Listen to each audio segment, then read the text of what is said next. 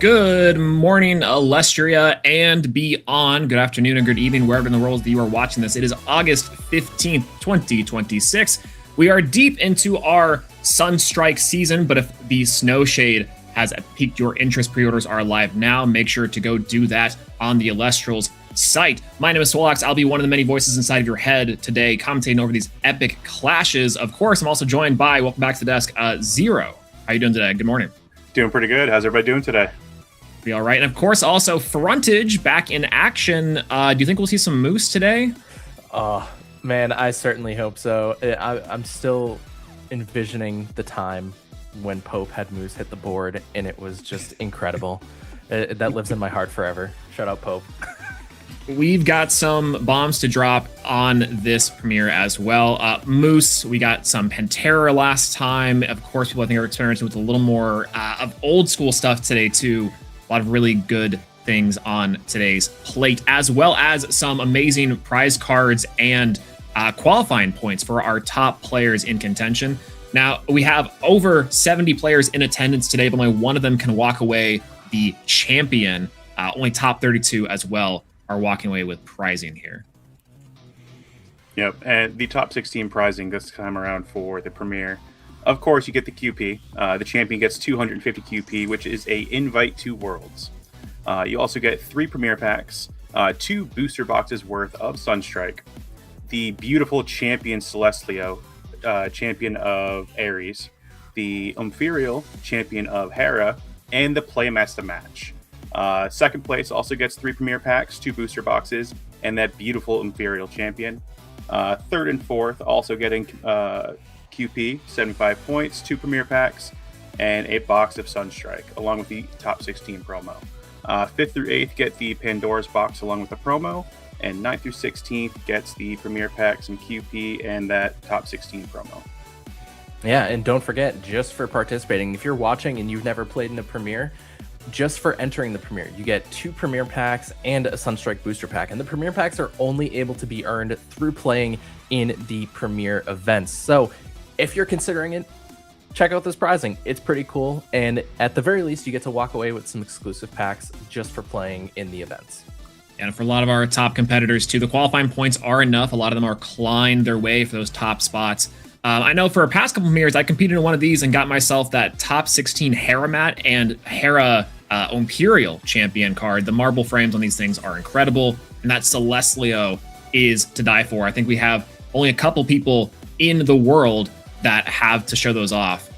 They're really, really cool. I know maybe some down under folk would love to get their hands on this one. So I'm excited for today's event for this. We also have our previous season reflecting in today's. We got a lot of really interesting decks that have taken the top slot. I know, Frontage, you mentioned Pope earlier, walking away with that Moose and the Ectopossum combination. We're off the back of this premiere from Trishula, previous world champion, finally getting their first premiere win, which is kind of hilarious to think that someone who has won the pinnacle of Elestrals competition has just now officially won like their first event, really, which is crazy. Yeah, and I mean, that goes to show that like you can do like well. You don't have to win every single premiere. You just show up, earn the points, and you could be a world champion too. You don't have to win every premiere to be able to do that. Trishula has shown that. Trishula's obviously a very decorated player himself, so it's very cool. And like you mentioned, it's funny to see that like he won a world championship first, and now he's won his first premiere. And here as well, we have Brewlock rocking up with that Sulfuria. No, that Zero. That is your baby after your own heart right there. You think we're going to see some Sulfuria action come back into fray? Oh, I very much would like to see Sulfuria show up and take another win this format. Yeah, we've also had in our last premiere, too, speaking of the Trishula and the Titans of the Take, we have Cthulhu, multiple-time premier champion and finalist, go up against the world champ with Hera. And this is a deck that we are seeing in wide amounts in the past couple premieres. It's a known quantity against that Stratamoth deck. Talking about these two decks here, Zero, what do you think about the Wind, Air Raid, Bomb deck and this Hera strategy? Yeah, so the Wind deck is insane. Just being able to utilize Hermes and Aeolus as a toolbox just to turbo into either Moth or Pantera. Like if Pantera hits the board, it is very, very hard to get rid of it. It just has dominating presence. You can just run away with the game. whereas Hera likes to be a bit more defensive. That self-healing, being able to get board control, and that card advantage nexusing to the rabbit, it's a lot to deal with. Yeah, the advantage there and just the continuous healing is a deck that is certainly formidable. If we'd like to look at the previous breakdown of the final or the last tournament, we can see that it was the most popular strategy in attendance, which following that up with the Dionysus, Neandersloth, Fish Nexus, which are fish back in contention. You love to see it. There's that Aeolus Hermes deck, which I believe that's the deck that Trish was also piloting, a previous champion. And then the Hephaestus line here. Frontage, no Lunar up on this list. What's up with that? It's the Ectopossum limit has really tuned Lunar down a bit and kind of put it back into a more suppressed place is the better in term for it. But no, I think Lunar is one of those things that, I mean, we've been seeing the reveals with Snowshade that Lunar is getting some very, very good love with Athena coming as a whole Nexus package. But in terms of the current format, I think Lunar is just one of those where it's like, it's always been like missing that one piece to just make it a top tier contender deck, which we saw with the Ectopossums, but it was just a little tuned too high where Lunar had too many different things where just one of your 1-drops gets destroyed, and then you get 3 2-drops on the board. That ended up being a little bit too much for the Lunar package, where Lunar is very aggro, can also be very control based. So I think it's just one of those things where it hasn't found its place yet, and we're seeing a lot of pretty sound strategies like we're seeing from the last competition here that are really just coming to light and kind of just taking over the meta. Yeah, and Zero, walk me through some of these strategies today, kind of just a brief overview. Do you think that we're going to be seeing them in contention from today's competition? So for today's competition, it's looking like Hera, again, is the most represented deck here, followed up by Dionysus. I think Dionysus has a really good place in the meta right now. The more PTAs coming in, Sign Nectar searching those PTAs. Spoiler about my pick today. And Dougie and Dugabus, like, the card's just really good. I see Fish Nexus here, the Chronodile.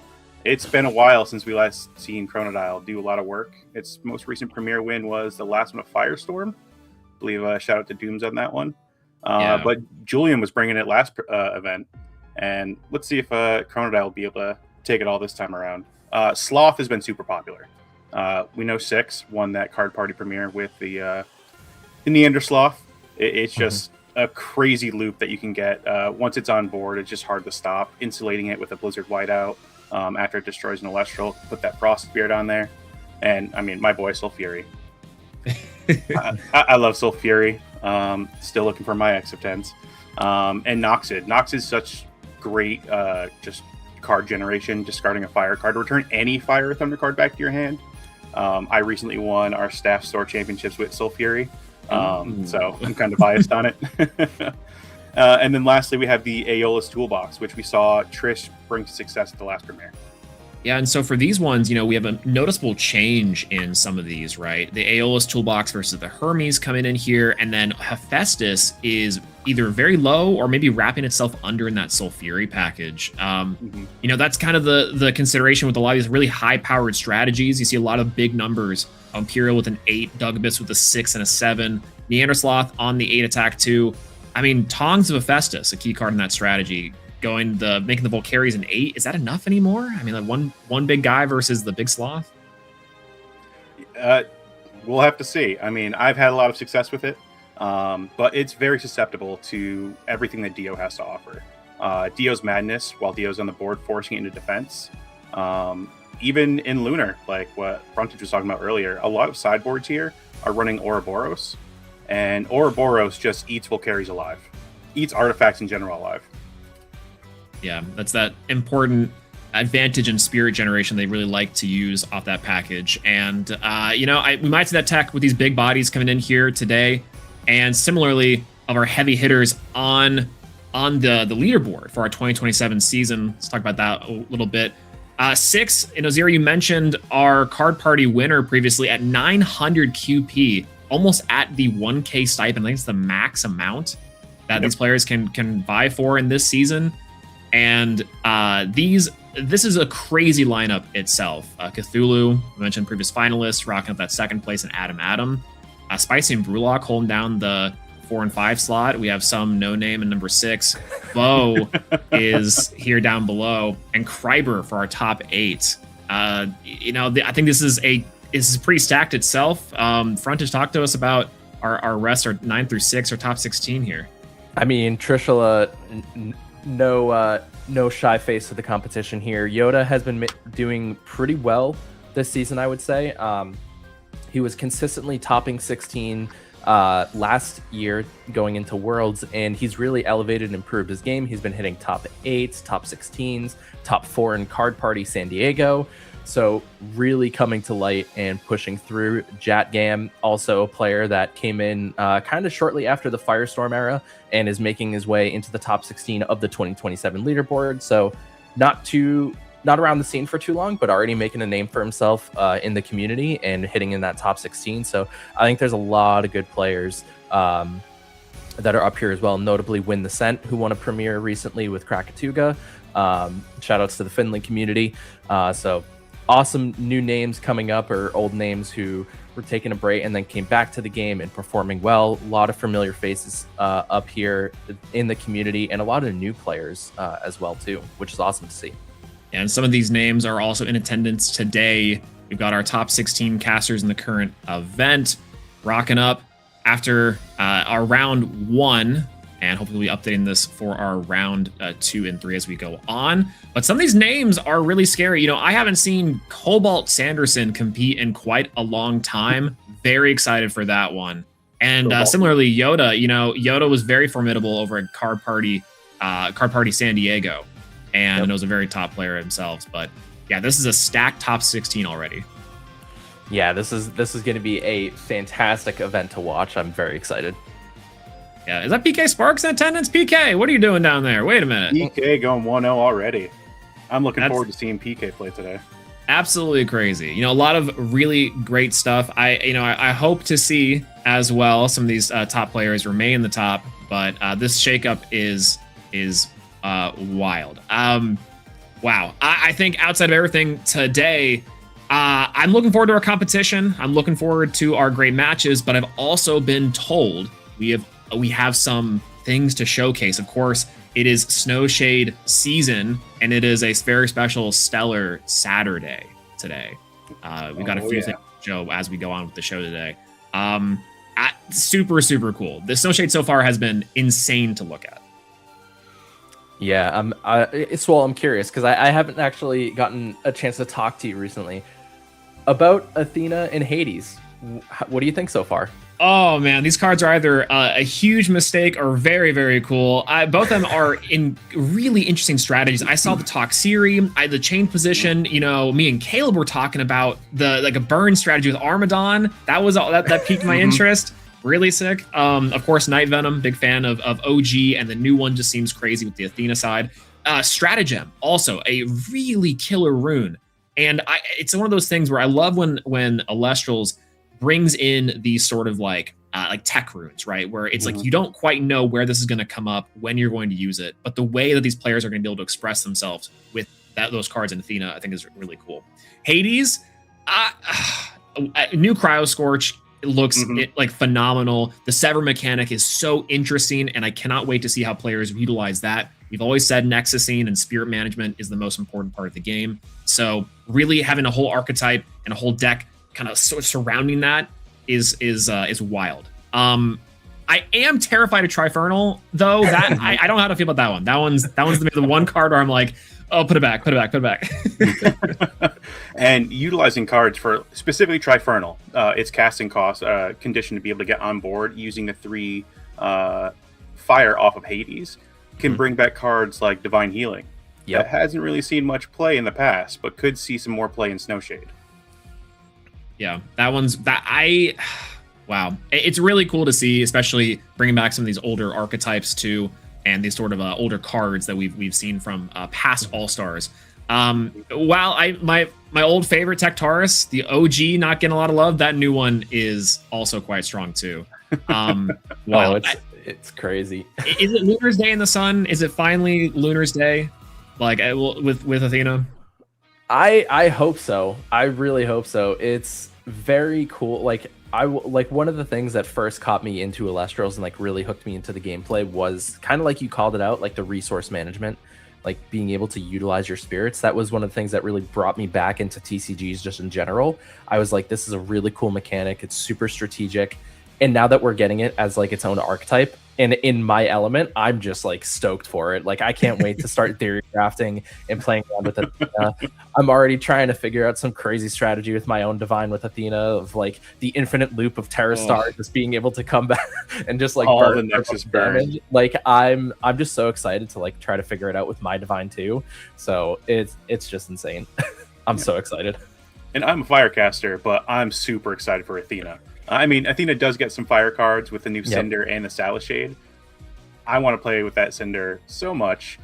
Just being able to drop it down on a Hera board. It's like, cool, you have all of these dudes in defense, multiple Heras, max enchanted. Yeah, I'm just going to stratagem and enchant my my Cinder and mill you all of those cards. It's going to be a lot of fun. Yeah, I'm gonna call my bold prediction right now, even though like Snowshade isn't even close. Cinder is going to be a side staple in Athena. If you are playing Athena and you don't have Cinder in your side deck at least, I think you're missing out.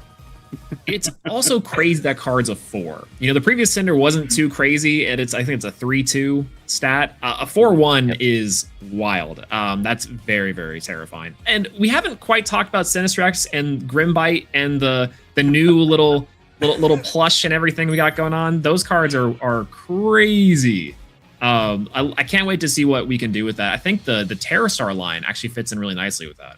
Yes, yeah, Nemastar being able to ditch an Archaic to the Underworld if you suppress it on cast. So like, I mean that synergizes perfectly with what we're seeing, like the Sinistrex line, because they're all Archaic. The Primal Roar and the Frozen Grave synergize as well with having like the Archaic and Underworld, finding it from the deck, sending deck to the Underworld. So lots of different strategies that come through, even with the Terra Star and Nemastar kind of being champions of Athena. But like you mentioned, it has that Archaic support.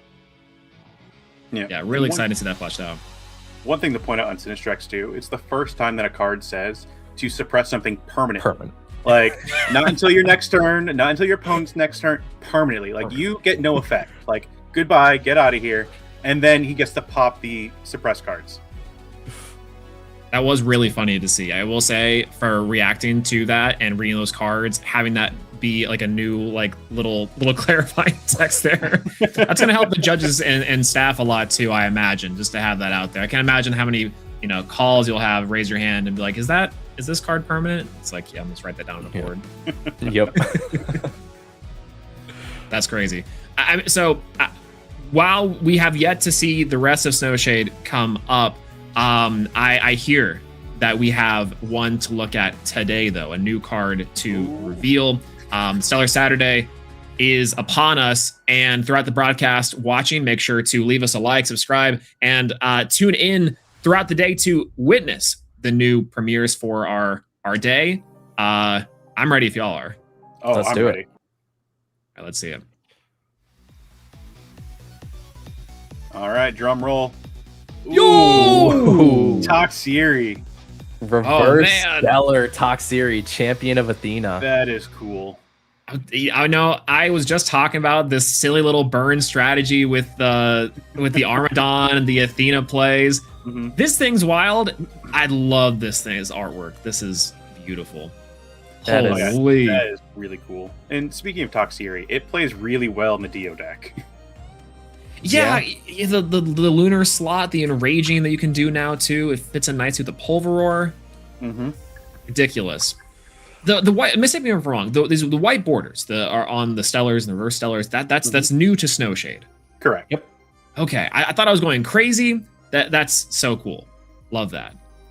They look so good in person too. Like holding it, like because the Scarabix bundles had gone out, and Scarabix has kind of been like the debut of it, and the borders just look so good in person. And like I like kind of like fake put together a pack to like see what it's like, and if you just like do that little peek and you just see the sliver of white, it's like I was like, I'm getting excited and I know what the card is because I put it back there, but like if I'm opening a pack and I see that, I'm like, yo, this is gonna be a crazy hit. I don't know, it just gets the adrenaline pumping. I cannot wait. Is on a small note too, is Toxiri and Titan support as well? Is this now new to and Titan support? It's a bug. And anything with an insectoid that's the official term. Because I always forget that and I read like and then it's like the bug symbol. I'm like, and bug doesn't sound right, but it's an insectoid. Log mentioned. Yeah, log mentioned. 1,000 years to log. Incredible. That was really cool. I can't wait to see the rest of our Stellars on Stellar Saturday for the reveals throughout the event. Similarly, if y'all would like to join in on the action and look forward to the stuff we have looking at today, that we're going to be looking at today, you can use the hashtag #PlayElestrals on all socials to share those exciting moments, the clips, the new card arts. Let us know your thoughts on Snowshade and our Sunstrike. And we have a lot of stuff to do still today in the premiere. We're not quite out of the storm yet. And we have, I think, 7 rounds of Swiss today to prove how powerful these cards can be and maybe are into the next format. And to that end, I think we have some caster predictions, our good old fan favorite. Looking at some of the things that we hope and expect to see on today. And some of these are coming to quite a surprise, but other ones, I think we can assume that Noxid down there for Zero, that's your baby, that's your boy. Talk to us about your predictions here today. All right, so first one's Noxid. I want to point out the art here is the Folk Hero Stellar that you can get by attending your LGS. If you haven't signed up yet, go to your LGS, tell them you want to play some Elestrals, and we can get them going. But Noxid, it's just a great card in Fire. I was saying it earlier, being able to discard a card and return any Fire or Thunder card back to your hand. It's crazy in Soul Fury. It's being used in decks that aren't even Fire discard. In Hestia, it's being used in Hephaestus. It's going to be crazy. I think Nox is going to be showing up a lot today. Sign Nectar, though, I think we're transitioning into a format that was a lot of shield and dice. And with Dio making like the rise, it's going to bring back a lot of PTAs. One of the reasons Wind was so powerful in the last premiere is because nobody was playing PTA. So I think Sign Nectar is going to be coming up to try and stop that from happening again. Yeah, and for Frontage down there, I know, speaking of the Wind deck, Carry On, Champion of Hermes, and our beautiful little Typhlant boy. Talk to me about these predictions. Yeah, I mean, Carry On is just like, it's a staple in Hermes, I feel like. Like if you're running Hermes, you want to be able to have Carry On because it's sent to the Underworld from your Hermes effect, special cast with Wind. You can use a spirit from your Underworld for it, so it's basically just like using one of the spirits you disenchanted off Hermes to special cast your Carry On. Makes for a really good strategy, especially within the Wind toolbox. Be able to ascend into a quick 2-drop if you have Twinder in hand, or if you have another 1-drop Elestral and you have Pantera in hand. That special cast and then ascend siphoning off is huge. And then Typhlant, I feel like if we do end up seeing any Poseidon decks, it's on Typhlant, right? Like in this set, we did get the Poseidon Searcher and Drakid. We obviously have the Draking Champion of Poseidon, which I think is a pretty slept on card. But most people within the Poseidon, they're running the Elephants package. So I expect if we see a Poseidon, Typhlant's going to be in that deck. Yeah, and it's crazy just how adding one card to that deck just really exploded the whole strategy wide. That deck has been around since Lifestream, and saw some experimentation with, and it has a really cool resource loop, but adding that Draken in there to get the engine going, it's really, really cool to see. Triton's got to go. You know what? That card's way too powerful. That one's wild. Speaking of picks, Swole, is that a base Aviolith I see there? Oh, absolutely. After the run in the last premiere, this card unlocked so much for me. So this one's a little bit storied, but the premiere before, I was rocking up with Fish, and I was playing off against Pantera's strongest soldier, Ari, and I got absolutely demolished by Aviolith, cast, draw 2, and then pass. I swing into this thing. I'm like, 4 attack. My Fish can beat that. They have 5. Patroclus's dice. Immediately, I explode into the sun. And so between that and then the run in the last premiere of this card generating so much value And if that 2 body sticks, that 2 Wind Spirit drops, then the next turn immediately go into the Moth, go into Pantera. Kind of slept on. Similar, like you were saying too, PTA was not really all that play in the last Premier too. So I'm curious how this is going to perform. I do think casters are going to be experimenting with. And speaking of experimentation, I haven't seen any love for Chunk. Arcolith Champion is so cool. I love this card a lot. I haven't quite seen it perform or really pop up outside of like a few dedicated Zeus lists. So I don't know. This card has my heart. I love the OG, and so hopefully we can get some thunder out of the new one. I'm gonna be so real. Like, I'm extremely surprised with how limited we've seen someone try a pure Zeus package. Like, I think there's some true merit with the Zeus package in this meta.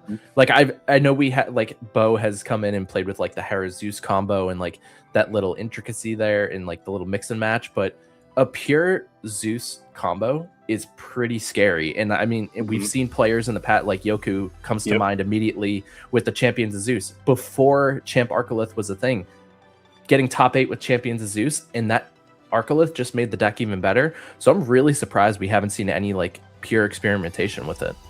Yeah, I mean, I've seen the Champ Arcolith firsthand recently, actually, in our Staff Store Championship. First round, shout out to the paid robot Nick, who absolutely decimated me round 1 with the Champ Arcolith. Like, I got the first one down. It's like, okay, I'll stop it. I'll daze it.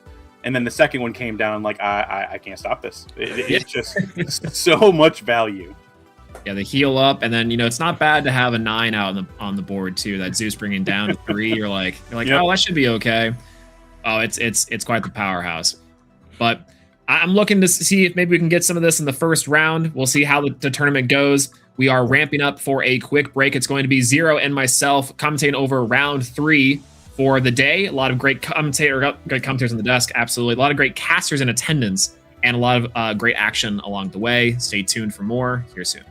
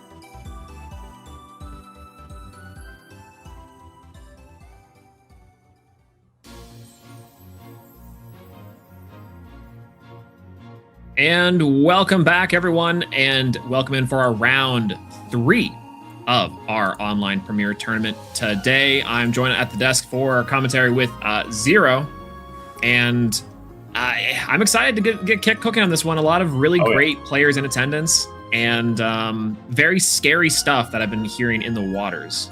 Same. There's been a lot of people reaching out to me saying, this is what I'm playing for you, Senpai. And I'm looking forward to seeing those decks. Hopefully they do well. Some Sulfury strats that may or may not have some things in them that you wouldn't see. But I'm super excited to see what we're getting in round 3. What are you hoping to see? Well, so honestly, I would love the crazy experimentation list. I think that's the one thing is that I've been... I'm not saying I'm tired of Hera after playing it in 2 premieres and card party and back-to-back. Yep. But I feel like if the deck is not doing something new, different, or like pushing the boundaries a little bit, I think I'm expecting the playstyle to be fairly similar across the board. But like you mentioned with the Sulfury deck or some of the other, like Chronodile we saw in the stream preview, I'm wondering how our casters are adapting to the format. One thing that's always a great sign for me as a player is seeing like returning names come back and these sort of off-the-wall picks, because that to me tells me a lot of casters have been in the tank and that this format is allowing them to really express themselves, right? I think it's really cool. Yep. All right. So I'm curious to see at that point how our players are adapting with their known quantities. Otherwise, maybe Hera for the 4th week in a row could be cool. Who knows? I mean, we saw some spicy tech against Hera in the last premiere. Shout outs to Lunars and Cthulhu on that stream match. We all thought the match was done. Cthulhu was about to walk away with it, and then the Catarant finally hit that Frostball Iwoolly and wiped the entire board. Yeah, that was crazy. The Frostball Iwoolly. Like, we thought the elephant was already out of the room. Nope, it's back in action. We thought we addressed it accordingly. But to be seen on the new EFT version for Snowshade too. I think that as these frost strategies develop, not only with that or with Hades, I think there'll be a lot of really interesting things that the deck will be explosive and very terrifying of. But like you mentioned, the Iwoolly tech to destroy these wide boards is a very heads up, and I think that's a big innovation upon even stuff like Six, our previous champions, who are playing a very straightforward line. Yeah, and it goes to show that even cards from the 2nd set from Elestrals are still being played today as we're going into our 8th set Snowshade. Well, and that's the question I think in the room for a lot of people is, how much do I have to know in advance? How much do I have to prep for? What are these big heavy hitters? I remember talking to PK even a couple days ago, was asking, what's the format like? What do I have to really worry about? And I'm thinking that's crazy. As PK, you're a seasoned player, commentator, you got this going down.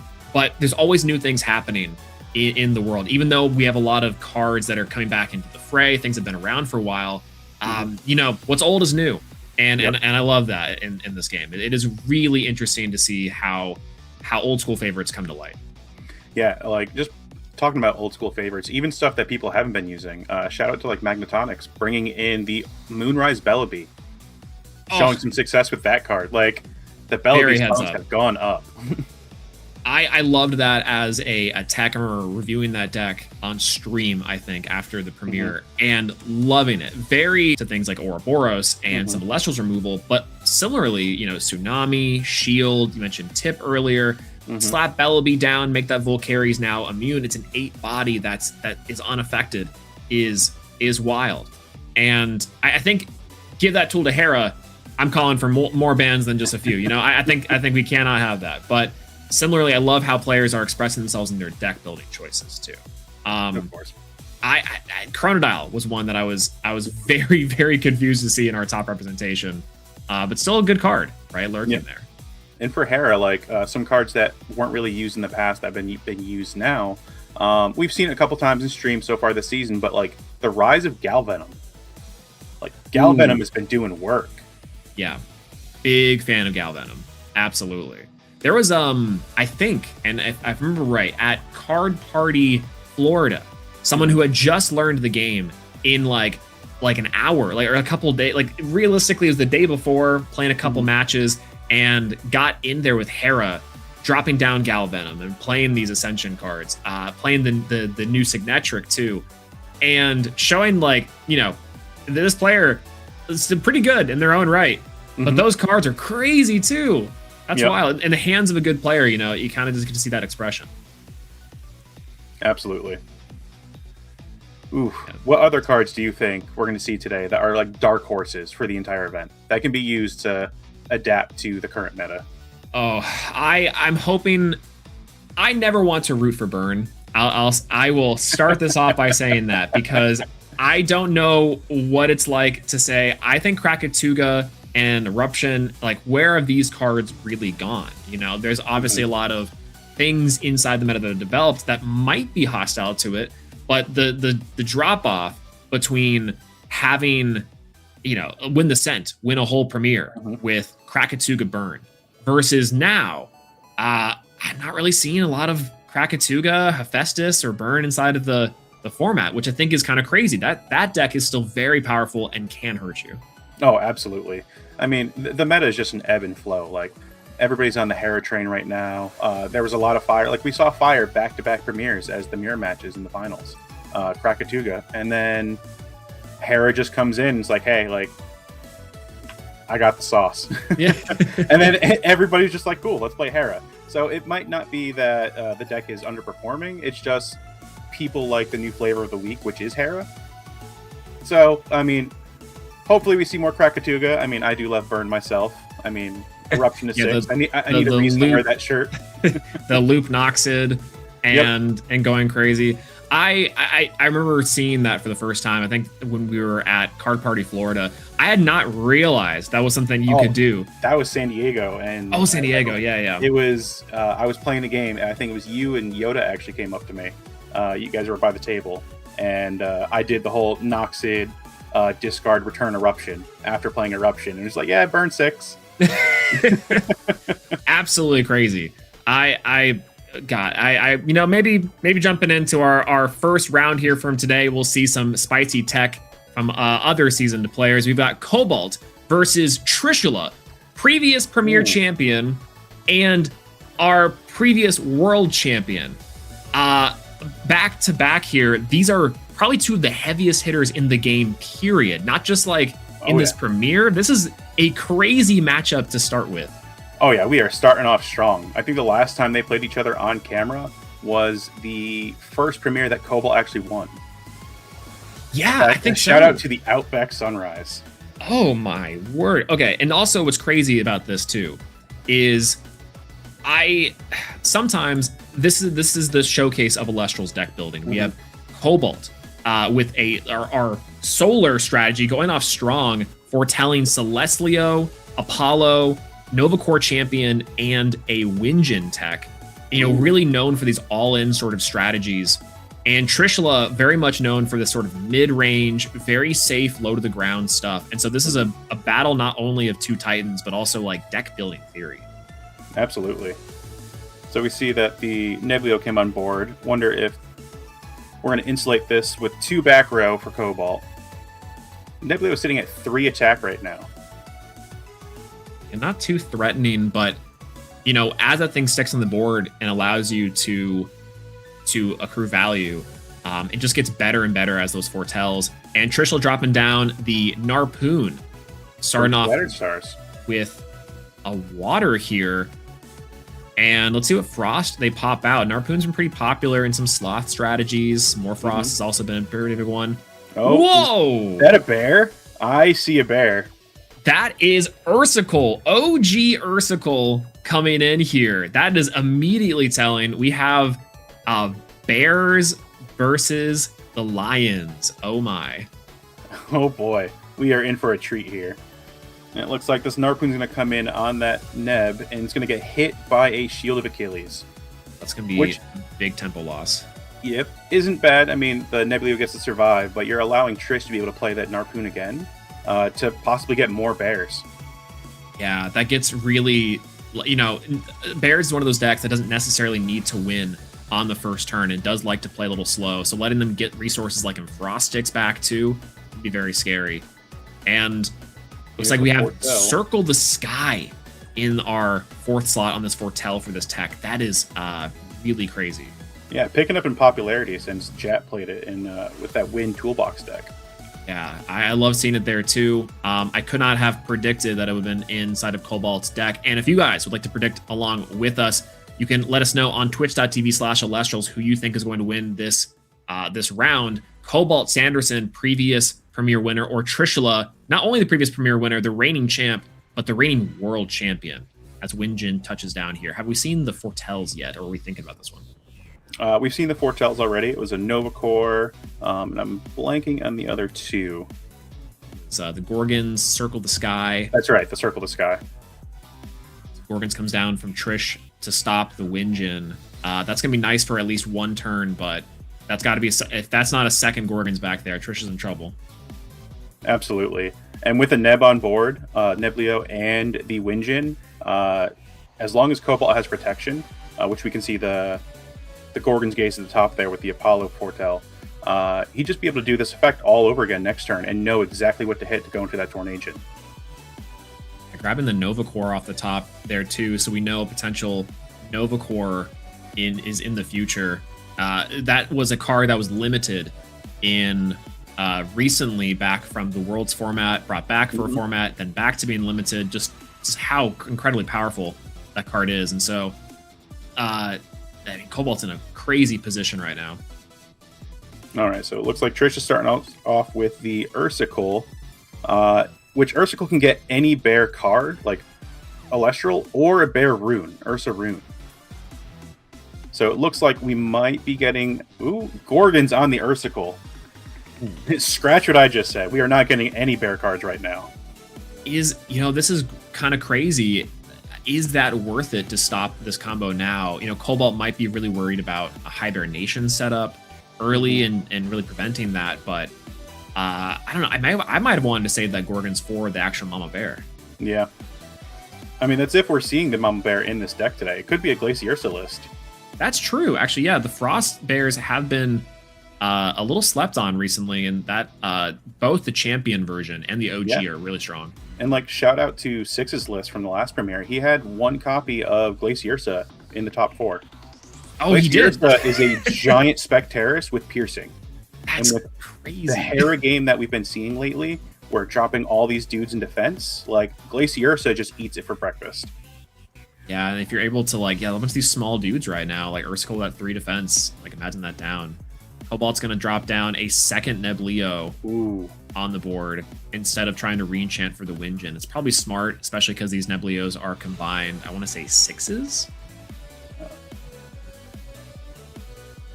Yep, they are both 6s right now. It looks like a Tsunami, a Winjin, is that a Corvishine, and the Circle the Sky? Yeah. Some of the mixed match rarities, I saw that. I think it's Stellar Tsunami from the Awakened promos. Really cool to see. Beautiful cards. And now, one card set from Cobalt Extra. Gonna onslaught with the Lions. And here they come. In for 2 more with the other Neblio and the Winjin. I don't know what Trish was thinking on the last play going into the Ursicle, which means they have to have the Hibernation or the Ursaden in hand already. Yeah, maybe trying to just check for the back row there and say, if you don't have Gorgons this turn, I win. Trying to break apart that, because you're right, they could have just re-enchanted or gone back for a normal cast on the Narpoon and go for the value there. It's important to note too that the Frost-Chix, while it can bring back a Frost Celestial from the Underworld, the Ursicle is only on normal cast, so it's good for Ascension fodder, maybe for an extra body. There's that Narpoon coming out again. Yeah, this is kind of a crazy call. Let's see what Cobalt has. Actually, nothing. If no response, I think Trish might be going to set up for another bear, another Ursicle to try and get that combo to go off again. He's already burned through some Gorgon's Gaze from Cobalt, so once you get through enough back row, you'd be able to safely get your combo off, which Bears likes to do. Get rid of all that interaction ahead of time. Yeah, and what's really nice here so far, while Cobalt really is pretty commanding position board-wise, Trish has plenty of spirits to play with, so as Cobalt responds as with another Gorgon's Gaze, just kind of burning themselves down in spirits. But I wouldn't be surprised with these two Neblio if we're going to see a Siphon ascend into a Celestlio this next turn. That would be a crazy play. We already know the Corvishines on the top somewhere, so we have draw for turn. Let's see if Cobalt just says that one back row. It's got to be Gorgon's Gaze. Neblio checking, going straight for the effect. You got the Windjin, a card can't really see, Tsunami, and the Circle the Sky. So the new card, we do not know what it is. That Corvishine, there we go. Corvishine, okay. Yeah, I wasn't sure if that was added off the Apollo or not. Trying to maybe draw deeper into getting it. So we know at least one destruction is potential there. Circle the Sky coming in to Nexus from the Apollo, I imagine, and draw a card. Oh, this is risky. Because I think the Corvishine was stacked back to the top. Ooh, and it's going to the Windjin. Oh, whoa. On the Windjin? Okay, what's going on? Maybe Cobalt feels like they don't need to drop down the Celestlio this early. I mean, they're down to 7 spirits. Having that Celestlio be removed by like a random Earthquake or a Laurels would be pretty killer. You're gonna just go ahead and go for another Windjin. I see. Okay. All right, and we already know what's on top here. Yeah, hitting that Circle the Sky. So it's 2 Circle the Sky so far. Oh, that is incredibly powerful. Gonna go ahead and ascend here for the new Tornadgen champ. Let's see if Cobalt's got that's right. That's the set championship one. Yep, the store championship Marble Tornadgen. Really pretty card. You think Cobalt is gonna say, let's rock, we're gonna try to roll for this effect of choose 3? Oh, absolutely. It's a really crazy effect. Like, if you're able to hit yourself on the Tornadgen, just being able to draw 3 cards is crazy advantage. It'll set up the foretells that we've been seeing the last couple turns. Oh, looks like we're just going into attacks. But if you're able to hit that Tornadgen, you get to reset the foretells that we've seen with the Neblios and the Apollo, so that we have some new things that we're seeing. I love the innovation of Circle the Sky. As you mentioned, Jat's list really popularized the sort of like, oh, wait, this card is good. I can manage my spirits. I can have cards hit for more damage. It really turbos into those really powerful 3-drops. I love the way this deck is using it. I think this is a really cool application. Trishula down to 10 spirits after the onslaught. Let's see if they have enough for bear combo here. All right, and Cobalt has 1 card left face down. Looks like it's going to be a scoop from Trishula, conceding game 1 to Cobalt. That was, frankly, insane. Yeah. That was crazy. Double Windjins, double Neblios. Like, we saw the top of Cobalt's deck the entire time. Like, yeah. It's just foretelling everything that was going to happen. Which is, so, we haven't really seen Celestlio pop up here in a little bit. I think for the Ares cards took the spotlight for a while because of the new Sunstrike cards. The Ruminous is really strong. And Celestlio was like, this card's good, but am I really getting it down that often? And I think Cobalt's just trying to say the other smaller players are good enough. We have that foretelling gain an advantage off of the Neblios. Windjin is still crazy. Card's super powerful. And Trish really wasn't able to get stuff off there. We didn't quite see the rest of the deck other than the Narpoon and that Ursicle. So we don't even know what flavor of like Frost that Trish is on. Cobalt just had the answers the entire time there. Yeah, really speaks to how powerful that is for the Gorgon's Gaze too. The initial shield, kind of like you said, not really that crazy. The Narpoon can come back down, but double Gorgons. I think we might have even saw the third one off the top of the foretells. I'm not sure. Yeah, which is crazy to see off the foretells. Yeah, talking about the impact of Circle the Sky there, because that was really interesting tech to see. Do you think that made it even worth it to go for like enchant something with wind, Circle the Sky to the Windjin? I mean, it definitely could have. Circle the Sky can just be used as like a damage piece nowadays. You have all these Nexus banks like the Apollo, moving the spirits up, extra damage, drawing an additional card. the card's really good. Yeah, I know a lot of Heracasters have been utilizing it as well for enchanting to the rabbit to gain that additional advantage too, which is also really strong. Can normal cast an Imperial over that rabbit occasionally. So for this matchup here for Cobalt, we've seen Celestlio. I think that Trish has seen the entire deck, the gimmick of the deck. I think that Trish might have the advantage siding here. What do you think they're going into? What Trish is going into or Cobalt's going into? Trish. I think Cobalt, I don't know if Cobalt really... It has seen bears too. I don't know if Cobalt's really teching for bears. Yeah, I mean, at least for me, if I see Ursicle, I'm thinking Bear Bomb. So, like, immediately if I was Cobalt, I'm going Pandora's Box. Like, if I have Inside, it's coming right in. I know coming into Sunstrike, it's kind of shifted a little bit. Like, Pandora's Box has been coming out of the main decks after the ban list, and we've been seeing more shields and more dice into the main deck. But, like, these cards are still super powerful, and you need to have them to keep them in check. For Trish, not quite sure what Trish is thinking to bring in right now. You saw Neb and you saw Winjin. I mean, same thing. You can go Pandora's Box on the Winjin. We're just going to have to wait and see. Yeah, I'm thinking maybe even Ouroboros to hit down the Celestlio. Even if the Celestlio breaks apart a board, you can just say, that's fine. You can spend however many spirits to set that up. I'll spend one to out the big lion.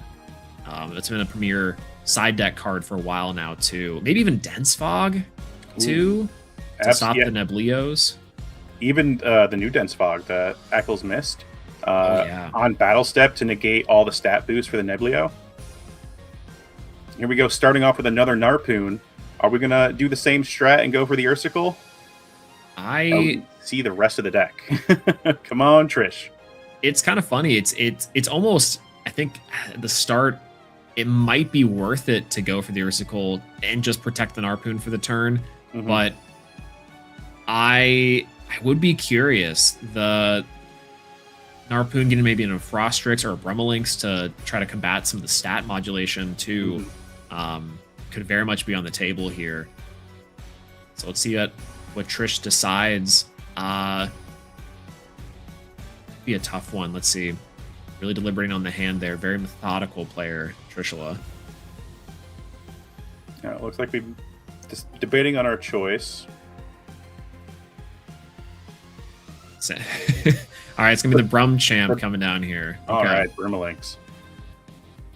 All right, so now the question is, if we play the Brummelinx next turn, what would you go and get? Would you get the Mountains of Boreas, or would you go get a Blizzard? Would you have two options on the Blizzard? Oh, honestly, I think maybe just the Blizzard. I think that we saw the impact of Gorgons in that last one just completely derailing Trish's strategy. So I think it'd be important to get that online as soon as possible and ensure the bears can get their effects off.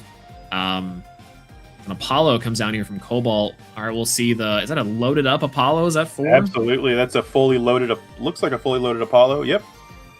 A shield, a First Light, and Apollo. All right. Well, we know that Cobalt is able to get the... I'm going to assume he's going to stack the First Light on top for next turn. Use the First Light, and then use the Apollo to pull whatever he wanted from the First Light. Oh, or it starts the Neblio, gets it from there. Yeah. Never mind.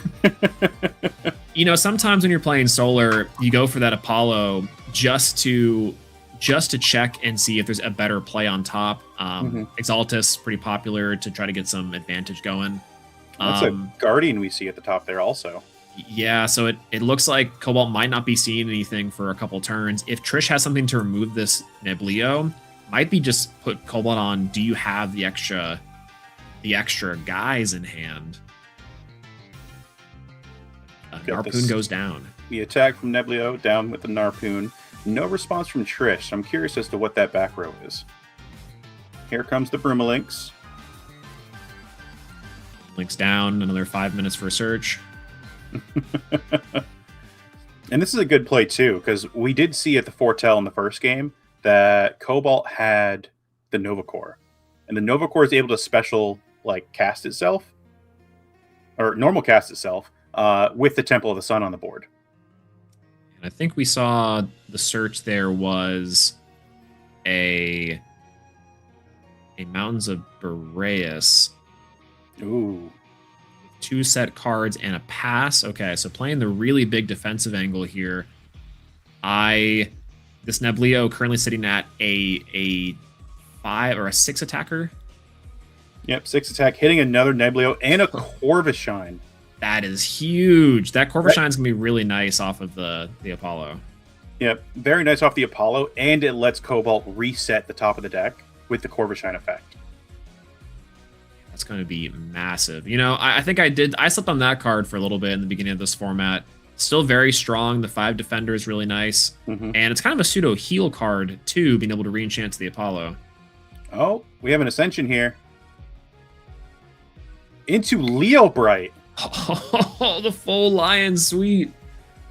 This thing is crazy. You know, okay. We didn't see the 4th card yet. That could be a Celestlio, but to me, should we have waited for the Corvishine just to shuffle it up a little bit? Higher odds? I mean, if he's going full into Leo Bright now, it goes to show what that back row is. Like, he's confident that he can protect this Leo Bright right now. Oh, wait. I'm so silly. He's got First Light in hand. Oh, that's right. Oh, we're going to see Celestlio right now. Oh, my gosh. Yeah, my brain is tracking back to these foretells, and thank God Cobalt's playing these full arts for us, making it a little easy. It's going for a Glimbat here to grab the stadium, just doing a little deck thinning, and has plenty of spirits to play with to go into a First Light and add. Let's see. Maybe trying to say I don't have to add it there. There's another First Light, Pandora's Box, like you said, in the side deck tech coming in, and Winjin. And trying to really buy time to not activate this First Light to stack, but yeah, there it is. There's the First Light.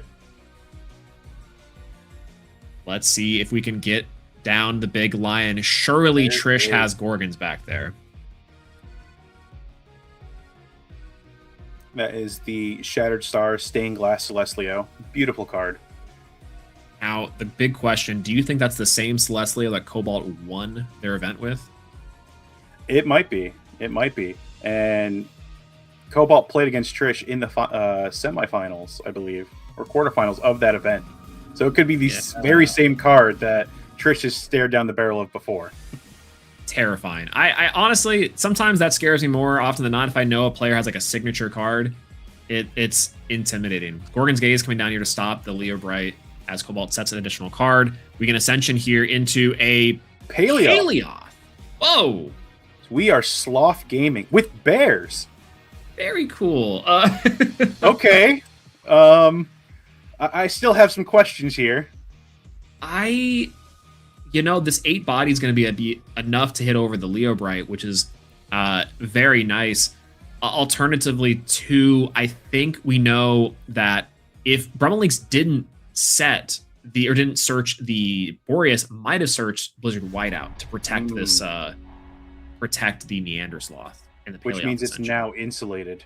Yeah, this thing is crazy. All right, we have the Neander Sloth, Champion of Kione. Very powerful card. Oh, and an Frostix in hand to bring back the Paleoth. We're going for double Sloth here. Oh boy, here we go. I can hear Twitter now. Crazy what happens when Frostrix can bring back any Frost Elestral with Paleoth is Earth, but is always treated as Frost. And the Neander Sloth. The Gorgons was in the back already. Oh, perfect. So Cobalt already knew that Blizzard Whiteout might have been sneaking back there. And Paleoth being able to come out here, Nexus off of the Neander Sloth to itself to bring out double Sloth. Very powerful. The Gorgons, I believe, hit the Neander Sloth, which means it can't Nexus. Oh, wow. So the Paleoth may still have its Nexus effect if Trish has a bank. Ooh, okay. I was mistaken. It was on the Paleoth. Yeah, I think in this Guardian of Light here to heal 2 there we go. So much better than a shield here. That is ridiculous. That's why he wasn't worried. Yeah, and the Celestlio we know is on the top. We know can come down immediately. That would answer this entire board potentially. All right, so do we go Corvishine here and then go for the Leo Bright effect? I think so. I think, or just say I'm gonna hit it naturally. Which means the Celestia is in hand. Yeah, so we got a Soul Bell champ coming in here off of the 4 Tell off the Leo Bright. Just trying to say I'm going to hit the Celestia off of this. I imagine restacking for the Soul Bell for the Apollo, and now you can ascend into potentially another Leo Bright. I don't know. I think you're right. I think Corvishine might have been the play. All right, see what we're going to get here from Cobalt. No, that was from the Leo Bright effect. Yeah. Because that was 4 foretold. Yep, those Just 4 the Hard off the top. Ascension. Into Celestlio. And we saw 2 Solar Elestrals in that foretell, so we know that Cobalt's going to be able to pop 2 cards. As long as Trish does not have a response here. Question is, do you think that it's better to go for the back row here or the Elestrals? Honestly, Celestlio is really big. I think the back row is the way to go here. Yeah, try to ward off some shield, like maybe shields back there. Potentially, I think Trish is maybe weighing on if they want to activate like a Tsunami.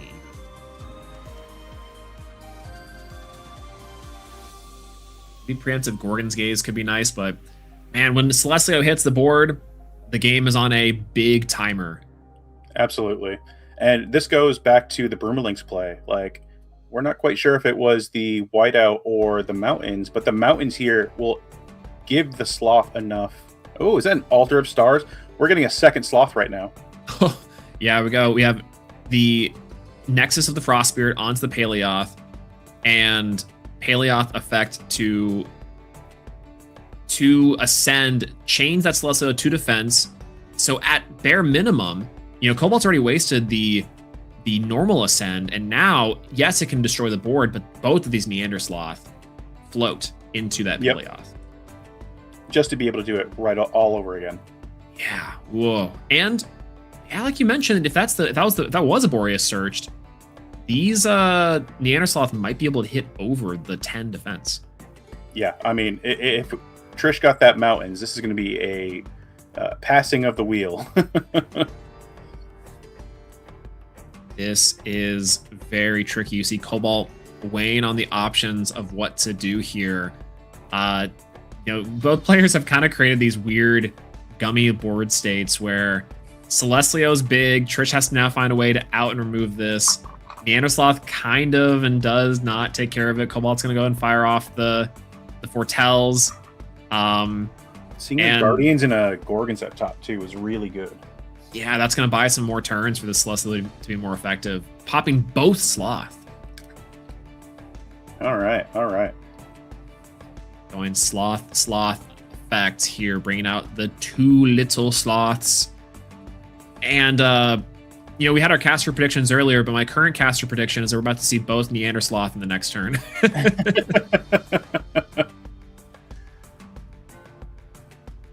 Yeah, they're just going to be playing ping pong with this Frost Spirit between the two of them.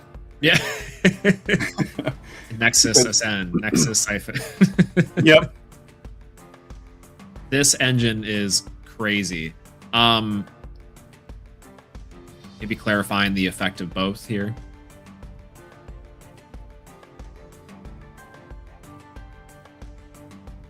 I think that would be potentially what I'm seeing. Might be a clarification of, I imagine, communication, or maybe just understanding what the float does. And the Neander Sloth is able to use the spirits from the underworld, correct? Yes, yeah. So Trish got these 2 back for a nice discount. That is really good. Cobalt dropping in the stadium here. Yeah, maybe just clarifying stats on the Neander Sloth too. This Celestia now being a 16-13 body is terrifying.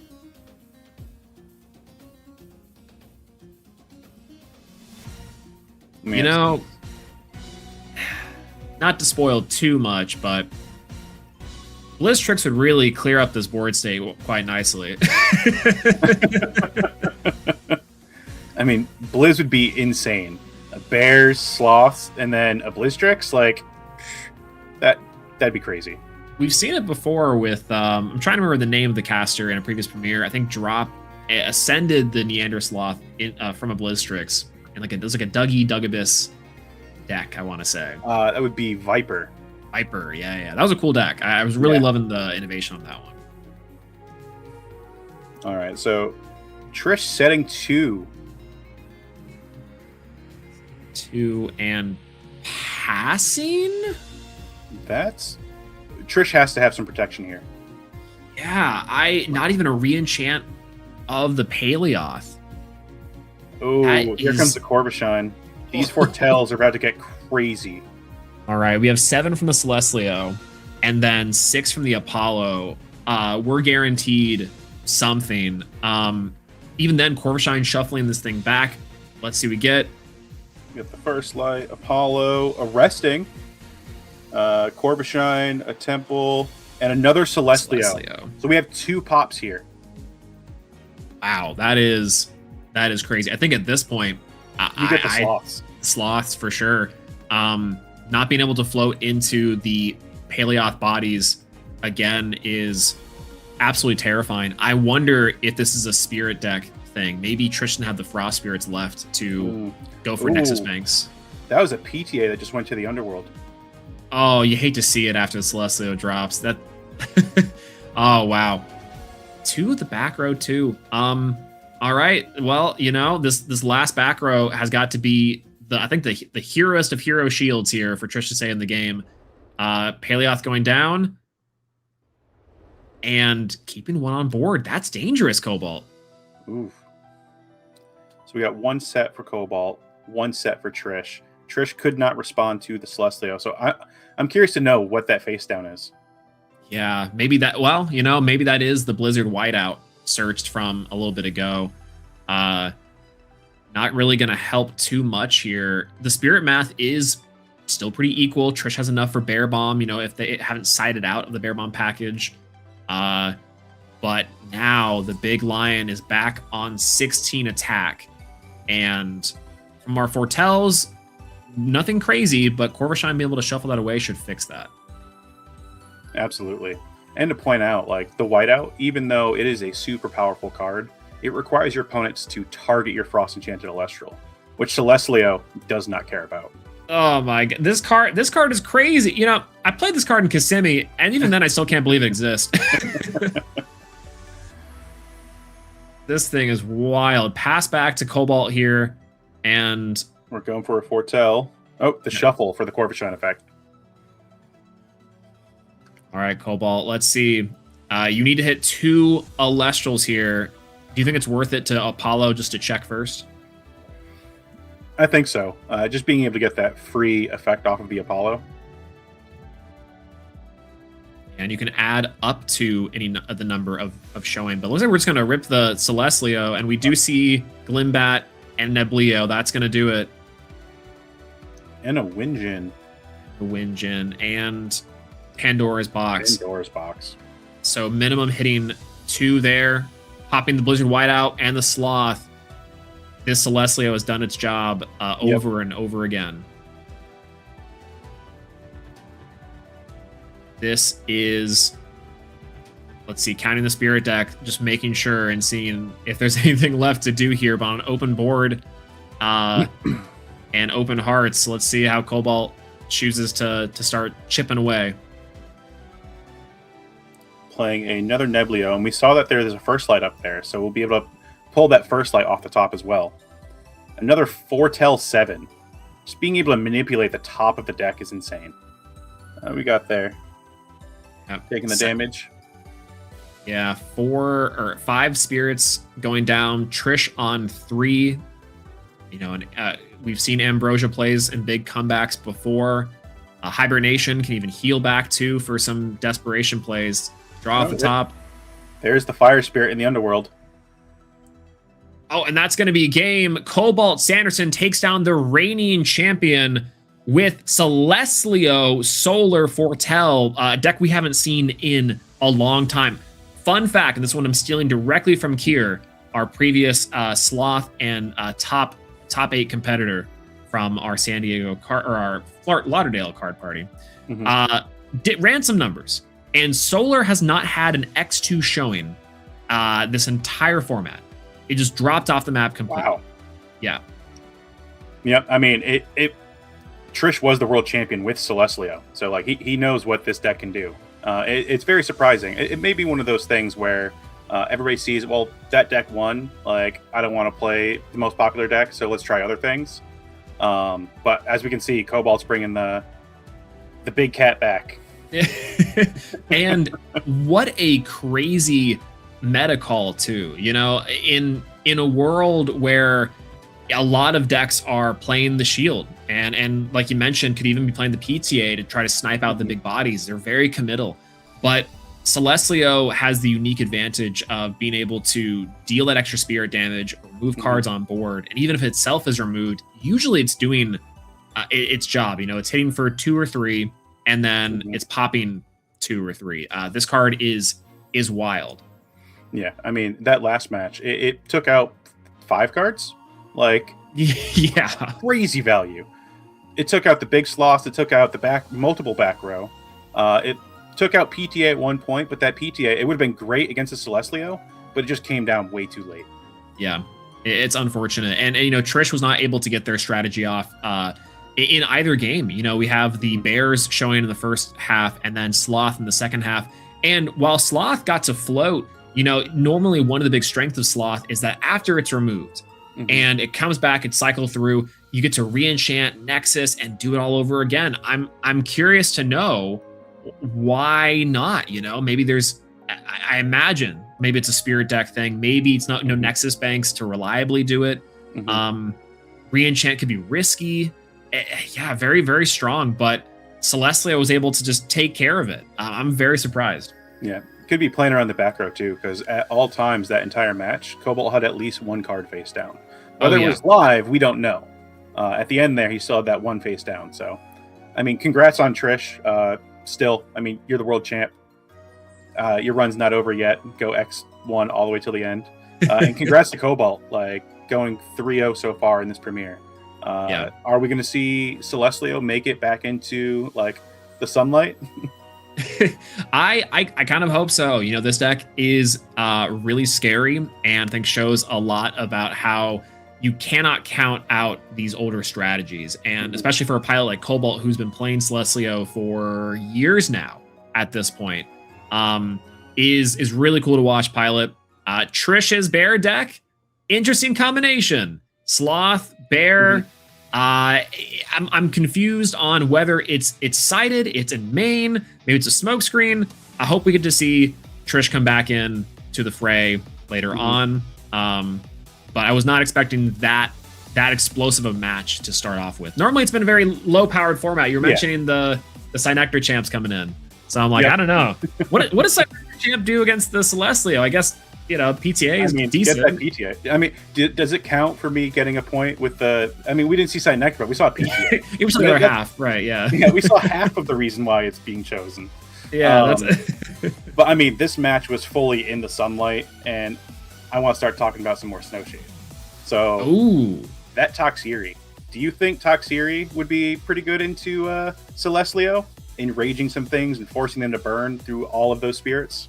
I was just thinking about this too with this card. Now, a lot of decks right now, even Hera, you know, they want to really commit to the board and really put the spirits on. I do think Toxiri solves a little bit of an issue where it's like you have to be able to spirit manage effectively, right? That kind of burn strategy. And I think we could definitely see this card come into tech for these bigger strategies. Cobalt was down to like 5 spirits, you know, ever so often. So an extra 2 gets really scary. Yep. Yeah, I mean, it can make the difference, which is why Cobalt didn't use that effect in the first round for Turn Agent, because it was an expend a wind and a solar. She didn't realize he was so low when he got that out. So preserving your spirits is super important. But this Toxiri is a beautiful card, Reverse Stellar. And I think it's time that we get to reveal another Stellar from Snowshade. Oh, okay. Stellar Saturday is giving in the most incredible ways. Let's see it. I love the Toxiri. Is it going to be more bugs? Is it going to be the log agenda again? All the Ant-Titan support? Exactly. All right, drum roll. What do we got? And Cinder. Oh! Okay. So as the resident firecaster here, I need a playset of these. This looks crazy. I love that. I love when we get to see the divines also make their appearances in the other arts. And the Cinder's so cute. Look how it's all tiny and small, crawling up and down. Mm-hmm. Incredible. I love the galaxy theming, like the nebula theming on Athena and all of her champs. It looks so cool. So nice. Yeah, this is incredible. You know, it reminds me a lot of the Corvishine Champion of Apollo pose, like the OG artwork for that one. Yep. And yeah, this foiling pattern is ridiculous. I love it. I like to point out that this Cinder is a 4/1. And look how big that Cinder is in comparison to the Athena. Now, is Athena like normal size, like average humans, or because she's a divine, the divine goddess of wisdom? Like, is she much bigger? Like, who knows? Yeah, what's our relative scale of Athena compared to the other divines? Because if this is an average size Athena, like average person, that's a very tiny Cinder with a 4 attack stat, or it's a really big Cinder if that Athena is really big. Yeah, none of the outcomes here are good for my brain to wrap around to. Though I in my headcanon here, I do like to think that maybe Zeus. You know, we know Zeus is the big, muscly cut divine god. Very tiny, actually kind of short in comparison to Athena. I think that'd be really funny.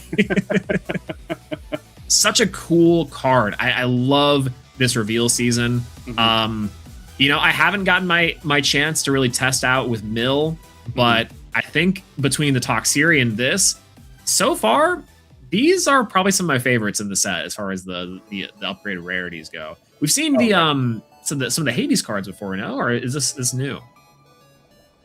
These ones were new. The Hades Stellars were also really cool. Necroth, obviously, I'm hunting that Stellar Necroth. Great. That Necroth is incredible. Yeah. Oh god, they all look so great. And this one does remind me a lot of Up in Flames. Yep, I do love me some Up in Flames. This is definitely gonna be one of my #1 chases for Snowshade. Yeah, it really, really cool card. I like this one a lot too. We're talking about the white borders on, introducing inside of the set. I think really works with the Necroth palette also too, like the little white and like the red combination. I love seeing that in the artwork. So speaking of the card itself, like we all know it's the Hades Searcher, but like I want to point out, Necroth is also a Blazerus Searcher. Like we can get OG Blazerus. Yeah, OG Blazerus is very, very scary. The attack twice in, I think, is and then cast out the Trifernal. I know you're a big Trifernal OG fan. Oh yeah, yep. I got my Exo-10 Trifernal around here somewhere. Dust it off. That card's going to be crazy. Oh yeah. I'm surprised that with how the new Hydrake line, the new Twindra has been shown, that Blazers hasn't really been in the fray a little bit, but maybe with the new Searcher, it's going to add a little more depth to it. Yeah, I know that Necroth is like the Hades Searcher, but I can see it being played in like Hestia decks. Just being able to play the Necroth, go search for the Blazerus, Hestia effect, play a Smoky, draw 2 cards, ascend into Blazerus, and just get some work in. Yeah, that's right. Well, and I think what's also cool about that, and now I'm thinking about the severing of it, now the gears are now turning, like with the Hestia, is that Necroth gets destroyed. Let's say it doesn't quite get its effect off. Now you have that extra spirit to play with, and tons of cards inside of the Hestia strategy love the Nexus, and love to retain that spirit advantage and that spirit value. And this might be copium, but I just had a brain blast. Like, yeah, Cunning Offer with Severed Spirits. Oh my god! Wait, does that work? That works, right? Because it's an Elestral. Give your opponent Severed Spirit. Like they can't ascend with it. Like, interesting. But like it's like Cunning Offer is fuel for Blazerus. Like you want them to have guys. Like the Necroth replaces itself.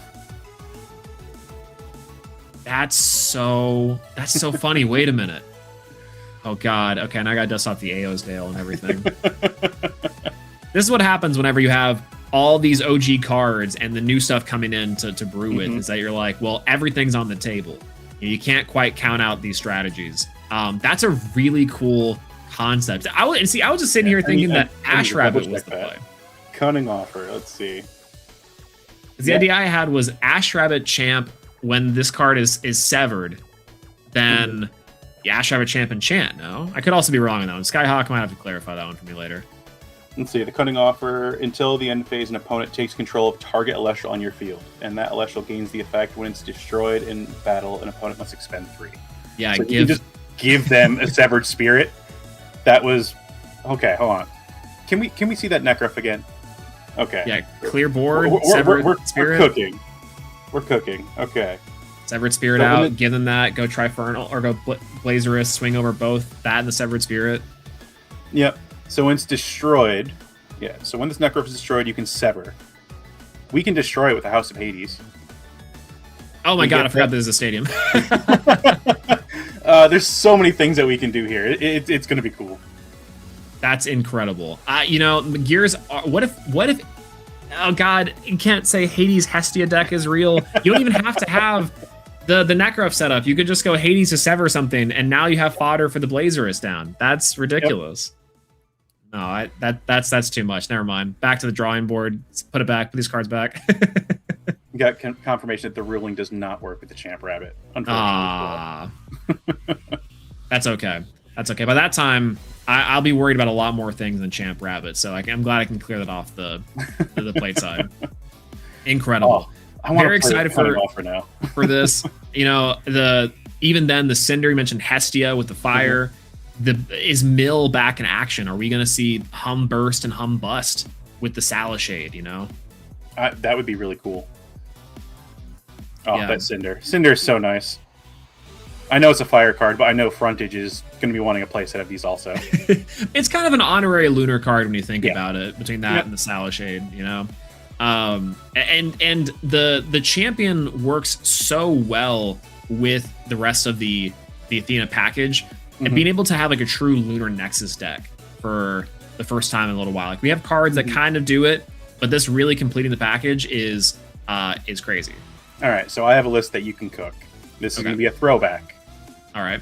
Brontowisp. Oh, yeah, wait a minute. So you can control the board, stop them from attacking, like all these aggressive strategies and whatnot. We even have the Champ of Artemis Brontowisp. Being able to Nexus. So you Nexus that Lunar over to the Cinder. Boom, you trigger it again. And you just sit there, they can't attack you, you keep milling them for all the spirits they have on board. It's going to make your opponent be like, I don't want to play any cards because I don't want to mill these cards. So it's just a different... there's the OG Brontowisp. Immediately on board. On board. Like, it just opens up all these strategies that haven't been played in a long time. I think the last person who played Brontowisp was you. I think so, yeah. That deck was so cool. I've been trying to make it work for formats now. I'll be back on the drawing board with it for sure. Oh, I can't wait to see it. Big fan. For y'all watching at home, too, just for a quick note, we've had a couple of reverse stellars in for the day, but as we are diving deeper and deeper into our Elestrals rounds and our reveals, we get to see some serialized stellars come into play. So really, really cool.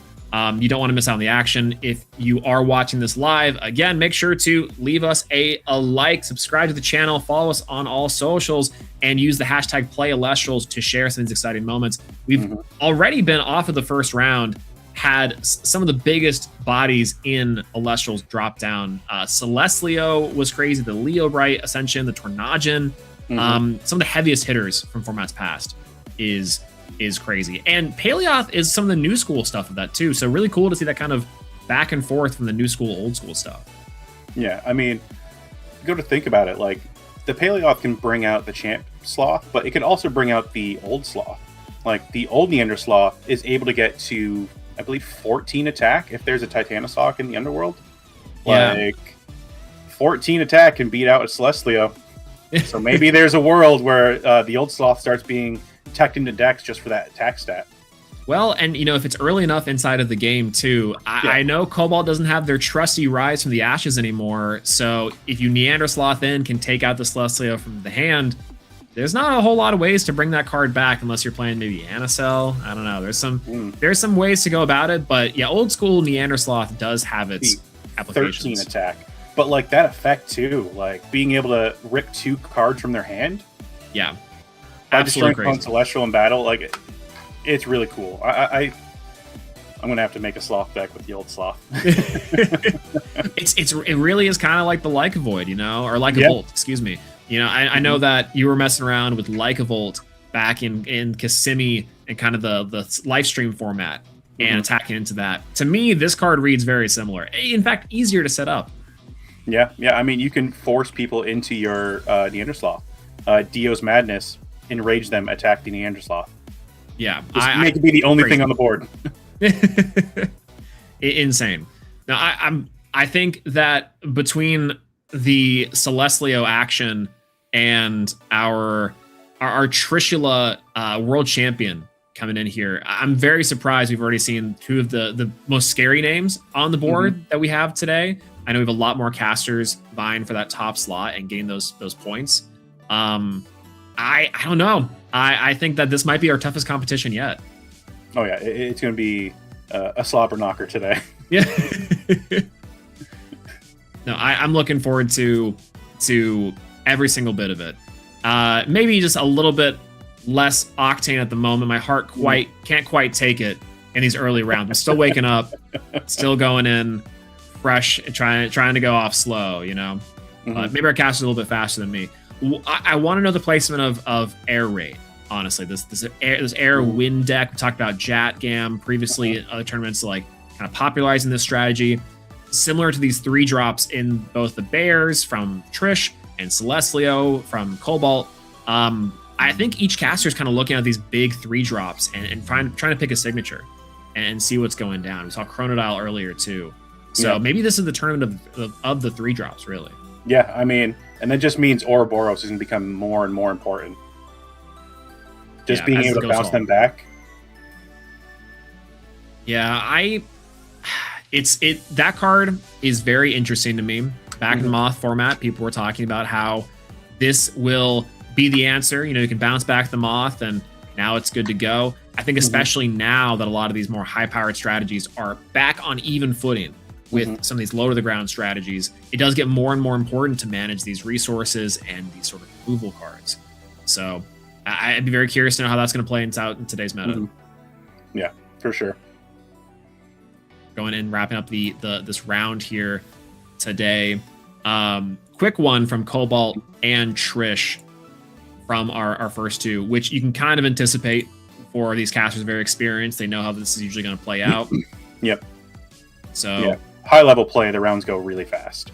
Yeah, I happened to take a peek. I'm a little impatient on our top 16 casters. All right, let's see.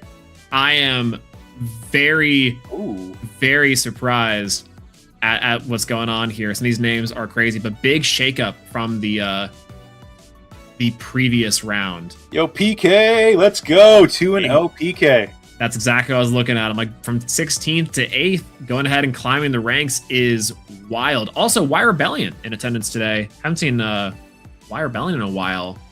Very good to see Why Rebellion. I want to point out one of your fellows there, Bean Soldier, who I don't believe has played at all this season. No, finally got a day off of work. That the one thing was we send Josh messages. We're like, Josh, you playing this weekend? Josh, you playing this weekend? Never able to do it. The first time in months that we've seen Bean Soldier be able to play, and already on the 4th slot going 2-0 is pretty crazy. Spicy as well. Dimax coming in here. Some notable names, and someone it must be a new player. Full Art Christoph. Oh, Full Art Christoph. I remember that name. Yeah. Yeah. It's been a while, I think, but kind of interesting. It's great to see new players, old players come back in. Must be a mystery on who's going with that. Why did he change his name? That all came to be from the last time I commentated. We were doing our Stellar race, me and Kay, to find out how many stellars each player was going to get. We picked a number, and Kristoff ended up just not playing any stellars. He just played all full arts. So like, oh no, I chose a high number of how many stellars we were going to see and saw none of them. I guess it's just full art Kristoff now. Man, you see that he's embracing his new title. Oh, how the mighty have fallen. Oh no. Oh no, Kristoff. Very, very funny. Honestly, and you know, a lot of the full arts are insane insane in their own right. I think full art Kristoff can still show off some insane bling. You know, Cobalt was showing some of those off in the last one too. So that's wild. Speaking of full very arts, funny. Speaking of full arts, can we see those full arts for Athena? Oh yeah, they revealed yesterday. Those ones. Full art Friday. Yeah, the full art Athena is really, really good looking. I love that one. Yep, I'm gonna need 3 of them. I need everything for Athena. I'm a firecaster, but I'll be playing Athena a lot in the next format. Yeah, it's funny. Out of the new divines in this past couple of sets from Sunstrike, I know Hera was super sought after. Really cool artwork. Love that one quite a bit. And similar, I think Athena might be the one, even over Hades on some capacity, is everyone's like, I gotta get me this full art. Is wild. As we're rounding out for the day, that was insane for our first round on the desk. I'll be happy to watch more as Frontage and Zero will be presenting y'all your round 4 here after a quick break. More electrifying action soon to come, and oh my god, it's been insane already. Yep. Looking forward to it.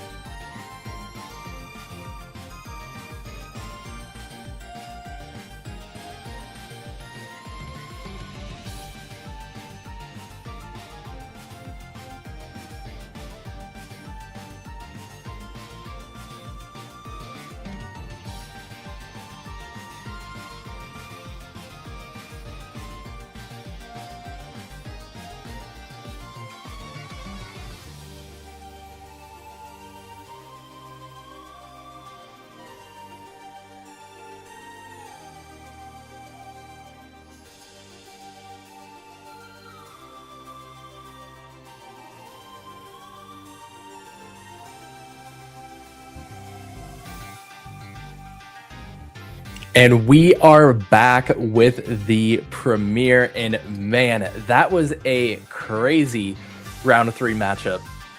Celestlio versus Neandersloth. That was crazy. And there were bears. Oh my. Yep. We had sloth, lions, and bears. All the animals were coming out. It was new.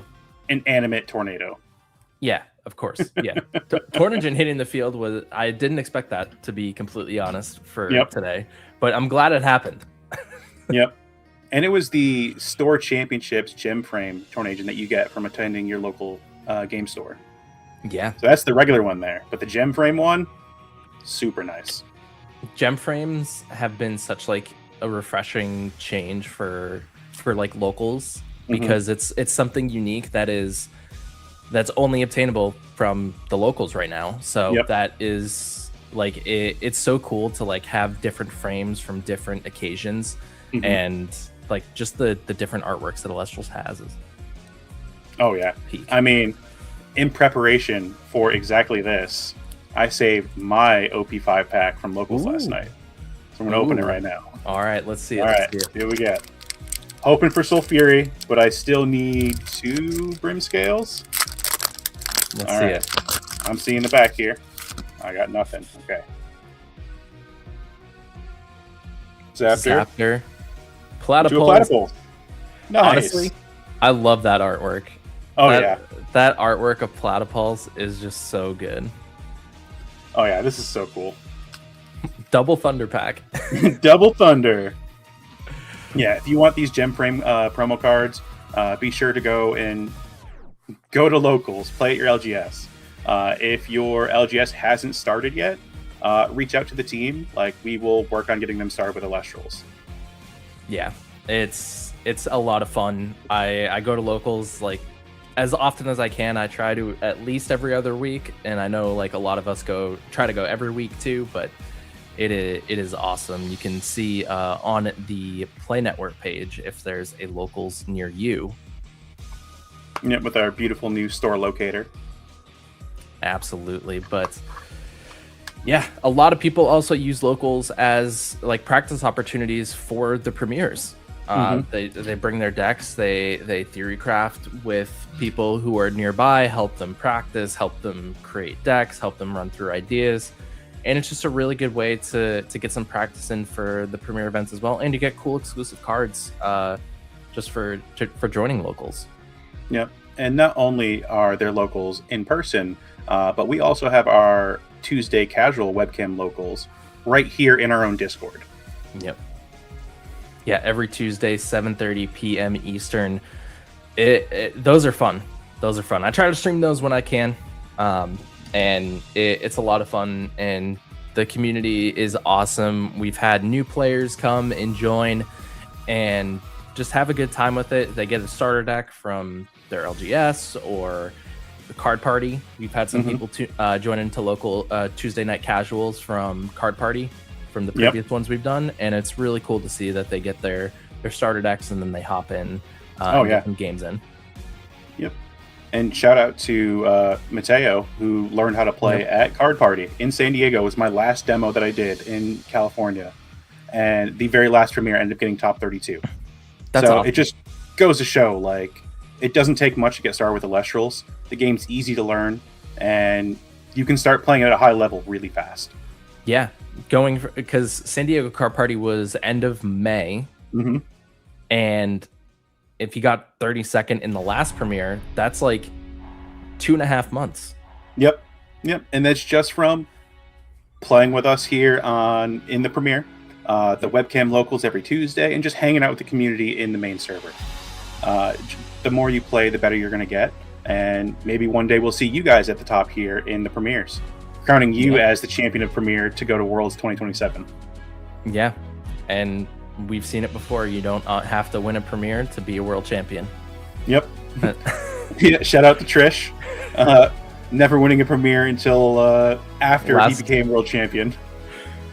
Yep, but here we go. We have our top 16 updated after this past round, so we'll take a look and see who's currently holding that undefeated spot at 3-0.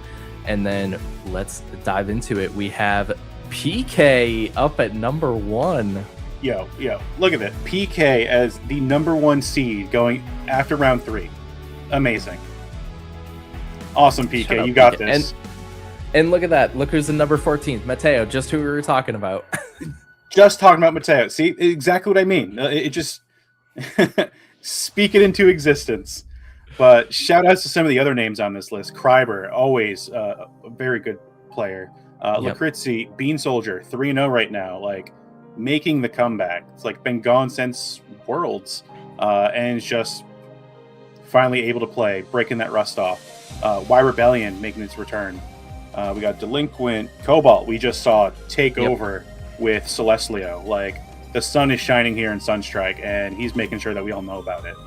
And a name that a lot of people know about, Dimax. Like, Dimax 3-0 right now. I'm not sure what they're playing today.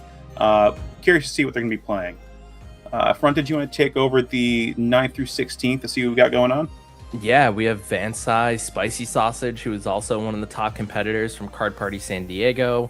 The one in Oni is a name we've seen appear up. Magnetonics is another name. Adam Tui, really consistent player. Dooms, obviously. Goat Skull, a lot of returning players here, and then a lot of notable players as well. Like you mentioned, Bean Soldier, PK, Dimax, Cobalt. Like we've seen these names in the community for years now, and they're holding true. And shout outs to PK. He's usually on the desk, but now he's out in the battlefield, clashing it out, and he's doing very well. I'm excited to see that. That's awesome. Yeah, good job, PK. Good job to all of our top 16 casters right now. Keep it up. The day's just only beginning. Yep, we have 4, 5, 6, 7. Yeah, 4 more rounds to play. We're just going to be getting into round 4 in a few minutes here, so plenty of Elestrals action ahead of us. And let's see, we saw the zoo matchup. We saw Lions, Sloths, and Bears in the first round.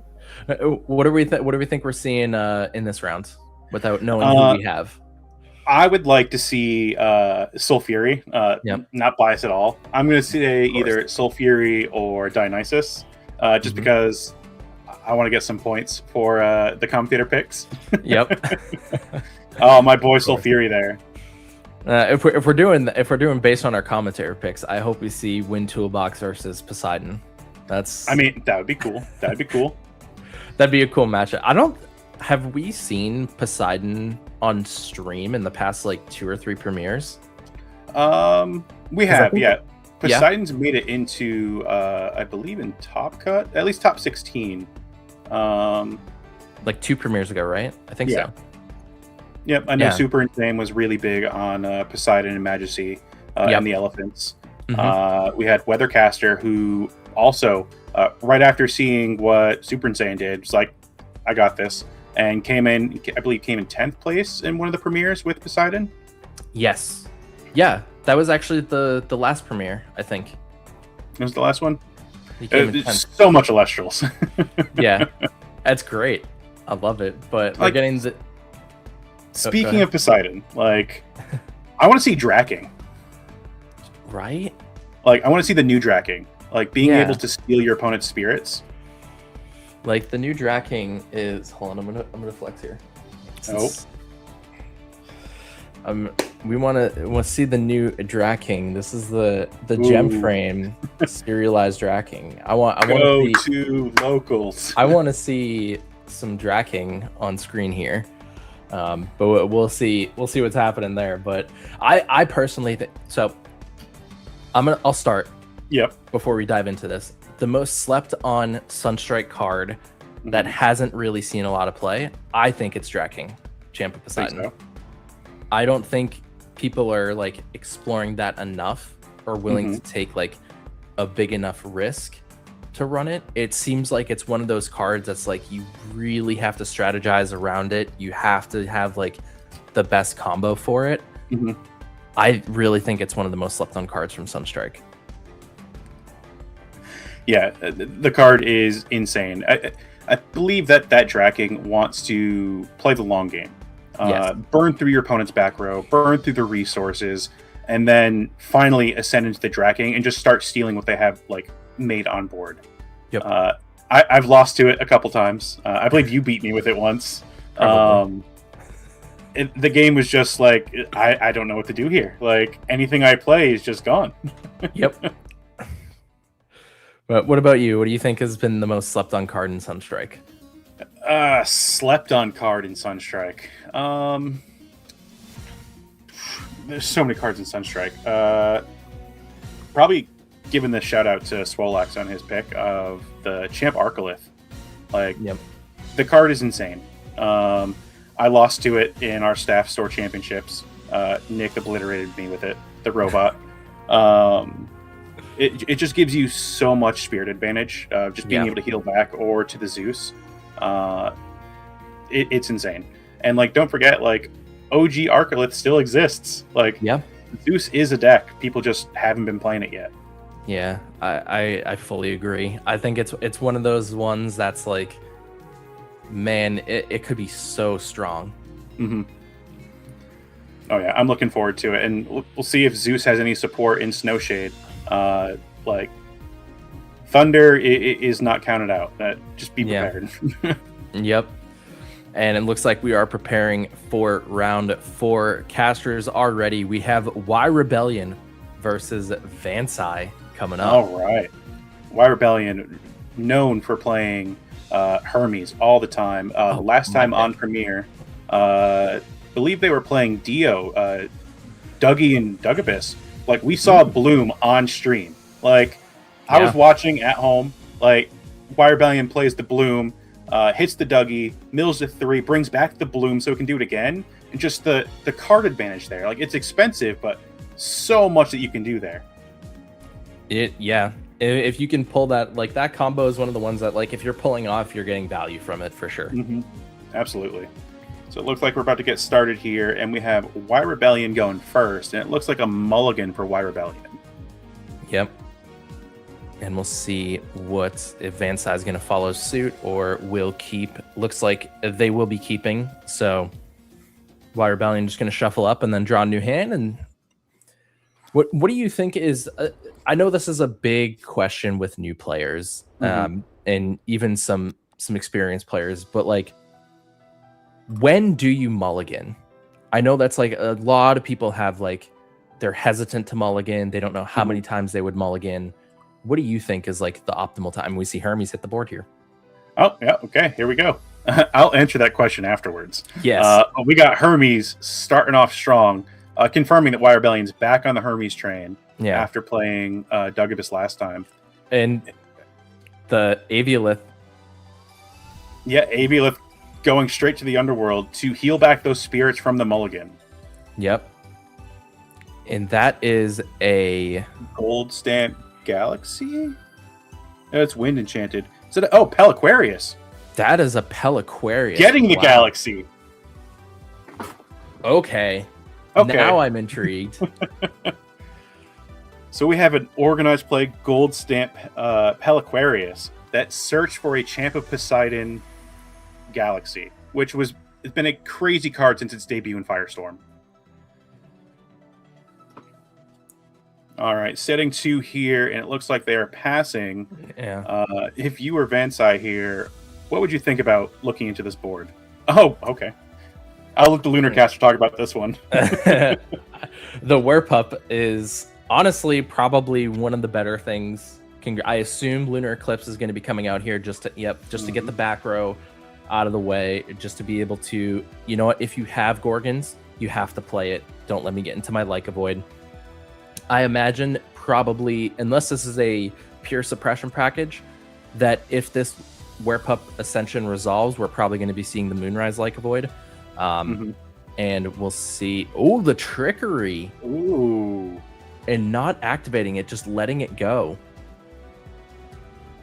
Yeah, I mean, the only thing in the Underworld right now is the Aviolith, so the Trickery really wouldn't be able to do anything. Unless there was a Nexus, unless that other face down was like an altar and you resolve Nexus, then because then you could get the Aviolith because of the Spirit's enchanting. But into the Moonrise Leica Void, which because the full moon, the Lunar Eclipse is cast this turn, this Leica Void is unaffected by counter runes and deals piercing damage.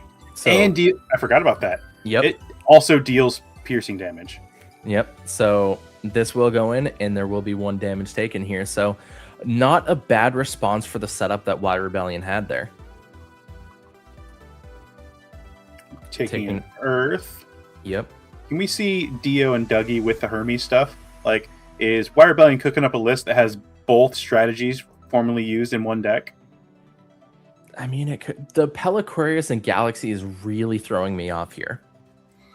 I mean, I've said it before. Hermes is the Skittles deck. All the rainbows. Yeah, every spirit is synergizes with the Hermes, and we have the Galaxy champ. Yep, that we saw search last turn with the Peliquarius. Galaxy able to swap all of the stats on the board. So it's able to make this Galaxy a 5/2, and it makes a Like a Void a 2/6. Yep, that's a point for me. That's a point for me. Oh, and it's stellar. And it's stellar. All right, production, put a point on the board. Frontage is already ahead. Check. So Hermes into a Carrion on board. The Galaxy clears the Like a Void, and the Carrion goes in for 1. And just like that, it goes right back into Y Rebellion's favor. Yeah, and no response from Van Sai either, so we have to imagine that either they're saving that counter, like if it's a attack response counter rune that like Shield or Gorgons or anything like that, or it could be even a PTA waiting for a big body to drop. So we'll see what's going to happen here. The draw for turn comes out. If this is like a full lunar deck, it's really going to, I think Specteris would probably be the best option here, just to be able to start chipping away, and really having that extra attack buff for the suppression. But it's that's the stellar top 16 card party Twi'leks. We're playing Lumavale today. And that is a solar enchanted one. Ooh, okay. That's very interesting.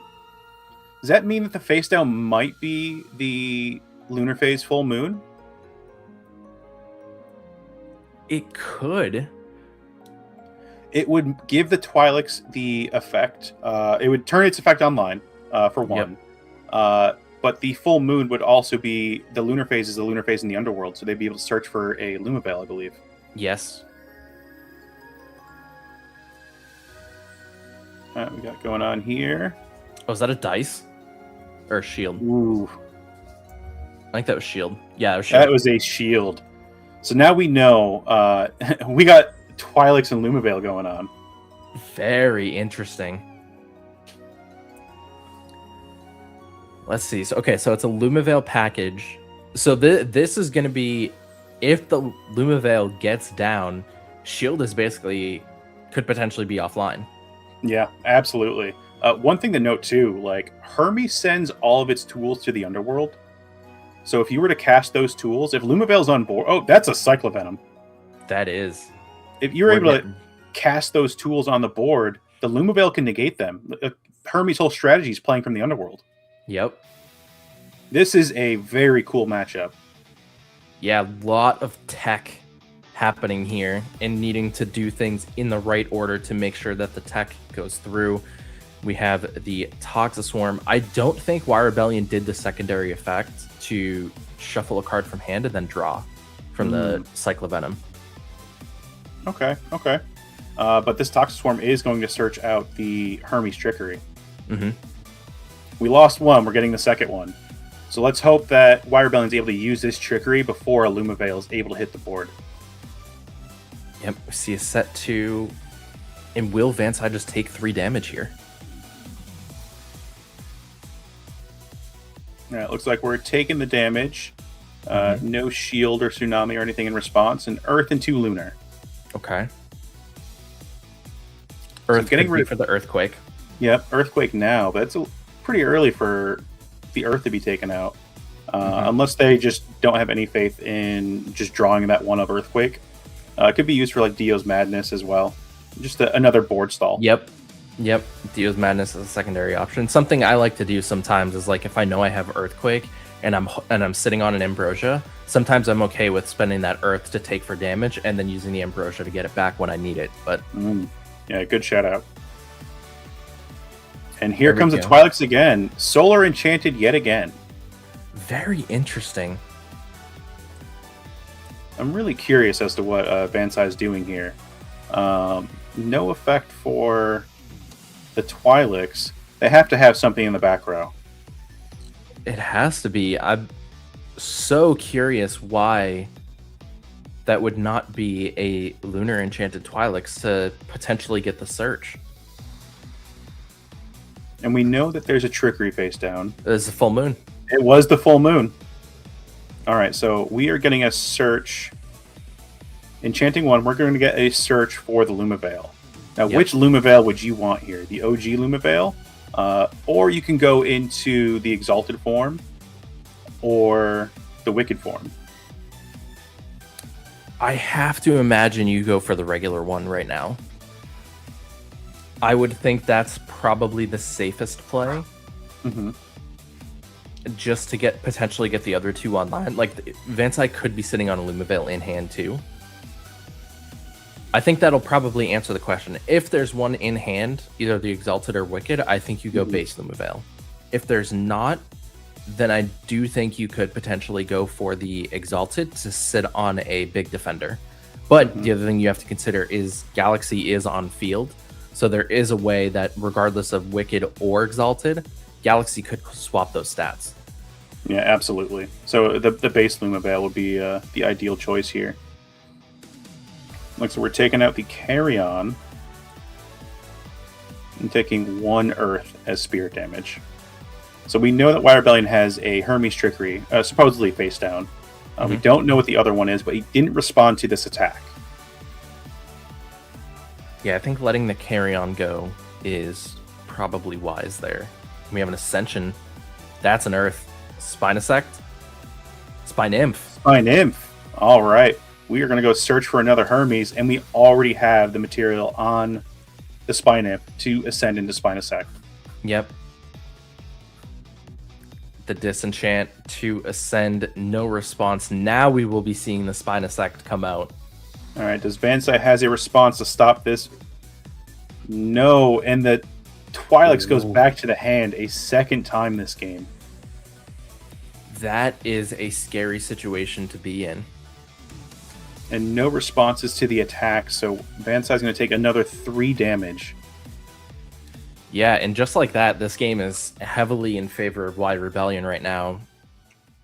Down by 2 spirits in Spirit deck, but having the Spinosect and Galaxy on board is we're going to do a Madness to daze the Spinosect to save one spirit. Okay. Like we were calling out before, like Madness is a really good tool to like stall board states. Oh, here comes the Trickery, taking out the Spinosect. Is it going to be the Aviolith? It's going to be the Aviolith Spinosect effect to Nexus from the Hermes to the Aviolith. On. Oh boy. So that Madness was just wasted here, because now the Aviolith is able to attack in for 3 or 4. 4. That was a crazy play. That was such a great play from Wire Rebellion. Nothing to stop the Aviolith. All it needs is that one attack to be able to deal the damage. That was absolutely crazy. Vansai had 2 spirits here. I don't know what they have to do to come back from this. We know there's Twi'leks in hand, nothing else on the board. Wire Rebellion's very firmly in the driver's seat here. Yeah, I'm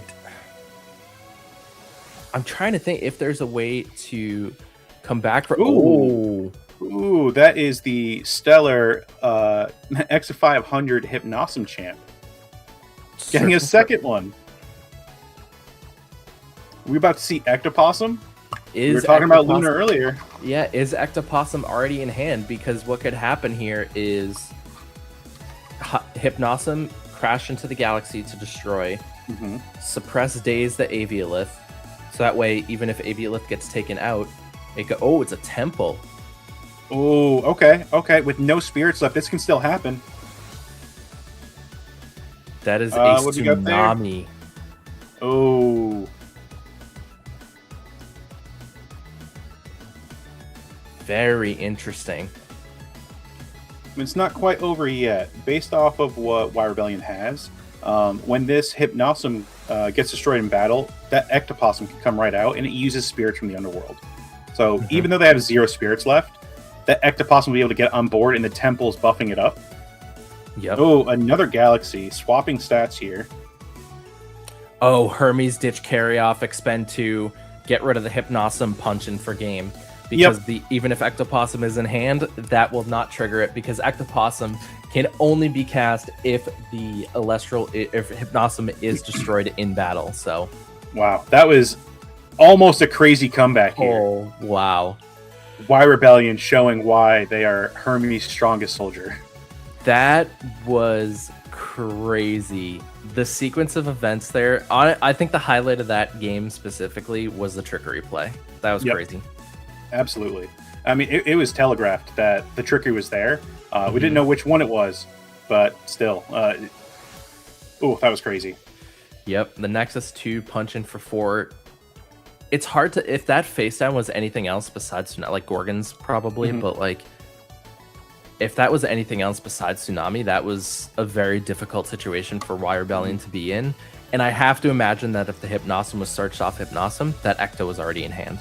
Yeah, absolutely. And with it being at 1 right now, it definitely telegraphed that it was in hand. So we knew that there was a Hypnosum in hand, an Ectoplasm in hand, and a Twi'leks. Yeah. This is a very interesting deck. I'm going to have to check out this list after the competition's over for sure. Yeah, I'm hoping to see Vansai be able to pull their strategy out, see if they can come back on Y Rebellion in Game 2. Now, if you were them, you're the Lunar Caster, what would you side in against a Hermes deck? Catabasis. You have to, if you're on Lunar, you're probably Catabasis inside. I would imagine that has to come in against Hermes. Like being able to send things back from the Underworld to the deck, because it's either Underworld to their deck. So I have to imagine Catabasis comes out here. Potentially Ouroboros too. Okay. I would think like those two are just like a lot of like the 3 Lunar cards that pretty much everybody's siding in: Dense Fog, Ouroboros, and Catabasis. Those are like the 3 card that like no matter what like strategy you're playing, you're probably splashing Lunar in the side to run one of those 3 cards, if not 2 out of 3 of those cards. So being on Lunar, I would imagine that probably it's a safe assumption that you'd be on all 3 of those cards in your side deck, because they're really good Tekken cards for the current meta. So that I would, if you're not on those 3, I would hope that Catabasis is in there, because that would probably be the best card you could side in for this matchup specifically. Yeah, absolutely. It's a really good silver bullet for Hermes, as well as like Soul Fury too. Like, and being able to put 3 cards from either Underworld back into your deck or into their deck, you get a draw card off of that too. Yep. And we know card advantage is like very good in this game. Yeah. You know that firsthand from the matches that we've had with my deck. Oh yeah. Yep. That Voldust just going crazy. Card advantage is, you know what I'm excited for? I saw a lot of people talking about this. This card advantage topic just reminded me. A lot of people were like, "Oh, Athena circled the sky, making a comeback." Like, I'm excited for that. All right. So it looks like Vansai is going to be going first for Game 2. And it looks like we have a mulligan already for Vansai. I think we have a double mulligan. This is a double mulligan? I think I only see 2 spirits. Well, I think both players mulliganed. All right. Now we just got to find those right cards. I mean, we saw last game. Hermes kind of has a free mulligan. Like, you get a Spine Imp for Hermes in hand, and go right into the Aboleth. Send it right to the Underworld. Heal all those back to either the Hermes or the Spirit deck. Like, so the mulligan for Y Rebellion is almost free. Yep. And we're starting off with a Hypnosum again. Beautiful art, by the way. Honest, this start, like, if you're playing this, Hypnosum turn 1, probably the best thing that enters the act out, because you just set up and you're making your opponent think, okay, they have this combo. How do I get around this? And since Vansai did mulligan, the Ecto is already online because there's 2 Lunar and Underworld. Yep. So be able to get that free Ectoplasm on board. It's going to put a lot of pressure on what Wire Rebellion does here. Does that mean Wire Rebellion wants to get rid of this Hypnosm with the carry-off like they did at the end of the last game? Because it'd be a destruction not in battle. Potentially. I think that is a very strong consideration. We have a set 3 pass. I mean, Aviolith could come out here. Oh, it's a P-Gust. Starting off with P-Gust. All right, so we have a cup game here on what the target's going to be.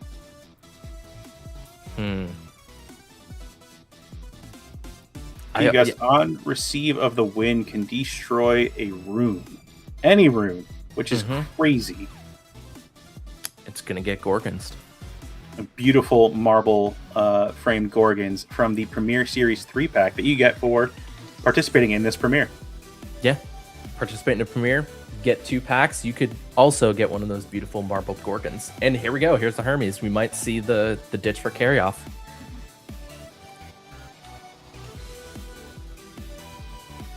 Seen 2 spirits so far. I'm not sure if I saw it. Did he fully load that Hermes and then already activate the effect? Yes. Okay.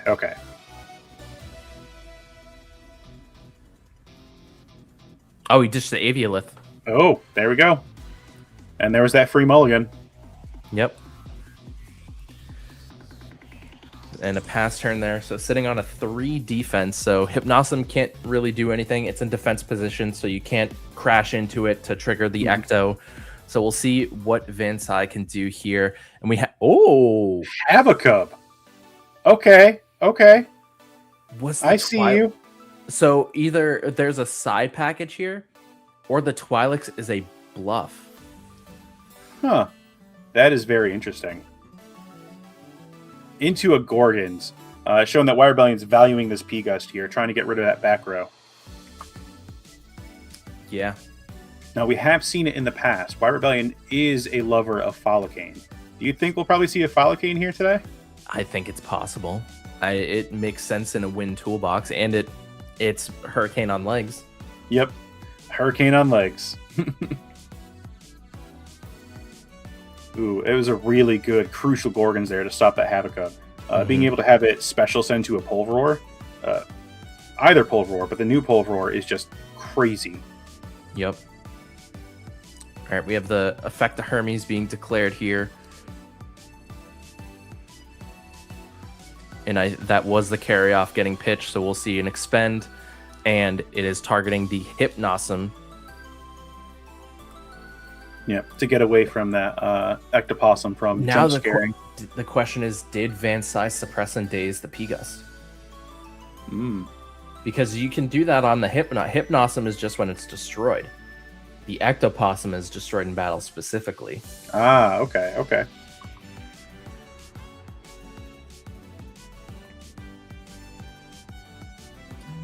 So if P-Gust is still live, well, now it doesn't matter because it's getting ascended over. All right, are we going into the Follicane? Let's see. It's the water. Misenchanted carry-off. Okay, Misenchanted carry-off. Into a PTA. poison-tipped arrow. The gem frame from TP5. See, these casters are learning and adjusting from the former premieres. Oh, okay, never mind. Oh, sorry. I was gonna say if that's a madness and you enrage the Havacub, it's a 6 and they crash. But it was a Gorgons, so yeah, to stop the attack to preserve that Havacub. All right, Vansai's coming back now, like getting their game plan online. Let's see.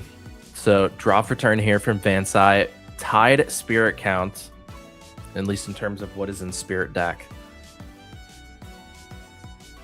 Let's see if there's going to be an expend to draw. Ooh. We do have one set face down. I'm just going to punch in for damage. Yep. Going for Temple. Ooh, first going Temple and then punching in for damage. Yep. All right. It's looks like the Stellar Temple of the Moon. Beautiful card.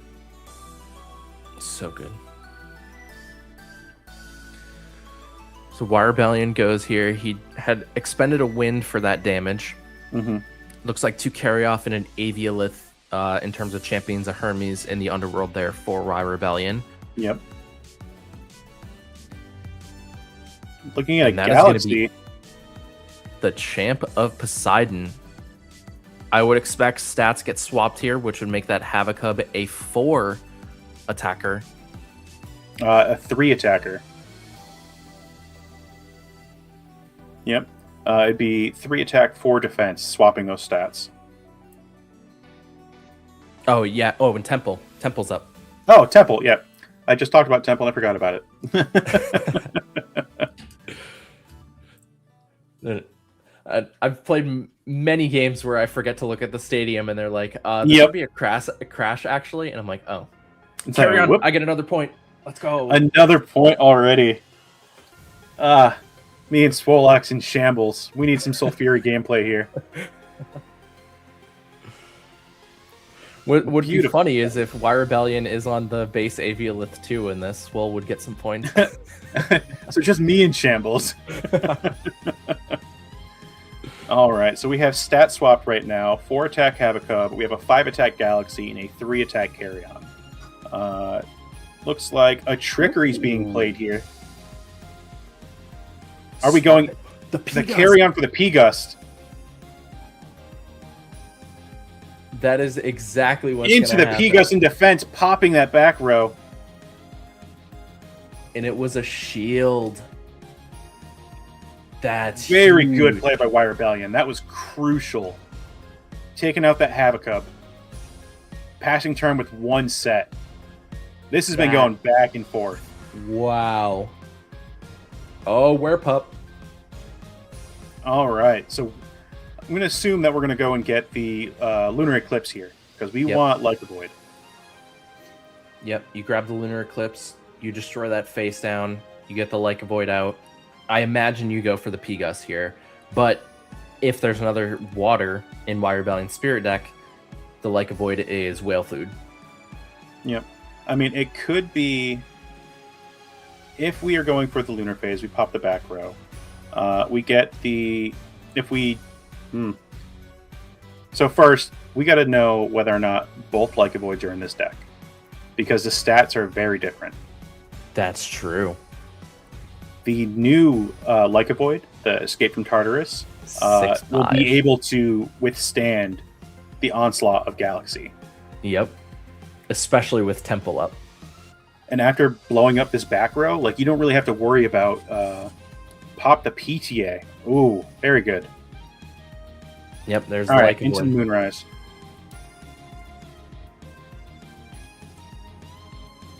Yeah, so I think the correct play here is probably taking out the P-Gust. But that Galaxy is very threatening. Like, it'll be able to re-enchant with a water if there's any left in Wire Rebellion's deck. And it can take out that Lyca Void. Setting 1 and going in for attack. It is over the P-Gust. All right. And we'll take 1 spirit of damage too. It's an Earth. This game is coming down to the wire. 3 to 4 on the spirit counts. We have an 8 attack Lyca Void right now. Does Wire Rebellion have another water? Or is it going to have to be a different play completely? Either another water or a 3rd carry-off in the main deck. Yes. Because there is still 2 spirits under that Hermes. And casters are talking here. I'd be okay with another carry-on because then I get some points.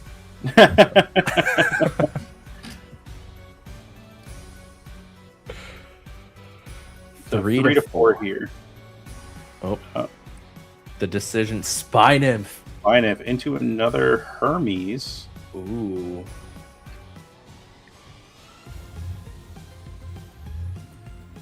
So I Grabs the think we play Hermes. this Hermes for 1, and we use it as the Nexus fodder. I would imagine that's the case here. With so low on spirits, the resource management here is very crazy. Yep, Yep. there's the 1, and it looks like we're going to send the Spinosect from the main deck to the Underworld to get that Nexus. Yep. If the face down is Gorgons from Fansai, I think we go to game 3. All right, let's see it. This is it. Ooh. No response. The Gorgons can happen here. Yep. And Spinasect does not target. And there it goes. That is going to do it. The game comes out. The Spinasect takes it for Y Rebellion. Gives it a little pet on the head. Good job, Spina.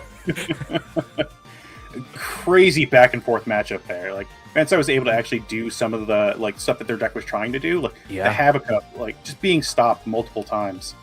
We saw PTA being used. Like, I'm gonna count that as half points for me. Like, I knew PTA was gonna be showing up today. You're on the board with points right now. But I mean, Hermes strongest soldier. Like, Y Rebellion taking that game. Congrats to Fansai for making it this far. Yeah, great, and shout outs to attempting the Lunar. I love it. I'm here for it. It was really close, very close games. And one of the things that I like in the community, Y Rebellion is deemed as one of the best Hermes players. And Hermes is one of those decks that you need to take time and practice. And so seeing someone of Y Rebellion's skill level coming out and doing well with Hermes, like we saw the key things that you needed to do in those matchups, the timing on the trickery, being able to get the Aviolith, stitching the Spinasect to be able to Nexus to the Aviolith so that way you can deal even more damage. Like those timings and those key knowledge to know when to activate, that's what makes Y Rebellion such a great Hermes player. Absolutely. Just being able to mentally track all the different rotating pieces in your deck. Okay, Aviolith's in the Underworld, Trickery's in the Underworld. I have my Toxic Swarm that I can get to get another Trickery, the Trickery to use to bring back the Aviolith. Like, all the different things that you can do in Hermes, like, all at the same time, with the pressure of playing on stream at the same time. Like, it's impressive. Built different. Yeah, like you mentioned, I was scratching surface level. You meant, okay, I need to ditch the Toxic Swarm here, then I need to grab ditch the Cycle Venom, then I grab the Toxic Swarm grabs Trickery. I'm able to do that. So Y Rebellion is thinking 7 plays ahead just to know what to need to do in the right order with the Hermes deck. It's very entertaining to see a good Hermes player play. All while managing your resources. And they both mulligan that game too. It's crazy. Very crazy. Yeah. And I have to, I'm going back to that Peliquarius. I have to imagine it's just for the Champ Galaxy. Oh yeah, for sure. Just stat swaps on everything lately. Seeing the Hera matchups. Hera puts everything in defense. They have low attack stats. They have high defense stats. Being able to find an out for a defensive wall that Hera puts out. We've seen this premiere and last premiere. It's the most represented deck. Yeah. So we see these casters are innovating and bringing the tools to match against the most represented deck. Yeah. And I'm very curious to go back and look at that list from Fansai, because I definitely want to know, was it Lumavale in that first game and it was sided out for a more Lunar aggro package? Or was Twi'leks just a body that was I need to stop this before I get just Lumavale? A 4? Yeah. Hopefully we see Fansai again in the future. Yes. We have plenty of Elestrals to play today. But talking about Elestrals that we have in the future to play, coming up in November, we have our Columbus Open. Yes, very, very excited. And you can see here that competitor badge repping the top 3 Stellar Cryoscorch Champion of Hades, the top 16 Dratumbra. I told myself I was I don't need the Dratumbra. And then they showed the artwork and I'm crap, now I need the Dratumbra. Yep, and another Fire Stellar, the Champion of Hades Cryoscorch. Amazing artwork. The champion, the 2nd place, and the 3rd place. Just hitting that blast in the mountains of Boreas. Yep. You can scan that QR code down, and if you're watching on mobile, you can screenshot and then tap on the QR code to check it out. But we see the Ursmog, Champion of Hestia. Fantastic reverse stellar. You know Fire better than I do, but I feel like Ursmog is a pretty staple in Hestia decks, yeah? Oh, yeah, absolutely. That card is in almost every single Hestia deck now. It just gets so much advantage. Being able to special cast multiple different champions of Hestia, or just bears. Yeah. I mean, bears are making a comeback. We saw Trish on bears earlier. Yep. Oh, and also, can we talk about how these playmats were zoneless? Like, oh yeah, that's right. Artwork, it's so good. It's so good. And also the Necrolith Champion of Hades as the X99 Reverse Stellar, or the Serialized Stellar. It's sold out. Badges are sold out. Yep. But you can still get your Reverse Stellar badges right now on Shop Elestrals. That's true. Get those Ursmogs. Oh yeah, the Ursmogs are great. And if you look at the art, there may be some Easter eggs that we may not have said anything about yet. Check them out. Yeah, and speaking of in-person events, we also have Card Party Dallas coming up, the last card party of the year. We will be there. We'll be able to get the Wicked form for the Lumavale, which is pretty hype. Oh yeah, getting those event packs. The Card Party Twi'leks that we saw on stream just now. Yeah. And then the Mosaic Art Lumavales. Ooh, yeah. Those are so cool. It'll be the third piece to collect. You'll be able to get the event packs with those Obsidian Border Flames and the Stellar Stadiums and the full art Firestorm artwork spirits. Oh, so good. And not only can you get this stuff at Dallas for Card Party, there's also an event at Card Party that if you win this event, you can qualify for Worlds, like Six did at Fort Lauderdale at this past Card Party. Yeah. So if you're in the Dallas area or want to make the trip out, check it out. Card Party is also a really fun time. It's a blast. The community over that Deep Pocket Monster has built has been absolutely incredible. And little sneak peek here, since I just mentioned Deep Pocket Monster, stay tuned to the Nobby channel because there's going to be a pack battle between A-Drive and Deep Pocket Monster himself. So a little something to look forward to. And speaking of something to look forward to, I think we're going to have another Snowshade reveal in a few minutes here. Okay. And remember, they're all stellar now on from now on. They're serialized. So comment down below in the chat, what stellars do you think we're going to be seeing? Yep. It's going to be, I mean, honestly, the reveals so far have been incredible, but let's take a look. Let's see what stellar is getting revealed right now. For Divine Champions Snowshade, pre-orders are live right now on shopelestrals.com. So if you're going to see the stellar and you're going to be like, I need a play set, go get your pre-orders in. That's all right. Let's see what we got. Drum roll, everybody. And we have Gloombat. That is beautiful stellar. That card is so cool. We finally have the Temple Searcher. How does that make you feel? I'm so excited. Like when Gloombat was revealed and it was like you can search Temple. I mean, Athena Stratagem too, right? Like that's how it searches with or fits in with like the Champion of Athena package. Mm-hmm. But oh my goodness, that stellar is so good. And like one of my favorite stellar artworks at like in the Lunar Suite is the OG Stellar Gloombat from Moonrise. Mm-hmm.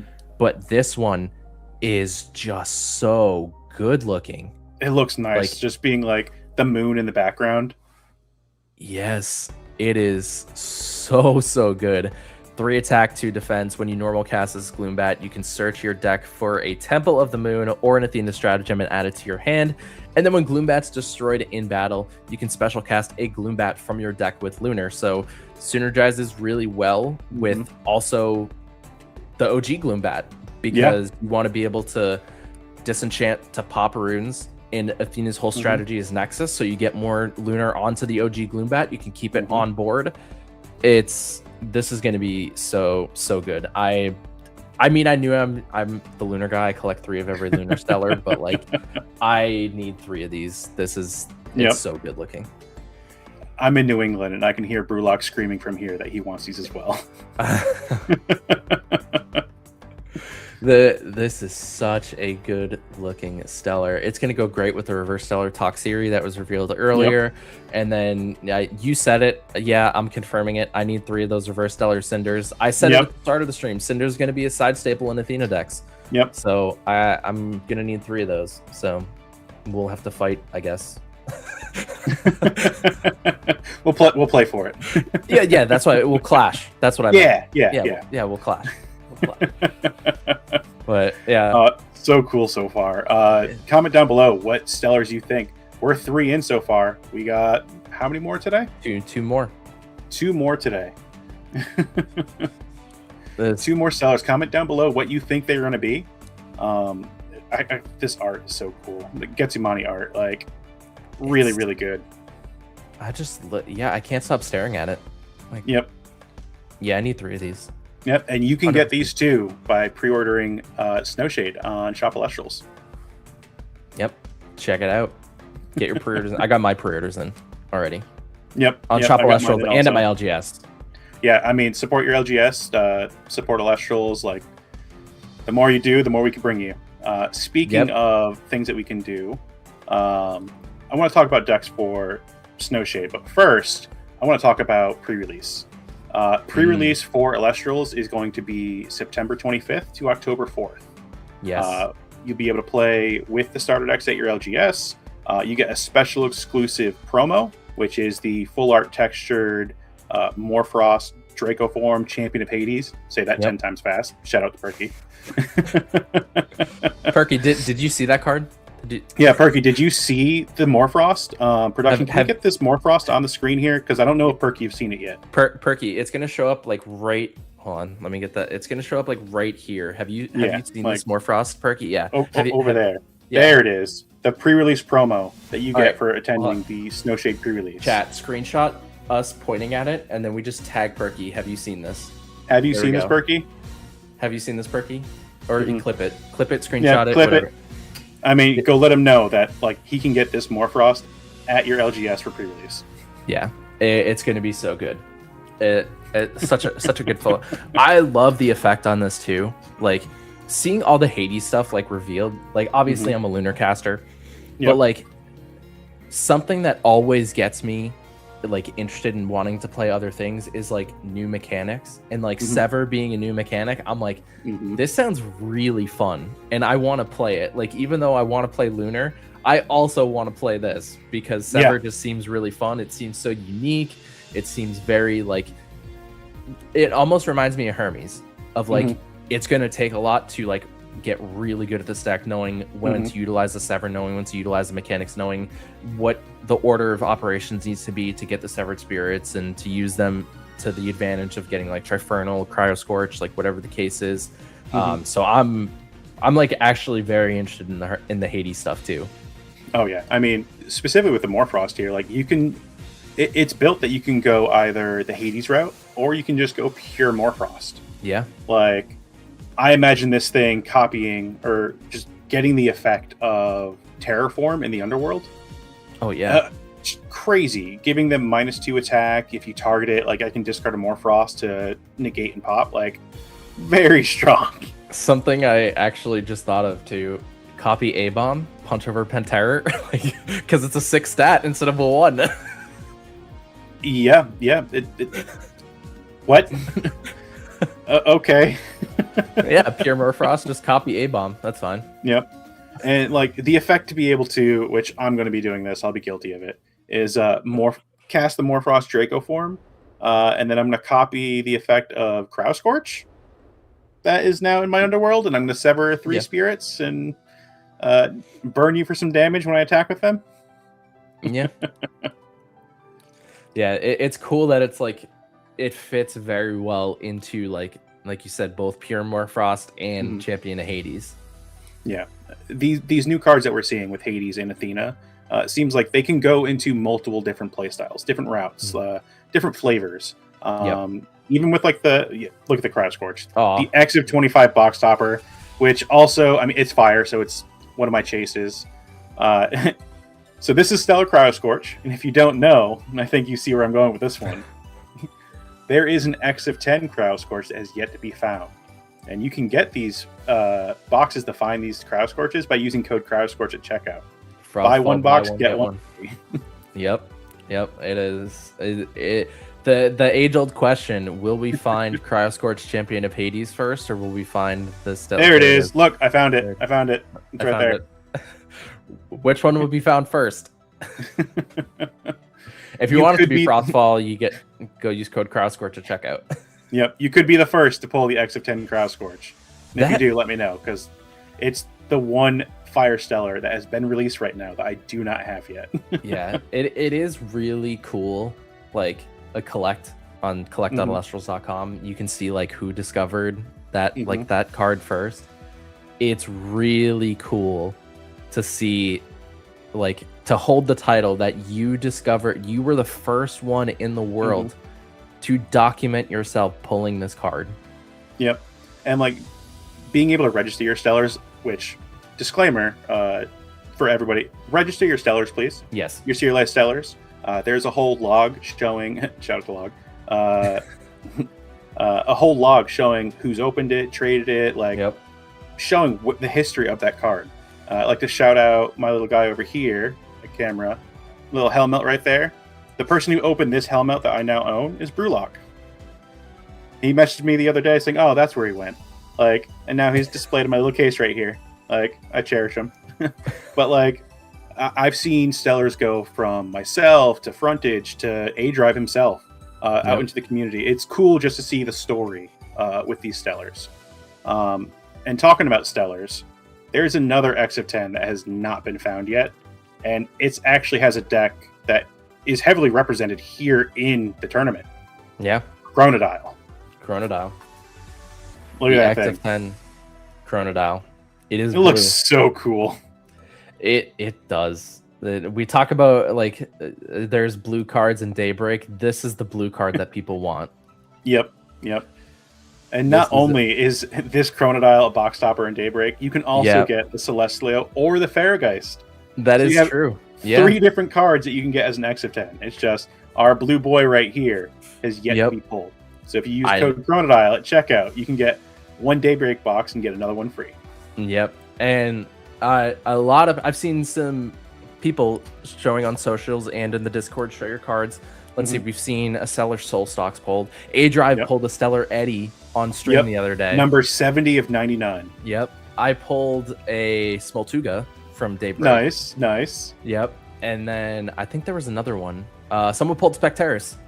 Awesome. Spectaris. Someone pulled the Spectaris, which is crazy. So my favorite card, this was a couple sets ago. I was still hunting down a bunch of Fire Stellars. The only one I didn't have left yet was Ash Rabbit. And I was playing with Dan. We were doing a game night, just opening up some Daybreak. And they're in the middle of a game, and I'm going through, and I'm opening up a pack. And I pulled the number 67 Stellar Ash Rabbit, and it was my one chase. I popped off. You can ask Dan himself. Yep, that one right there. I got number 67. Shout out to Shurit. One of my favorite cards. And it also works really well with Sulfury. Yep. So I gotta ask, your favorite Stellar design that's released right now? Favorite Stellar design that's released right now? The Stellars in Shattered Stars Ethereal are so good looking. I saw Shady open up the Keone. Like everybody wants it. Everybody wants it. A Stellar Aphrodite, the early access at Card Party. I mean, I have my favorite Spirit right here from Ethereal. Oh yeah, the Stellar Keone. You can also get Aphrodite, Apollo. I got the Alun. The new Stellars that Elestrals are putting out are just so cool. Yeah. Let's see. Mine. I feel like I'm really... I gotta say my favorite Stellar design is probably the X of 10 Draking. X of 10 Draking? Okay. I love how that Stellar looks. That is such, like, the blue and yellow, like, on it, and it's, like, fighting in the water. Yeah, like, that, it's just such a cool-looking card. Yep. I mean, for X of 10s, I'm probably going to be biased. Sulfury. It's Sulfury for X of 10s. Like, the gem frame, like, he's my boy. Yep. TP5. Go to locals. Yep. Go to locals. Go to locals. There it is. hey Perky, have you seen this? Like, as for regular Stellars, my favorite artwork on a Stellar is actually a Lunar card. I think you can guess which one it is. A Lunar card. Let's see. Favorite Stellar design, it's a Lunar card. Not design, just the artwork. The artwork. The artwork itself, just First edition or Divine Champions? first edition. Play guess that Stellar. Yeah. Let's see. Lunar is one cost, I assume. No, it's not a No. one cost. I will not tell you what its cost is, but it's not a one cost. Fair guys. No, you said regular. Let's see. Toxiri. No. Oh, I'll reveal it. It is the TP2 Volclipse. yes. That is That such card a- is so cool. The artwork is dope. Yeah, that's true. It may not be a fire card, but it's probably my favorite art on a Stellar in the game. Yeah. TP2 had some great X of 99s. Yep. Like, There it is. that- Look at it. Look at it. So cool. So cool. I saw recently in the show off your cards in the main Discord that like some community members recently just got this as well. Like, awesome card. Like, you get these packs by attending your locals. Get those Yep. organized play packs. Mine's opened already, but like, boom, Yep. you get this by going to your locals and just playing the game. The more you play, the more you get. Yep. And another TP2 Stellar that I absolutely love is the X of 99 and Titan. Yep, I know I Log did is gonna have start one freaking at out. one point. Yep. Yep. There he it was It's ready. so nice. It was ready to come up. Like, Oh yeah, I mean, it's always ready. Anything and Titan is always ready. but like that artwork, like just looking at the star, the shooting star going across the sky, like that. I don't know, that artwork just hits different. Yep, and the art just keeps getting better and better. Like as the sets go on, like we're going into our 8th set, Snowshade, and like bring up the art again on the Stellars that we've seen today. The Toxiri, the Cinder, the Gloombat. Yeah, it is. In chat, let us know and tag us on socials too. What's your favorite Stellar? X of 99, X 25, X of 10, whoever it might be. Oof. Look at that Gloombat. Oh my Yep, goodness. the Getsumani art Gloombat. There's just the color, like the red, like the red bat, like right in front of the sun pops, and like the color choice in the background, and it's peak. Yep. All right, so we've seen a bunch of Stellar things. Mm-hmm. What more do you want to see gameplay wise the rest of today in this tournament? I do kind of hope we see a Poseidon list. I would like to see some Okay. Poseidon in action. Not And- biased on your picks at all. No, not at all. but yeah, I mean the matches we've seen today, like we started off with two powerhouses Mm-hmm. clashing it out, and then Van Cy, Y Rebellion going back and forth, like very close games. Mm-hmm. So like if that's the start of the day we're having, we're in for a great day of Elestrals Oh, yeah, clashing. absolutely. What about you? I want to see Soul Fury. Yeah. I just want to see Soul Fury. It's my favorite deck to play in Sunstrike. I recently won our staff store championships with Soul Fury. It feels so good. Shout out to Brewlock for winning with Soul Fury in one of the premieres. Yep. The card's so much fun. Just a new archetype being added to the game. It utilizes a card from Frostfall that nobody ever really played, except Cobalt. Shout outs Cobalt mentioned at the premiere that he won last year for Worlds, the first Worlds qualifier for last year. Mm-hmm. The Outback Sunrise, Comagma. Yeah. Comagma seeing its time in the sun, like it works so well with Brimscale and the Noxid, and just being able to cycle through your deck and discard cards, return cards. Like, it's a lot of fun. I like seeing the old cards get some love. But aside from Soul Fury, I think Dio is going to do a lot of work today. It's being able to daze and enrage, dazing just to stop all the aggressive plays, and enraging like the Heretics forcing them into positions that they don't want to do, like be in. It's like, oh, you have a Platypulse in defense? Like, cool. Yeah, I'm going to raid your Platypulse, and you're going to have to swing into my the Havoc. Yep. Yeah, it's just... I love the mechanics that have come out over the past few sets, too, of, like, just the design of, like, what the main thing a deck wants to do. And I really like that, like, a lot of the divines now are, like, becoming very in element, for lack of a better term, of like they synergize really well with doing one specific thing, and that one specific thing is becoming an entire game plan that becomes intricate as you go deeper into it. Like we saw it with Hermes, we're seeing it with Dio, we saw it with Hera, of like the whole return and bring back, and Ares being like, I still think we haven't found like the full strength that Ares can be at, and I feel like it's missing like one card or like one or two cards that will like really push Ares up to be like a meta contender. But it's like it's so cool seeing like the divines are getting like their own identity, and it's like really become like, I've been a big fan of the design elements for the divines recently. Awesome. Yeah, Ares is another one. I have an Ares deck that's more, well, at least in the think tank right now, it's a very aggressive Ares build. Just being able to utilize Armory, which we saw on stream with Hazy a couple of years ago. Being able to recycle your artifacts over and over again, the solar artifacts. Yeah. Like, I want to pair that with Apollo, with the Champ Plucky and the Liar. Like, we saw what Whale can do, the Galaxy last match. It swapping the stats and being able to beat over the your opponent's Elestrals. The Liar does the same thing by itself.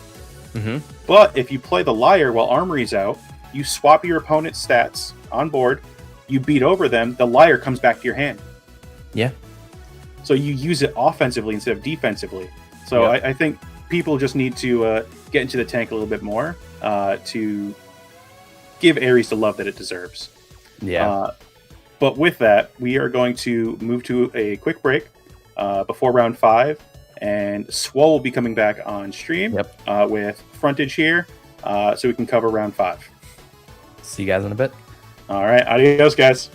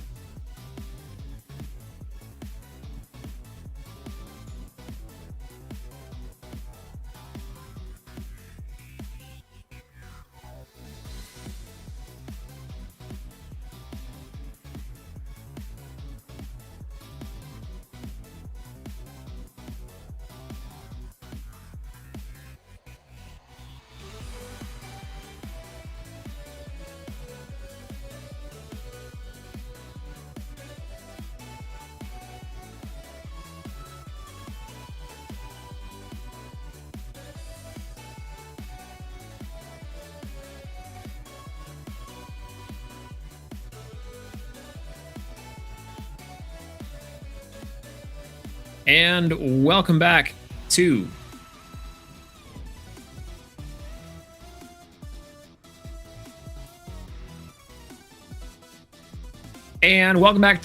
our round 5 of our Elestrals tournament today. That was kind of nuts. I haven't seen Wire Rebellion play like that in quite some time. I know they were off of the Hermes stuff for just a couple premieres, but back with it. Crazy. The Galaxy was a cool inclusion. That was one that I haven't also seen in a bit. I think they may have been an innovator of that with the Pelquarius. It was kind of hard to tell. Was that an organized stamped Pelquarius? That was from, oh my, when did those first come out? Like early 2025? Yeah, must have. I know the Constellation rare. I've seen that one before. I'm trying to figure out when did they get stamped. It was like before like Premier packs became a thing. It was like there was like Elestrals Champion was on like the Bandaloon. It was on the Oistiller, like the Reverse Stellar Oistillery. It was on the Reverse Stellar Draking. Like that's like a throwback. That's when Justin T was like winning every premiere that he touched. So yeah, kind of out in attendance of today. We tried to convince him to come back for this one. You know, seeing Cobalt do so well on Solar might bring him back just a little bit. I know he loves that deck. But similarly, you know, speaking of Solar, I saw a little bit of the Twi'lek splash inside of Van's deck. Really cool to see. I don't know. I feel like that card is a little slept on. That engine is a little slept on for sure. But what do you think about it in the Lunar deck? I think it's one of the. I'm still like in my head. I'm like pseudo convinced that it was just a bluff to be like, look at this, and then make your opponent go, "Oh crap." Yeah. They had the really nice full art from Card Party, and they're like, I really just want to show this off. I have no purpose of using this. Yeah. I mean, you might as well, like, if you have that cool of a card, like, you might as well show it. Yeah, I mean, the long con is going to the 3 card parties, getting the top 16s, and then unveiling the max rarity Lumavale deck, you know, with all the stellar full arts and everything. That's a collection and a half. I don't know. Have we seen the Exalted form yet? I don't know if I've seen it out in the wild, but I'm hoping it's there. I did not see any personally pulled. Okay, so it's possible, but I did not see any personally pulled. I would love to see it. Anyone that was at Card Party, Fort Lauderdale, let us know. Of course, #PlayLestrals would be the best way to sort that out and find us. But that card is beautiful. I've seen the stellar of the OG Lumavale, and that was crazy. So yeah, look at this. The Exalted form is just wild, and I'm excited to get the Wicked in Dallas coming up sometime soon here in about a month. I won't have to make the trek too far for that. That's right down the street from me. Yeah, I'll see you there. I'll be there. Absolutely. So between the last couple rounds, yeah, look at this, the Wicked form. Oh my god. That's just so good. I've got to get these now. I've been going to all these card parties. We've been getting the top 16s. I have to get at least the other 2. This is ridiculous. You have to. Now the question is Solar or Lunar deck. That's always the question. That is. I think it's primarily Solar with the splash of Lunar. I think is like probably like the best approach to it. I wouldn't say it like you don't do like a 50-50 split, like not 10 and 10.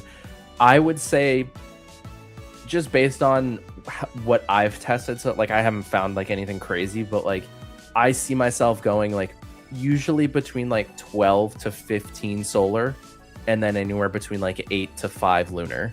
To keep that engine on, and then like get the Solar charge, either Nexus, have more Nexus utility, like with Exaltus being in there and being able to search out ethereal cards. That's a possibility. I tried to lean into like the Golden and the Golden Fleece and like Artifact more heavy to get like Nexus Banks online to push the Twi'leks up. So I've tried, haven't really found anything yet, but I think in that package you do a little bit more Solar than you do Lunar. Yeah, there's definitely some ways of experimentation with like the Exaltus champ to keep body on board. Even Circle the Sky. You know, we saw Cobalt rock up with the Circle the Sky to drop those big bodies. Very much can see the case where you're circling from that Apollo to the Twi'leks, being able to get that Ascend, the draw, and the big value. But between that and the more mid-rangey style of the Hermes deck from Wire Rebellion, the last one, a lot of really good heavy hitters. And I know we've only been looking at some of our other casters today, but I've been taking a peek at the standings every so often because I am so curious on a lot of our top players in the rounds, a lot of these really interesting decks. And it is crazy to see. I mean, PK Sparks rocking up for the #1 slot going into this round, and Wire Rebellion still holding on to it, taking it over, is wild. 6 coming in here too, our previous card party winner, and Cthulhu, our previous finalist, holding strong. Yeah, so we saw the update to the leaderboards happen live there, and Wire Rebellion, Bean Soldier, Kryber, Lakritsky, and Spicy Sausage all sitting at 4-0. And then we have our remaining at the 3-1 stage. And I mean, this whole leaderboard, very familiar names that we've seen here. And Zero and I were talking about it before, but shout out to Mateo, learning the game at Card Party San Diego. And here we are, not even 2.5-3 months later, sitting at 3-1, heading into round 5. Yeah, I thought I recognized that name from the community Discord as well, kind of getting some text in and being part of the competitive discussion too. That's one of the really great things about going to these card parties, honestly, is a lot of the new faces, a lot of the new names.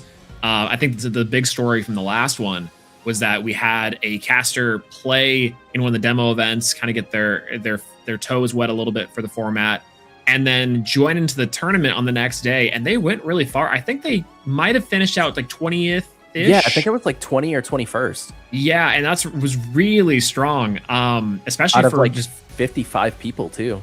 Yeah, completely new to the game, except for like a couple games before the next day. Really cool to see. Yeah, it's one of those things that's probably been my favorite thing. Like when I was getting back into like trading card games just in general, was like Elestrals. It was easy to learn, and then it's difficult to master. But that's what makes it so fun, is a game that you can catch on like, okay, I could see it, I understand it, and then it's like as you play more, you're like, oh, this is a little bit harder, and you have to like really think about it, but that's what hooks you in. It's like just enough where it's like, it's not one of those things where it's like, oh, this is too hard, like I can't play this, too confusing. It's like you understand it, but you're like, ooh, this is a puzzle that now I really want to figure out how to do this. Yeah, that's so fun. I love that. Like, Elestrals has like a really common thing amongst a lot of storage, right? Because even though for my first entry into the game was back in like the prototype and like the Kickstarter days, and I remember playing with my younger brother, and we were sitting there, and we were like, this looks pretty cool. I like the artwork. Like, it's kind of an interesting concept. And as we started to play more and more games, get figured out a little more, start doing combos, some of them definitely not correct. Our rulings were so off for like the first couple of games. But as we started to get deeper into it, it just became so addicting. It became just so like fun to build decks and try to combine things. I mean, we were starting out with the starter decks and then having to be like, okay, well, I love this. I'm going to take out these ones. We're just going to mix and match and go from there. And it's such a cool thing to hear too from, I think, pretty much all players coming into this, new or old. And one of the best ways to do that too is definitely the Casual Tuesdays. I love myself rocking up to the casuals and trying out new strategies and new decks in a very safe environment, because we had a lot of heavy hitters in this Premier Tournament, so it can be kind of daunting to get in. Yeah, and we've seen people come into Premiers with starter decks too after they've played like a couple games in the casuals, or now Beyond is a resource that people can utilize to like kind of go through and like test different decks out. And we've seen people come in with starter decks and still do pretty well. One of the favorite stories that I had, not from a Premier, but like we had a short championship tournament back in Livestream, and someone was coming from work and they didn't have their cards with them. They rolled up to the shop, they bought the Dionysus starter deck, and they finished second out of like 15 people. That's crazy. Like the fact that like yeah, it was like a player who's like played the game before, but you can grab a starter deck and finish second at like a store championship. That's pretty cool. Like it's one of those things where it really attributes to like the design team as well, to like being able to design decks that can compete at a high level and still do pretty well. You mentioned Beyond too for getting in some reps and practice. I know you've been streaming a little bit of Beyond ever so often. Talk to me about the new simulator. I've been getting in some games. It's been honestly very wonderful. I this thing is sweet. It's so good. I obviously like it's in beta, so like there's like minor things, like there's nothing like major overhaul that's needed, but like it's been very cool to also just have like an online tool that we can just like go in and play. And like we had it with the Laws client, and it's phenomenal. And like I still use both. I'll use it just to like deck build, and then I'll like play with people on Beyond and like vice versa. So it's like the Beyond access of like just it's very intuitive, it's very clean, it's very smooth. The UI is really well done. The design of it is really good, and I'm excited to see a lot more content with it, and even myself creating content on it, and just really seeing it start to like come to light. And it's becoming a lot of like ways that people are testing. Like even within my testing group, like a lot of people are like testing on Beyond and then building it in paper. And it's like that's one of the things about like the digital client is like being able to be like, I want to test this deck, and then you're like, okay, I really like this. Now I want to try it in paper to see if it still feels the same way. And that's one of the things that I'm big on too, is like I love playing digital, but I want to play it in paper before I would like take it to like a competition or anything like that. Yeah, there's nothing quite like it, honestly. And that's the neat part is like the low stakes, getting all like the kinks ironed out. And then let's say before you're going to Columbus or even maybe even your first locals, you know, you can put that really exciting idea and then match it up against other players who you know, maybe similarly have been trying to do that back and forth. And I'm also getting a little bit of word for our next round. We have a wallop of a matchup. PK Sparks versus the one and only Full Art Christoph. Still getting used to that new name, but incredible. This is going to be an insane game. PK was the previous number one 3-0 and now to 3-1 in this coming round. And Christoph similarly, like it's crazy to see both these casters doing so good in these seasons. Yeah, PK, we know him, we love him. He's always on the desk, and he does a fantastic job. And now he's here playing in the event, and he's doing well. He's 3-1, so I love to see it. And then Christoph, one of my longtime friends in the community, known him since like I very much started playing Elestrals. We've hung out, talked quite a bit. We've become good friends. So it's cool to see like two people that like are very involved in the community and like on the content side and like very known in the Elestrals community, that we're going to see them clash here in round 5 of the Premier. So this is going to be a fantastic game. And I don't know what decks these two are on. So I'm excited to see what they got. And we're seeing some stellar flexing happening here. I think it's what is that, the Shattered Stars Latagon, and then I think that's the Chapter 1 Celebrations Imperial.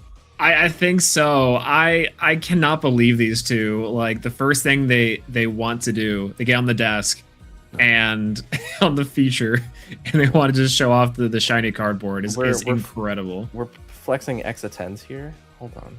Oh, I don't have anything. I've put away so much. Oh no. All I have is my functional cards. All I have. Let's see. Okay, I got 2 right here. Here we go. Here we go. Okay, cool. That makes it up for the both of us. Yeah. Oh my god. How's everyone have so many cool X of 10s? I don't think I've seen even an X of 25 in my lifetime. I have one of those too. Here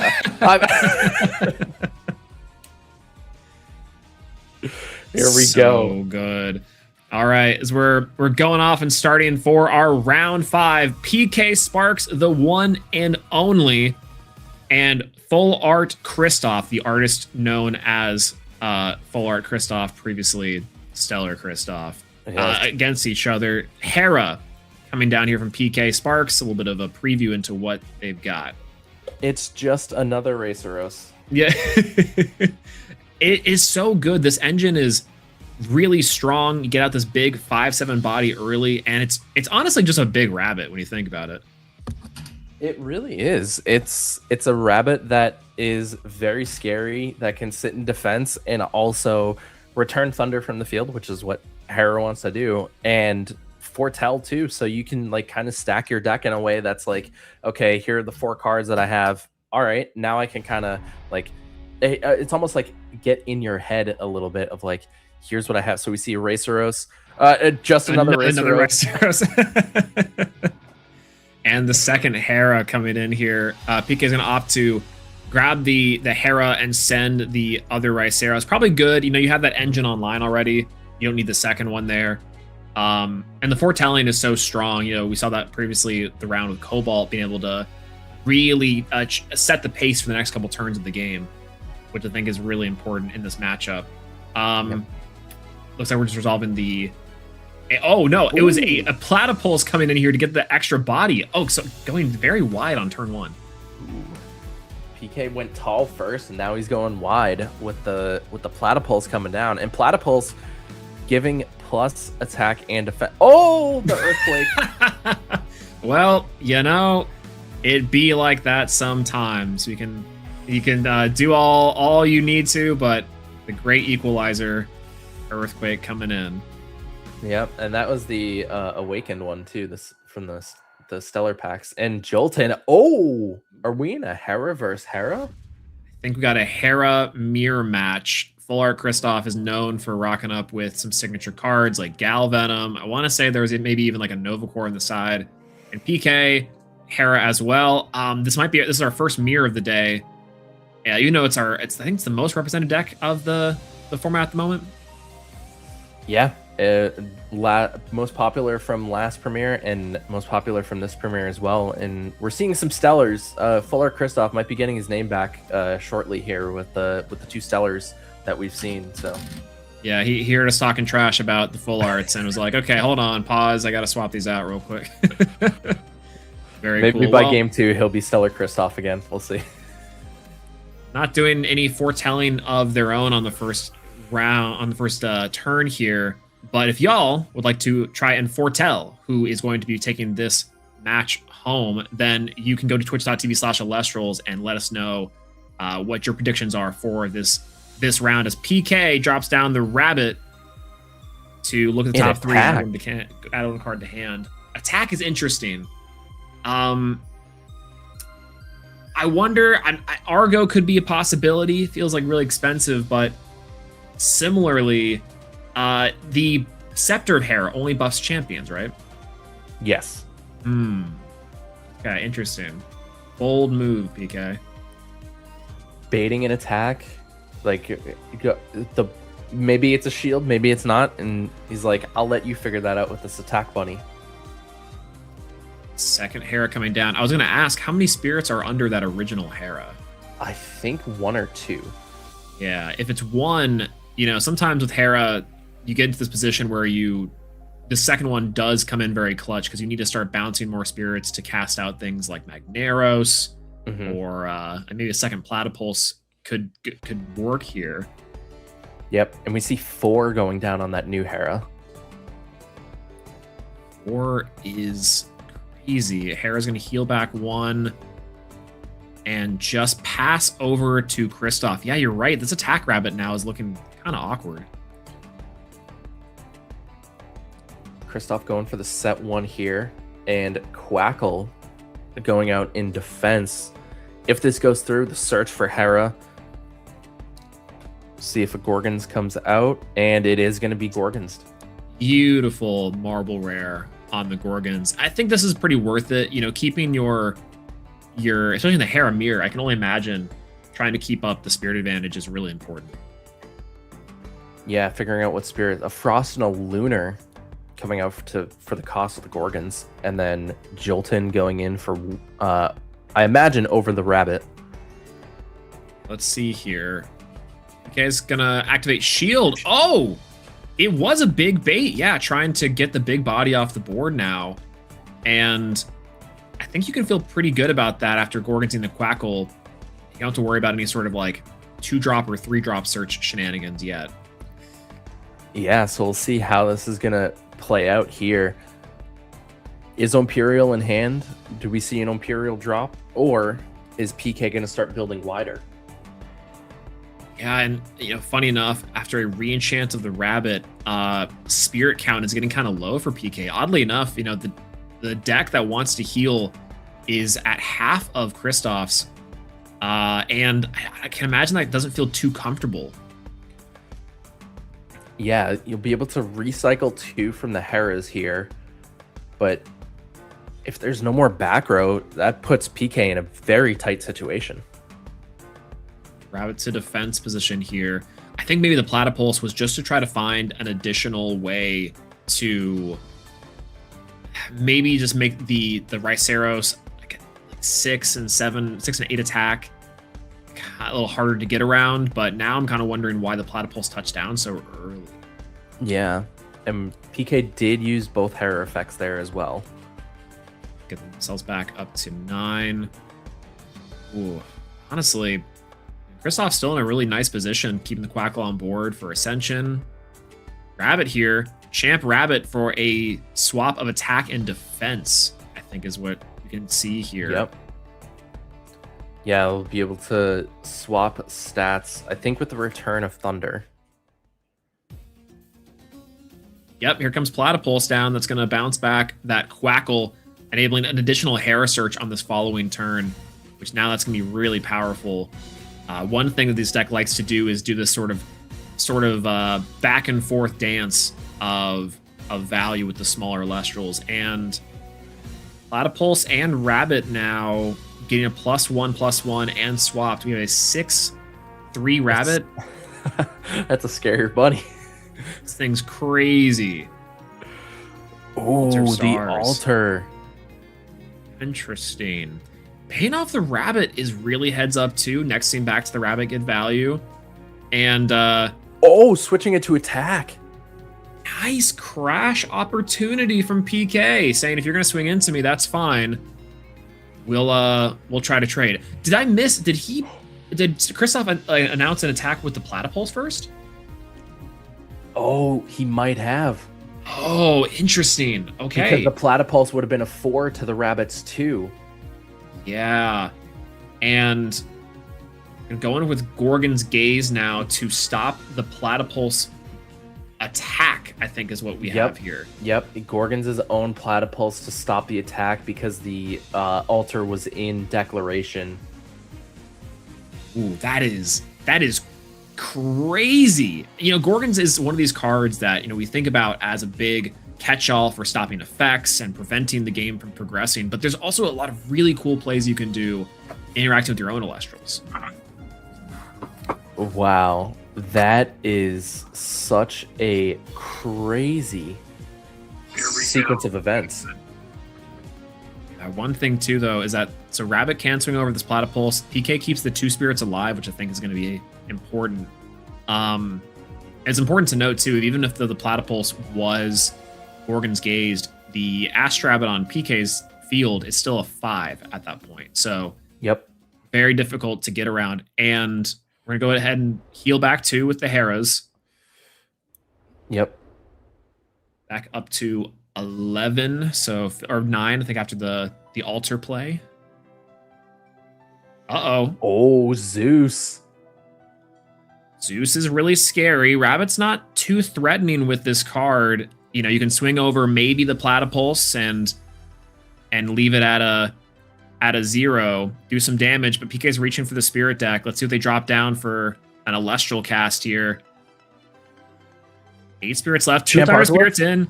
It's Champ Archelaus! My goat! Shambles! My goat! A man after my own heart. I knew it, PK. This is going to be insane. So new Champ Archelaus. This card is, again, really underexplored. Love this card. We're talking about it a little bit in the pre-show. You can normal cast it with Thunder if Zeus is enchanted. It's a big body. And when Zeus's effect is activated, you get to heal 2 Thunder Spirits or enchant 2 to the Zeus. Insane. I mean, got a Tsunami out of it too. And a card set below. This Archelaus is a big body. Oh, man. Okay. Well, big push from PK on the Archelaus champ. Love me some chunk. The back row's got to be something impactful here because Kristoff has enough spirits on board to siphon for an Imperial, and we know the Quackle can come down too for an extra Hera Search. Yeah, so let's see how this is going to play out. This is so close. Oh. Yeah, it looks like it's going down. The champ Imperial. With the top 16 in the Imperial effect to disenchant 3 from an opponent's field. You know, what's crazy is that 1/1 from Zeus, 1 from the Rabbit. This Imperial is really nice. You know, the spirits on board are important to get off. But, I mean, this is the balance, right? Is that Imperial dropping down now can hit over Chunk or Rabbit. But if not, this Arcolith becomes effectively a 9 and can swing over the Hera. Or the Imperial, excuse me, not directly to the Hera. Punch over the Hera. No. Yeah. So Imperial sitting at 10 attack and 12 defense because of its stat buff. Ooh.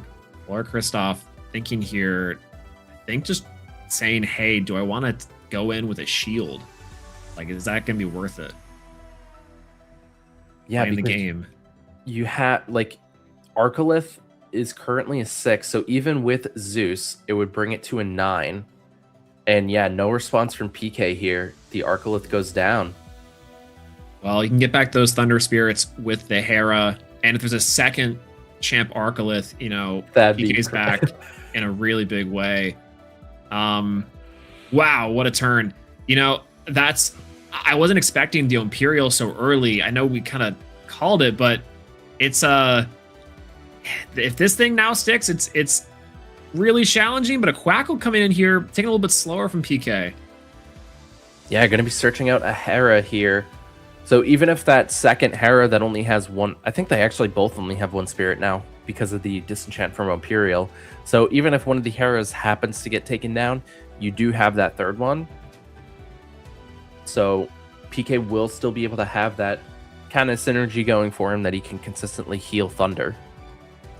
Yeah, and this now gets a little more challenging as we know the back row is probably not a shield, so battle protection is a little bit up in the air. You guys going to heal back the 2 spirits from that Arcolith effectively. And now Kristoff's in the driver's seat. We know the cards in hand right now from Kristoff are the Platypulse and the Jolton. So either way, I think are really good options to go into now as a follow-up. Yeah, we'll see. I feel like Platypulse is probably the better. Oh, Unless just ascend into another Imperial. You know, like the Earthquake, the simplest answer might just be a top deck Imperial ascend, go crazy. This one's going to hurt a lot more. Like you were saying, the Heras and Zeuses don't have the extra spirits. Yeah, each have 1 spirit and then the 2 1 spirit. So either way, you lose all 3 of your runes, or all 3 of your divines, 2 divines and 1 Elestral, or 2 Elestrals and 1 divine. So yeah, very tough situation. I thought the fish deck was the one playing Rock in a Hard Place. Huh, I like that. Yeah. See, Stellar Kristoff also enchanted this thing with, I think, a water spirit to help play around Tsunami a little bit.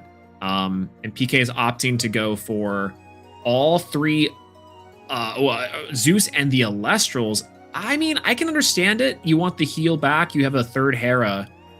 So you're only taking effectively 1 damage here. Mm-hmm. But that's still very scary to deal with unless you have like a Laurels question mark? Resting on your laurels would be crazy right now. That would swing the game so heavily. You'd have to drop it now before the Hera gets online, I think, right? Okay, yeah, so maybe no laurels now. Yep. And just going for the 1 and then start the triple cycle here.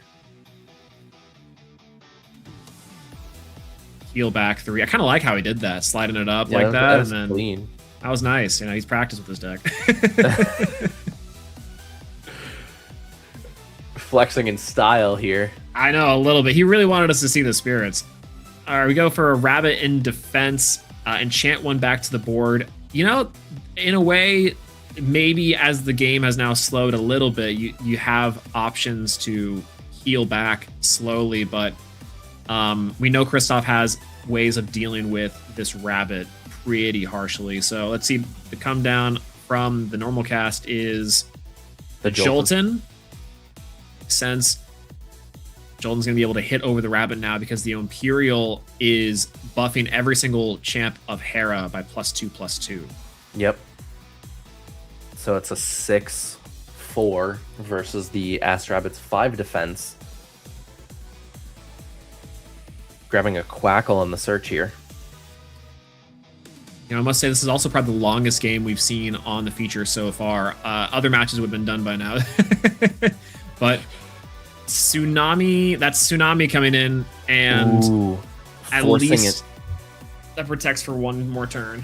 Yep, forcing the... they're saving 4 spirits effectively there by not letting it the Jolton punch over the defense position. Yeah, the restraint was honestly very nice there. The turn before, we know that was set when the first Imperial touchdown. And so the option to say, I think it's fine, I don't need to use this Tsunami yet, is pretty heads up. You want to save it for those key moments. But I think that also is signaling this might be the last turn for PK to try to take the game. And a set card down. Let's see if there's something going on here. Expend a draw. Oh, I don't know if that's going to be good enough. And even if there is a Laurels in the deck, because one of those Heras has 2 spirits on it, can't play it because it has to be 2 more enchanting spirits for Kristoff. Yeah, and the Jolton's protecting here. Kristoff with a set card and a Quackle coming in to search the Hera. Notably, this is a mirror match, but I've only seen one of these casters use Hera at all. Yep. The champions of Hera have been very effective for Kristoff, despite not having Hera yet. Yeah. You think that would be the opposite, right? It'd be like, oh man, PK is so ahead with triple Hera. This goes to show. I mean, the cards themselves individually are just so strong and allowing you to play off each other in such cool ways. It's how the Platypulse bounce back, the Quackle champ, and really enable this Imperial coming down and swinging in for. Oh, there's a shield. Ooh. I don't know if that's going to be enough. PK's still taking... Well, okay, I say that.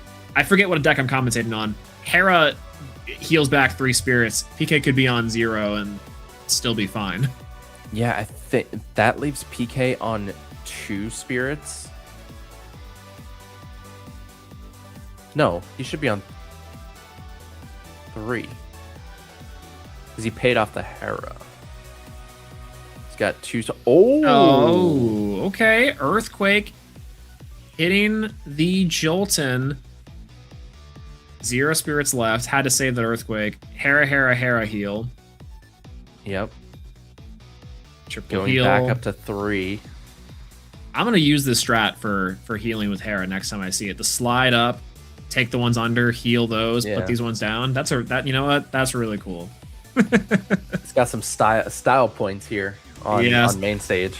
Especially on the open board like that. It's nice. Platypulse coming in here. I think just a normal cast. Set 1. Mm-hmm. Platypulse attempting over the Quackle. Swing in and Argo! Oh. Wait a minute. Kristoff saying there's one more trick I have in my deck, and it's Argo for, I want to say Necklace of Harmonia. I think so, because that is 2 spirits. It is Necklace of Harmonia. Wow, that's crazy. What an interesting meta call. I don't think I've seen Hera with Argo yet. That is crazy. Back in, so Kristoff now only on 3 spirits though. 4, I guess, if you're counting the Hera. 5 if you're counting the second Hera. And game is not over till the last spirit's done, but after with only 2 spirits left, PK's got to not take 3 damage exactly here.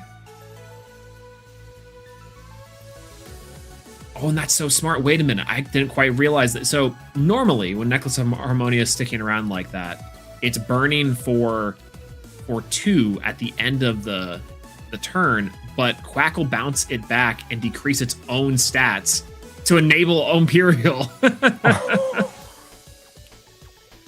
What? Wait a minute. Okay, Kristoff, you've convinced me. This card's crazy.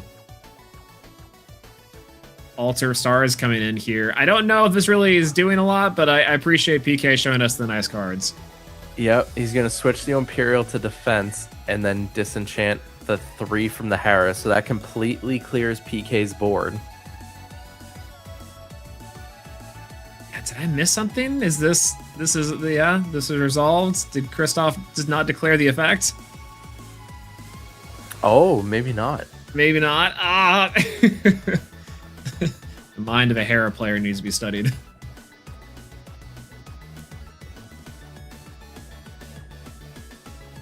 Maybe clarifying that just a little bit. I want to say that that effect was declared, but maybe not in this time. Okay, there we go. Yeah.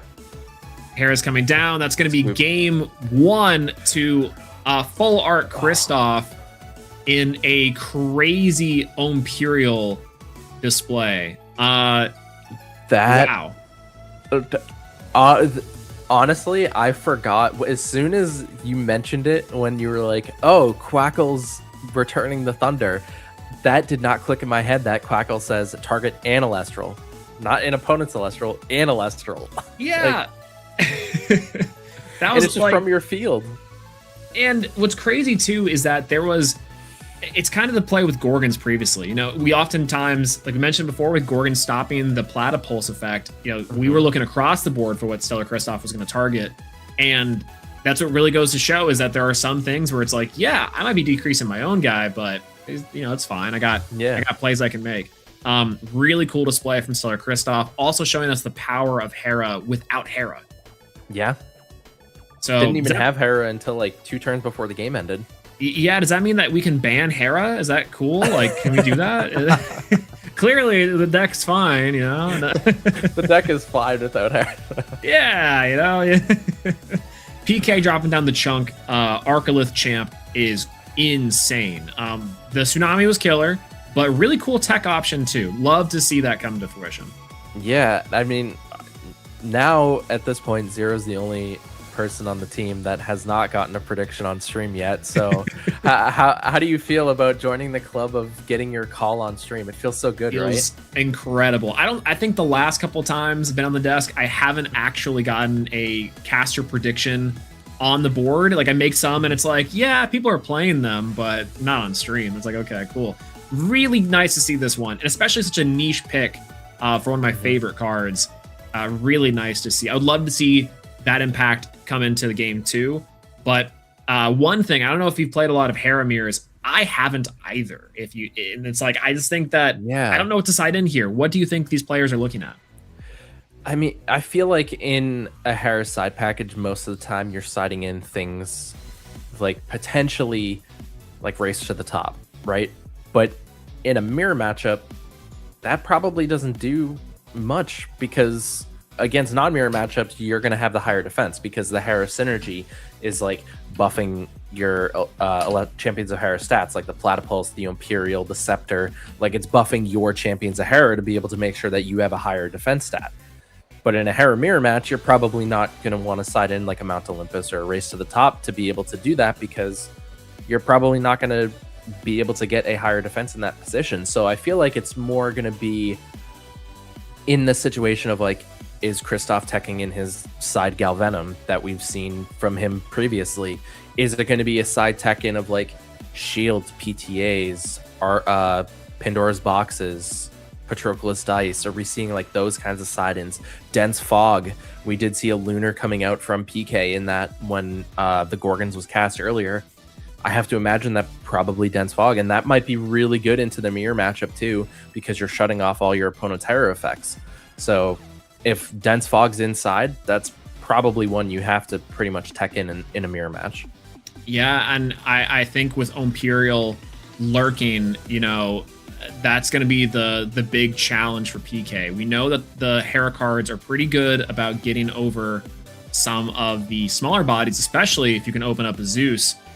But we'll see how that goes, as it is just another Riceros again. It is just another Riceros. starting off, getting us a Ricer Ridge champ, and maybe there's Earthquake again. I think that'd be really funny. Yeah. Well, for us, I don't. Yeah, I don't know. I don't know. hilarious PK for might us. not agree. I always love, sometimes being like, oh, what could they do to get around this big body? Like, this is such an interesting board state. And then it starts off with 2 Earth Spirits coming from the Spirit deck, and you're like, oh, okay, I see what's Yeah, and as soon as you see 2 being reached, you're like, oh no. A double Gorgon's Gaze off the Oh! triple Gorgon's Gaze on the Fortell. Oh. Wow. Incredible. That's Balatro, I'm pretty sure. I think we can call that Balatro. Congratulations, PK. You won the minigame. Wow. I wonder what to foretell. Yeah. I don't know what order I want to put these in. This is such a difficult decision. Yeah. Oh no. Well, the unfortunate part about that is it tells me that these back row could be anything, right? Like they could be. It's even not a Gorgons, Gorgons. Yeah, exactly. Yeah, Christoph's like, so not a Gorgons, you say? Well, all right. Starting off a little slower with the Stellar Astro Rabbit coming in here. I love that this card's still seeing play, and this is probably like my favorite artwork of the rabbit. Such a classic. Yes, so good. And it's one of the things that like we've talked about the artwork in Elestrals, but like it just holds true to like everything. Like there have been we have the full art Stellar from one of the other Kickstarters in Clash, and it's just like this one, the original Kickstarter, it feels different. It feels good. Yeah. It's also kind of crazy here that, I imagine on some level also to dig for another Earthquake, but we're definitely seeing a way slower match with 4-set and pass back to PK. With the Zeus online, though, this does mean that Chunk gets turned on immediately, and Rabbit being a 5 defense doesn't even survive normal Zeus shenanigans. Yeah, and I mean, if there wasn't 4 back row, I think PK would probably be like, okay, I can just return from Zeus and switch Racer Ridge to attack and lower the bunny's defense and then just punch over it. But we'll have to see here what the play is going to be. I mean, it could even be a set alter and switch the rabbit to attack position. Yeah, the nice part is too, and as we see a Jolton coming down, Platypulse Champ might be pretty heads up here after sinking the rabbit down. Yeah. Rabbit goes to a 2. That could work. 1 Tsunami is might just end the whole push, but it would put a lot of board presence for PK. Yeah, very curious what the search is going to be. No Thunder was returned, and there it is. There's a Platypulse. There it is. Okay, well, luckily, that does mean that with the Zeus on board, we have some options, but that also would mean the Zeus goes away. I think there's only 2 spirits underneath it right now.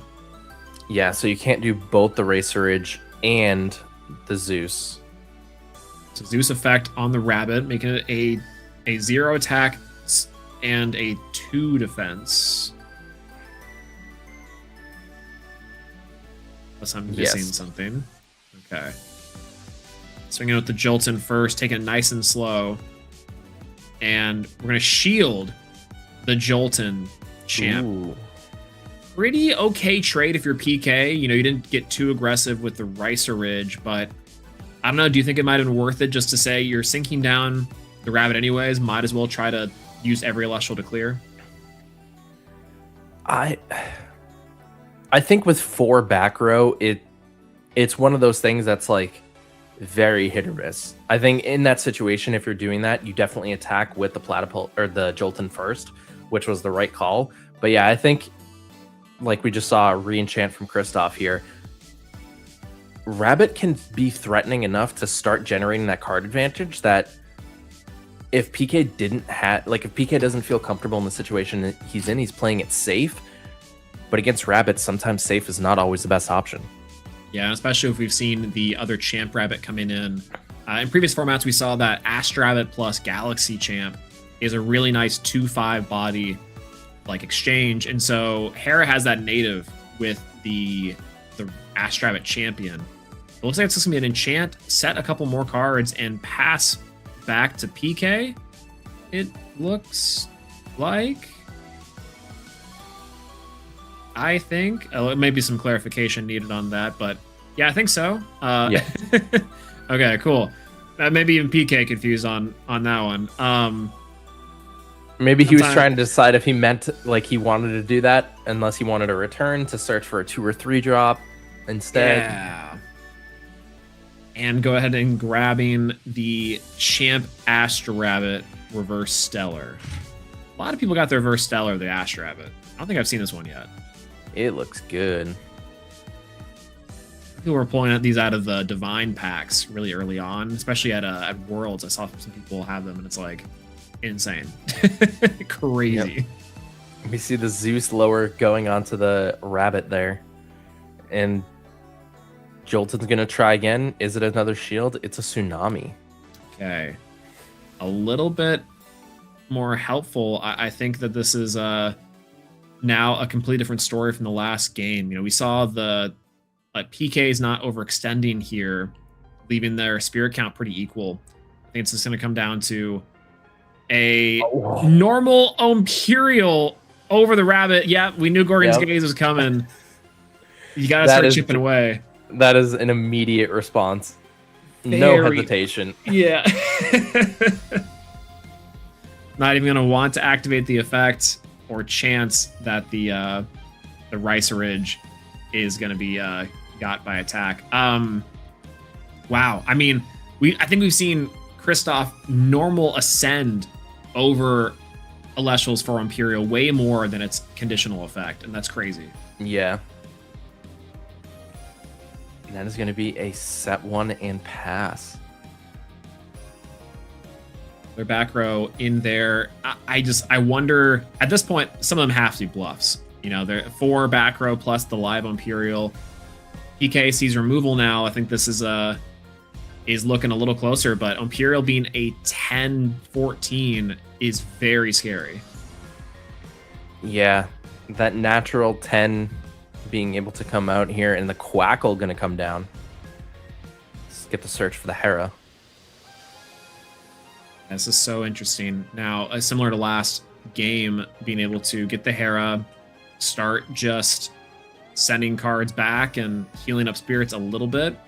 Ricerage can even dig deeper for some extra options here, but this is maybe the difference between the two decks. You know, Imperial is very solid at helping to clear the board a lot faster than Hera can really manage.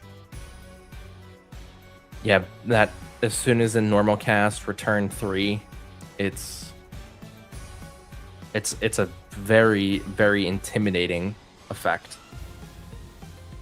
Looks like Ricerage is going to bounce back the spirit.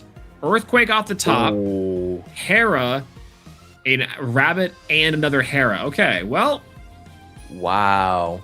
Very interesting here from PK. We know where that Earthquake is going. That's not moving. That one's staying on the top for sure. That is... And adds the Hera to hand.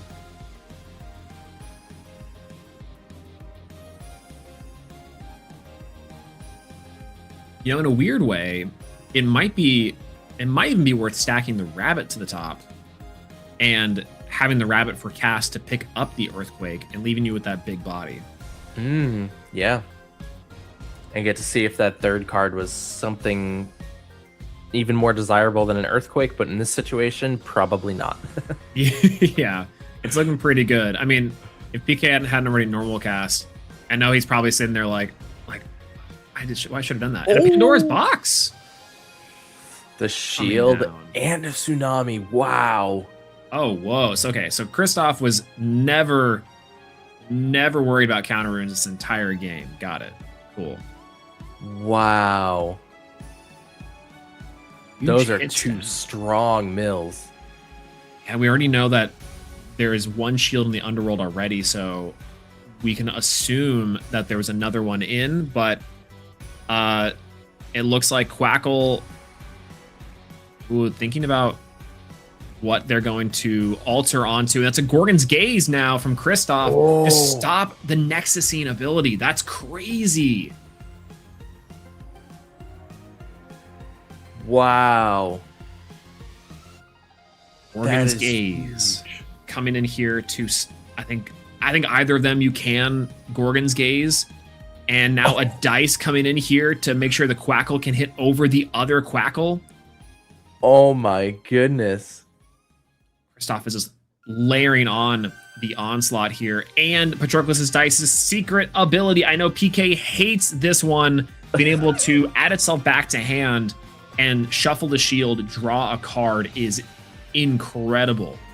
Oh my goodness. A board clearing turn on not even Kristoff's turn. That's crazy. Oh no, wait, an earthquake, PK, that's crazy. Who would have guessed? So yeah, off the Imperial, that takes care of that, but now the Spirit's 6-11.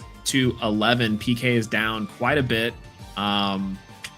Herod doesn't always hate playing at the Spirit deficit, but I think PK only has the one Hera with the other two on the way. So they're going to have some motion now before what I can only assume is a second Imperial. We've seen it before. Yeah. Maybe that's why the play with the rabbit, maybe the idea was instead of doing the rabbit and then getting the earthquake was so that you could get the other Hera.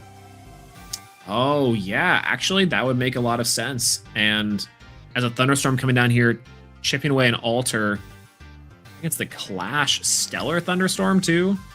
At the Awakened one, yep. Yeah. That is very, very pretty. And the Hera coming in. Second, yeah, there it goes. Second Hera. Yep. So the third one we know is close.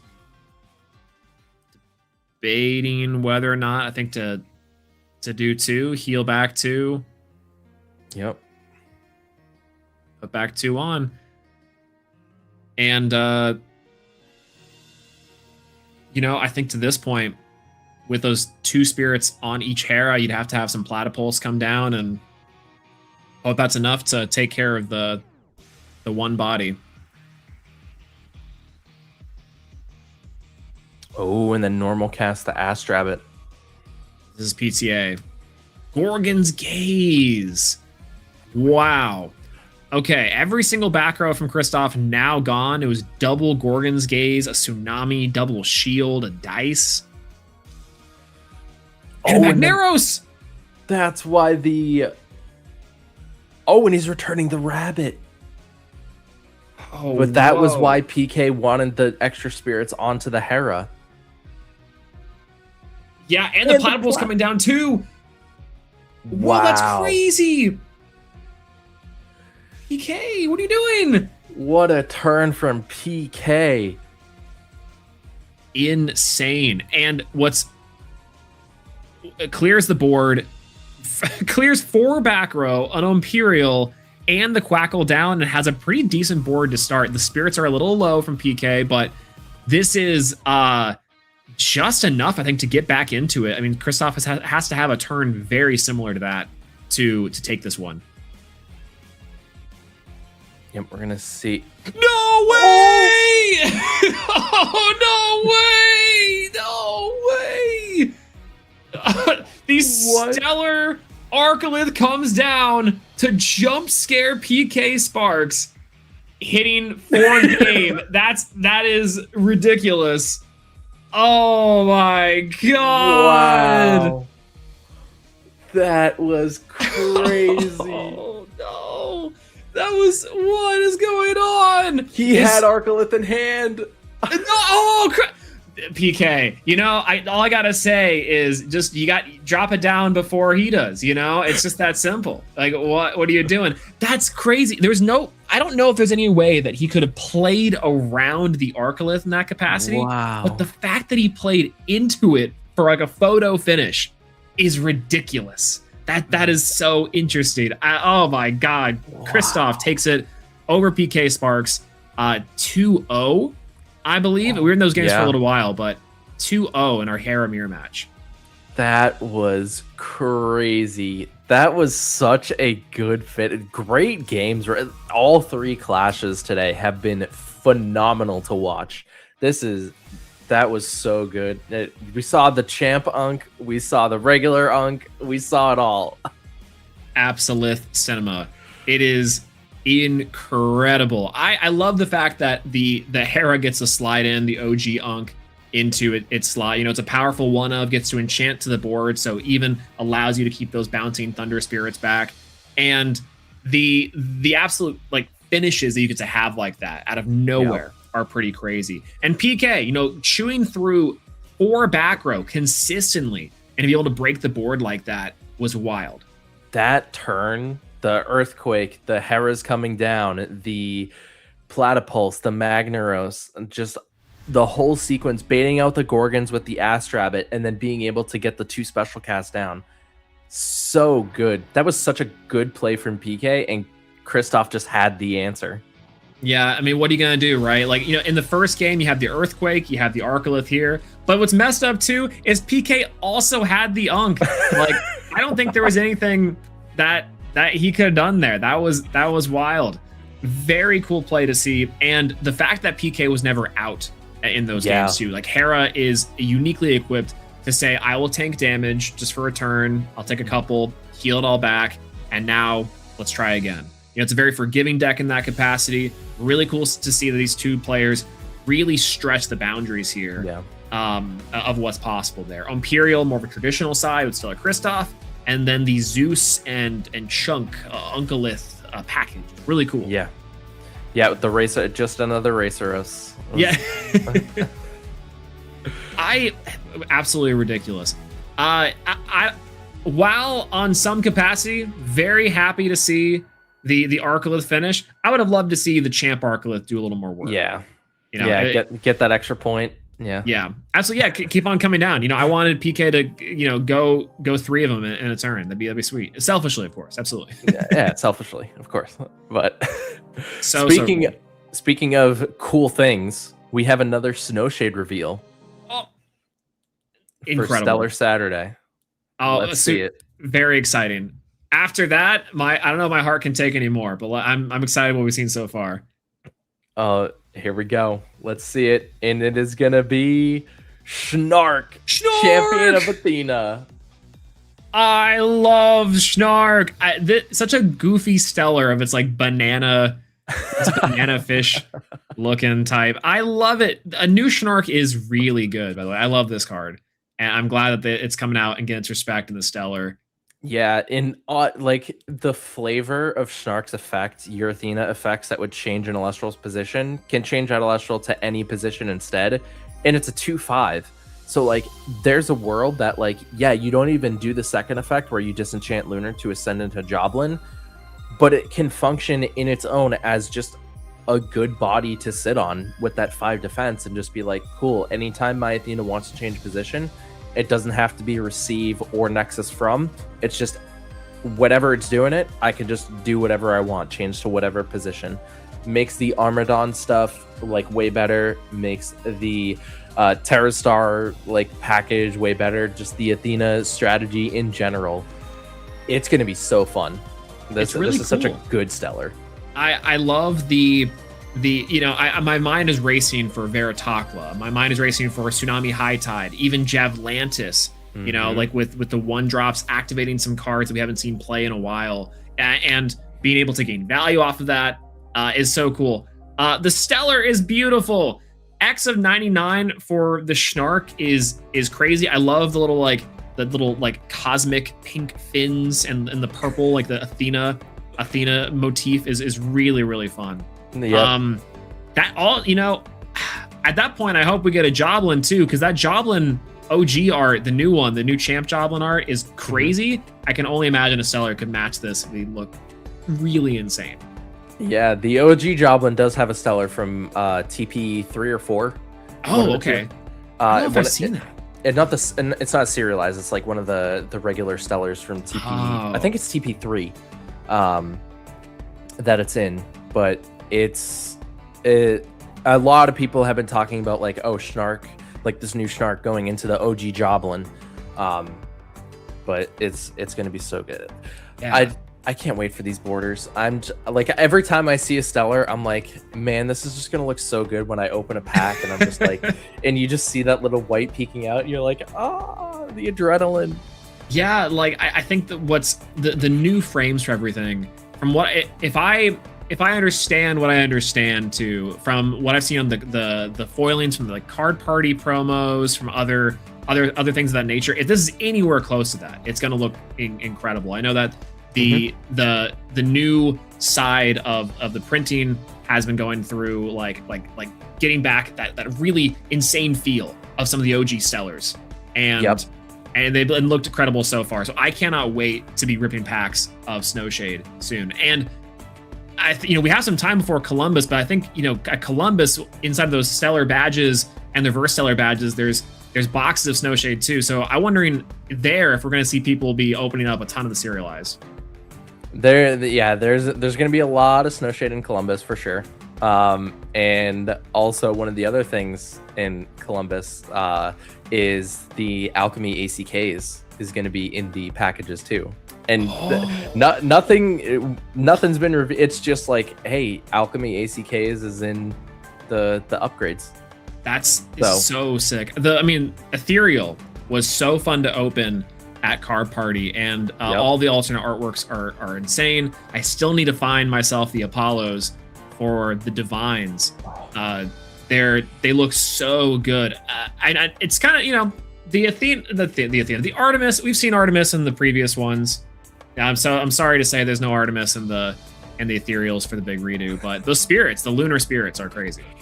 Oh, I need 20 of these for sure. Just honestly, all the ethereal spirits are so good. Yeah, I'm a big fan. I pulled the earth and the water ones myself, and they are crazy. I don't know how and what capacity I'm going to be able to fit these in without playing multiple, but if I can get a second one of the water, definitely going into every single tsunami, and then it's hard pressed for a second one for the earthquake spirits. Yeah. It's going to be a lot of fun. So, such a good time for opening. Yeah, there's the Terratlas right there. Log mentioned. all the ethereal spirits, they look so good. Absolutely insane.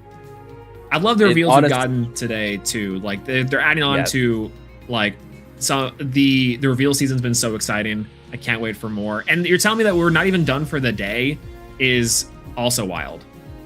Oh yeah, there's one more. Yeah, that's crazy.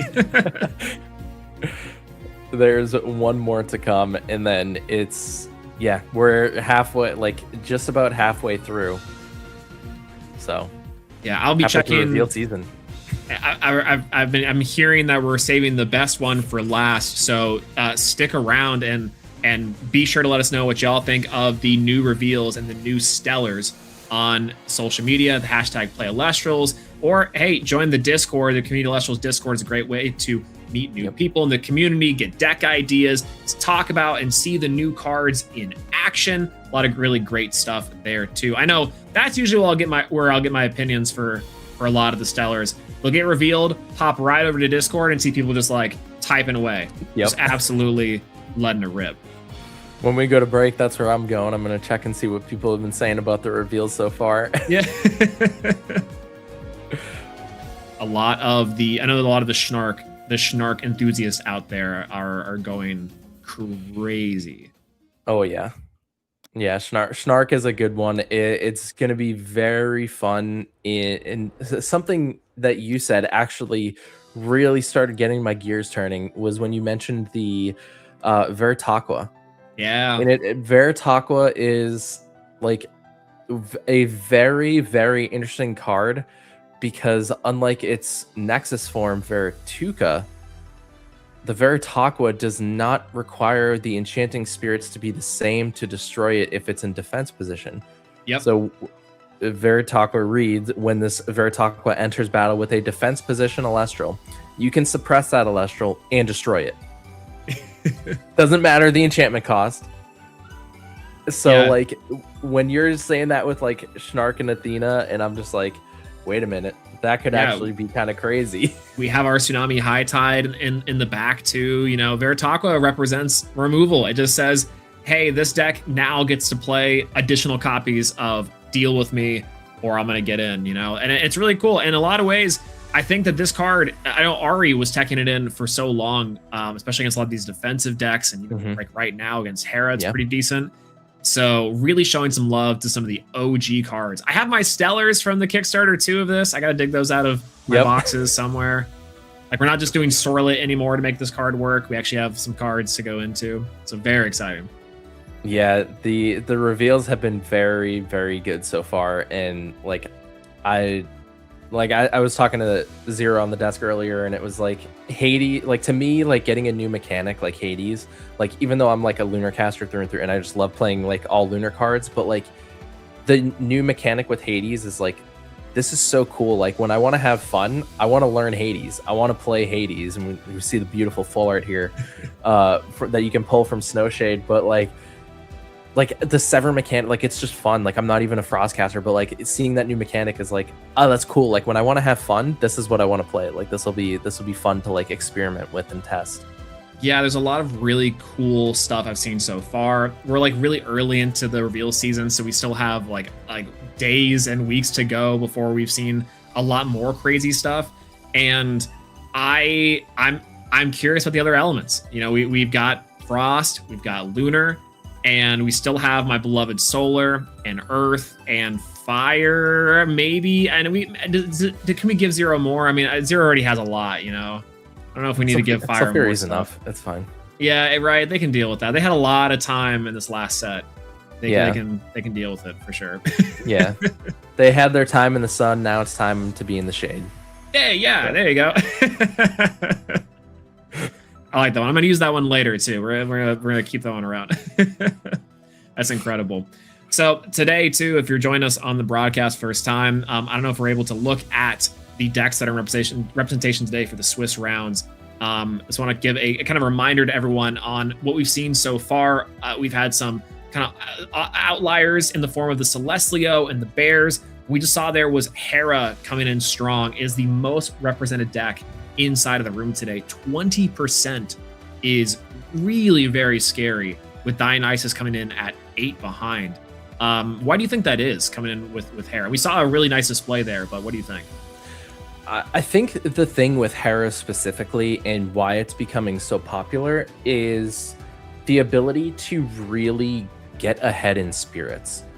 And it's just being like that recursion of spirits is a nice buffer for a lot of the casters, and also just having the kind of big stats that Hera can get. All of Hera's stuff is about like getting through and getting Elestrals on board, big defense, big attack, swapping stats with the Astrabbit, buffing the stats with the Platypulse, being able to special cast with the Magnaros, being able to foretell with the Racerage.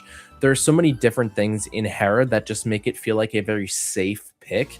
And it's a very strong, safe pick. It's not an unbeatable pick, but it's a very safe, strong pick. And I think that's why we're seeing it so widely used, is because it has that like really good, if you understand the mechanics in Elestrals, I think Hera is like a very comfortable deck for a lot of casters. So I think that's probably why we're seeing it kind of uptick in usage. And especially with like just being able to get so many things on board, it feels really good to play. And kind of a little more behind it, we had this Fish Nexus with Chronodile. And I don't know about you, I know Chronodile 1 is a fan favorite. The Australians love this card. I know Julian in the last premiere played this card, and it's very, very scary. But I think Fish, oddly enough, has some fins. You know, it's got some legs to it, and I'm glad to see that casters still haven't given up on it. It's a nice tried and true strategy. But I figured we have more Sloth. Sloth is the other deck that I think that a lot of people were looking at. You know, 6-1 the card party with it, and maybe it just doesn't have the right tools that Hera does, right, to have every single caster have it click, right? But I think it's still very strong. I think throughout the day we'll be seeing a lot of these decks pop back up and good to go. Curious to know how Dougie does. I still haven't been able to play with or against the Dougie Dugabus deck, but I'm so curious. Does that work? How many times are people actually milling the Dugabus off of Dougie? I feel like it's one of those things where it like comes up every now and then, and it's just not as like detrimental as it could be. Like when it happened, like I feel like this is a lot of situations with a lot of decks in the game specifically is like when it clicks, it's really strong. But as soon as it just kind of misses the mark a little bit, it's one of those things that's like, it's not that bad to deal with. Like it's still strong, but it's not that bad to deal with. And I think that's kind of the position that it's like in. It's like it needs to hit to get really good, but if it doesn't hit, it's kind of just like it exists. Yeah, it's got a little scary, but nothing too crazy.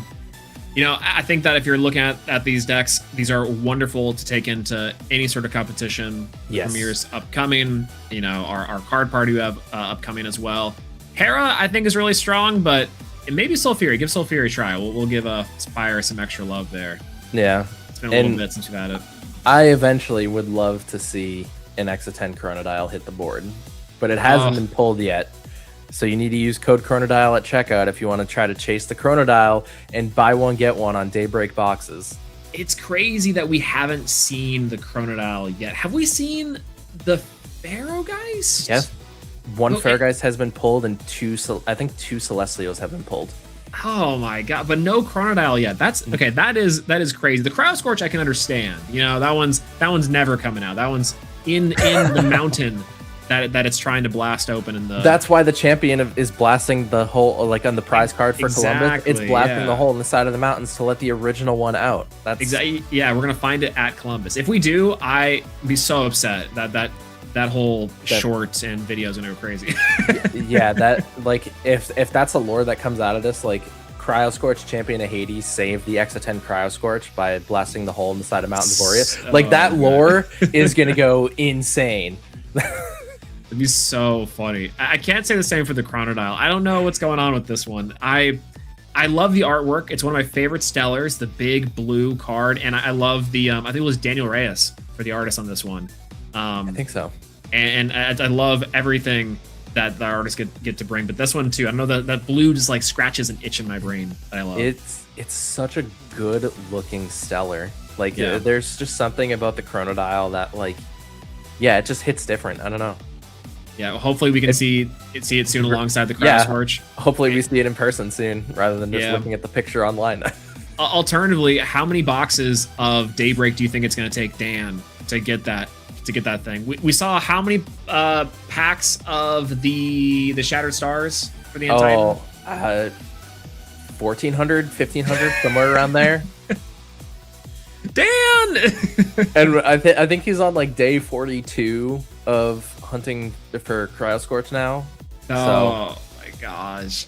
You know, a gambler quits right before they hit it big. You know, it's that meme with the diamond mine when you stop right before you get there. But just use Dan with these Cryo Scorches. Yeah, if you use code Cryo Scorch or code Chronodile, it'll just you get there twice as fast. Yeah, absolutely. I'm like your double pickaxe going in. I gotta pick me up some boxes. I think it'd be so cool to see. These legendary cards for chases are insane.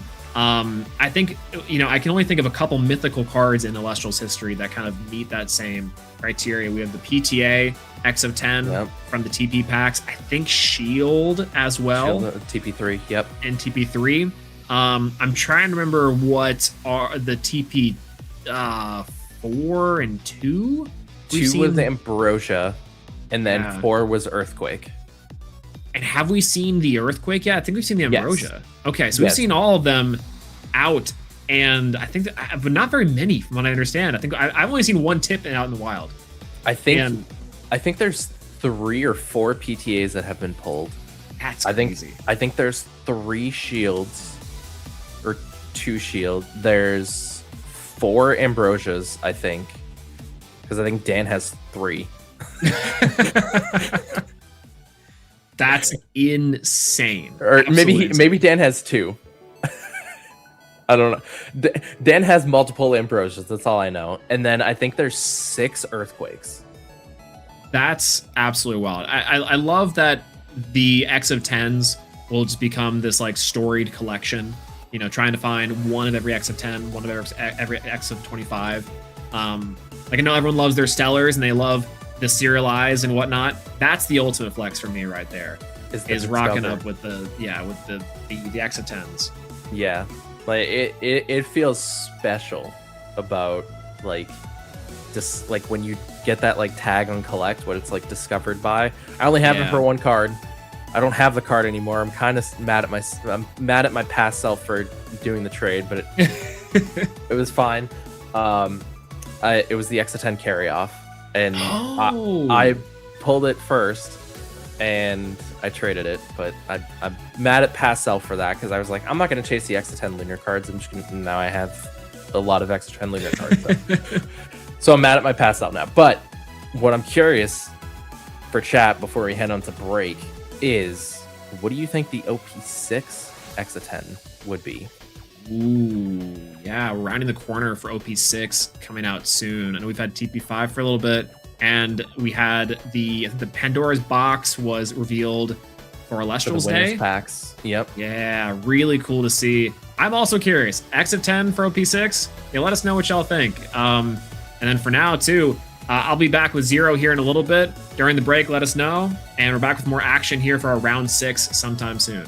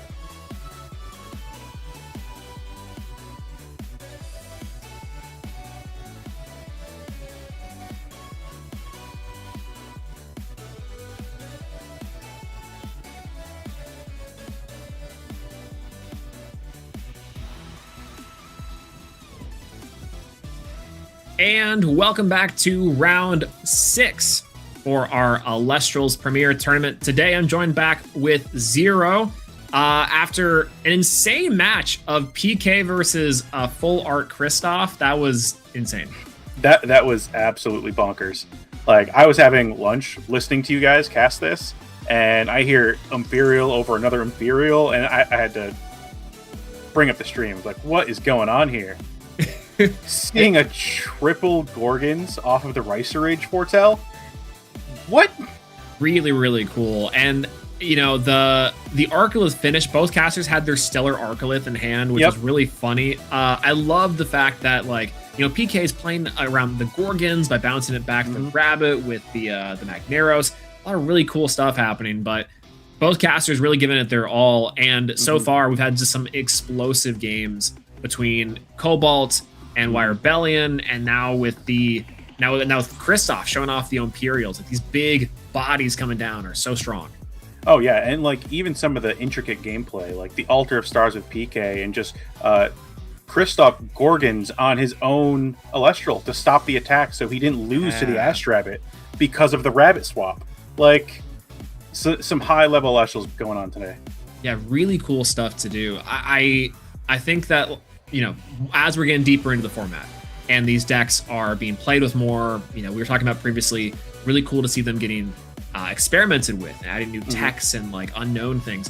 But one thing that's also really apparent is the tech play gets a lot better. You get to be more comfortable with your deck. You get to find out the niche interactions and how the game flow works. Like, yeah, Stellar Kristoff had 4 back row back there, but at the same time, you know, you have to kind of learn how the dominoes are going to fall. One misplay with the back row means that PK can maybe come back in a way you weren't expecting.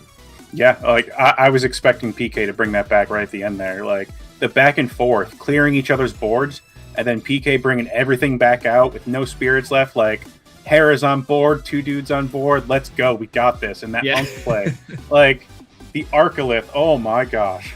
Really crazy. We haven't yet seen, so, you know, I'm on the board. I saw Carrion, which felt tailor-made, but we haven't quite seen Soul Fury or even, you know, Synectar Chant, the Dio deck from the Premier yet. But those decks, I think, are still very much on the radar, and I think are still very big powerhouses inside of the current meta. I don't know how they're stacking up in today's tournament yet, but hoping to see some of that for Top Cut here soon. Oh yeah, I mean, we're bound to see Dio at some point. With the second most represented deck in like the Premier today, we're definitely bound to see Dio. Sulfuri maybe not, who knows? Like, hopefully my boy can make it to the top, so that way we get to see some Noxids. But yeah, I mean, I'll probably get a point at some point today, but it's okay. Yeah, the Synectars will come in clutch for sure. Yep. The and you know, the Schnark, by the way, I have to get your opinions on this thing. We talked about it, Frontage and I, about the beautiful serialized Stellar. Yep. And this thing looks great. I can't wait to see how it plays. We were talking about some of the previous tech, like Javlantis is where my mind goes, not only to that because of the Tsunami High Tide proposition, but man, this thing looks good. I'm super excited to play this in actually the Poseidon list with OG Joblin.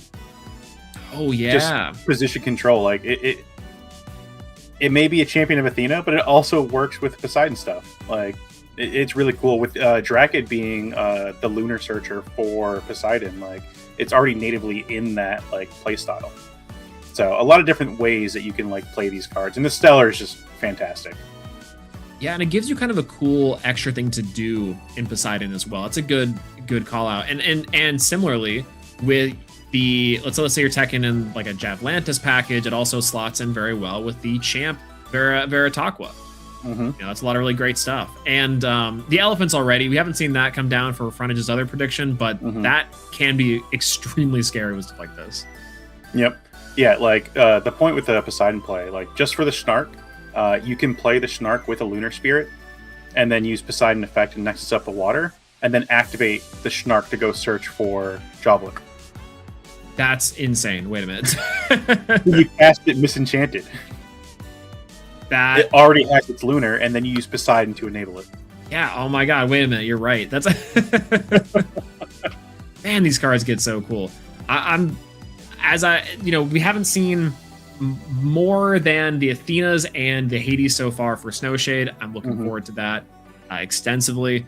And I think for our current premiere today, we've seen a lot of really cool tech, a lot of really nice slow gameplay, and a lot of like methodical stuff with our Hera package. But I'm still on the fence about whether or not I think that the big explosive decks are taking over, or is it just that the low to the ground strategies are in the waiting? They're not in the feature, but we're going to see them pop up in Top Cut. Everyone that's rocking up with Dio, everyone that's rocking up with like Fire Artifact, even maybe there's a couple lone players out there. Yep. Yeah, the Win the Sense using Fire Artifacts with Krakatuga. Yeah, exactly. Which, shout out to our previous Premier Tournament winner. I played them the last Premier, and it was like 1 a.m. for him. And I was like, I was like, you're going to play this one out? And he's like, yeah, we'll go this round, and I'll go to bed. I'm like, okay, sounds good. Absolutely. Going hard over there in Finland. He was up overnight for the Premier win. That was crazy. Yep. Shout out to all the Aussie players too. Like today's event started at 3 a.m. for some of them. Oh, at least my God. 3 a.m. like their time. Yeah, which is crazy. Like some dedication from these Elestrals players from across the globe. Yeah, and Cobalt's dropping down Celestlio like that at all hours of the night is terrifying. Truthfully. Yep. Really, really cool to see. Well, in that way too, I think that we haven't quite seen the other Australian contingency in my radar. I haven't quite looked at what they're doing, but I know that for our previous Premier champions, Bean Soldier TV still very much around and kicking. Trishula, Dimax, even for some really crazy players in attendance. We had Spicy Sausage also is making kind of a nice tear too. So these casters who have been storied from Elestral's history coming out today for this one is really cool in this late stage of Sunstrike. Absolutely. Everybody's coming out with bringing their A game. Yeah. And I think it's really easy to get kind of lazy in these later tournaments. Speaking as like a player, right? You can be like, well, I have my points for Worlds. I'm just going to play for fun. It's cool. What am I going to do? Like play, Armadon Burn. I'll play it now before it comes out in Athena. I know people who've been playing that card since Armadon came out. Shout outs to Magnitude, who constantly is playing Armadon Terrastar Burn. I love Armadon Burn. Terrastar Burn gets very, very scary next set. Oh, we have to ban Magnitude before that happens. I know that he's been rocking up with Terrastar Burn for a long time now. That cannot let him have this. Yep. He's just been waiting for this moment. Athena's Stratagem is going to be a really good card in that deck. Yeah. Yeah, the re-enchant is crazy. I love that the attack stat swapping of the Terrastar, the Terrasail inside of the Underworld, making the baby a 5. It's really neat and really interesting. So, I don't know. Real scary stuff, honestly. And to that end, too, I'm curious to see what people are going to be cooking up in Beyond for these like full reveals in the next couple, as we see these cards get added and how that's going to shape up. Because I don't know how terrifying it's going to be to queue up and be like, I'm in for a nice relaxing day of Beyond, and then see the burn come in. Insert a pterodactyl screech. Yeah, exactly. Gonna have to add a soundboard to Beyond. Be very, very funny. Actually, wait a minute. Sure, that's right. So we've seen Hades stuff. We've seen Athena stuff. What are your predictions as somebody who's not in the know of Demeter and Apollo that we know are coming in Snowshade in the starter decks? We've seen Sakurasaur in the artwork. We've seen Lustragon in the artwork too. I can only assume that means we're getting a Dratara, which that's the card I think will be determinative for me. And if not, then I'm wondering how good the champ's going to be. I've loved Lustragon for a long time for Apollo. So that deck and that card could be really cool.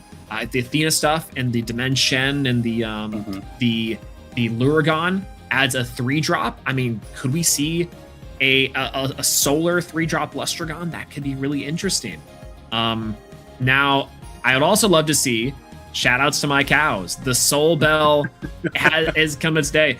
go to Lone Star Pack Breaks. Shout out to my locals here in Texas. Ace Blaziken, big fan of Solar. We're always talking about how Soul Bell needs to get a little more support, how Soul Bell's Time in the Sun is coming up soon. So it's been a while since we've seen cows. That's maybe my big hope, is that we're going to get some cow stuff soon. It's time for the cows to come home. That's yeah, exactly. That's a good one. I like that one. Yep. And now what about Demeter? Oh, Demeter. It was the Sakura stuff. It's time for the Searcher. To PK's point on this one, Searcher for that, maybe a fully forest Searcher, I think could really bring that strategy together. And maybe finally we could have Demeter champion Vertilith be back in the meta, because that card is really good. I think it's really a good card. Only thing holding it back is the Demeter Searcher. Yep. Having to hard draw Demeter or just use Plucky to find Demeter slows it down a lot. That champ Vertilith already, it has a big butt. It's a 7 defense stat. I believe it's a 6 or a 7. And speaking of a big butt, we have Bean Soldier TV versus Adam 2E. Bean dropping down a 5 defense Chilotl coming in here. And that big butt's going to be hard to get over. This card has not seen a lot of play, but is a really cool card inside of the set. Being able to foretell 4 and add a Frost Rune Foretold. Let's see if we hit anything. See a Madness, a Shield, a PTA. I'm not sure what that first one is there. Was that a bear? I think it was a Hibernation. Could have been a Hibernation. It makes sense with the mat. I think that signaling Bean Soldier rocking up with the bears would make sense. Set 1 card pass here. And with Frost and Earth already, are we seeing more Sloth gaming?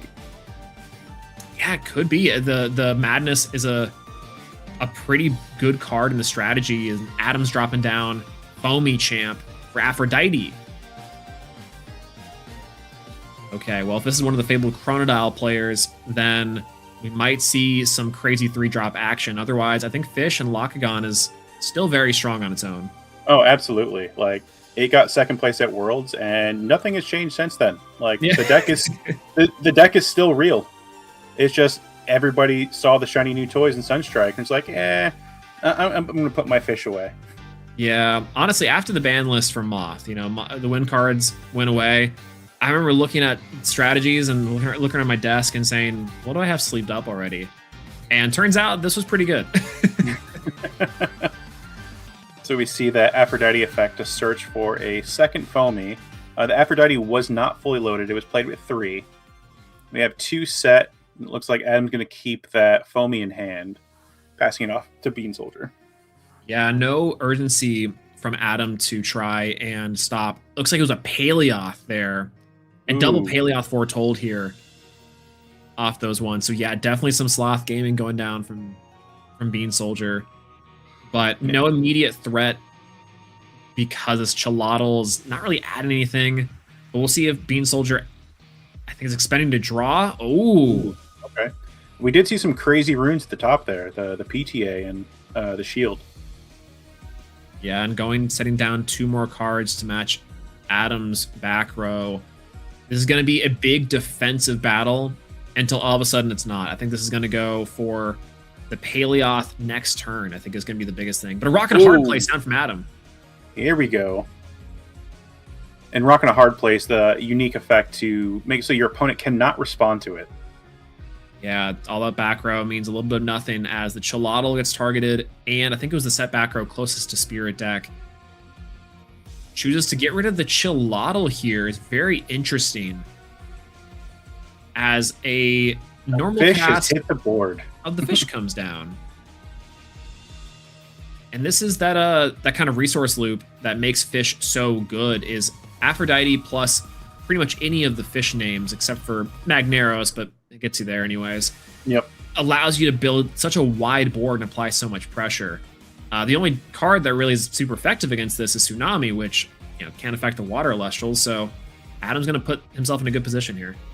Yeah, and Adam going really wide right now with the Water Elestrals. One card that may be in Bean's arsenal within Element is probably Ice Age. Ice Age would be able to clear out this entire board. Oh, yeah, and Sloth has a really easy time of getting those Ice Spirits the Frost Spirits on board to get Ice Age online. And Fish can historically struggle with the deck. And a beautiful Reverse Stellar Ursicle coming in. A bear has hit the board. This is not the first time we've seen this today. Yeah, and this would be the time to drop the bear bomb, now it goes through. So the first time on the desk, we get to see I think that's the full art? Yeah. All right, which means we might have that. It was Hibernation earlier on that foretell. Uh-oh. You think we're going to get the bear bomb now? A bear bomb off rip. Now let's see here. Gonna drop down the Ursa Den with a water spirit and put the second spirit here. It's important to note that it's a water and a frost spirit to play around cards like Monsoon. Interesting. Ooh, does that mean that Bean probably has more than one Hibernation in hand? It's possible. I think so. Right now, the stadium is properly enchanted and has the 2 frost, 1 fire, and the water to disenchant the 4 spirits on there to drop now down the X of. Is it an X of 25? That is an X of 25 Mama Bear. Oh my gosh! Oh, I'm gonna have to pull mine out here. This is crazy. The Majursa Champion of Hestia. Oh, wow. Coming in here and popping... Well, okay, Adam's going to activate both back row, a PTA, and a Tsunami. Ooh.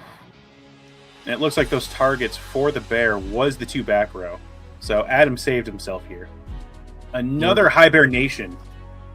A little rough. I mean, we were talking about it previously with the Celestio game, where it's like, which one do you hit, the back row or the Elestrals? And sometimes this is the gamble, is that those 2 chain, they protect you for the turn, and the Jursa is limited, so when this PTA resolves, that's the last one. You know, it'd be a really cool play here for me to get a point. if Josh plays a Noxid, he can get back that Majursa. Wait, true! Josh, you can hear us, quick. Play a Noxid. All right, let's see. Passing back to Adam here. Spirit counts equalized again, and you got those 2 back row out anyways, so maybe that leaves room for the Paleoth splash that we saw earlier, a Foretold, come out. Into a Champ Locagon here. Very, very scary, allowing you to heal back the 1, and Aphrodite coming down to search, I imagine. I'm debating whether or not they want to. Oh, using the Foamy effect from earlier. Pitching the Foamy, expending 1 to go search for another 2-drop water. And it's the Frostfall Locagon, which is also limited to 1. Yeah, this card is, really scary too, but one of the great things about Fish is it allows you to have these plays where you get to choose whether or not you want to maintain that Aphrodite and go for a big push like this. Lockgun coming down, heal 1 off the Champ Lockgun, and now OG Lockgun on the heel of a Water Spirit gets you target and pop a card. Let's see if it's going to be back row or if it's going to be the Elestral. It looks like it's going to be the Elestral, and a Blizzard Whiteout comes down. Ooh, very nice. Okay, I can only imagine that Rock and Hard Place maybe didn't target that, because I don't know if Bean Soldier would want to keep that around when Chilatl was there. But going for the Aphrodite effect. Adam searching for a Water Elestral in the deck with a name that shares any Elestral on the board. Could be a Locagon, and it's another Fish. Aphros Champion, to be exact. Aphros is a nice backup plan here. Get the deck thin out just a little bit. And you're down to 4 spirits, so, Bean has quite a bit to play with. Only taking a couple. And... Into the Paleo. Yeah, can't be attacked here from the Blizzard Whiteout. I thought it was a goner. Here we go. That's right. The Blizzard Whiteout also negates the attack, so it insulated the bear. We're going into a Sloth, and this is a very, very good board for the Sloth to run into. It all depends on what Adam has face down there. Yeah, if that's shield, it's going to be a little trickier to get back.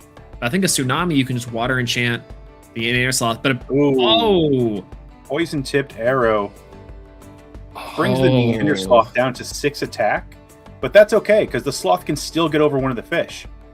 Yeah, and that's going to mean Adam's taking a couple spirit damage here, and they might not be able to pay out the Neander Sloth comfortably. Checking to see how many water spirits in the underworld for that Locagon boosting effect. OG Locagon gets itself +1 for each water in the underworld. It looks like production confirming that 8 is the power for the Locagon right now. Yeah. Big body. Neander Sloth coming in. See, this doesn't seem like an equivalent exchange if you're Adam. You can swing over the Aethros, do 2 damage, and then you get floated back into for the Paleoth. Yep. Otherwise, you destroy the targeting the champ Locagon. It stops the healing from anything for the future. Yeah, I think that's probably pretty decent if you're playing the Tagua engine as well. Hey, okay. Neander Sloth going down off the expend 2. Getting back our Paleoth from the underworld. That loop is very, very good. And now if Bean Soldier has any protection in the back row there to keep this Sloth alive, he's just going to rinse and repeat next turn. Yeah, there's we know the Aethros champ in hand can come down to play some pressure, but there's 3 back row here. We know there's a Madness that we've seen before, so that can take out one of them, meaning that the other 2 cards could also be live. Let's see how Adam responds here. 2 spirits is not very comfortable to play with. The ideal route here as a fish player would probably be Aepharos into Hard Ascend Kerbis or something. Ooh, that would be really good. And also, in the Locagon deck, they natively play 2 Ambrosia. Yeah, so, that's right. A lot of decks lately have not been playing Ambrosia. This is the one deck that still plays it at max. They're coming down for the Aethros champ. And get those 5s back online.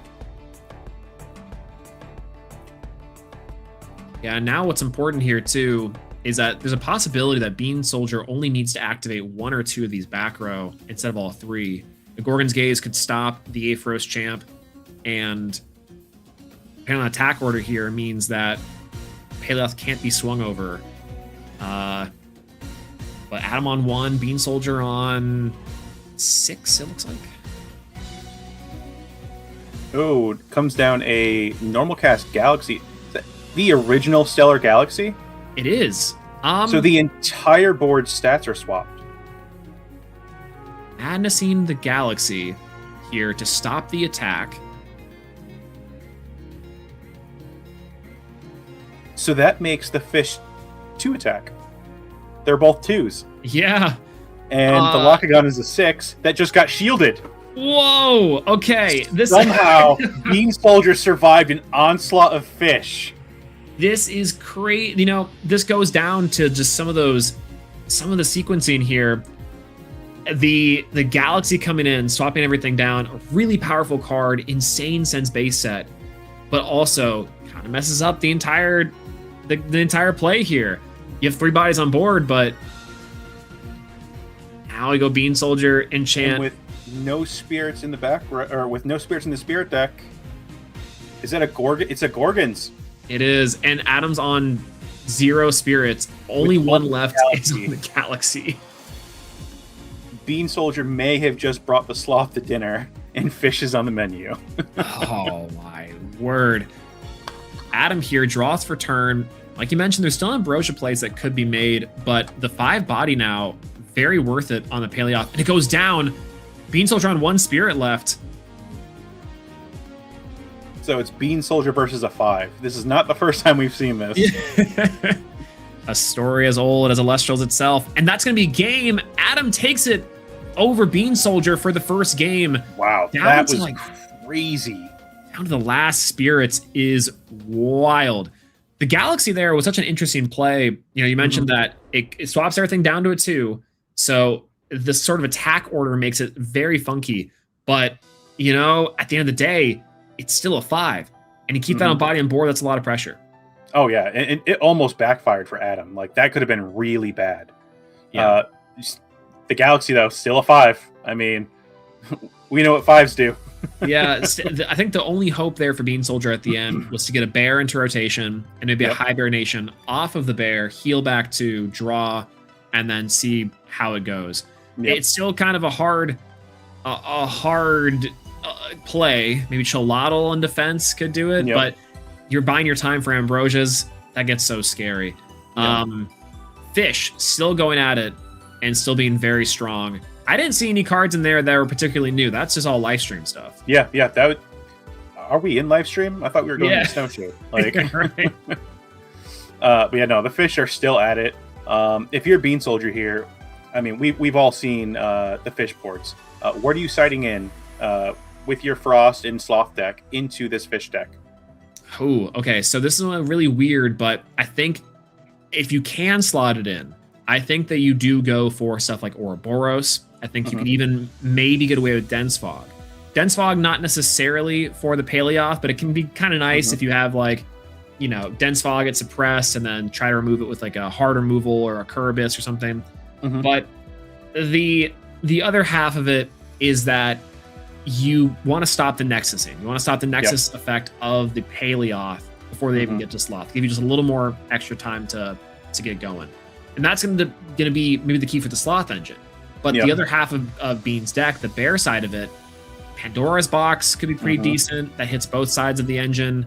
I think it's really tricky, though, in Fish, because there's a lot of cards you don't want to take out. That was always my problem with playing the deck is, what do you take out of the deck? The deck's already still very strong going first. Oh, yeah, it's a very tight list. For Bean Soldier, though, like, cards coming in, I can see Cryoblast. Take out those Champ Aphoros. Yeah. Getting rid of the back row. I mean, we know that Bean is playing Majursa now. We have the one Majursa stopping that back row, the PTAs that we saw. I mean, I should be getting these points for these PTAs. I'm assuming that there's going to be Broomalinks in the deck to search for Blizzard or Mountains.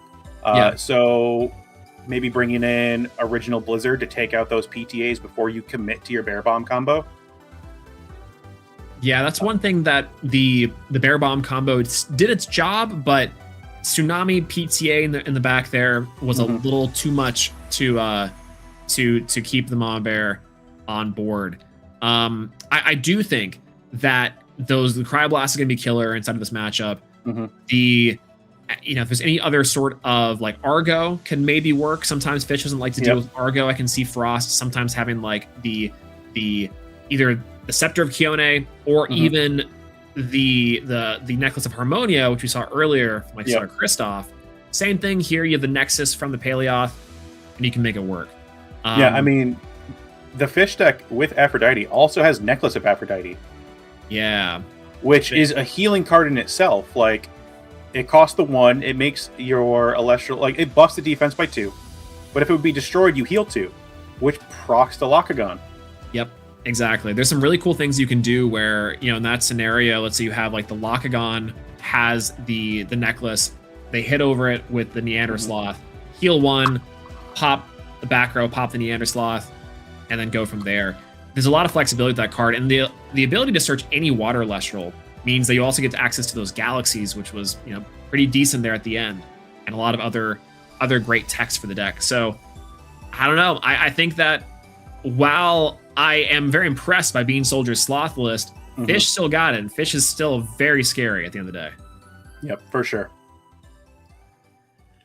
See how they are going off. I imagine Bean's gonna want to take first here going into game number 2 of our round 6.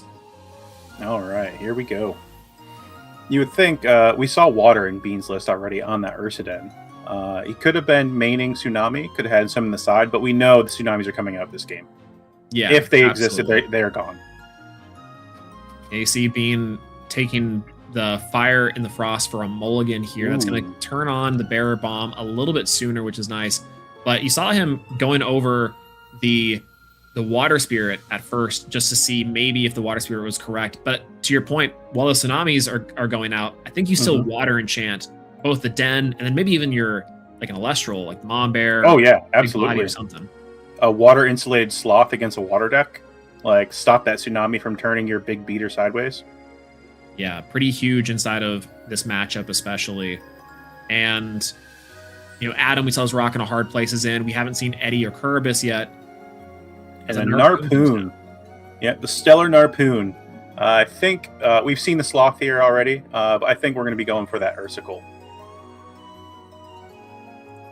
Yeah, the Narpoon will be kind of weird in this matchup now with knowing the OG Galaxies on board. You can maybe stop it with like a Battle Step Gorgon's Gaze, but now this Narpoon gets a lot less scary. Into Brumalinx. Interesting. Yeah, there's the option maybe to go into the Blizzards or the Boreas. And let's see if Bean Soldier has anything to go with. 2 back row. Adam's turn. Let's see if the fish can do its thing. Oh, the original Base Feroz. Very powerful card that is now at 1. I just got my Stellar of it. And the best pair and the best start in the game, arguably over Rabbit, is Aphrodite, Aepharos. This is a powerful combination. Not only does it allow you to threaten a draw 2, but gets you an extra 5 as well. It's scary. Yeah, the card advantage here is insane. You'd be able to run away with the game. I would expect if Bean has an answer for it, he's going to wait for the fish to Nexus first to be able to stop that draw and capitalize on taking out the Aepharos with all those spirits on it. Yeah, what's kind of scary here too is that you can Gorgon's Gaze the Base Feroz for the draw, and that means that this Aepharos champ is still a 5 and still threatens that Narp. And that creates this really kind of silly catch-all, but it looks like the draw is good, and Adam is a very commanding position just from that. This engine is so silly. Very strong. There's a reason why it made 2nd place at Worlds. And we have I imagine a Shield of Achilles coming down here.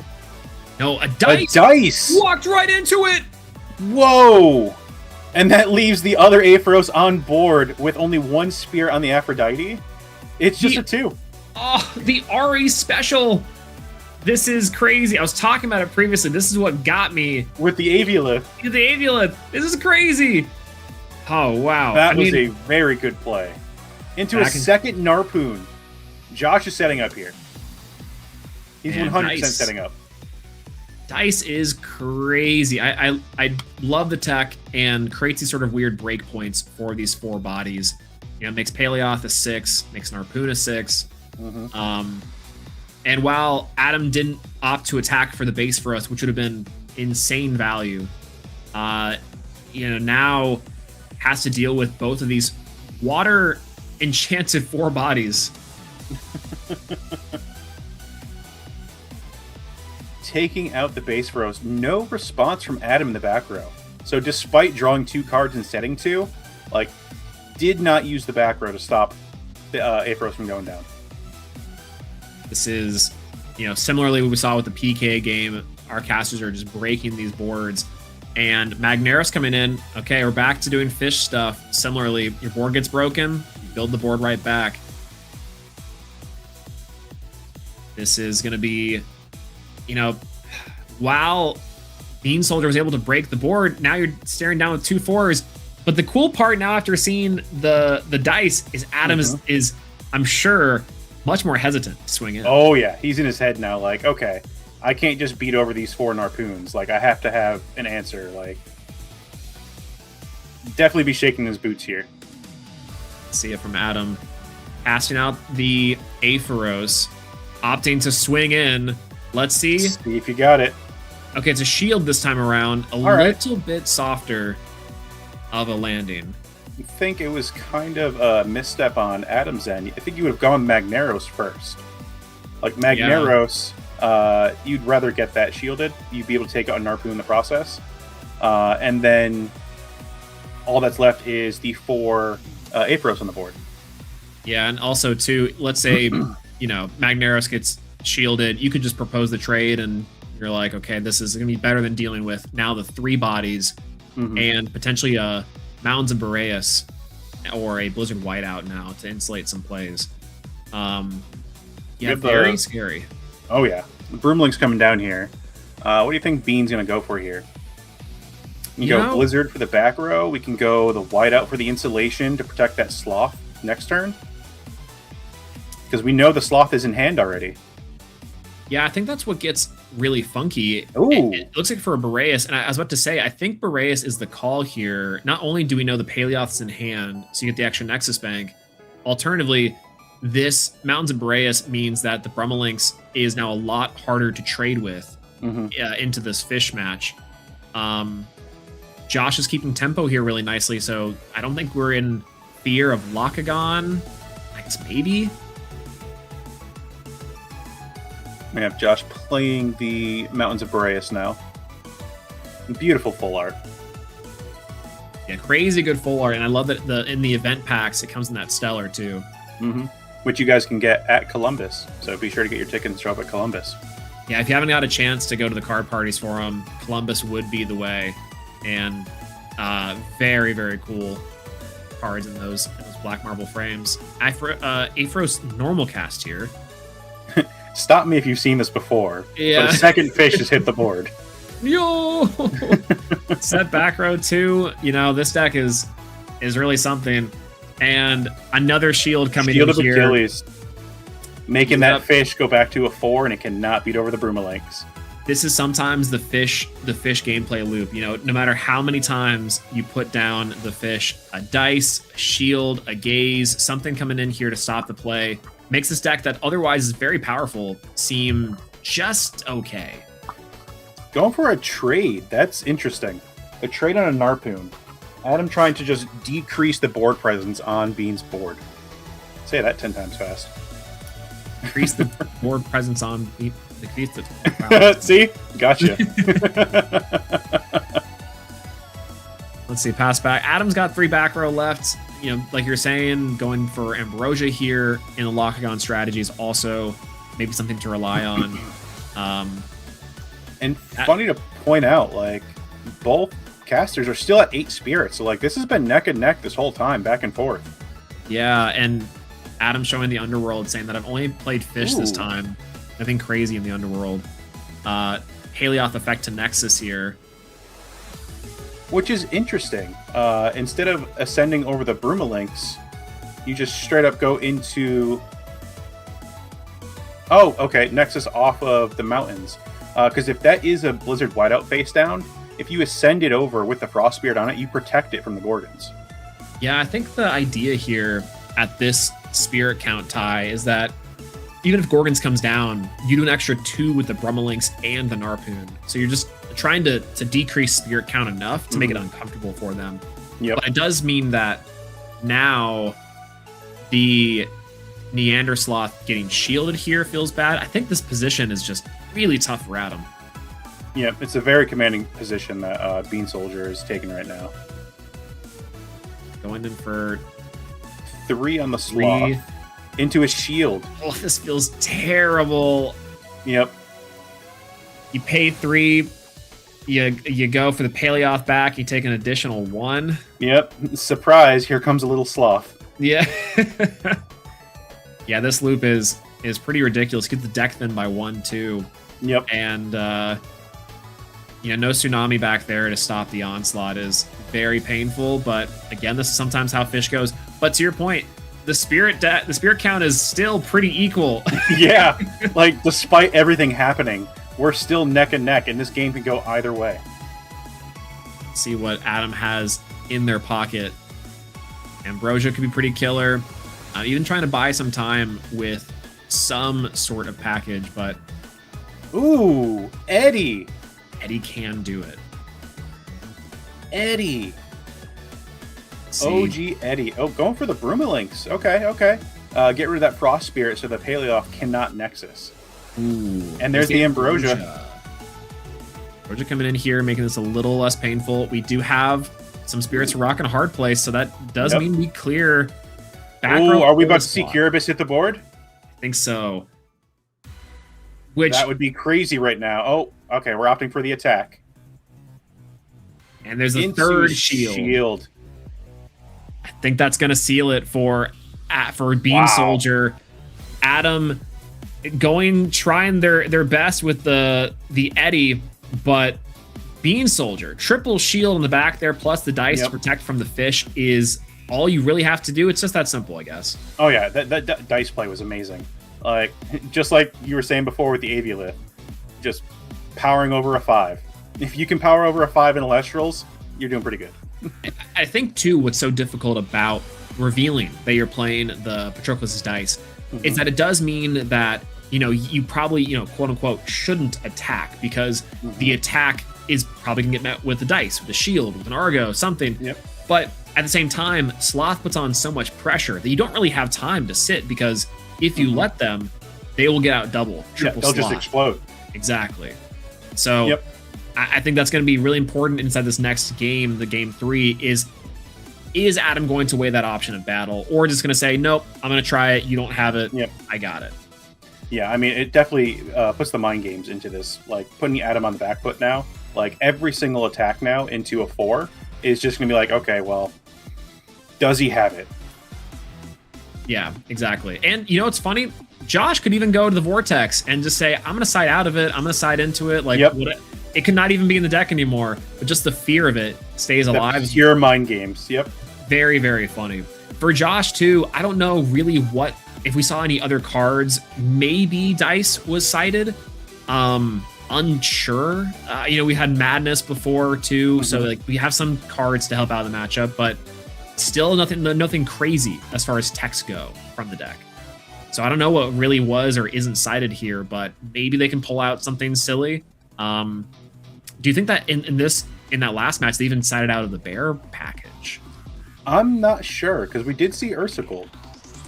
Yeah, was Ursicle in the second game? Did we see that search from the Narpoon? Probably. Oh no, it wasn't. It was it went to the Broomalinks immediately. So the bears could have been sided out entirely. Interesting. I wonder what the play pattern is there. Like get the bear for game 1 to spook the opponent, and then game 2 go low to the ground 5s. The Pandora's boxes. You force them to play a certain way, siding in cards that you don't really care about. Like that if Adam has the P boxes inside, they're coming in. Like the number one counter to the Ursaden combo is Pandora's box. We all know this. Just going low to the ground afterwards, like. I'm curious what mind games that Bean Soldier is playing here. It's always a scary thought to have, because something's going on there, and it especially with one of the best players to ever touch the game. It's I don't ever want to be on this position where I'm getting in the Bean Soldier vortex. He was the number 1 player in the 2026 season. This is his first game back since Worlds. That's ridiculous to think that this is the first time back and he's already this strong. All right, well, we'll see how this game 3 fares as Adam is looking to take down Bean Soldier and Bean back in action. Let's see if the Bears can come through. Adam's starting off here with a Foamy Champ. It's very similar to the first game. Yep. Can we repeat what we did in the first game, is what Adam's saying. Go get that Aphrodite, assuming that you were going to go and immediately get that Foamy, and just hold back that Foamy. Like, there's no reason to go into a 2-drop yet. Or looks like he's shortcut and is going right into a 2-drop. I stand corrected. That's so interesting, because I'm with you on that one. I think I love to hold the Foamy for if I want to search Kiribis, or if I want to go in for the other Lockagon, but I think just like threatening Bean Soldier and saying, I have this card. If you don't out this Foamy, there's a possibility this comes down now. And the difference now, we're in game 3, and who's to know if Bean Soldier brought in Pandora's boxes himself. So he's completely going unattested right now as he's going first to get his full combo in hand. Yeah, and there's not a mulligan from Bean Soldier, so I don't think we have to worry too much about a turn 1 Bear Bomb. But set 2 Foamy, oddly enough, this is one of the scariest boards in Elestrals. Despite the fact that this Foamy is not very big. Immediate turn 1 Ursaden. Do we have combo in hand already? This would be very funny. All All right, we have, I think, Frost, Earth, Enchanted, Ursaden. Interesting. Halioth coming down. Interesting choice on the spirits, though. Putting the Earth Spirit in the underworld. Yeah, that, gets a little goofy. Pandora's box coming in here. Hey, it stopped the Ursaden. When a Oh, no! and it hit the Majursa. Yeah. Majursa was still in the deck. The one-of was sent to the underworld. Oh, no. Limits coming in strong. That Pandora's box not only stopped Ursaden, it stops every future Ursaden to come. Yep. It just turns that card into a dead card now.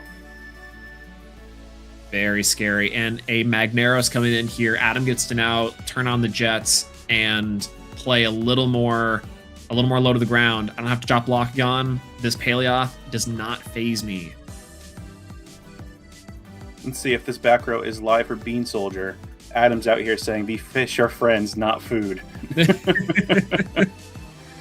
Yeah, going for this instead of the lock, I think is definitely less committal. You can always fire off the Lockgon later. But yet again, we're in this funny little play where Foamy and attack. He is going on the aggressive.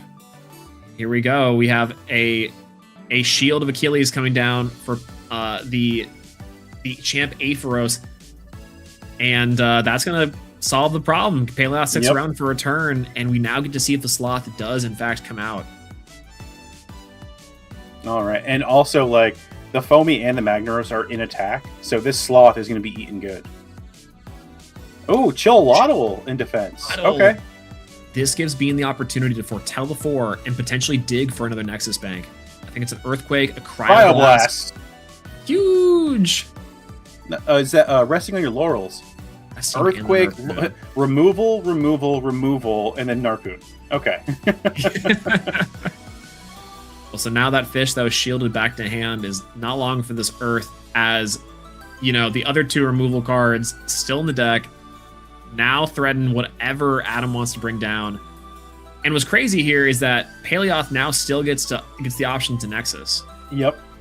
And like Adam has to be like in his head, just okay. I see that my opponent has 3 removal spells coming. One of them was just put into hand. Like, how am I going to play around this board? We know Adam has a Lockgon in hand. We don't know what Bean has face down. There's a lot of mind games going on here.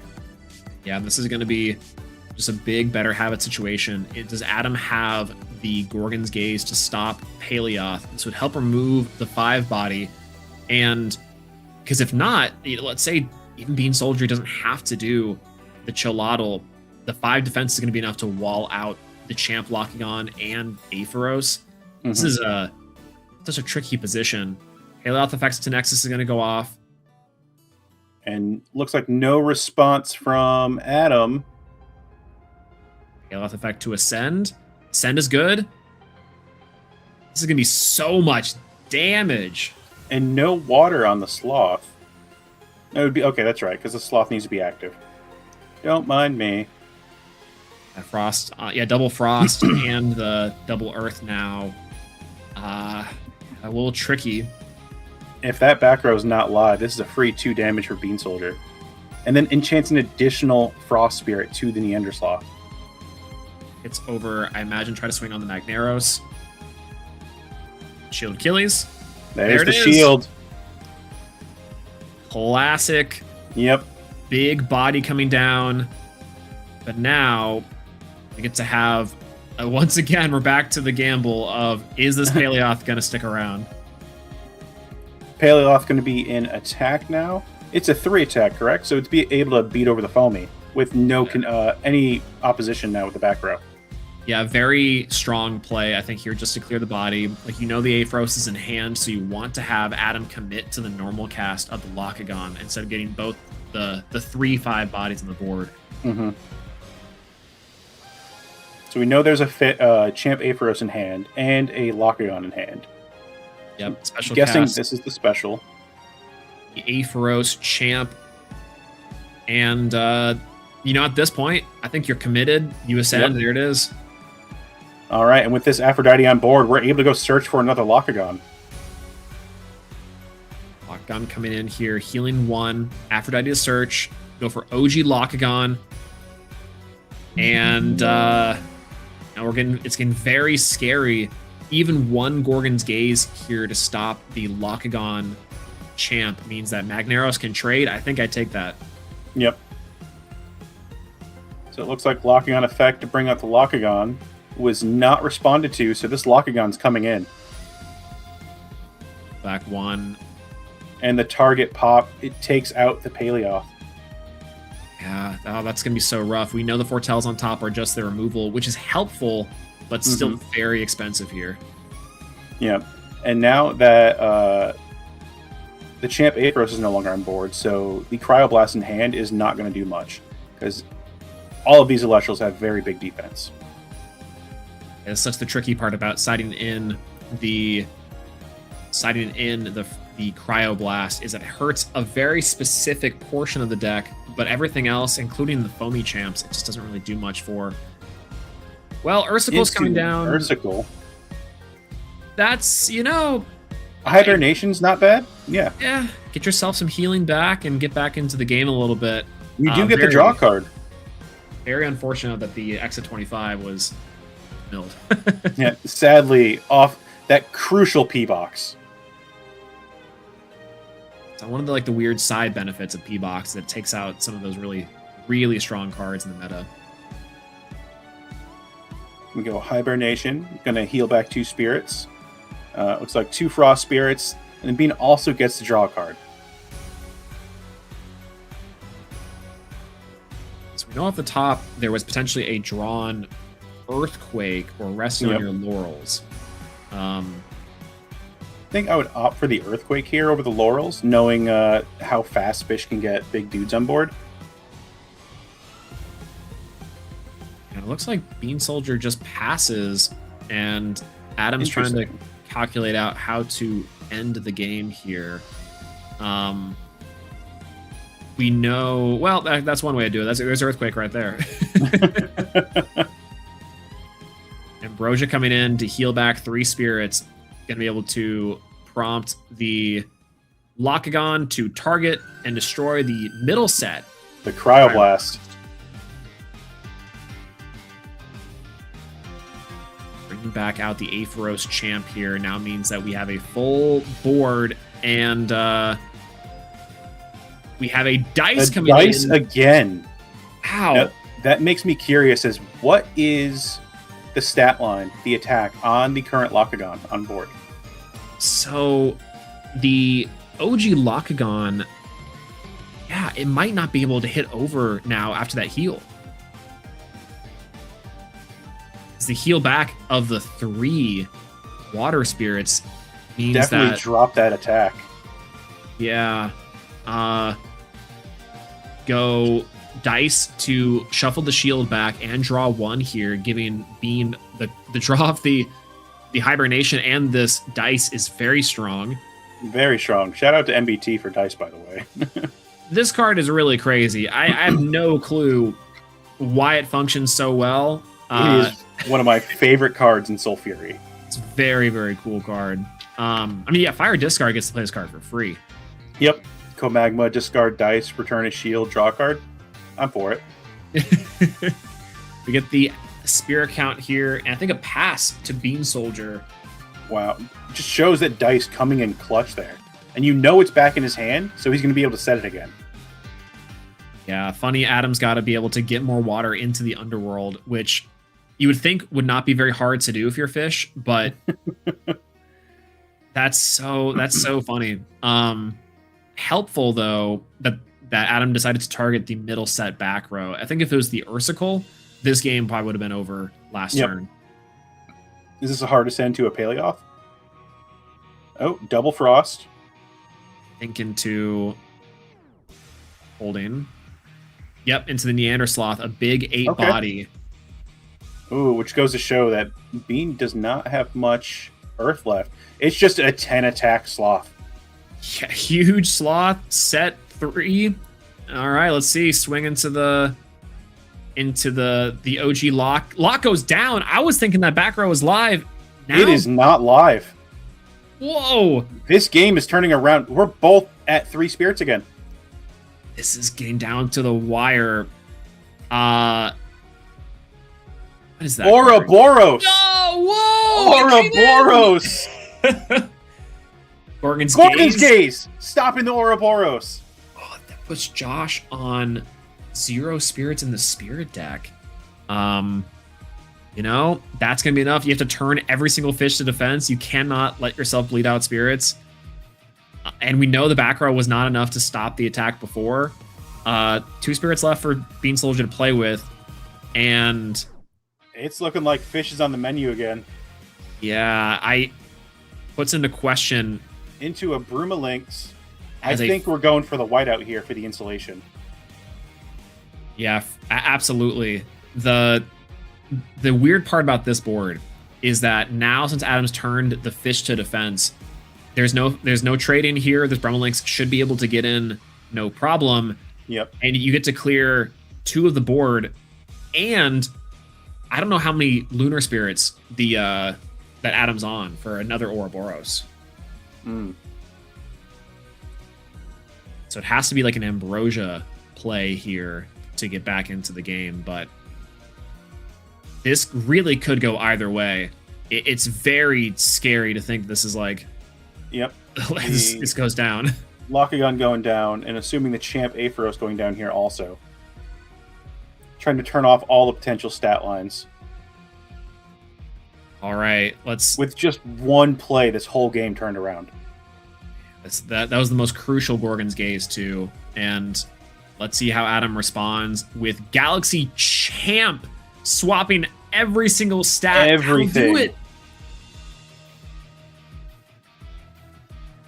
That still means that Neandersloth is a 5. It's still a 5. Oh, whoa. So you can't clear it without crashing. Yeah, you'd have to... Uh-oh. Brumalinx is a 5-3 or a 5-4? Yeah, Brumalinx is a 5-3. And so it would crash with the Brumalinx. And Adam did not put his Ouroboros in attack. I'm confused on the spirit math here. What's going on? Well, looks like we're going to go for Neandersloth, or a dice, Patroclus' dice, to target the Neandersloth, paying off of the Brumalinx and the mountains. Shuffling a Gorgons back into the deck. I'm very confused here on the line for Bean Soldier now, as I don't know if there's going to be a way out of 5 spirits from Adam.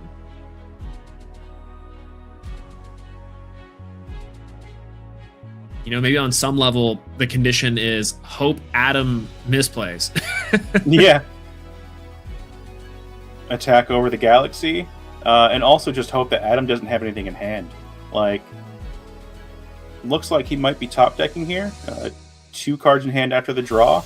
We know that face down card's not live. Yeah, set the Magneros to defense. Even 1 Eddie does it here, I think. I mean, this is ridiculous. This Sloth is getting in for so much value. Hidden over the Magneros, just like, yeah, I'm going to go for it. If an Eddie comes off the top, Bean is in big trouble. Another Galaxy. I don't think there's anything Bean can do here now. Nope. I think that's the way. Puts it to swap, takes down the Neandersloth, and on 0 spirits left, Adam's gonna take it against Bean Soldier.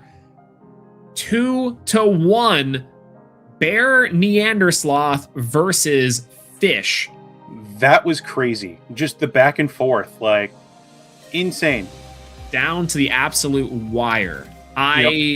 There was so many ways out of that, I think, for both casters, and I could never have predicted either. I mean, we know the Paleoth and the Neandersloth strategy is really strong, especially into Fish, but when you're put into those weird scenarios where having to misenchant it and having to play a little funkier around those stat swapping abilities, it gets very, very scary very soon. And Adam even had a whole Lockagon board there, and Josh was able to dismantle. Incredible. Yeah, just navigate through all of the fish, all the dragons, and all the fish. Yeah, with a giant sloth. And Bear Bomb was the other half of the deck. You know, we didn't quite see it touch down, but we did see it get milled off of that Pandora's box. That was insane. Crucial, absolutely crucial. Like it shut off an entire strategy with the Majorsa being at 1 nowadays. Like it shut off an entire side of Josh's deck. Like imagine if we did have a Majorsa, like the threaten the entire time. The Ursidem was there first turn. We had the Hibernation. We had the Ursicle. Like it had to have been demoralizing to see that like beautiful X of 25 Majorsa. I mean, that I also have right here, number 1 of 25. Go to the underworld. Yeah, just the casual flex for the X of 25. Oh, it's so tragic.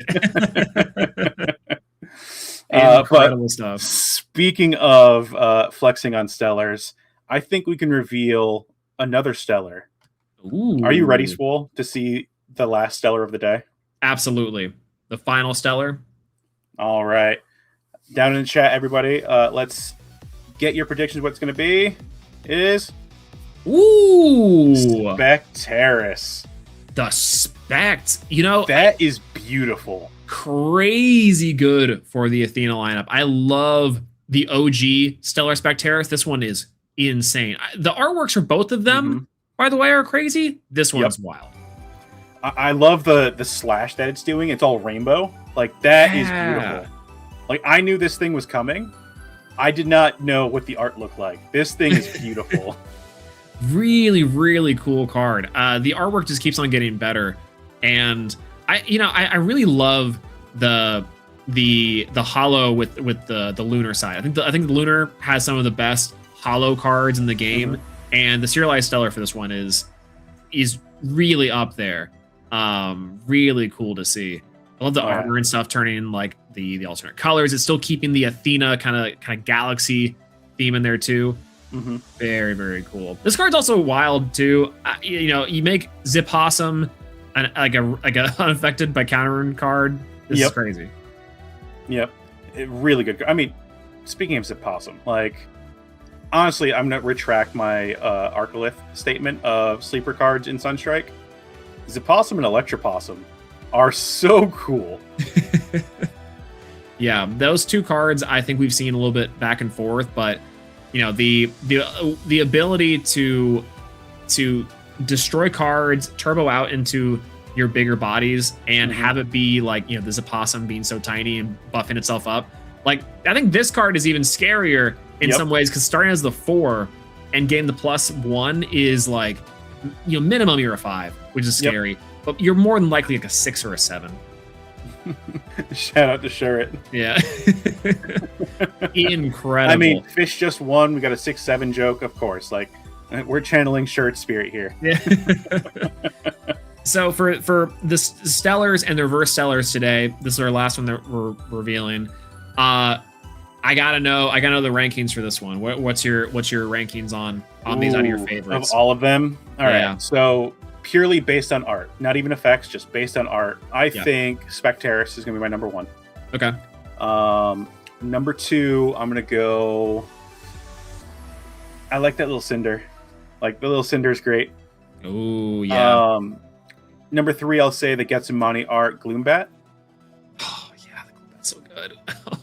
What do we got left? We got Toxiri, and then we got what was the last one that we showed today?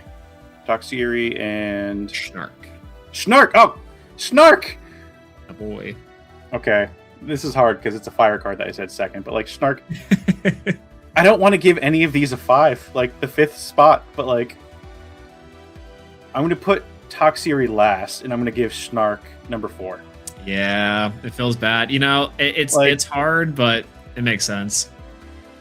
The Spectaris, though, like, I just love the rainbow on it. I can't wait to see this card in person.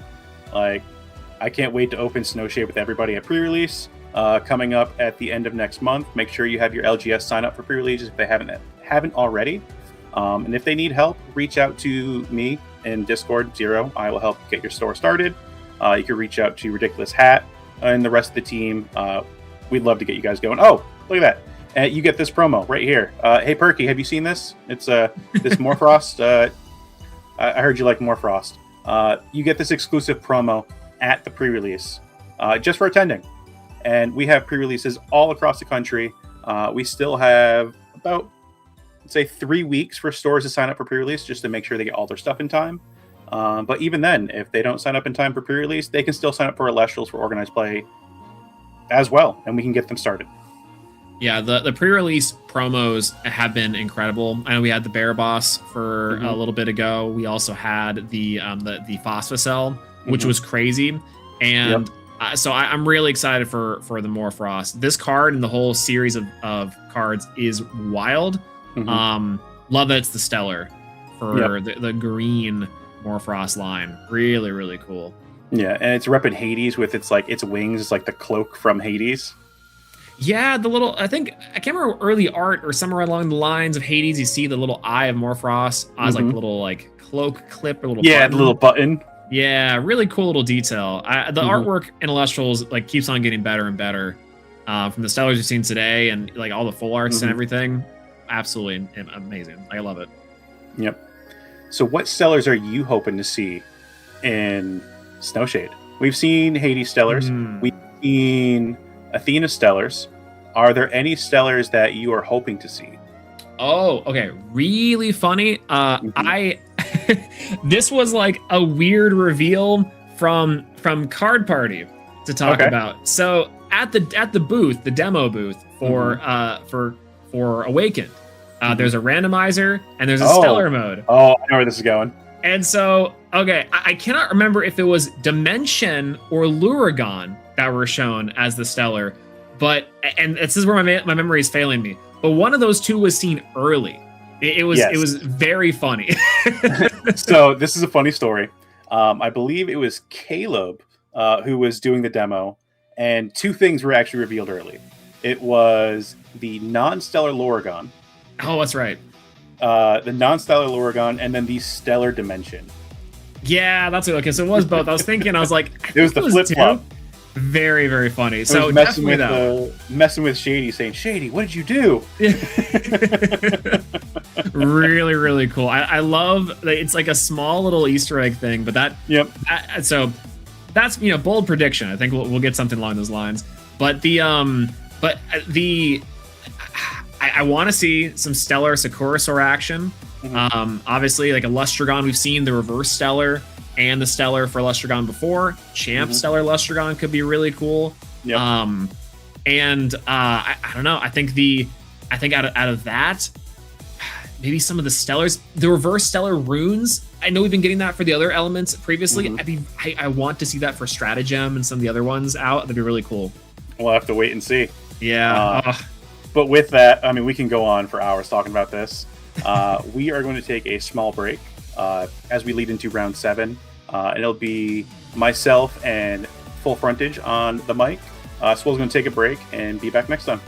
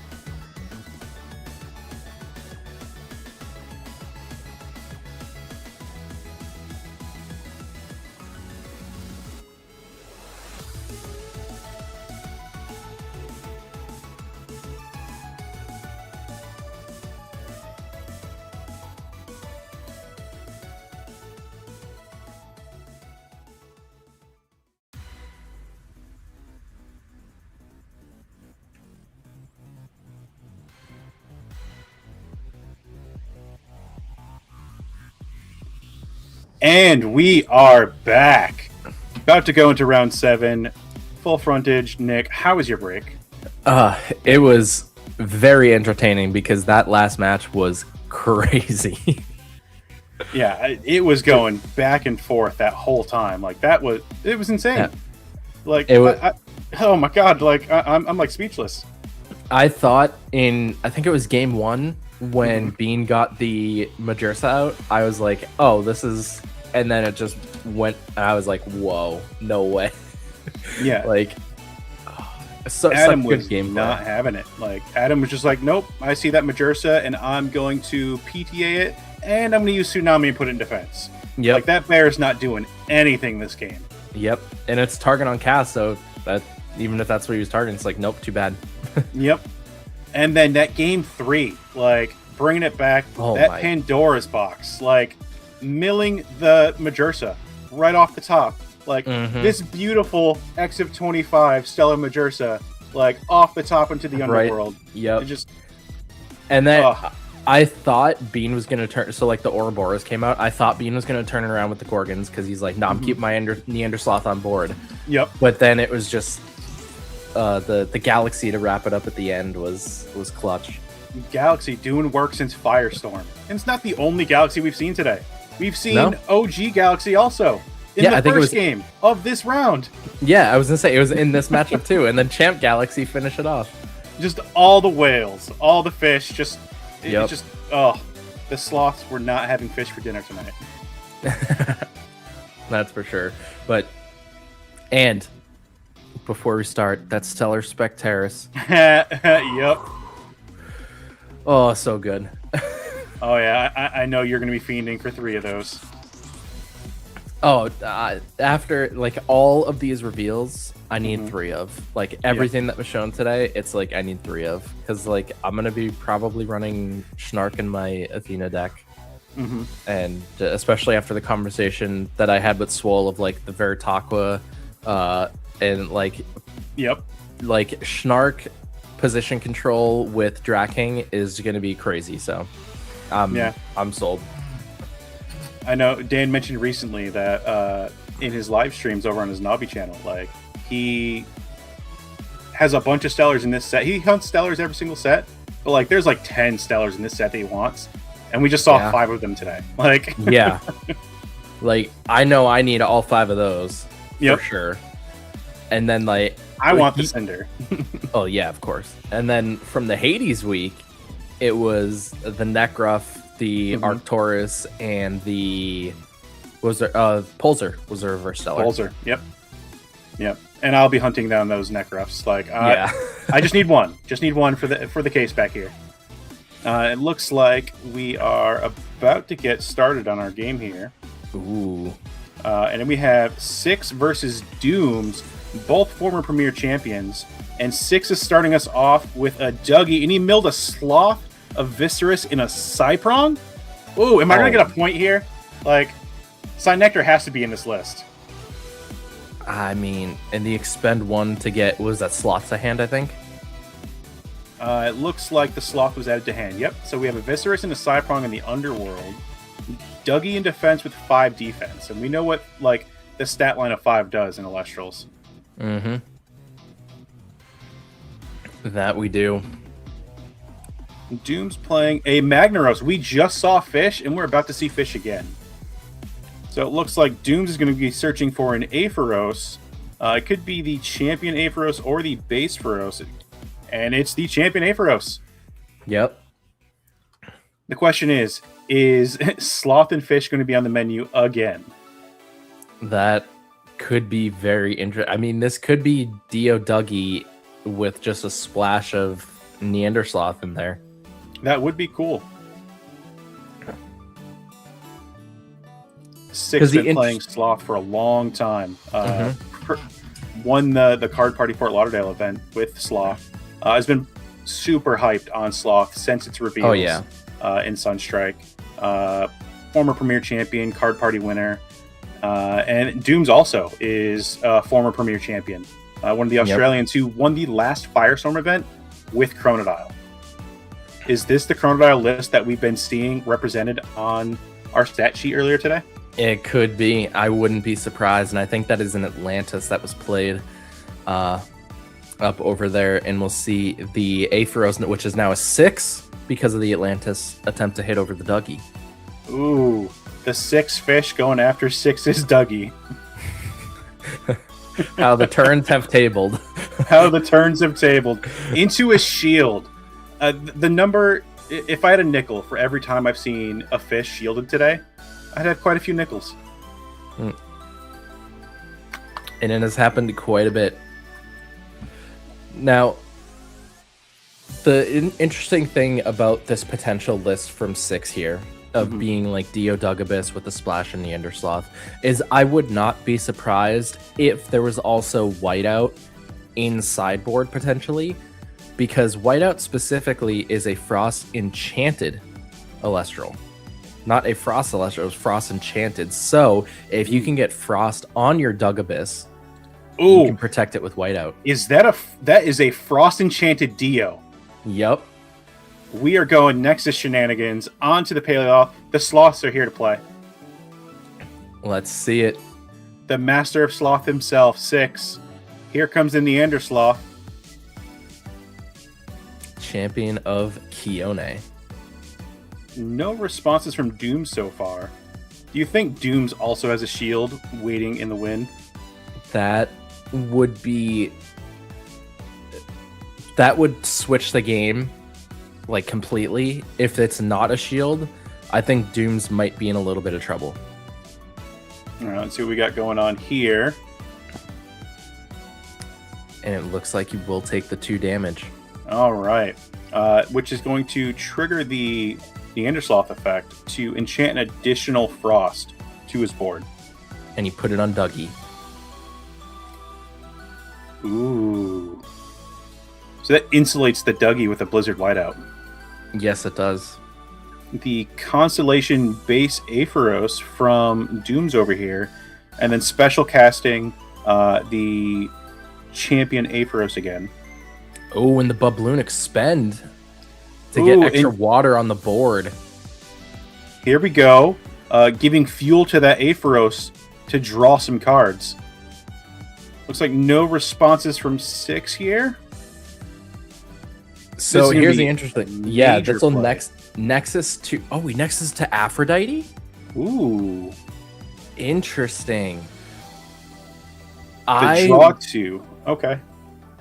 I was potentially thinking that the Nexus would have gone to the base Aetheros because Atlantis is still enchanted, which would have made Aetheros an 8 to be able to crash with the Neandersloth, but I think he just wanted to hit over Dougie.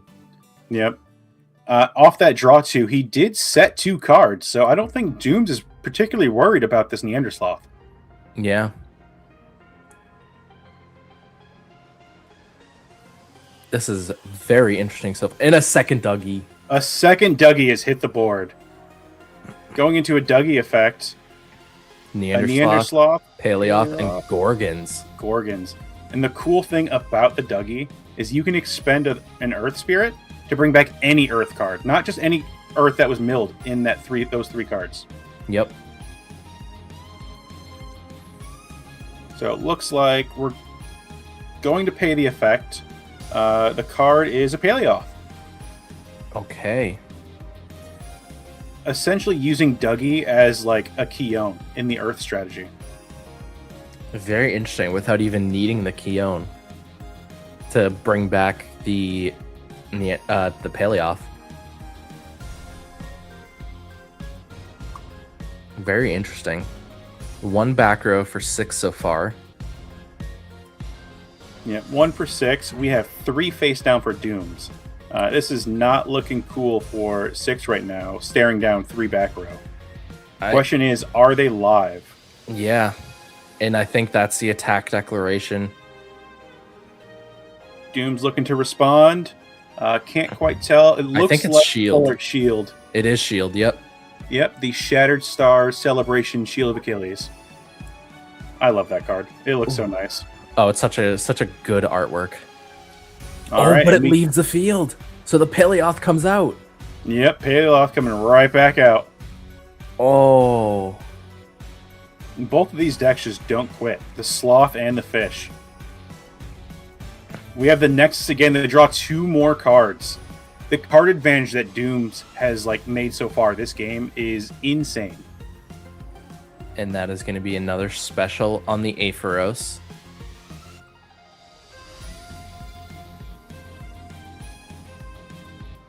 All right, is this an Ascension? It's Chronodile! Here comes Chronodile!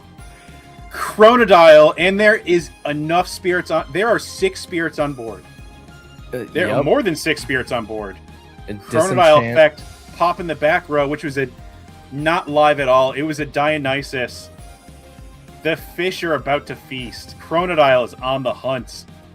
Taking out the Paleoth, going in with a base Feroz, and then Chronodile for 3. Major moves from Dooms right now. Wow. You two could be like Dooms and play with the Chronodile. Using code Chronodile. Using code Chronodile at checkout for Daybreak BOGO. Wow. The last time Dooms won a premiere was with Chronodile. Third Dougie. Dougie hitting the board with 8 spirits left. Here we go. We have a Viscerus, a Shield, and an Equilinx. Oh, man. I think the card that he was really looking for was Earthquake, but even then, there's, let's see, we got 3, 4, 5, exactly 6 spirits on the board for Dooms, which means the protection on that Chronodile is online. Yep. Because as long as there's at least 6 enchanting solar or water, cannot be targeted by opponent's card effects. Oh, and I'm mistaken. There are 7 online, or 7 spirits on board, because the Atlantis is still there. Oh, yeah. It's just obscured in the top there. Can't really see it. But yeah, so all of this is powered up. So the Chronodile is a 10. The Aepharos is a 6. The other Aepharos is a 6.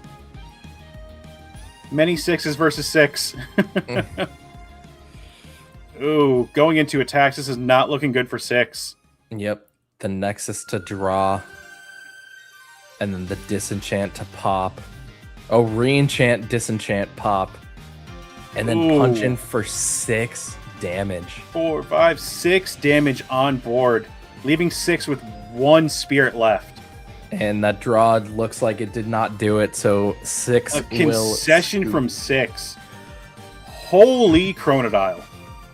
That was something else.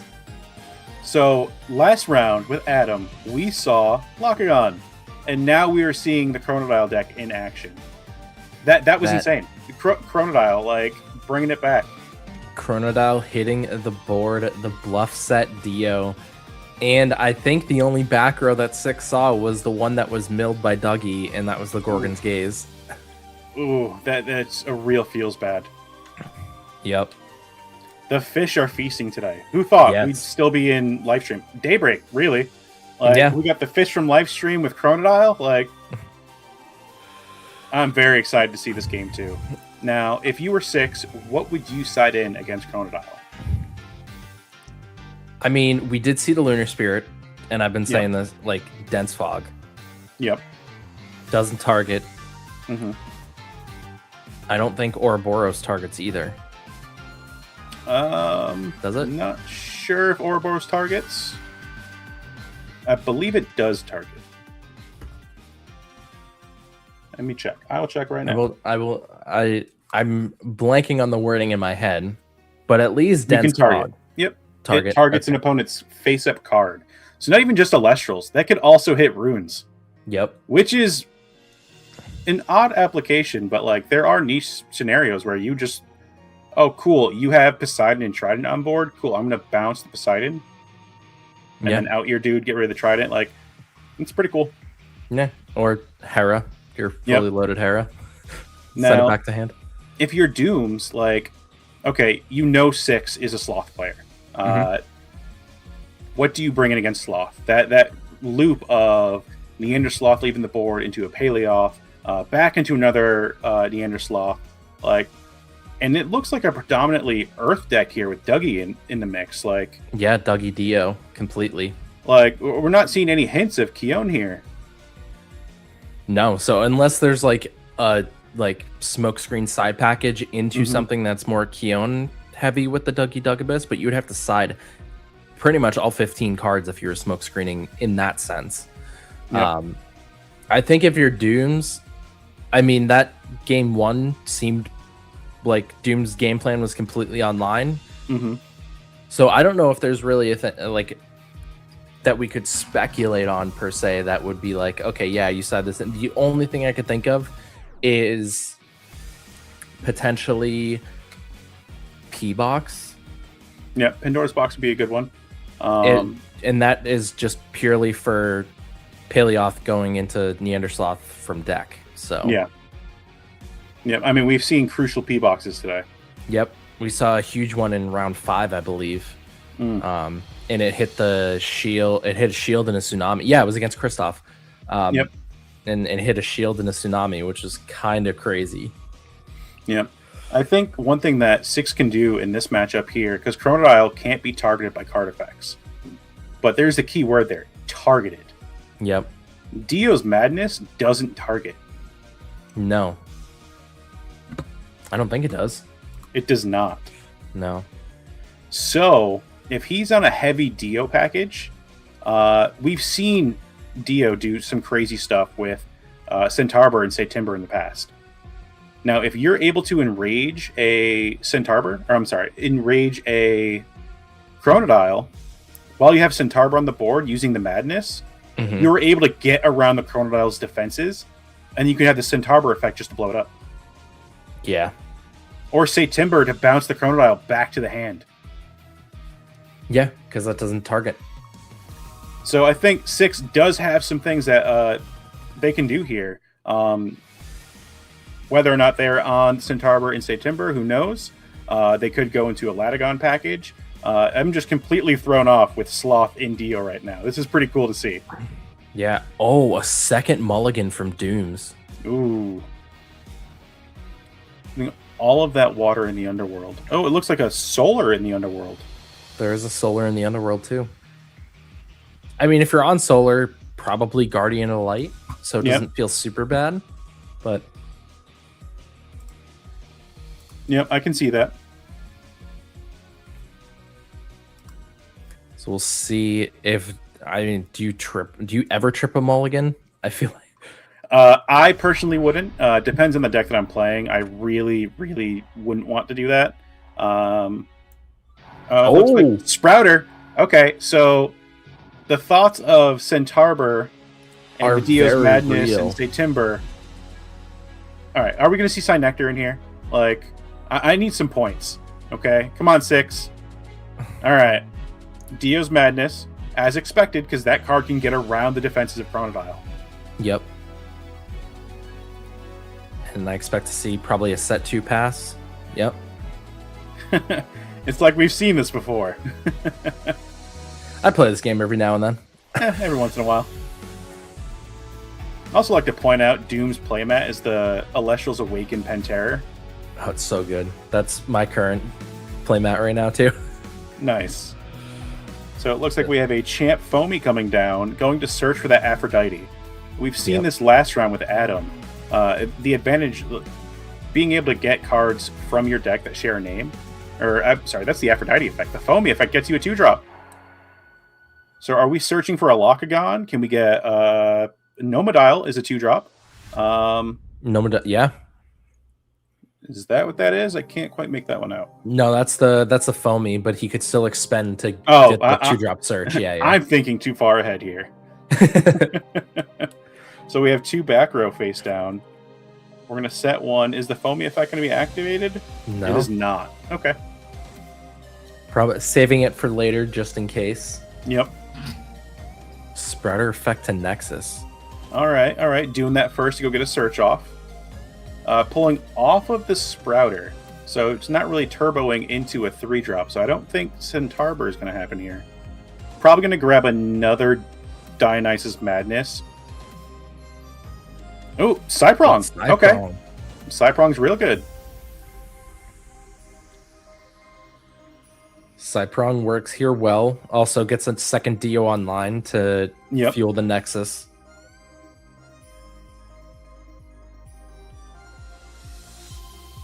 And we're going And to we're see gonna the Cyprong hit the play board. that Cyprong. So the first effect of Cyprong allows 6 to get that second Dio. The second effect of Cyprong doesn't really apply here, but it is a crucial removal tool in the Dio deck. Yeah, and especially against fish, that can be very effective because once there's multiple fish on board, they're all essentially 5 attack. Yep, and that Cyprong just eats them for dinner. Yep. And that is a altar. Altar of Stars, the Awaken promo altar. Nexusing up to... I think we're about to see Chronodile again. Chronodile might be in hand. So, we know this Dio Madness was searched. Do you enrage the Cyprong? Yeah. Yes, you do. Enrage the Cyprong, put it right back into attack.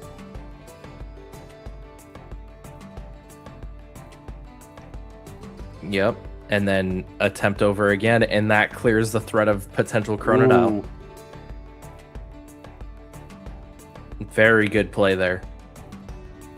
All right, Doom's taking the turn now.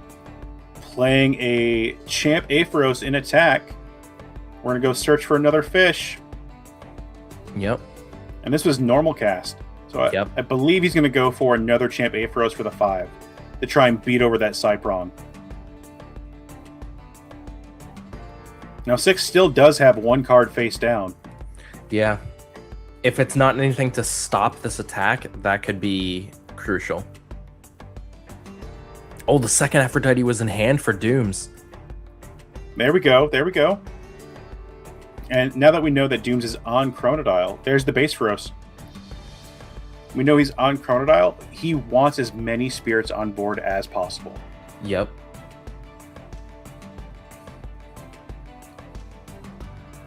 Special cast for the other Champ Aetheros comes through. So now both Aetheros are 5. Will be able to hit over the Cyprong.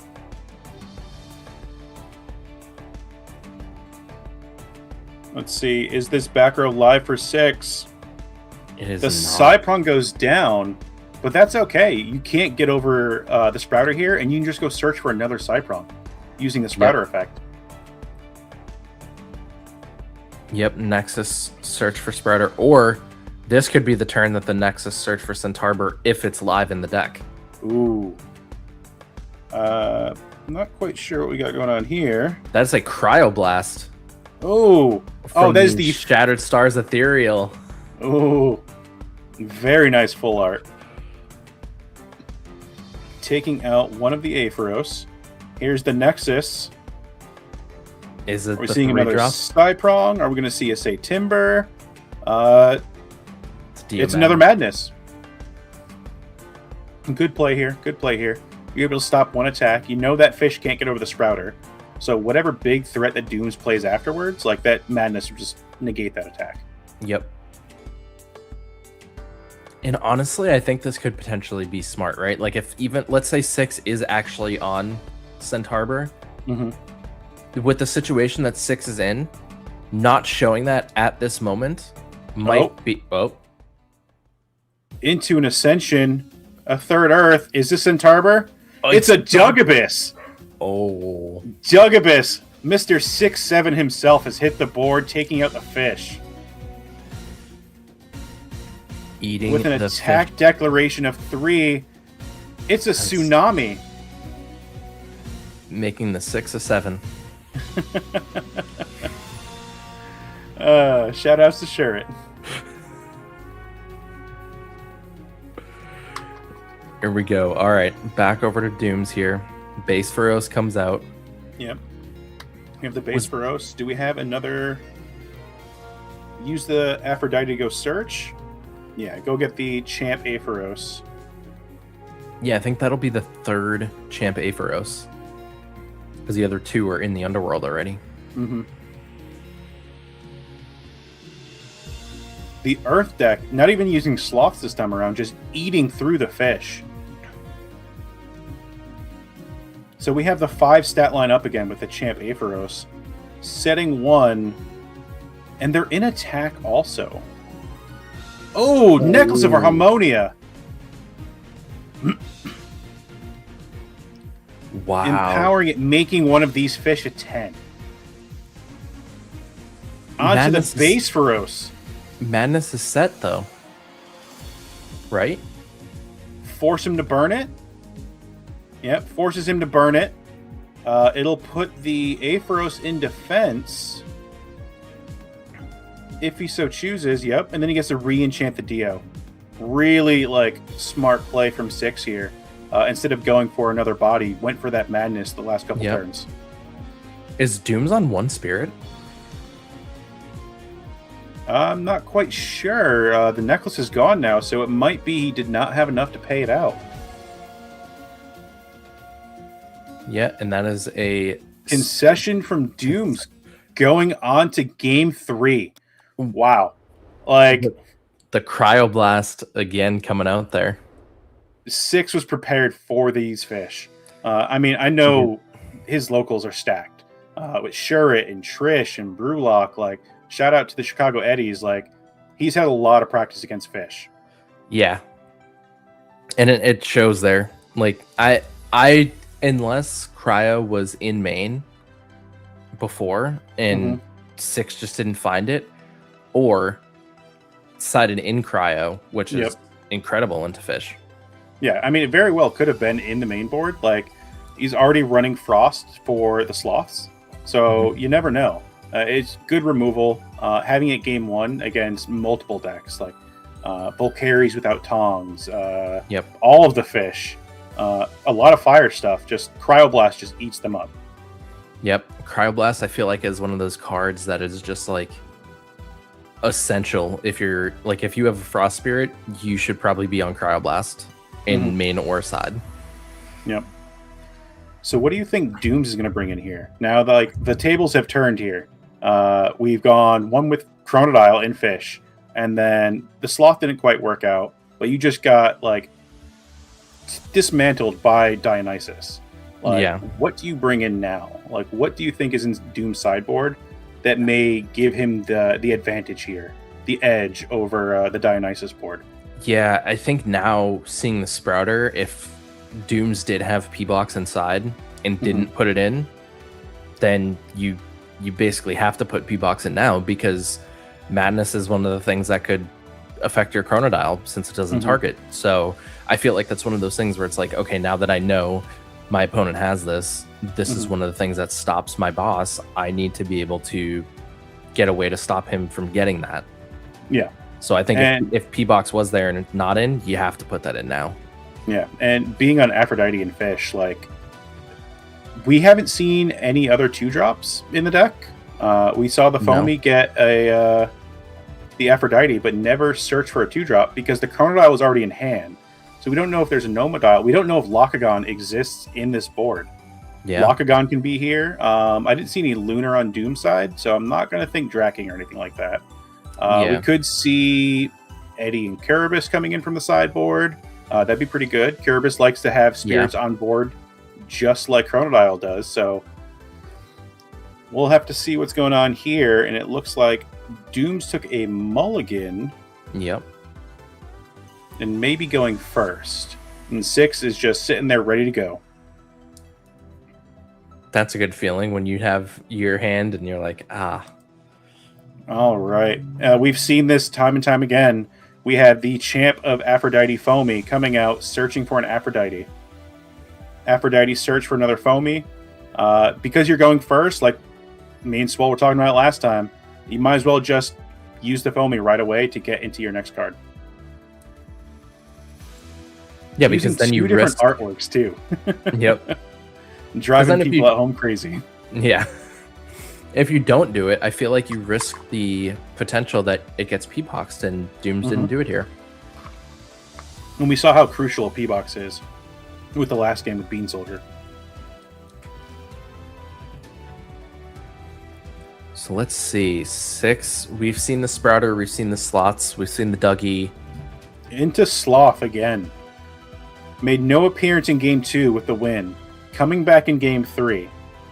And here we go. We're going straight into the Neandersloth again. A Frost Enchanted Dionysus. The Nexus. Is Does- there a Gorgons, a P-Box, something? Doom have the answer here. No Gorgons yet. It could be a shield. It could. If Frostfall Neanderthal... Okay. I was like, if he's deciding between the two Neanderslots right now. It's a PTA. Okay. I'm telling you, I should get like all these half points added up at the end of this. Like, the reason I said Cynectar was for PTA. Okay. Should have just said PTA. I should have, but that's like saying, hey, I choose Gorgons as my commentary pick. All right. Sloth taking out the Foamy, and Doom's paying out at the end of the turn to get rid of that Sloth. It's okay. It gets replaced by its little brother, the baby Sloth. I feel like this was like... This is what Necruff looks like when it leaves the field in Snowshade. Ooh, a Veritaqua. Oh! We were talking about this earlier for Snowshade. We're not quite there yet, but here it is showing up in this premiere. Dooms is searching. There's a second Veritaqua. A second Veritaqua. Oh my goodness. Oh boy. All right. Beautiful art, by the way. Jumping in front of the moon. I love that Shattered Stars artwork. So if 6 does not have any response here, he has 3 back row. But if there's no response here, that Paleoth gets suppressed and destroyed. Yep. Let's see. Like this Veritaqua, Swole's gonna be jumping over the moon when he sees it.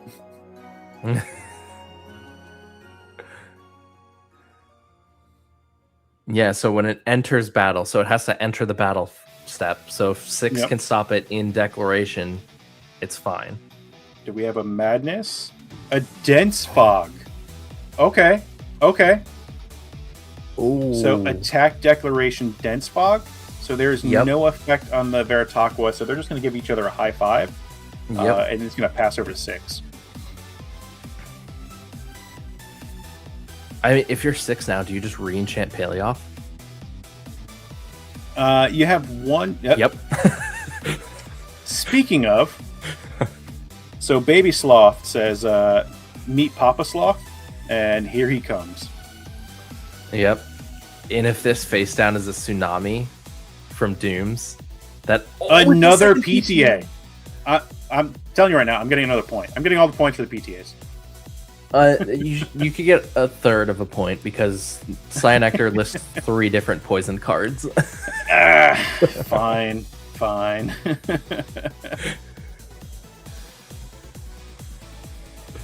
I guess that's fair.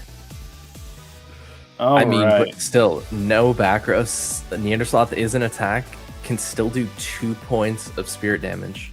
Yep. 2 points of damage here. It is not looking good for Dooms.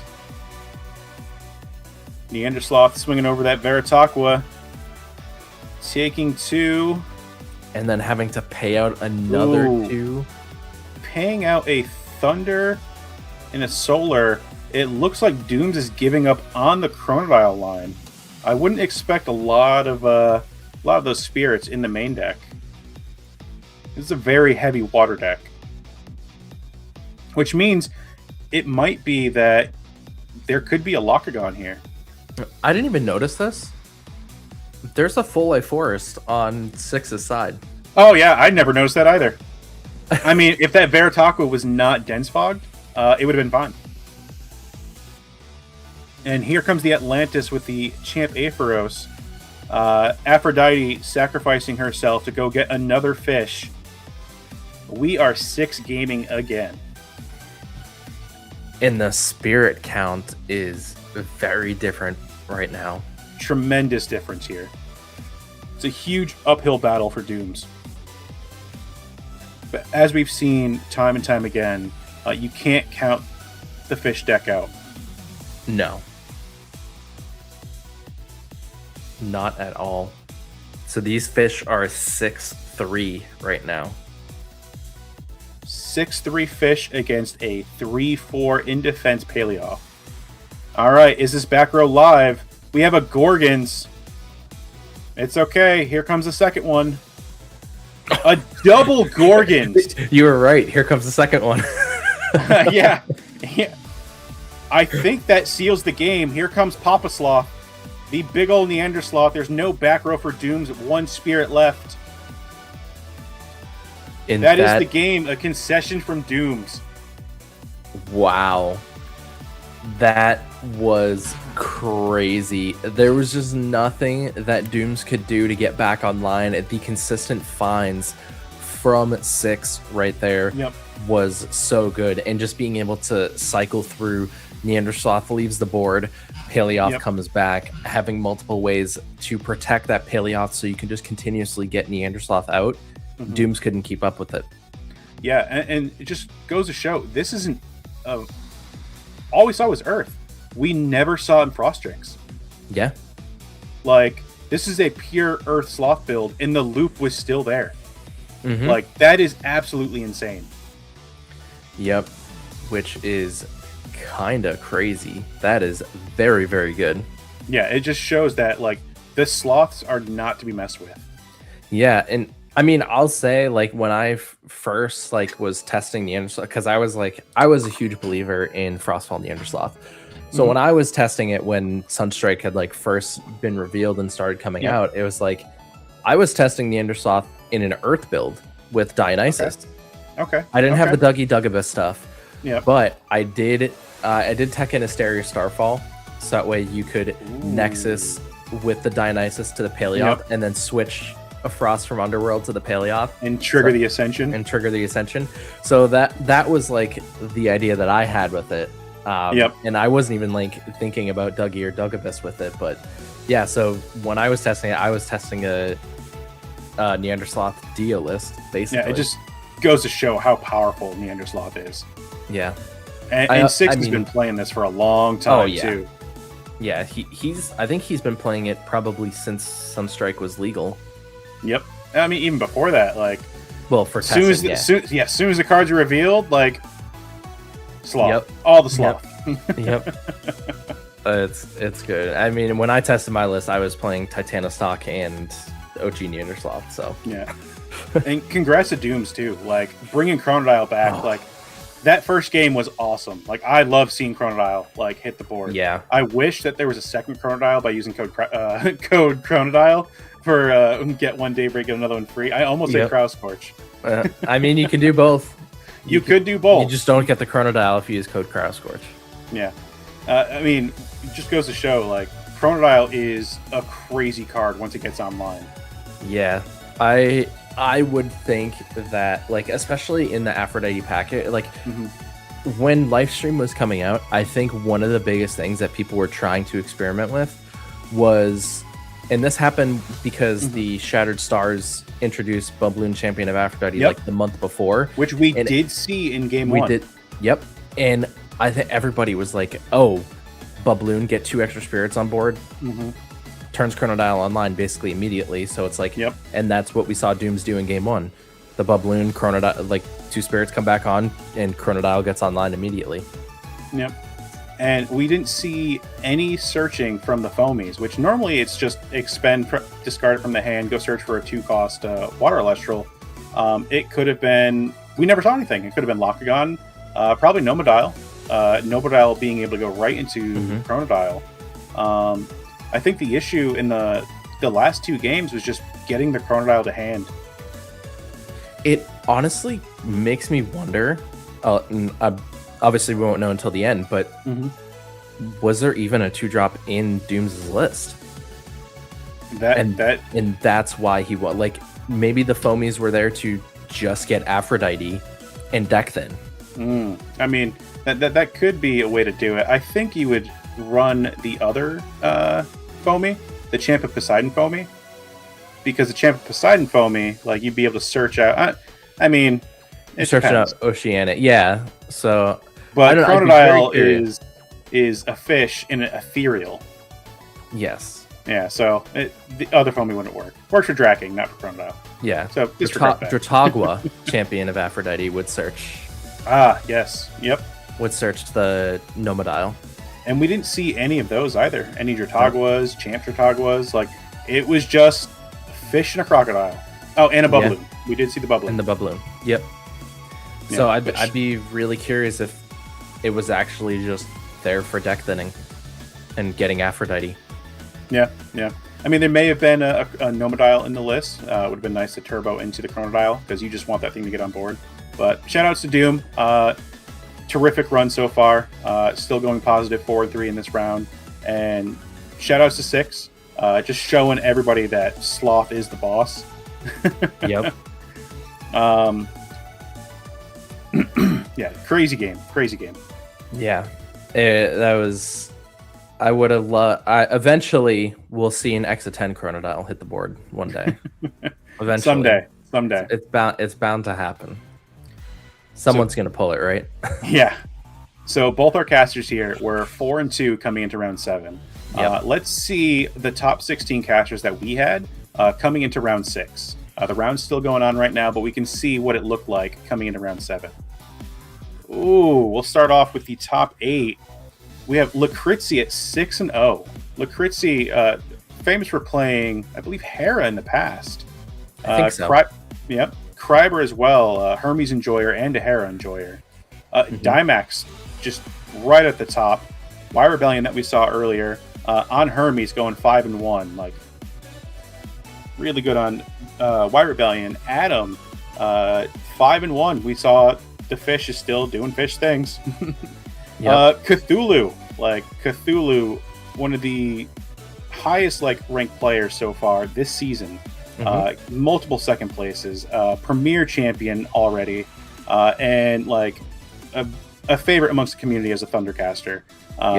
Excited to see what they bring to the table today.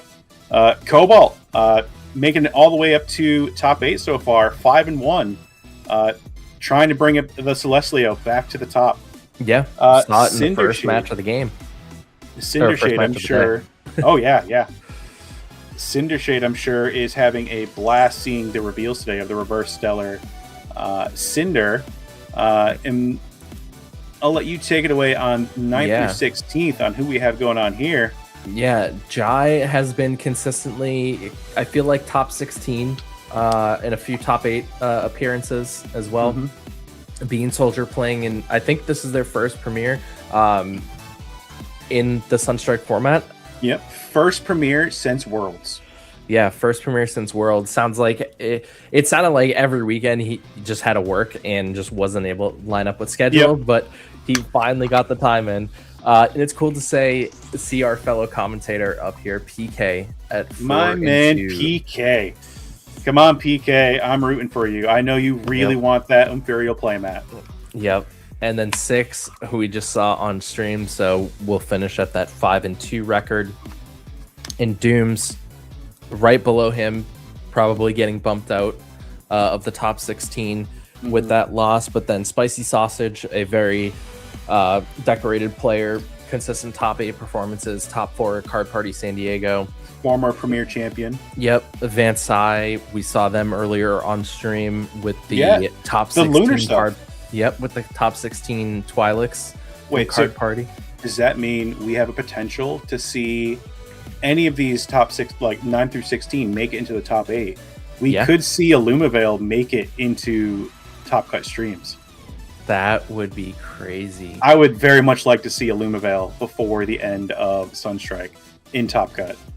And then, last but not least, no introduction needed. Still at the top, squeaking in at 16th, Trishula, the world champion. Yep. So, I mean, any of 10 through 16, chance to get in that top 8. And not to discredit anybody after the top 16, because you can still get qualifier points all the way up until top 32. Yep. And those qualifier points at 250, they add up. Get you your invite to Worlds. So,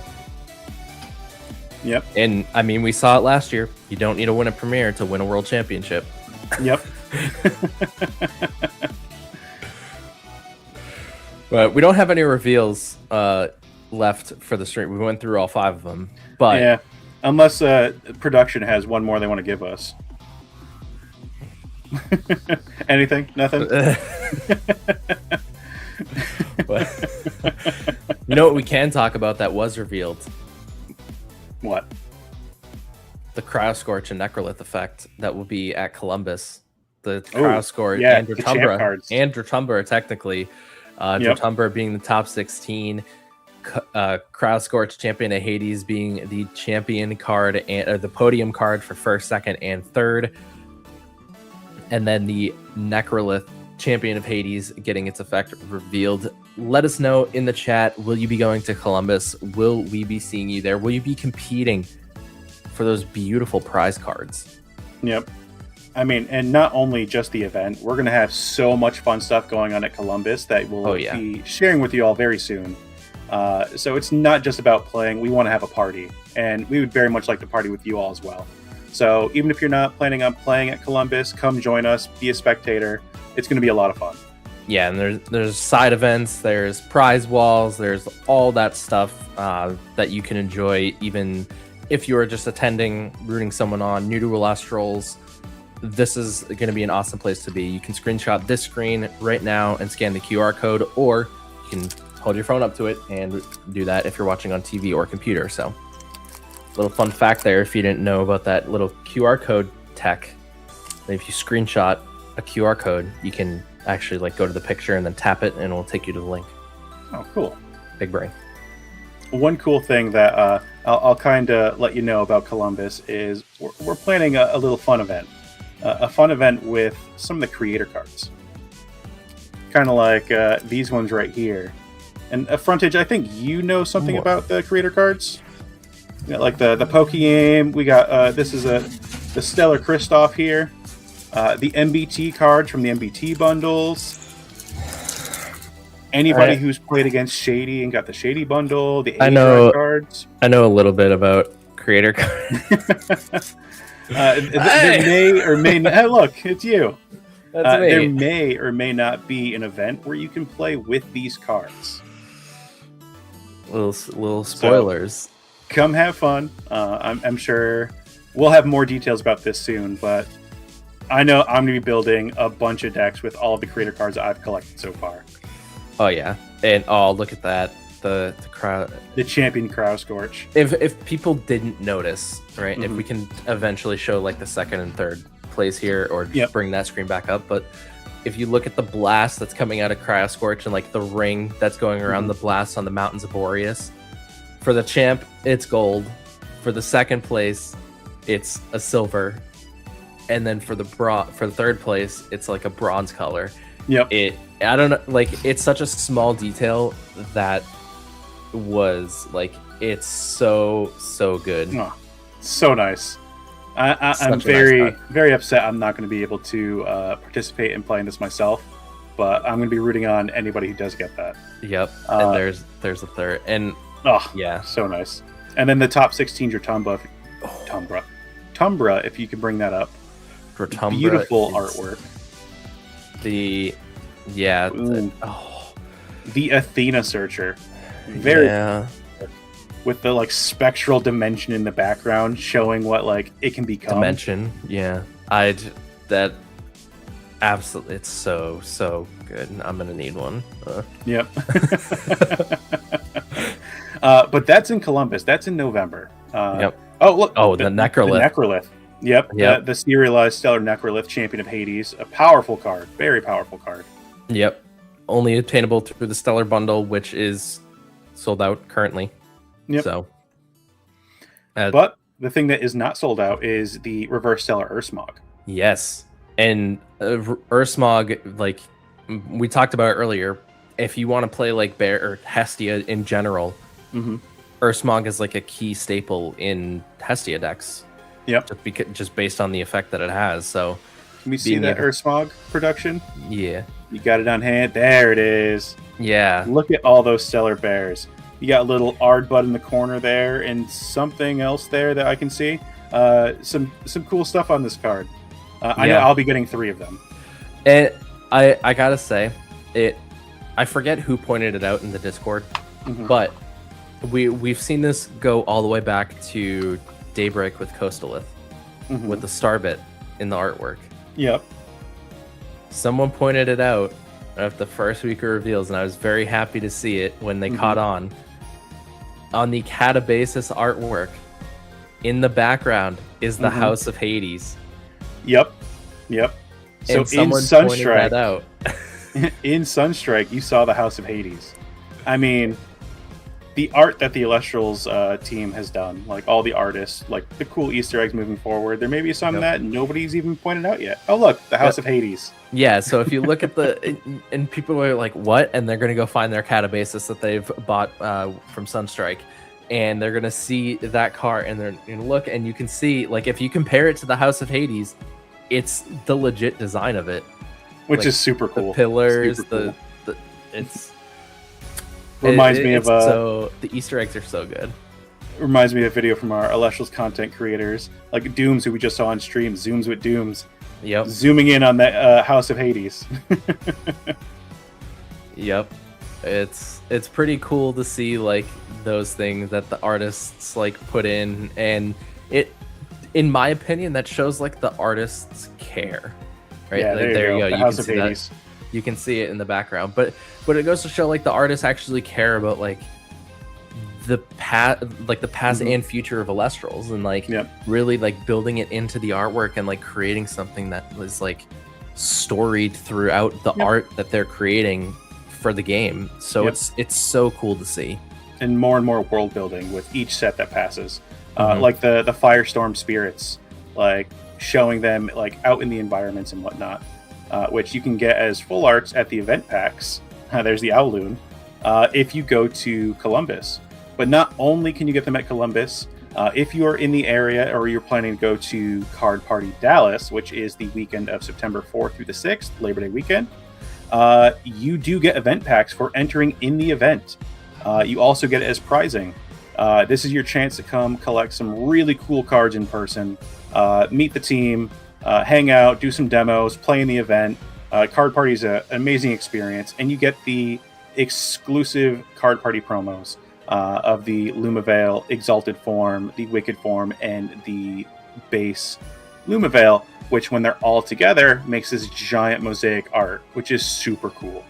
And if you get top 16, you get that Stellar Twilix that we saw on stream earlier. And just for attending, you get the regular Twilix. So you play in that event at Card Party, you can get this Twilix that's looking up at all of the Lumavales that it can become.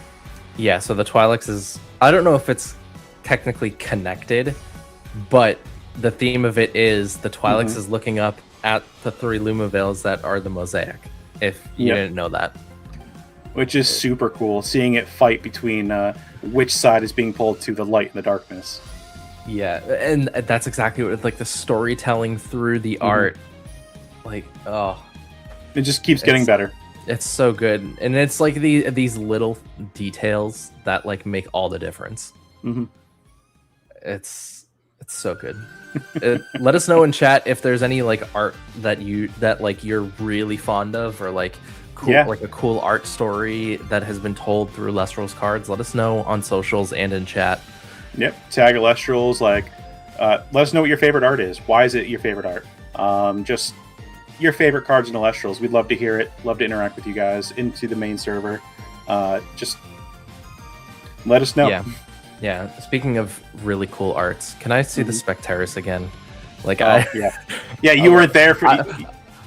I wasn't on camera when it happened, but like I saw it happen, and I want to see it again now that I'm in. Yep. Oh, it's so good.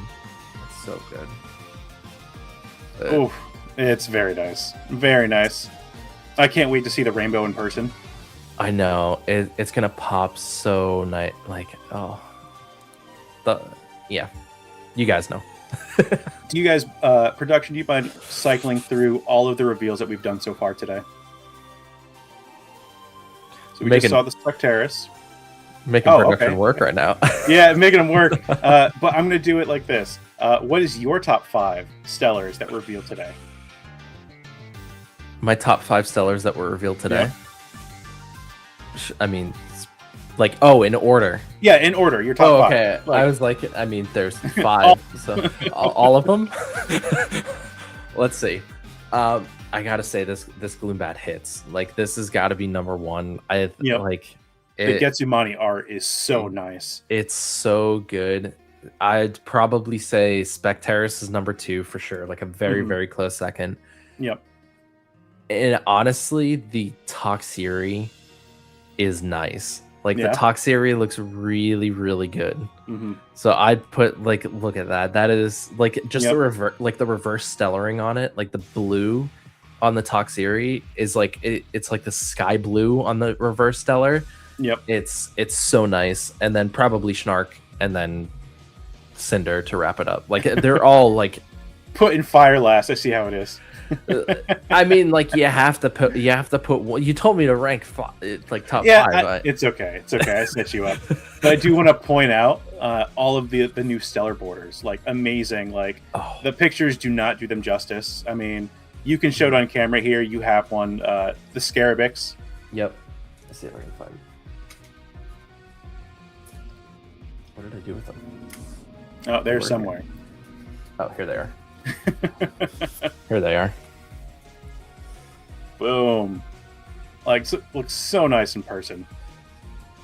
Yeah, they look very good. And this is what I was saying about it, like being like in a pack, right? Like just imagine that you're like opening the pack, right? And then you just do this. Look at that. Like the little peak, and then you just see the border right there, and you're like, oh wait. Yeah, just see it right at the end. It like it's gonna be so good. I can't wait to open Snowshade. Yep. And if you haven't pre-ordered Snowshade, shop Elestrals right now. Go check it out. Pre-order Snowshade. It's gonna be crazy. Yep, and reach out to your LGSs for pre-release. We talked about it multiple times today, but I just got to keep putting it out there. Talk to your store. Say, hey, I want to play Elestrals here at this store. I want to do a pre-release for Snowshade, and we can help you. So just go to your LGS, have them reach out to us, and we'll get them started. Yep. The LGS get the Stellar Lorgon Champion of Athena promo. You can get the pre-release Morfrost Champion of Hades Draco form for attending your pre-release, which is a beautiful full art too. Perky. Perky. Have you seen this? Have you seen that? And then the Shop Elestrals promo is the Cryovern. Yep, there's Lorgon for the LGS promo. Champion. I mean, yeah. But then the Cryovern Champion of Hades promo. It's look at that pretty chonky boy. Okay, it's pretty clear with this effect that like I can hear Sir Tractor from here about this Cryovern. Yeah, like you want to run 3 of these in your deck. Yep. So like getting a stellar one is pretty cool. Absolutely. And chat right down below, I want to know what stellar you all are hoping to pull first in Snowshade. Yep. You haven't seen them all yet, but from what you've seen so far, what do you want to pull first? Yeah. I know what I want to pull first. I know the 5 that I want to pull. Yeah. Yep. We still have a couple matches still out there, so we're going to keep going through this now until everything is wrapped up. Let's see. I want to show you some of the full art spirits from Ethereal. I showed the fire one earlier. My favorite art, which I need like 20 of these with Sulfury on it. But I also got a Lycoris as well with the Stratomoth. And yeah, it's so cool. The ethereal spirits, I feel like, are probably one of the best spirit designs that we've seen so far. Like they are very like there's a lot of really good ones. Like I pretty much have a collection of like all of them basically. But of course, the Terratlus. And Titan mentioned. Yep. But I mean, like, the ethereal spirits are pretty good. Can we bring up that Leviathan ethereal spirit? I saw that one in person. It is beautiful. Yeah, I think Swole had one. I think Swole flexed one earlier, the Yeah. Leviathan one. And oh man, it looks so good. Like the Leviathan, I mean, we'll probably here There it Like, is. the Majesty coming out of like the tidal wave that is Leviathan. That is so cool. Another like, cool one. The glowing eyes is so good. I mean, my favorite's gonna be Soul Fury, but I can't pick amongst all the rest of them. Like the Luminape, it looks so cute. the giant like Luminape in the clouds, The giant cloud. Given the vibe, like, hey, can I play on your phone? Like, those of you with kids will know. Yep, and then we have like the menacing Flurmine art with the Glacier. Oh, the Glacier like chopping the sky. Yep, it's so good. The ethereal spirits are. I think it was Andrea of the Elite Four who designed them. Absolutely crushed it. Oh yeah, that's so cool. Now imagine if we saw all of these stellar. That would be dope. Maybe one day. That'd be really cool. Spirits, ethereal but stellar. That's not happening, really cool. By the way. It's just an idea. It's not. Just an idea. Just an idea. It's just really cool. That'd be cool. That'd be cool. So yeah, in chat down below, you're telling us your favorite Elestrals, your favorite art, and whatnot. Tell us your favorite moments of the premiere today. What matches did you like seeing? What plays really like got you going? I know a couple of them myself, like the P-Box getting rid of the Majursa, Patroclus Dice, all the different plays going back and forth. Y Rebellion, showing everybody what Hermes has to do. Like the trickery plays. So good. Cobalt with Celestlio, like going nuts, just showing that Sunstrike is still here. We are not quite in the snow shade yet, and like the Lion is here to take it all home. Yeah, that play, the even though PK ended up losing that game, like the play that he had to get like the Harris on board, and then Arcolith just comes out and that was insane.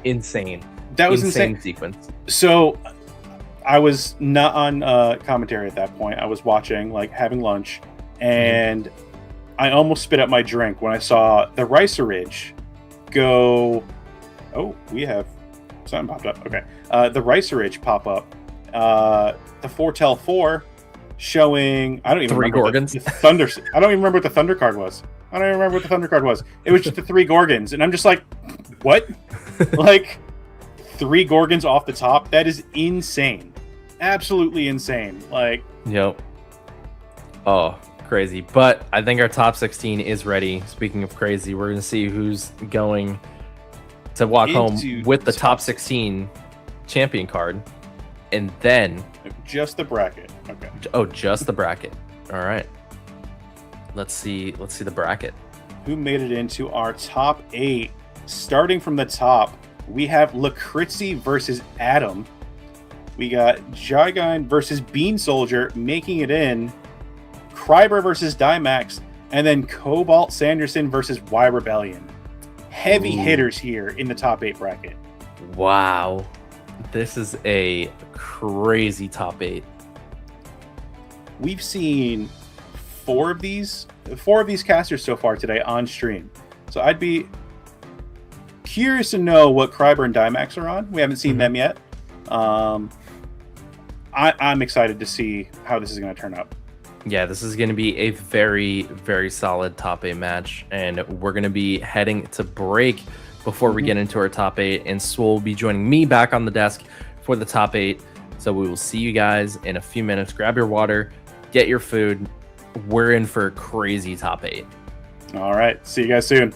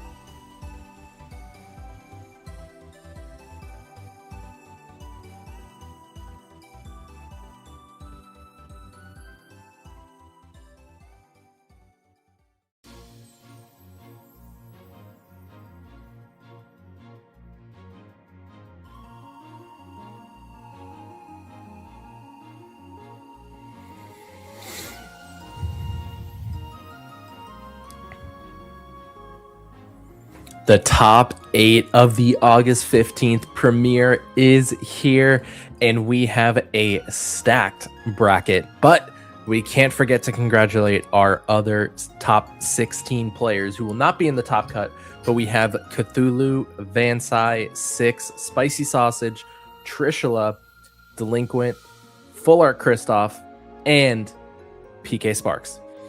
Ooh, clutching it out for the top 16 is crazy. I mean, and PK played out of their mind today. Kristoff as well, and we saw them earlier on stream. But inside this list of 9th through 16th, you have some like previous champions, the world champs. So I think you're in good company here. It also goes to show how like stacked and powerful this event was. Where previous champions like Spicy even are in here, Six and Cthulhu are all like just right there, winning records of 5-2s, that can top, but just those tiebreakers and those key moments of when you take those rounds are the difference maker. Yeah, and we've seen some crazy matches on main stage today, and I'm expecting nothing less from the top 8 here. We're gonna be in for quite the treat. Here's our bracket once again. We have Lakritsky, Adam Tui, Jai, Bean Soldier, Kryber, Dimax, Cobalt, and Y Rebellion. Oh, this is such a crazy lineup and all these matches would be insane to watch, by the way. I think we haven't seen Kryber or Lakritsky on the broadcast yet. I think Dimax as well.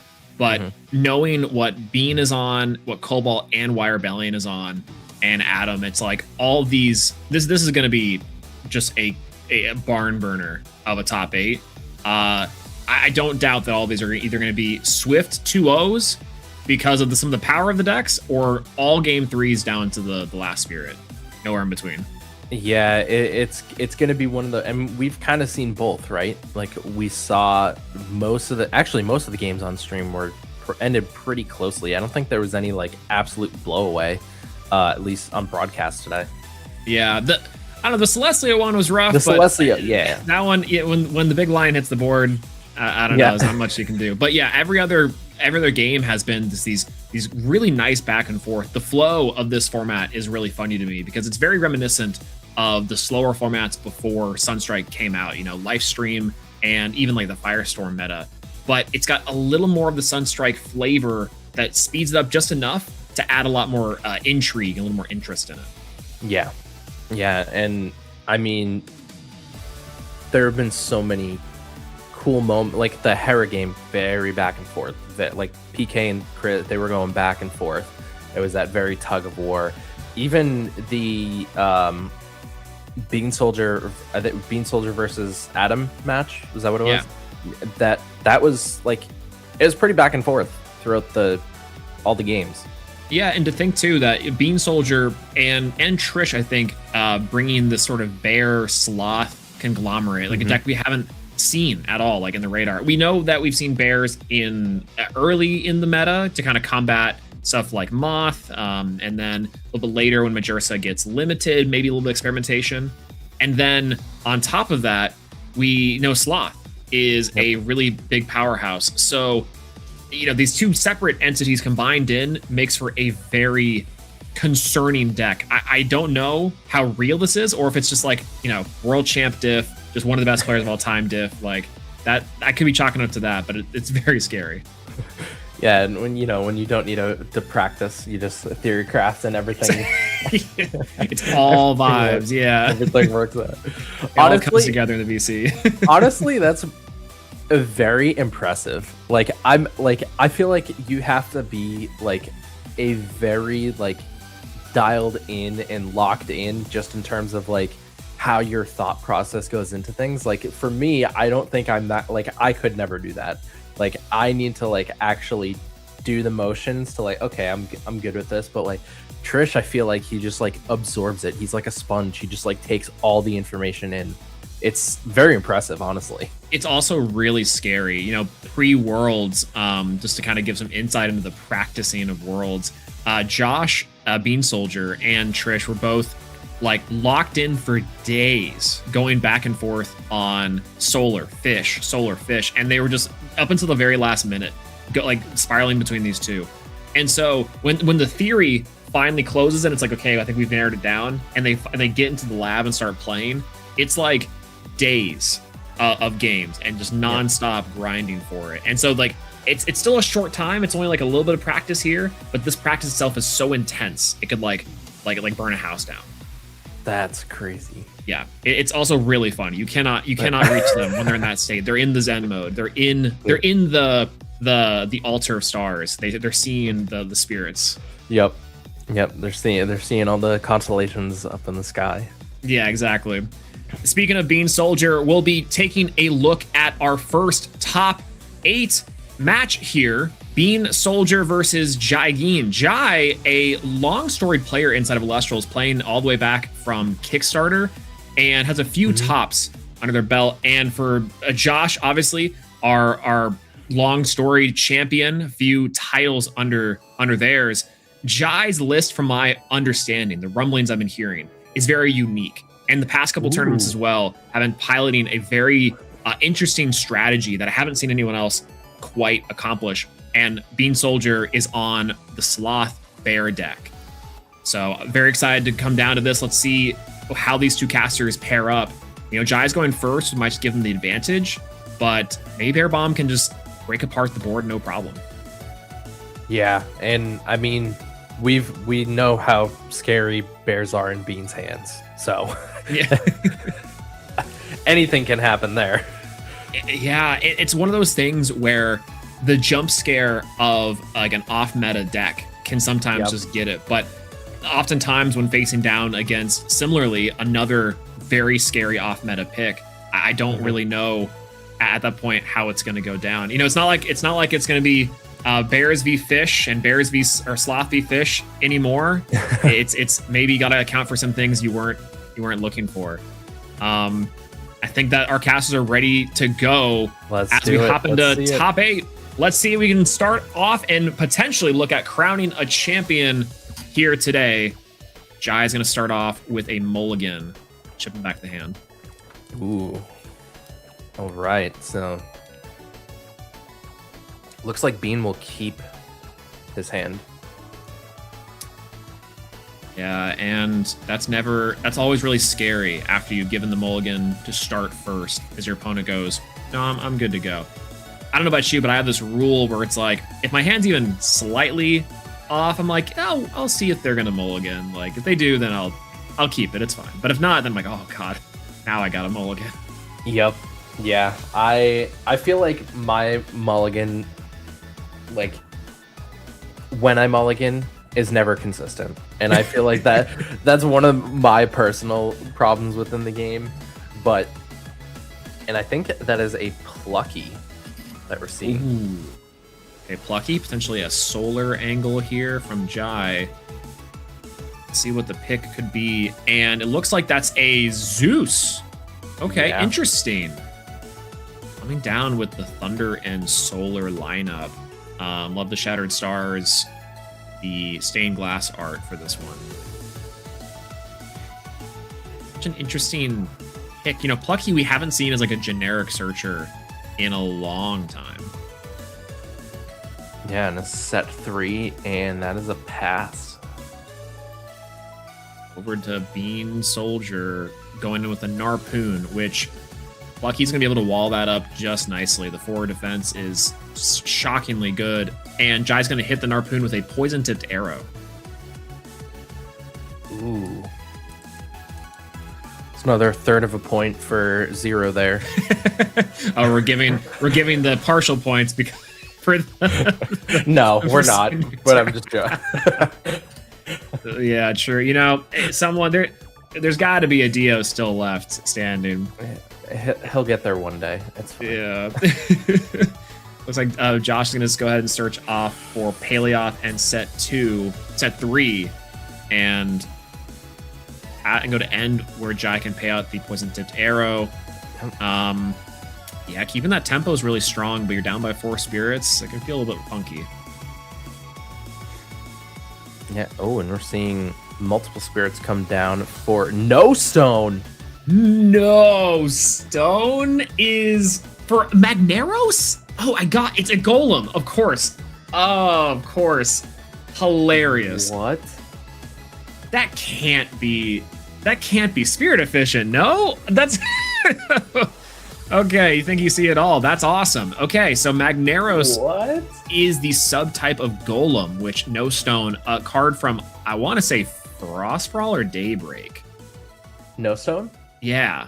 Moonrise? Moonrise. Moonrise. Wow. I think I've seen this card experimented with, maybe inside of like a Crabs build from Firestorm, but the ability to get out the Magneros and special cast the Aphros Champ to supply some pressure is wild. That was not anywhere in the realm of cards that I imagine being played in top 8. Yeah, those are cards reserved for the Tuesday casuals. What's that doing here? Maybe I don't know. Maybe I'm a little behind on my tech. There's the Keone. We have Paleoth, Keone, El Clasico. Nexusine onto the Paleoth. Nexus is okay, and Ascension is also okay from this. That is very interesting. Normally, one of these two gets stopped by something, but Jai's got to have some sort of back row here. Second poison-tipped arrow. Ooh.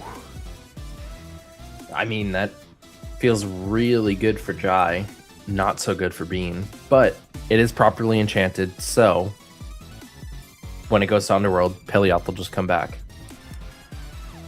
Yeah, we hit over the Aphros Champ just to make sure we're still not dealing with 5s. And deal 2 damage to the Spirit deck. And, now it's back to a little bit more even after the Keone and the Neander Sloth. But definitely the floating Paleoth with like a jump scare altar could be very dangerous here. Yep, there's a 2 for damage and then 2 for payout. Very worth the trade there. Third PTA? Question mark? There's the no Paleoth. way, right? I see Jai kind of cycling over the back row. If it is third PTA, it's third PTA! It is the third PTA that gets you. That's ridiculous. Oh, wow. Okay, so funny enough here, those 3 back row from Josh were set before. So Bean Soldier has the opportunity to respond to this if that's something. But 3 PTAs is absurd. I think they're trying to discuss, does PTA work here? But I think it does because it's in end phase still. Yeah, I think the idea is that does Jai have to pay the spirit out and does that destroy immediately, or does the pay spirit create a chain in which Bean Soldier can activate, I'm assuming, altar stars to keep it alive into the Paleoth? Otherwise, yeah, this poison tipped arrow is going to go through. So for sure, just double checking on the ruling here. And there's altar stars coming down. Jump scare to Nexus. And what's crazy? I think this was battle phase still when it's cast out. So now we can go into the second sloth and destroy an additional body. Oh, yes. Unless I'm wrong here, unless that was past priority to the end, but I don't think so. Very difficult. No. Yeah. It's not because the other one was PTA. That's right. We're still in the end. That's correct. That's correct. We're in end. Yep. Because the PTA payout.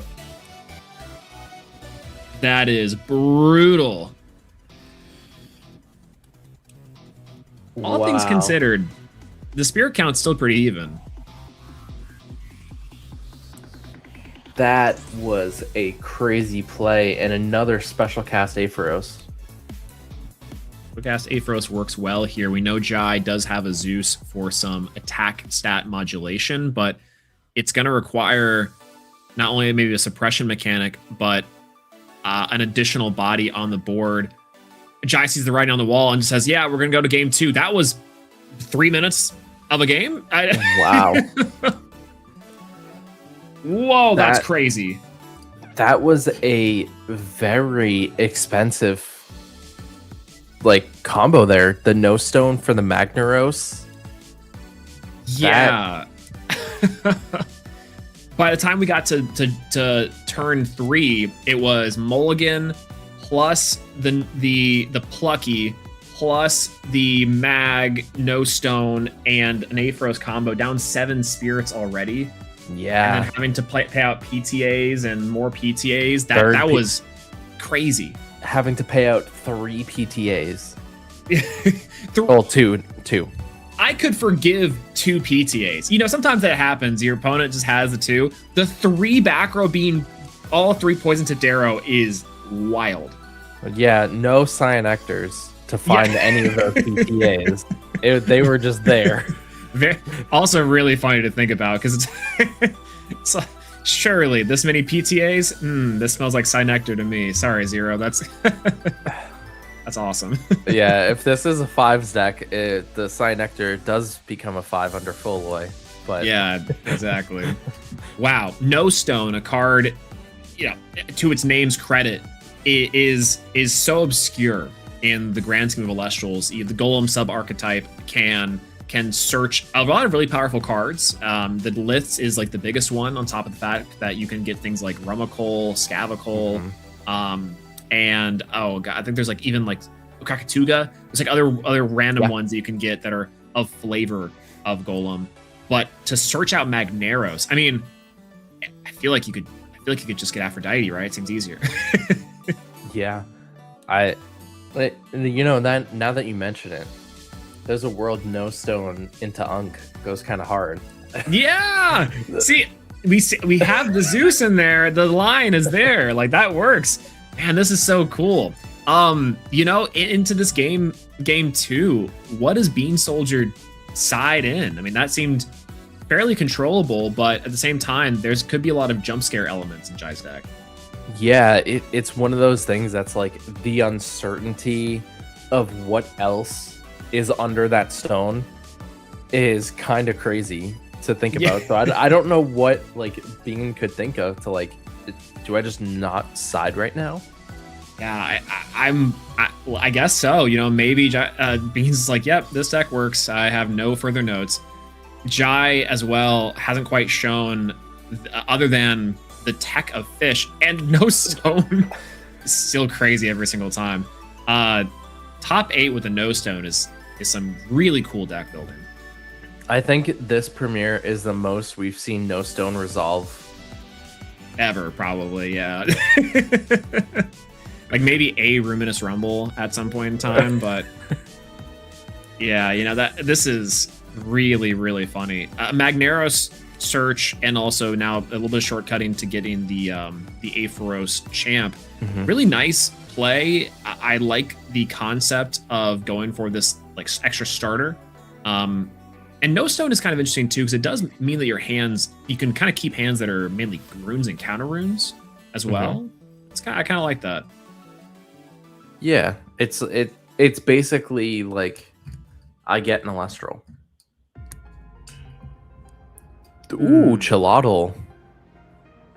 Here comes the Fish's greatest natural predator, a 5 defense.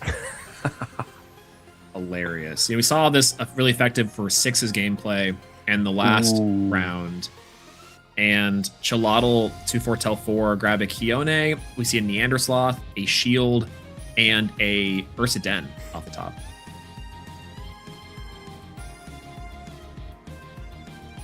Very interesting. Do you think grabbing the Kion there was better than grabbing the Ursaden? So I can imagine if grabbing the Kione there was good for getting out Neandersloth and like as fast as possible, for sure. Earthquake on the Chilotl is also very interesting. I mean, to keep the pressure, we saw this from the last one, remove the card and go, but I mean, with the Kion in hand and like a shield potentially on top, Bean Soldier is still in a very good position. Jai's not much better than Spirit-wise than the last time. Orals! Orals. Oh, it doesn't. Cryoblast not required. Take out the Aephros Champ.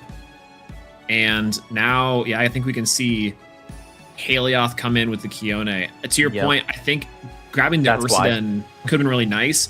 I think the idea is that if the Chelotl sticks around for the extra turn, you can just grab it on the back end. Yep. And if the Paleoth was in hand, that's why the Kione was the pick there.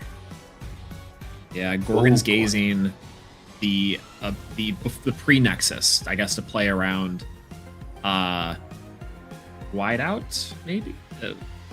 Unsure. Thunderstorm coming in to tank out that Kione, which is now an insane grab. An additional fish here would be kind of crazy from Jai. Dropping down a Necklace of Harmonia on the Magneros. Jai is just going all gas, no brakes. These cards are two spirits apiece. Shielded. Oh, someone tell Jai, you don't have to activate everything. No. This is very funny. This is it's a very aggressive deck. Yeah, and on top of that too, spirit count is still pretty decently even for the most part even after everything, despite it all. I love the fact that Jai's deck seems to be whatever works. I'm gonna keep on removing, I'm gonna keep on activating cards, and one of these things will stick, I promise.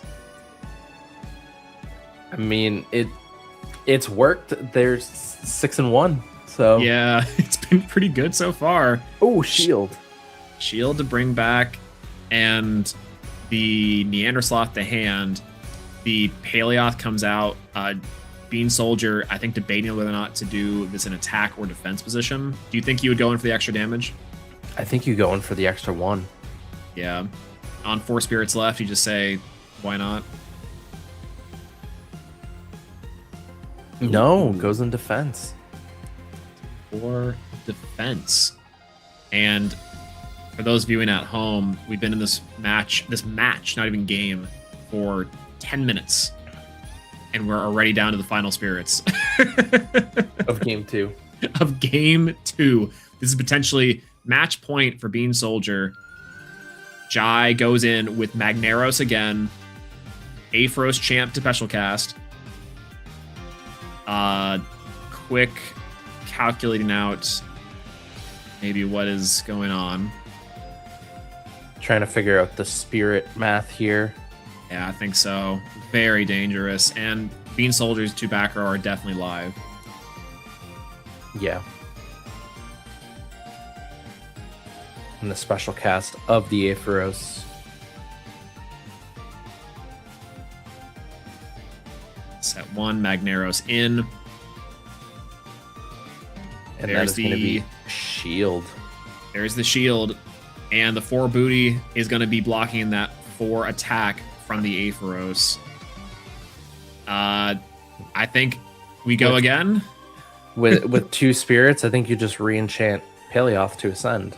Yep. Yeah, we go the really low commitment here. Gorgon's Gaze puts Jai in a really rough place.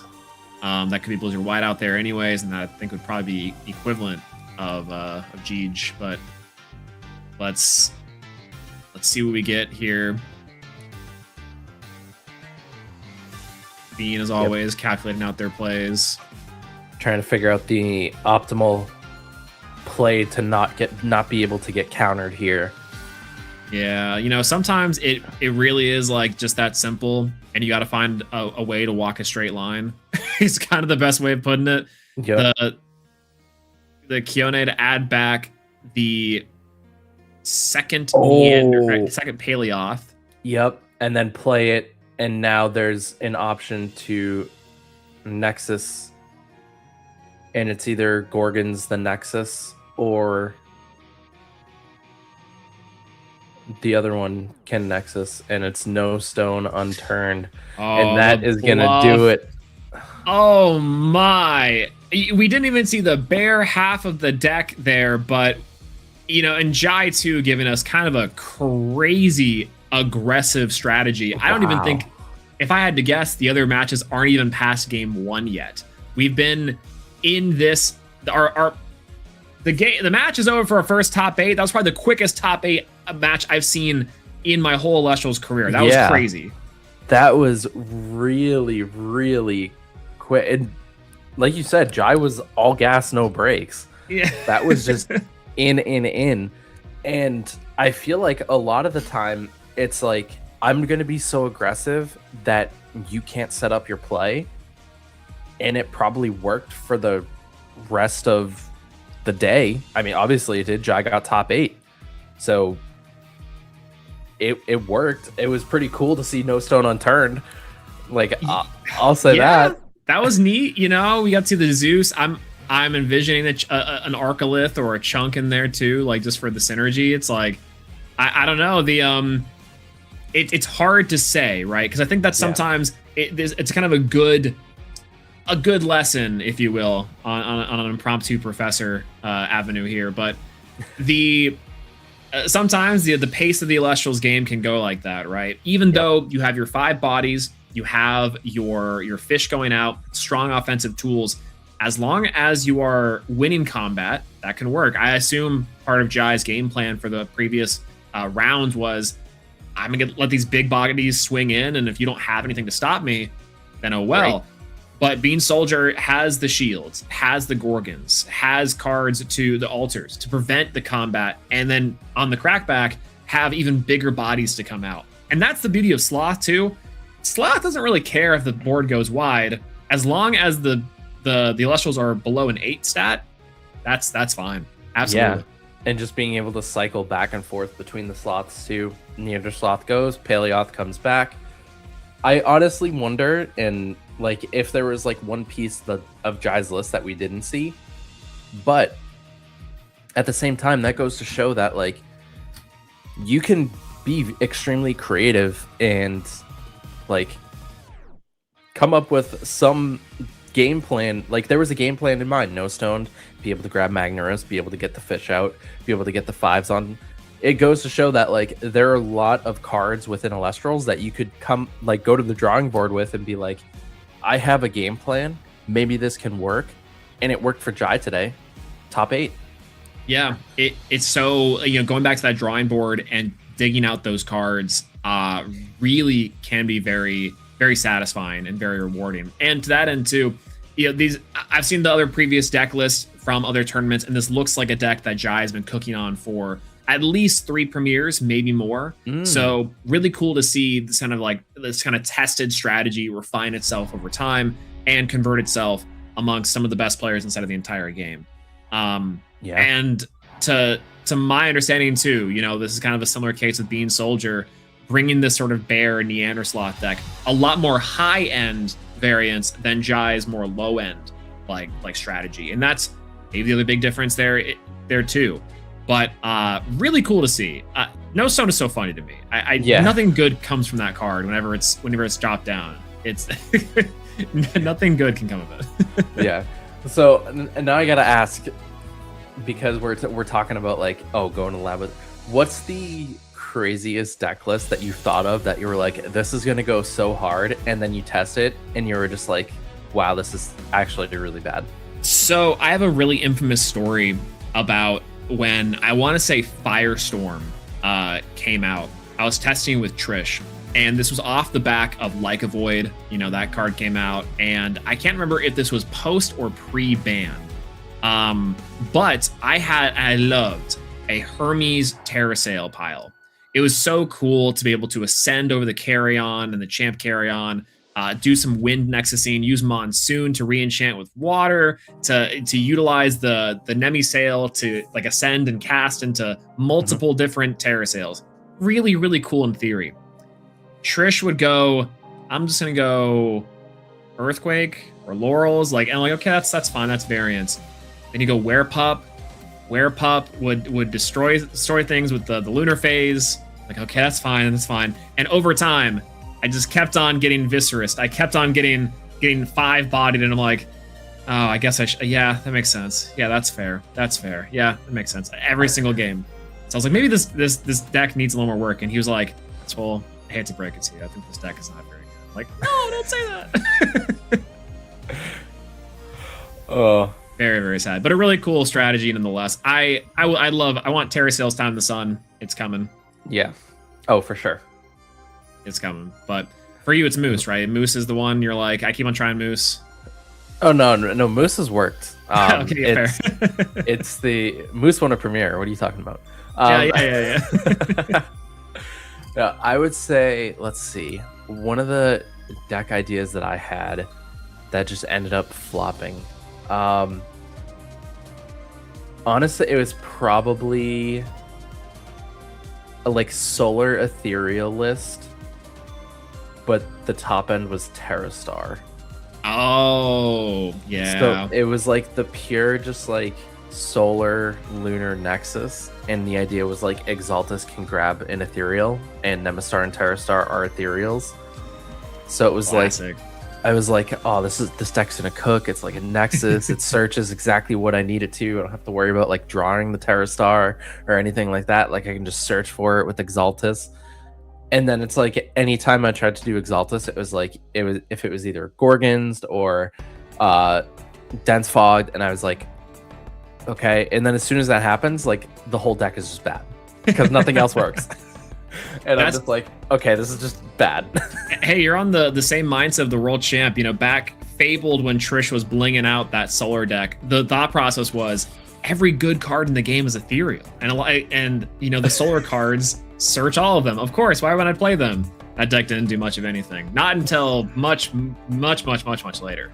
Yeah, so that was, I don't know, what, like Firestorm? Yeah. Like, and I was like, oh, this is going to be so good. No.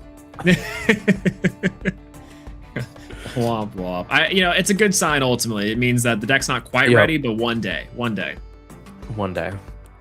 So, speaking of Elestrals, we can play a game since we have a little bit of time. I heard we got something cooking, got something brewing. So we'll each name an element at the same time, and then whoever gets the element, or we have to say an Elestral of that element. So like if I say frost and you say fire, the answer could be Crow Scorch. Okay, right. If we both say frost, then we have to name a pure frost Elestral. I see. Okay. All right. Titles, do we have to just say, if we just say the name of it, like if I say more frost, does that count? That counts as pure frost. Gotcha. All right. The first to 7. Sound first good? to 7 sounds good. Let me see if I can pull out some spirits to make it easy. Yeah. I got 3 of them, 4 of them. Great. I think so. Let's see. Seen 2, 3. Let's see now. 6. 1, 2, 3, 4, 5, 6. I need 2 more. Spirits am I forgetting? Of course I forgot that one. And of course, my boy, Solar. Okay. I think I got all the spirits down. This will be a little bit easier for me to remember which ones I have and haven't done. Maybe I can trip some up. Have we had any combinations that don't exist yet? I think the only one that doesn't is Solar and Earth. Oh, do I have a Solar Earth? You're right. I think that is the only one. Yeah, oh my god, wait a minute. I'm trying to think if there's another one.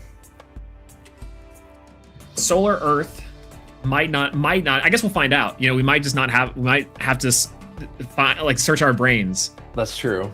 Yeah, I guess we can be informed if we accidentally find the secret ones. Water Thunder. Oh, Water Thunder was one. Yeah. It's okay. If we come across it, it'd be very funny to try to see if we can just make up an Elestral. Yeah, maybe this is where the secret reveal comes in. Actually, so this game is how Dan creates Elestrals. it's like, all right, 3, 2, 1. It's like, okay, yeah, write that down. All right. Let's see. All right, I'm ready with my first. Okay. Similar. Ready. All right. 3, 2, 1. Briscoe. Yep. don't know if it's easier to see, or if I should just say the thing instead. Yeah, we probably should say it out loud too. Okay, true. All right. Ready? Yeah. 3, 2, 1. Lycanroc. Solar. Tornadin. Yeah, no, yeah, that's it. So I was like, is there another one? Am I thinking Nixamera? I'm like, no, that's not. That's Frost. All right, here we go. Okay, 3, ready? 2, 1.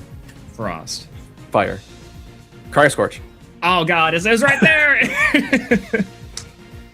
Not the stellar one. That's not right there. No, that's true. Yeah, still yet to be found. Code Cryoscorch. Yeah, until we use code Cryoscorch to find it. All right, ready? Yep. 3, 2, 1. Frost. Water. Waylands. Groylands. Ah, yeah, you got it. You got that one. That was you. Yeah. All right. Ready? Are you ready? Yep. 3, 2, 1. Lunar. Water. Sure. Draken. Joblin. Tie? Tie? That was close. That was rough. Tie. I don't know, unless someone else calls it, but I think we were pretty close there. We'll just call it a tie. Yeah. Okay. All right. Ready? Ready to go. 3, 2, 1. Water. Earth. Barabos. Barabos. I think you got it by like a Yeah. split second. The boss agenda. Yep.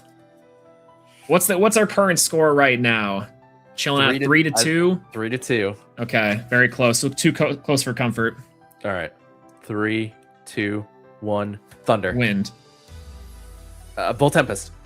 Yeah, no, that tracks. I could not think of one to save my life. I'm like, is there one I'm missing? All right. All right. Good to go. 3, 2, 1. Solar. By Pyro. Dragolus. Oh, yeah. Dragolus. Yep. Why did I say Dragolus? I was gonna say Cockray. I'm like, nope, that's other one, Dracoray. Yeah. Okay, ready to go. All right. 3, 2, 1. Earth. Floor mine. No, that doesn't work. It's a Neandersloth. Do we find the forbidden combination? Cedar Soar. Oh god, no, it's banned. You're right. That's so right. I wasn't even like. I'm trying to think of like all the and I'm like, wait, it's because it's banned. We don't. Yeah, that's right. It doesn't come up in my catalog. I'm like searching through I'm searching like the deck builder in my brain. I'm like, oh, using these filters. So funny. All right, it's game point. If I'm gonna go out, I think I got the right one to pick. All right, ready? Yep, ready. 3, 2, 1. Lunar. Water. Joblin. Drecking. Oh, tie again. I'm calling that a tie. I think that was a tie. I don't know. I think I had Joblin locked in for this one. Yeah, 6-4. All right. Ooh. All right. All right. I think I know which one to do. All right. I got this. Ready? Ready? 3, 2, 1. Wind. Lunar. Fulgorix. Fulgorix. Oh, you got it by. Oh. That one thing. Shout outs to I think that was Andrew last time. I think or PK. Someone did that, and I can't. They took a bit to remember that one. Now the thing is, what if we pick the same element? It's the most obvious one. Okay, I'm ready. 3, 2, 1. Water. Fire. Krakatuga. Oh, it's 6-6. I'm throwing. 6-6. Let's go. Okay. Oh no, this is important. Down to the wire. I'm throwing. All right. I figured it out. All right. You ready? Yeah. 3, 2, 1. Lunar. Nabi.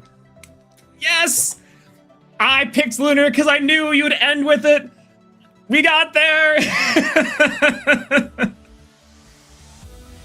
I threw. I knew it. I was sitting there, I'm like, I think I should do Owloon. And in the off chance that it's double Lunar, we have an option. Oh. First thing that comes to my brain. Incredible. GG's.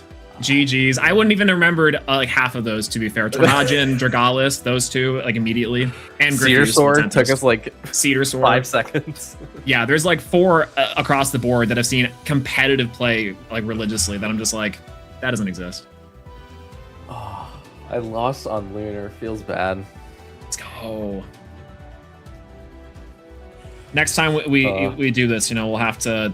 What would be really hard is eventually like striking down spirits we've already done. That could be kind of an interesting one. I'm trying to think, how do we up the stakes? Beautiful. Paleo champ counts as both. That's a Skyhawk ruling. Skyhawk, get in here. It's always a Frost Elestral. That's true. Actually, you know what? That would work. I think that would be really funny. It always counts as a Frost. Yeah. Wait, so does that mean it's both Frost and Earth? So like, could we have said Paleoth? If we held up Frost and Earth. Actually, yeah, Because we had Frost and Earth. That'd be really funny. It has to be an Elestral that's... Well, no, if it's an Elestral that's both, technically Paleoth is both. Yeah. How does that work? We need a Skyhawk ruling on this. Yeah, is Skyhawk busy right now? Surely not, right? Yeah, no. He's probably not busy. Not like a tournament happening or anything. No, it's this is the real event. Is you, me, and Zero going back on forth on this? Yeah, this is this is what happens whenever they leave us with so much time. To be fair, so yeah, and usually it's the same result where I'm on game point and I just throw. No, no. Oh man. Well, we got some time to sit and reflect and yap. I don't know about you, I think we've had a wonderful tournament this entire run. 8 crazy rounds so far with more left to go. And I'm already looking forward to the future. Snowshade, I think, has been on everyone's minds. Obviously, the reveals, the crazy stellars from today.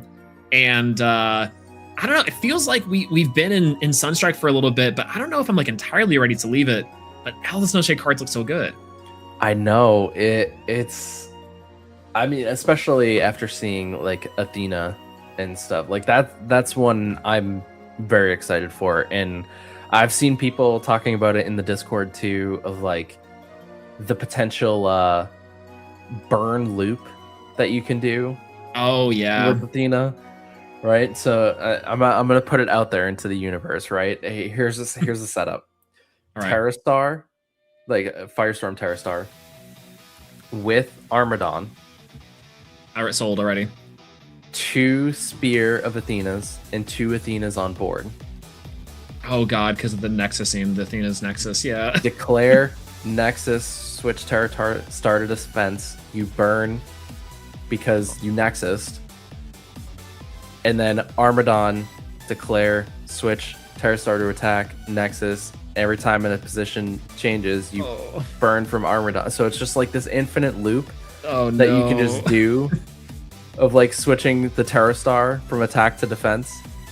Yeah, and you're just Nexusing back from the to the Terrastar back and forth. Now the Armadon swapping in defense. What's really sad, this works for the water version with Eddie and the Tsunami High Tide. The new Terrastar being able to enchant to the board too, you'll always have the spirits for it, is ridiculous. Yeah. So I don't know, that's gonna be, I feel like that's one of those things where it's like, 1, very difficult to set up, right? 2, you can't have any protection because you need 2 spears and 2 Athenas on board to make it work. That's your 4 rune slots. You have no back row. It reminds me very much of the Waylance Aphrodite's necklace kind of thing, where it's like, this is going to be crazy. Well, if. Yeah, so it's like you literally need everything. Like you need your 2 spears, you need your 2 Athenas, you need your Terrastar, you need your Armadon to make that work. And unless you have that perfect board state, can't get it. Yeah. Oh god, the full art for this Athena looks really good. I still have yet to complete my playsets of some of the full arts inside of Sunstrike, but I might have to put that on pause for the full arts inside of Snowshade. Yeah, they are kind of crazy. The Terrastar and Nemesail line are archaic, right? That part of the Dino class. How does that fit into Sinistrex, the other premier sort of Dino for the set? Yeah, So let me pull up the effect because I'm confusing Frozen Grave and Primal Roar. Yeah, those are the two new runes, the archaic runes. Yes, but I think it is it Frozen Grave? Let's see. It is not Frozen Grave, it's Primal Roar. When this Primal Roar is sent from your deck to the Underworld, you can expend Lunar in order to target another archaic card or another archaic rune in your Underworld and return it to your hand. So basically, you can do Nemastar, suppress it, ditch Primal Roar, and then grab Frozen Grave back. That's ridiculous. Or another Primal Roar. Oh, So my God. I think that's like the combo that will loop into it. But then also with the Sinistrex line itself, it's when this Grimbite is destroyed, you can put it to the bottom of your deck in order to special cast a Grimtrex from your Underworld. So you can get Nemastar. If you have Grimbite on board, you can do Nemastar, send Grimtrex, and then when Grimbite is destroyed, put it to the bottom of your deck and then special cast the Grimtrex. Wow. Yeah. So that's a synergy with that part of it going into the archaic. So it's really interesting and really cool that, like, even though it's a Champion of Athena, it still fits into like the archaic package that is coming out with Sinistrex. That's gonna make. I'm curious how sealed play is gonna go for that, because I wonder if the archaic package will be really good inside of draft and some of those side events for stuff like Columbus. I know for Sunstrike, a lot of the lunar stuff were also similarly very good, and seemingly so. Sinistrex and even just the Grimbite loop sort of thing with some frost, I think could be really sweet for that. So thinking ahead to some of the side stuff, 'cause I'm like, how do we figure this out? Really, really cool. Yeah. So so that when like I saw the Nemastar, I was like, okay, this is a one drop that very much goes into the Sinistrex deck that people are potentially talking about playing. So yeah, and there it is. Yeah, the Nemastar. Yep. So when the Nemastar receives one or more lunar, you can suppress it until the next turn in order to search your deck for an archaic card and send it to the Underworld. So that's where it fits with the Primal Roar, because you can send that, or you can send one of the Grimtrex or Sinistrex, depending on what you have on your field, to get it in Underworld to put the effect of either Grimbite or Grimtrex live. Yeah. Speaking of slightly more generic runes, I got to get your thoughts on Midas Touch. I feel like this card has been in both hot water and then also has been kind of cold in its tracks, so to speak. So Midas Touch is a new card coming out in Snowshade. It can only be played if you have an enchanted Earth Elestral. It's native to that element, and it kind of acts like a Gorgon's Gaze in a way. It's like a Earth style Gorgon's Gaze, where you're suppressing an Elestral and negating its effects on chain. Yeah, I think this card is going to be very interesting. It's sort of like, to me, it reads sort of like Eruption Jealous, like Hephaestus Jealousy, of like, you don't get the destroy effect, but you get the negate effect. Yeah, that makes sense. To it. And I feel like there's probably going to be, like, there's more stuff that needs to be revealed in Snowshade, right? And we know Demeter is in one of the starter decks. So I think there's potential there that maybe there's something that's not revealed yet. I don't know. I don't remember. But, like, if there could be something revealed that could play into it. I don't know. Yeah, I think that would be my thought. Yeah, I'm starting to think too, how does this affect Dreamlock's legacy? And yeah, because it's like because it's very much like Dreamlock. Yeah, but instead of like having to Nexus, it's like enchant Earth and then boom. Exactly. And you know what? Okay, here's the even crazier part to me. Bloom Searcher, I think, unlocks a lot of Midas Touch for me. You know, I don't know if that's possible. I don't know what we're getting down, but Bloom is always one of those cards, similar to a lot of cards in Elestrals, even like No Stone, where it's like one day Bloom will be crazy, and one day Bloom will have its day. And I think Midas, along with some Earth runes of similar nature, I think very much could push that over the edge. But Midas Touch does give me a lot of hope for other decks having additional forms of interaction. Again, I point out Dreamlock. Dreamlock's a really cool elemental rune that is exclusive to either Lunar or decks that can afford to like configure a game state with a Lunar Spirit. Midas Touch is a little more restrictive, but I don't know. I don't know how to feel about this card just yet, but I know a lot of people are very scared of it right now already. So kind of cool. Yeah, it's Majesty in an Earth counter and yeah. Champ Majesty in an Earth counter and basically. Yeah, I think that's a really cool like exploration, honestly, in the game of Elestrals. We have only seen in the form of, I think, Majesty Champ so far, which is make another spirit be another spirit. I think that's the only one. Yeah. Unless there's like a Frost rune or something, but I'm pretty sure that's it. My catalog brain says that's right. We have to like dig deep on Cedar Sword levels to see if there's anything else. Yeah, that's a Nick question. That's a paid robot question. Yeah. Sure. But those cards I think ultimately have me very excited for Snowshade. I know the pre-orders are live right now. We've been playing the ad a little bit intermittently, and of course the beginning of the broadcast. And the cards look cool. The Stellars look great so far. The Grimbite plush is going in my cart immediately. Yep. Those things are crazy. Like, stack a few of them up, roll them like bowling pins. Yep. Very fun. Grimbite ball. That's Grimball. Yeah, Grimball. Be a really fun side event for Columbus. Yeah. Instead of dodgeball, we play Grimball. Gotta look at a lot of waivers for that one. Yeah. Hat's just shaking his head like no. But we've talked about Athena. We've talked about the Sinistrex line. What's your like thoughts on Hades? Like, what after seeing that package? Like, what are you more excited to like start testing and theory crafting with Hades? Oh, I'm very excited for Hades package. It's really, really strong, and I think the applications alone with just things like the Frostmite, with the Necruff, and those two cards as like somewhat generic cards are very good. You know, talked to the Blazerus in a couple rounds ago. The Cryo Scorch and Cryovern lines are terrifying. Old school Cryo Ling can go into the new Cryovern, similarly to its old school 7 attack counterpart. But now with the Severed Spirits, mean that you have additional bodies to go wide with Frost somewhat struggles with outside of more Frost. And speaking of that, being able to copy the effects of Hades champs in the underworld, the new Draco form, that's scary. That's so scary.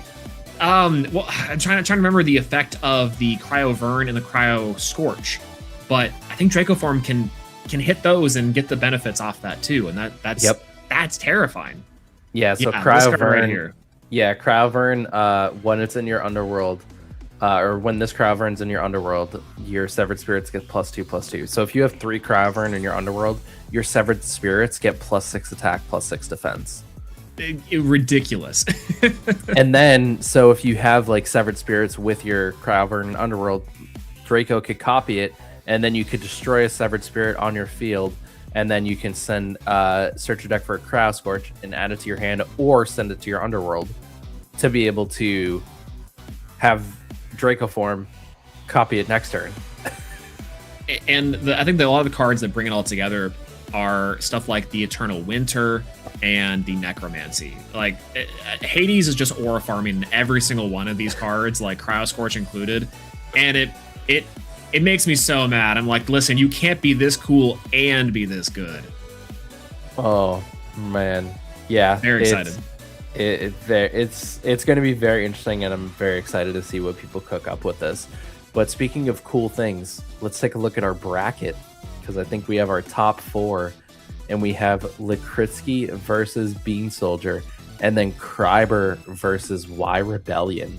Ooh, this one's going to be kind of crazy. Lakritzi and Bean Soldier. I think Lakritzi's been on a little bit of a tear. I think they were the undefeated in Swiss, I want to say, or potentially they were 7-1.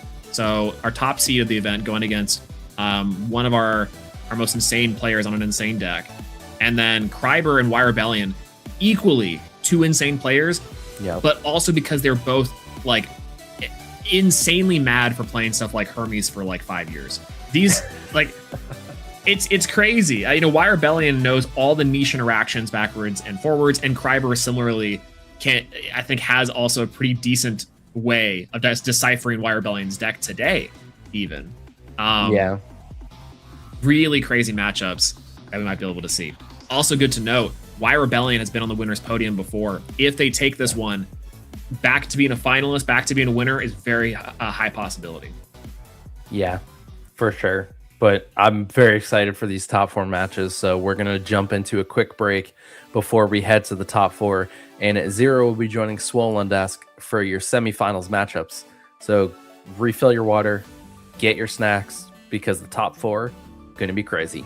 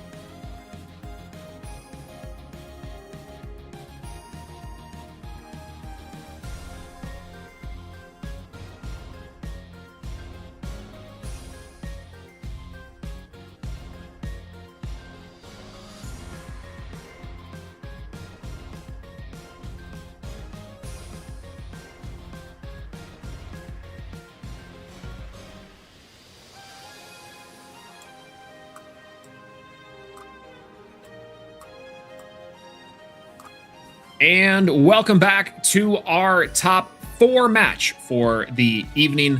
We just watched Bean Soldier take down Jai for our top 8 in probably the quickest match that I've ever seen on Top Cut. You're going to have to fill me in on what happened. I went on my break. I went to go get something to eat and take the dog out. And then I come back and it's already over. So what happened? Yeah, blink and you miss it. We're not reaching the YouTube ad revenue with the VOD on that one. I'm sorry to the producing crowd. But for our next match here coming up, we've got a tale to take. We have 2 previous Hermes champions who are crazy with the strategy. And I'm looking forward to seeing them duke it out. Battle of the minds, truly. I think someone who plays 1,000 games of Hermes has to have like the mind of like Akira, just like giant brain sparking out of knowledge. I don't understand. You have the meme of all the different equations and everything exactly. going on in the head. And with both players that are about to play right now, being like the top Hermes players, it's going to be crazy to see how far into reading the opponent's plays. I'm super excited for this. It's going to be a very technical matchup. Yeah, and we saw Wire Rebellion previously. We don't quite know what Kryber is on inside of this run, but really deep run from themselves. I know the last couple events they've been doing pretty well. Top 16s, I think even a top 8 in there too. Wire Rebellion hasn't played for a little while, but took like a small break. Before that was rocking up with like Pen Terror and everything from like at the Moth strategy and Moth days, which is very cool to see some sort of like innovation on that strategy.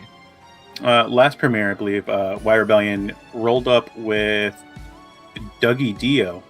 Yeah. And ended up losing in top 8 on stream. It was a crazy match.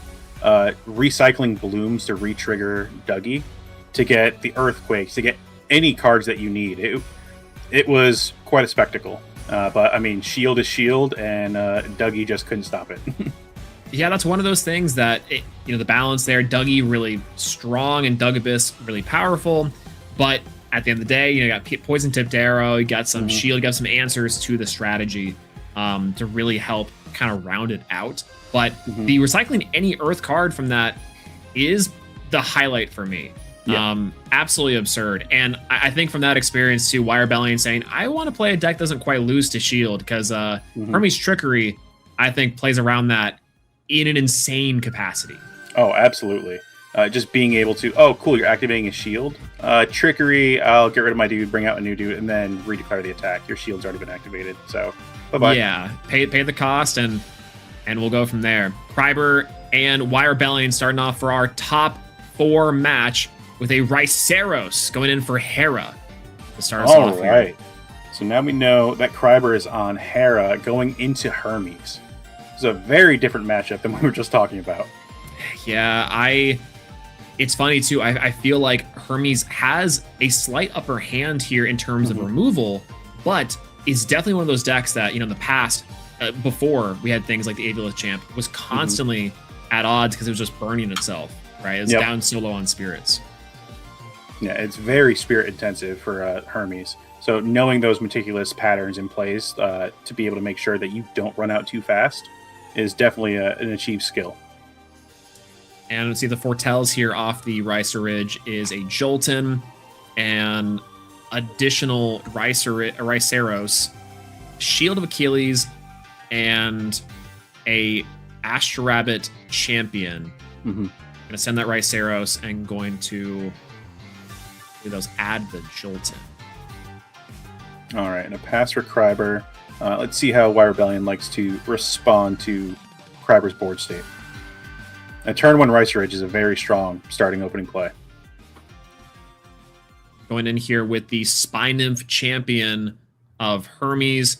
If I know one thing about Wire Rebellion, it's that their blinged out Hermes deck is like identifying factor. It's so cool to see. I mean, obviously it's your championship deck.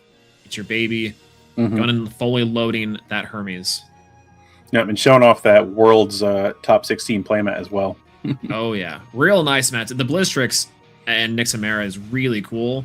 I love that artwork so much. The mats for all the events have been killer.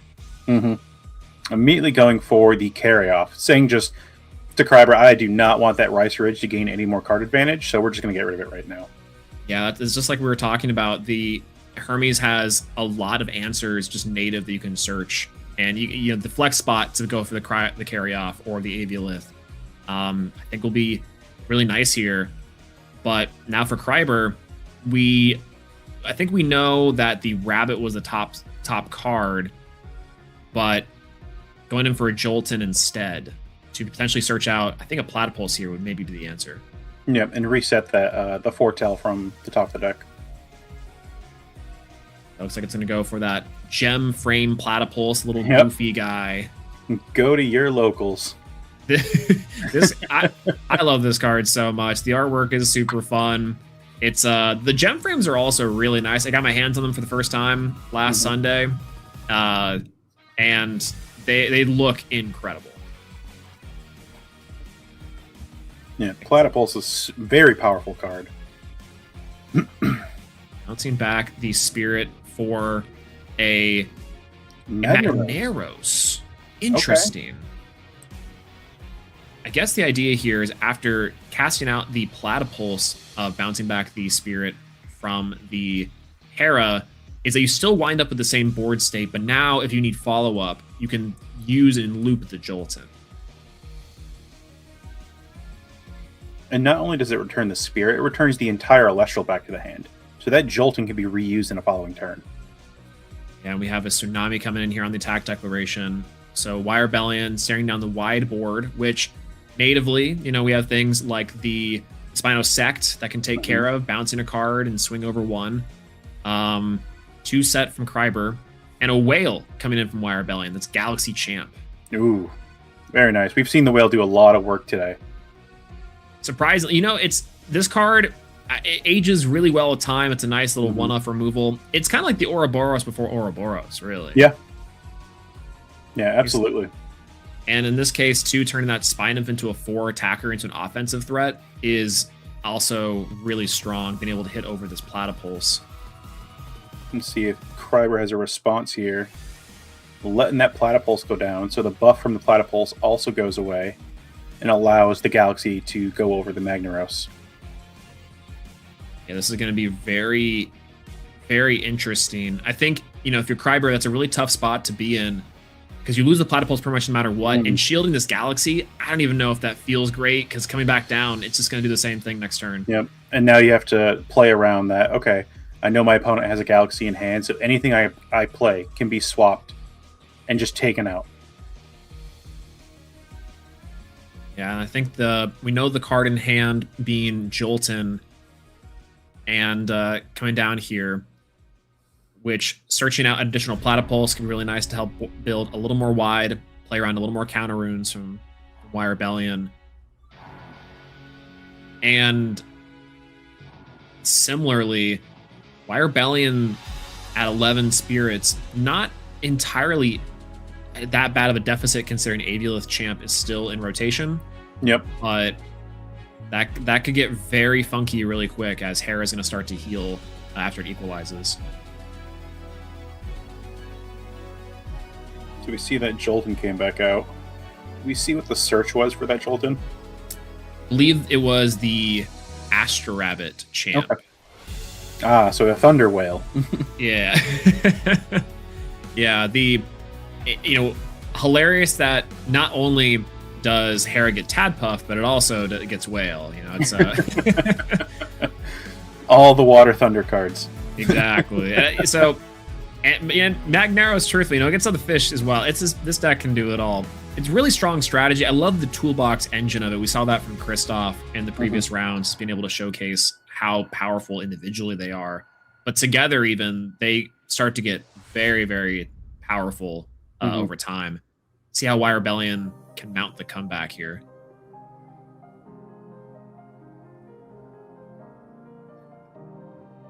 Thinking over the plays, I imagine the set card could be something like a Trickery and holding that for the right moment. That's usually Wirebellion's MO.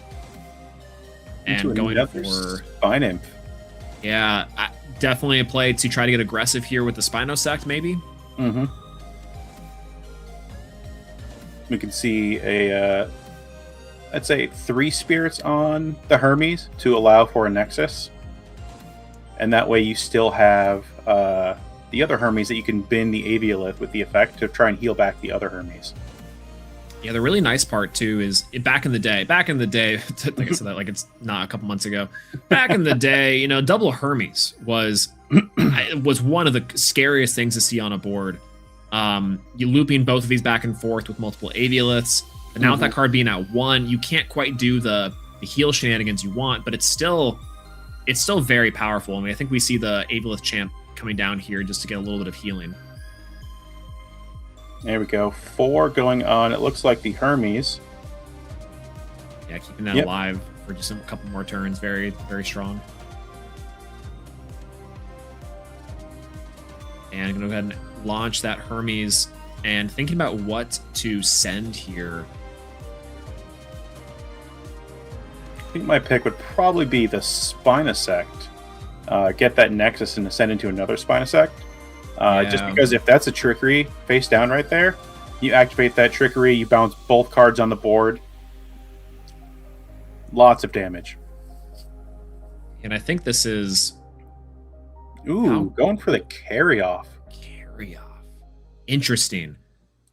You know, this is the thing, is that Wirebellion's got some of these plays where it might seem a little confusing, but it most of the time I would say just very deliberate in the way that he's setting up for a future turn here in like four passes. We'll see how this works out. Does have to be conscious of spirits being so low. I think this is correct. Wirebellion already got 4 spirits. It's crazy looking over at Kryber's spirit count and seeing 14.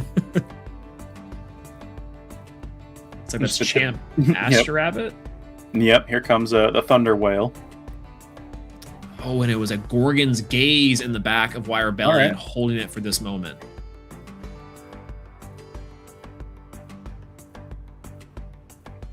Okay, I think that'll allow Kryber to still potentially get over the Spinef with a Platypulse, but Wirebellion can maybe hold off for just one more turn and still do some Nexus plays and ascend for a potential board clear. For sure. And let's hope that Kryber doesn't have another Magnaros, because the Magnaros is able to get around a Gorgon Delestral. You can just return the whole thing back to your hand, and then you just get the Nexus effect. It looks like that's a Zeus coming down from Kryber to shrink down the Spinef, allowing Jolton to swing over, and that's going to be Kryber taking back pace, and Wirebellion being on such low spirits.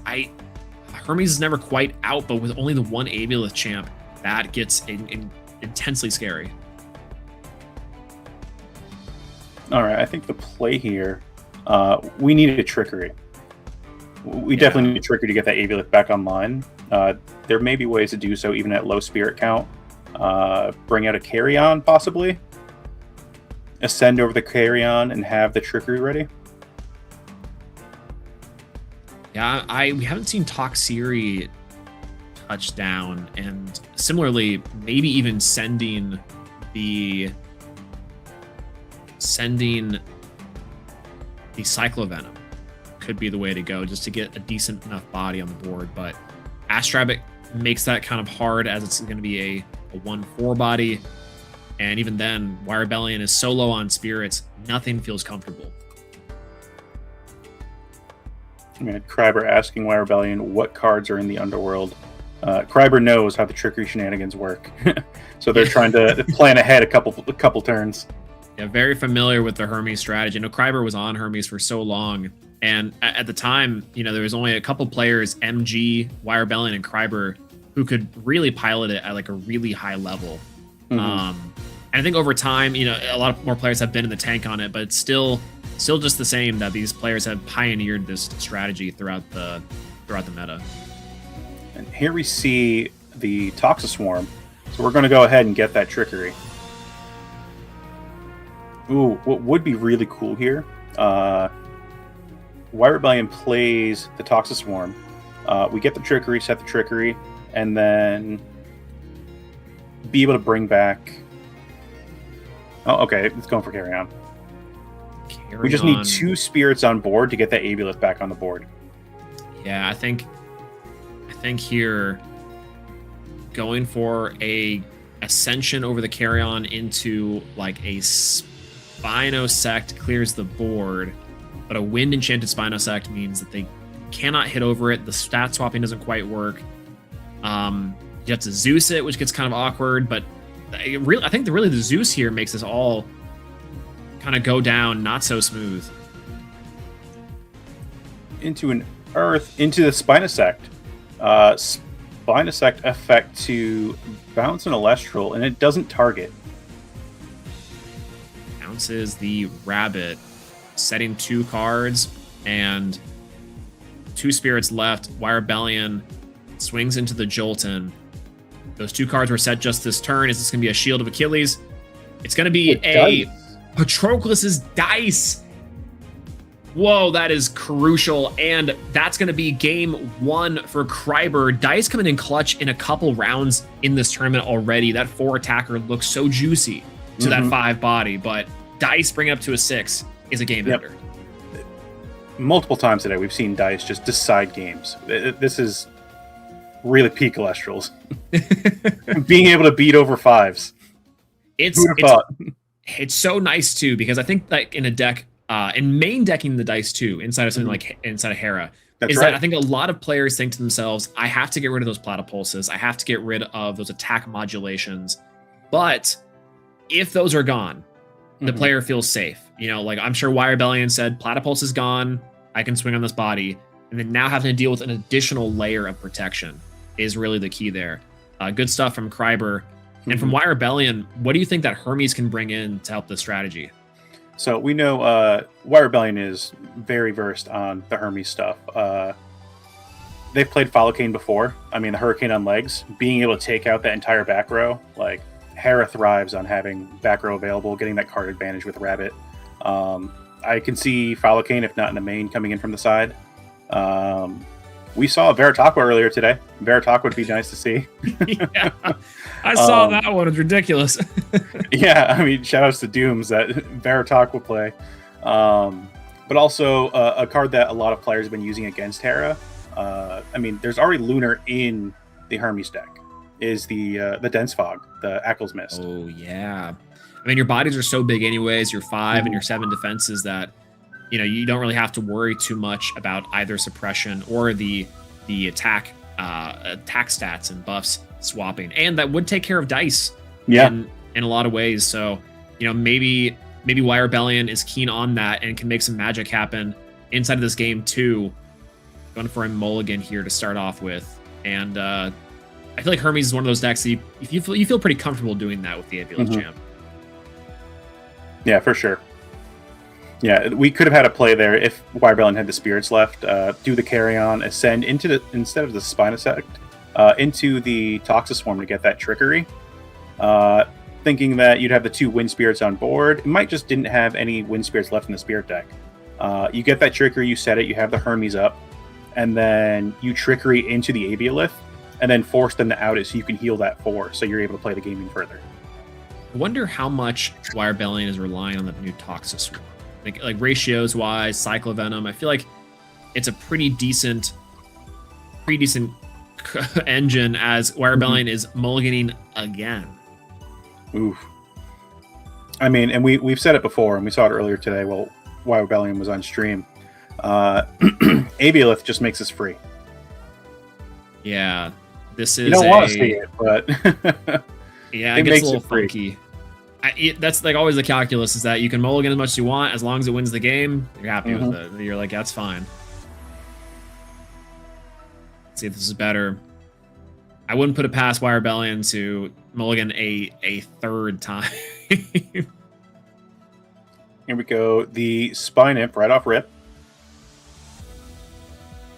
I'm coming in with the Hermes. That's going to solve the problem of the mulligan. You know, in some ways, you might not even have to do it now. But I feel like you definitely want to. Wirebellion's moving so fast. He's like, yep. I already know. Has gotten so many reps in with this deck. Like, he knows all the play lines. Straight into the Aboleth. Heal back that 4. Now it's like the mulligan never even happened. Getting 2 and passing. We're in a good spot here for a first turn play. I don't think you can ask for much better than getting the perfect hand and your Divine Engine online. Let's see how Kryber responds. Is that an expend to draw? So, Interesting. In some not capacity. good for Kryber in a set 2 pass. Eesh. Well, maybe the, Probably should have mulliganed also. yeah, you're up 1 game. You can heal back the spirits with Hera. You might as well, But this is, I guess, kind of nice because in some capacity you don't have to worry about your Elestrals getting destroyed off the rip with something like a carry off or carry on ascend and carry off send. P-Box is a perfect card to have here. Wirebelling's still going to be able to get the second Hermes that wasn't activated, but that's a Falcane and a P-Gust. Oh no! Those are crazy cards to keep in the matchup. It's okay though, because that's a Hydrake. Oh! Uh-oh. And that's the new Hydrake to search for a dragon. Oh, going for a Pantera line here could be critical. Oh, I just realized if these cards are not... There's the new Pantera. Shouts to Ari, the beautiful full art. If these cards aren't outed in the next turn, Spinosect, Nexus 2, Ascend Pantera is real. Yep, and bringing spirits back from the underworld, trickery setup. There is so much about to happen here. Uh-oh. All right, Kryber, do you have a billion forms of removal or what? No. It's a Quackle. That can work. 1 Gorgon's Gaze could be enough here from Kryber. Grabbing Hera to heal back a couple spirits. That Pandora's box ripping the P-Gus and the Falcane, like you called it in the siding, is pretty critical, but I can... wow. It's not off limits, though, for Why Rebellion. Hermes brings that stuff back from the underworld. The underworld is Hermes' toolbox. That's right. Oh my god. You know what? You're so right. You go Pantera, Spinosect, they try to Gorgons, you go Falcane effect, now destroy all the runes. Yeah, this is where Why Rebellion shines right here, is in these moments. Kyber setting 1 and passing. I think this is it. It has to be double P-Box, I think, to prevent any sort of shenanigans. Did we see what the Hydrake got off? It was the Full Art Pantera? Yeah, Full Art Pantera. Okay. The new scary dragon. Very crazy card. Yeah, let's see. Going for 1 Hermes. P-Box again. Yep, bait it out. Yeah, let's mill. 1, 2, Trickery and Tsunami, it looks like. All right. Seeing the Trickery go to the Underworld's rough. Yeah, I mean, I can imagine Why Rebellion's on maybe 3, definitely 2 for sure. And if 1 is in the back row, then Why Rebellion's kind of hesitant to pull this Hermes trigger, the second one, but I can definitely feel why. You don't have to do anything intensely immediately. Is that a second Falcane? Falcane. Let's go! Forget the one in the Underworld. That's so crazy. Expending for Falcane's effect. To go for dice. Popping the dice. Dice effect, put back the P-Box. This is not good for Kryber here. Falcane being able to repeatedly wipe the back row, as long as Why Rebellion has the spirits for it. Yeah, this gets really hairy too. Falcane sticks around. No Hera is safe. If Falcane doesn't stick around, that's okay. There's a Trickery back there. Absolutely. Second Falcane. I would have never guessed it in a million years. And if this Falcane, it's never going to run into a shield. It's Falcane. You can just Trickery out the other one. Yeah, oh my god. And a 7 attack breaker is also really, really harsh. I think the only thing in Kryber's deck that walls it is the Ricerage, and the only thing that beats it is the Imperial. I guess For maybe the sure. rabbit, you could do some swapping, but I don't think that feels pretty good.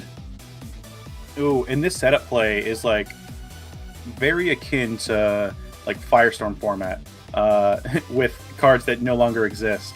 This Follow-Cane is going to use its effect to essentially Hurricane, and then Wire Rebellion can ascend into the Penterror with nothing to contend it.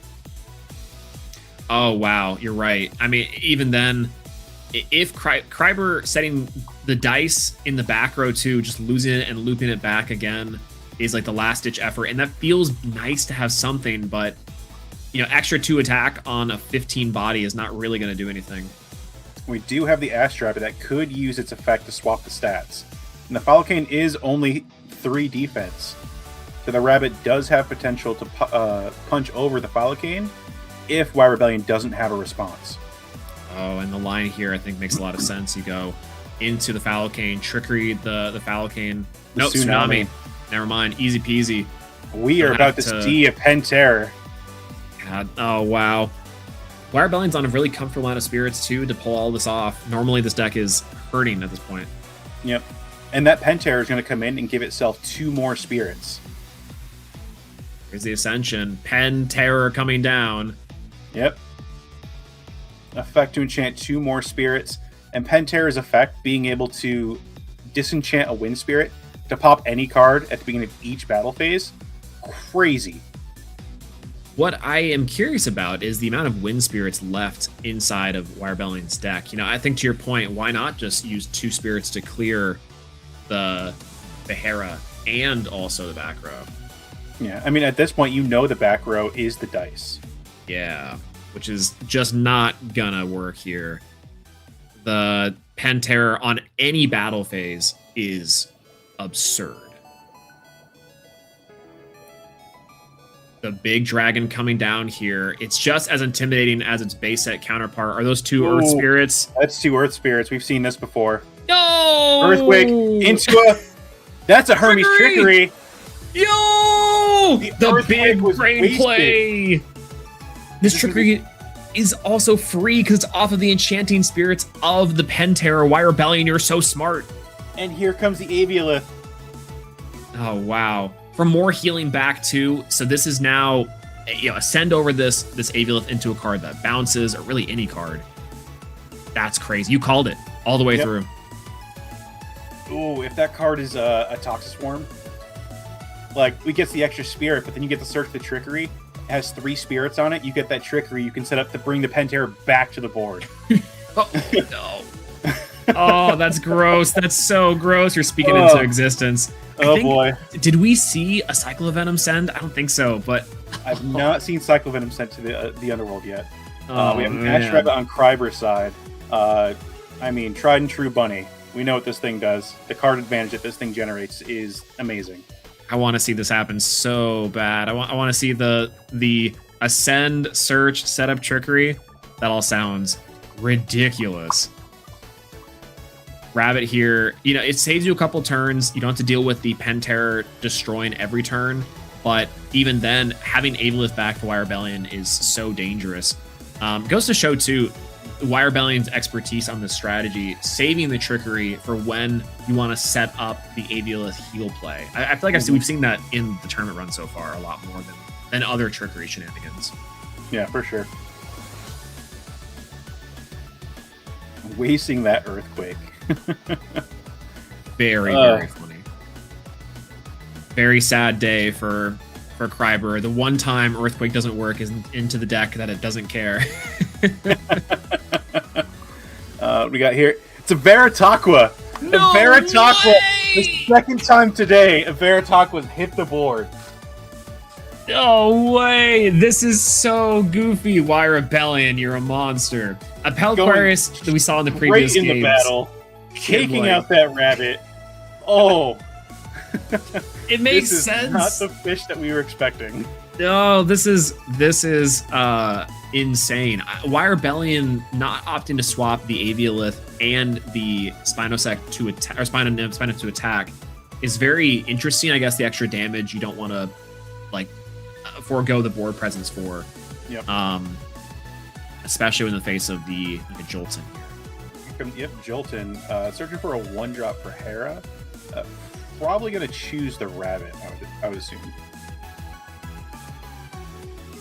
Yeah, there's nothing else here besides a Platypulse to maybe hit over the Spinnymph and also the Veritaqua. Yep.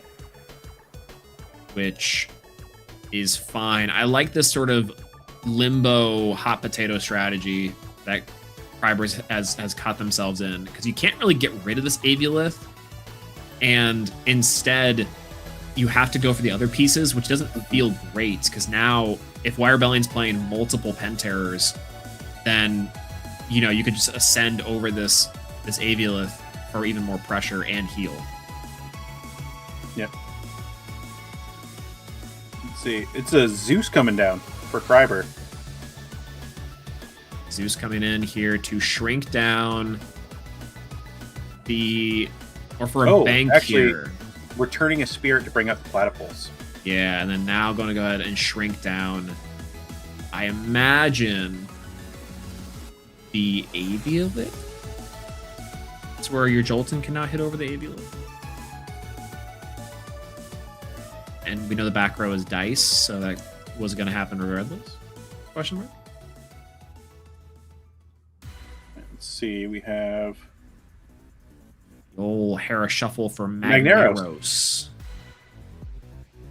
Yeah, Magneros then into the Aviolith, and Wirebellion thinking about activating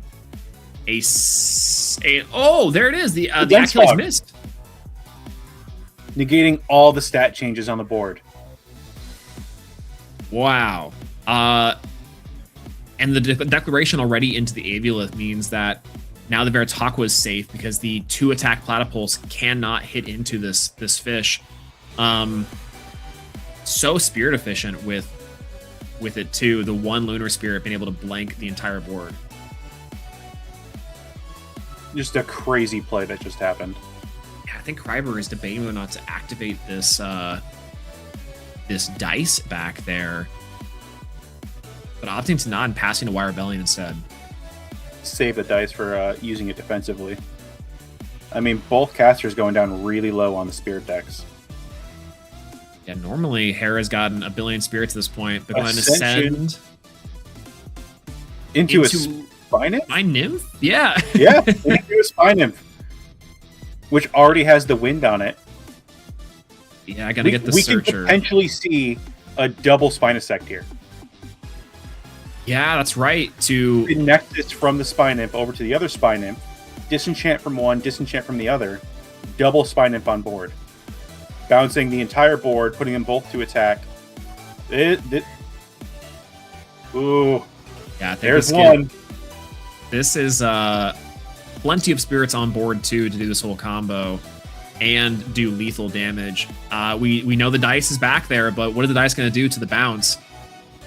And you don't want to put yourself on such low spirits anymore. I think Kryber is just waiting for Wirebellion to find game here. But like you said, double Spinosect, send, and ascend works here. Oh, looks like Hermes effect. Oh, send carry off works here. Yeah, wait a minute. Carry off. Here we go. Purple Earthquake. That's right. And Wirebellion, in an absolute clincher of a match, takes game 2 to move us on to game 3 inside of our top 4. Incredible double Phalocane scene. We see the P-Gust. Penterra touches down. You called the Achilles miss, the Veritaqua, and the trickery plays with Penterra. Wild stuff. Yeah, all these casters adapting to like the presence that Hera is put on the entire metagame with Sunstrike. Multiple people, like we've seen it in this premiere, we've seen it in the last premiere. Like Hera is the most represented deck, and everybody is just bringing the tools to fight that. Yeah, and I think that Wirebellion going from the Dugabus and Earth package saying, I want to revisit my old beloved inside of Hermes. It really does make this deck look easy, by the way. Like, just it's like living vicariously through Wirebellion and being like, yeah, I'd make that play too. Yeah, good call. Yeah, that's something I would do too. Incredible. Yeah, and Kryber being another one of those very high-level Hermes players can see all the things that Y Rebellion's doing way in advance and knows what's coming. Yeah, the future sight, it does not help in that last game. You have the cards to do stuff, but while I do love the dice, it was definitely less effective in that time around. And Y Rebellion taking advantage of that in sighting in stuff like the Achilles Mist. I still don't know what Kryber might have in their side deck for Hermes, except for Pandora's Box, which we did see to pretty good effect, but it only delayed the inevitable, it seems. Yeah, I mean, one card that absolutely eats Hermes alive, if Kryber's running it inside, Catabasis. Oh, yeah, absolutely. Like, the eater of Hermes. Well, and what's wild, too, is that we do know that Y Rebellion's kind of trick, so to speak, is that Hermes trickery. And so having a card to disrupt that means that Y Rebellion's plays, the thought process a couple turns ahead, now gets really messed up, and we'll have to put Y Rebellion on a pivot play in those terms. And, you know, hey, that card's also pretty decent into Sulfuri discard, so not a crazy, out there pick, but it's pretty solid. Yeah, and the card advantage you get from it too. Like, you disrupt their strategy. If you hit 3 cards, you draw a card. Like, I'm for it. And it looks like we're going down here after a mulligan with Kryber into a Riceros, into Riceridge with Zeus as the bank. I like this combo a lot.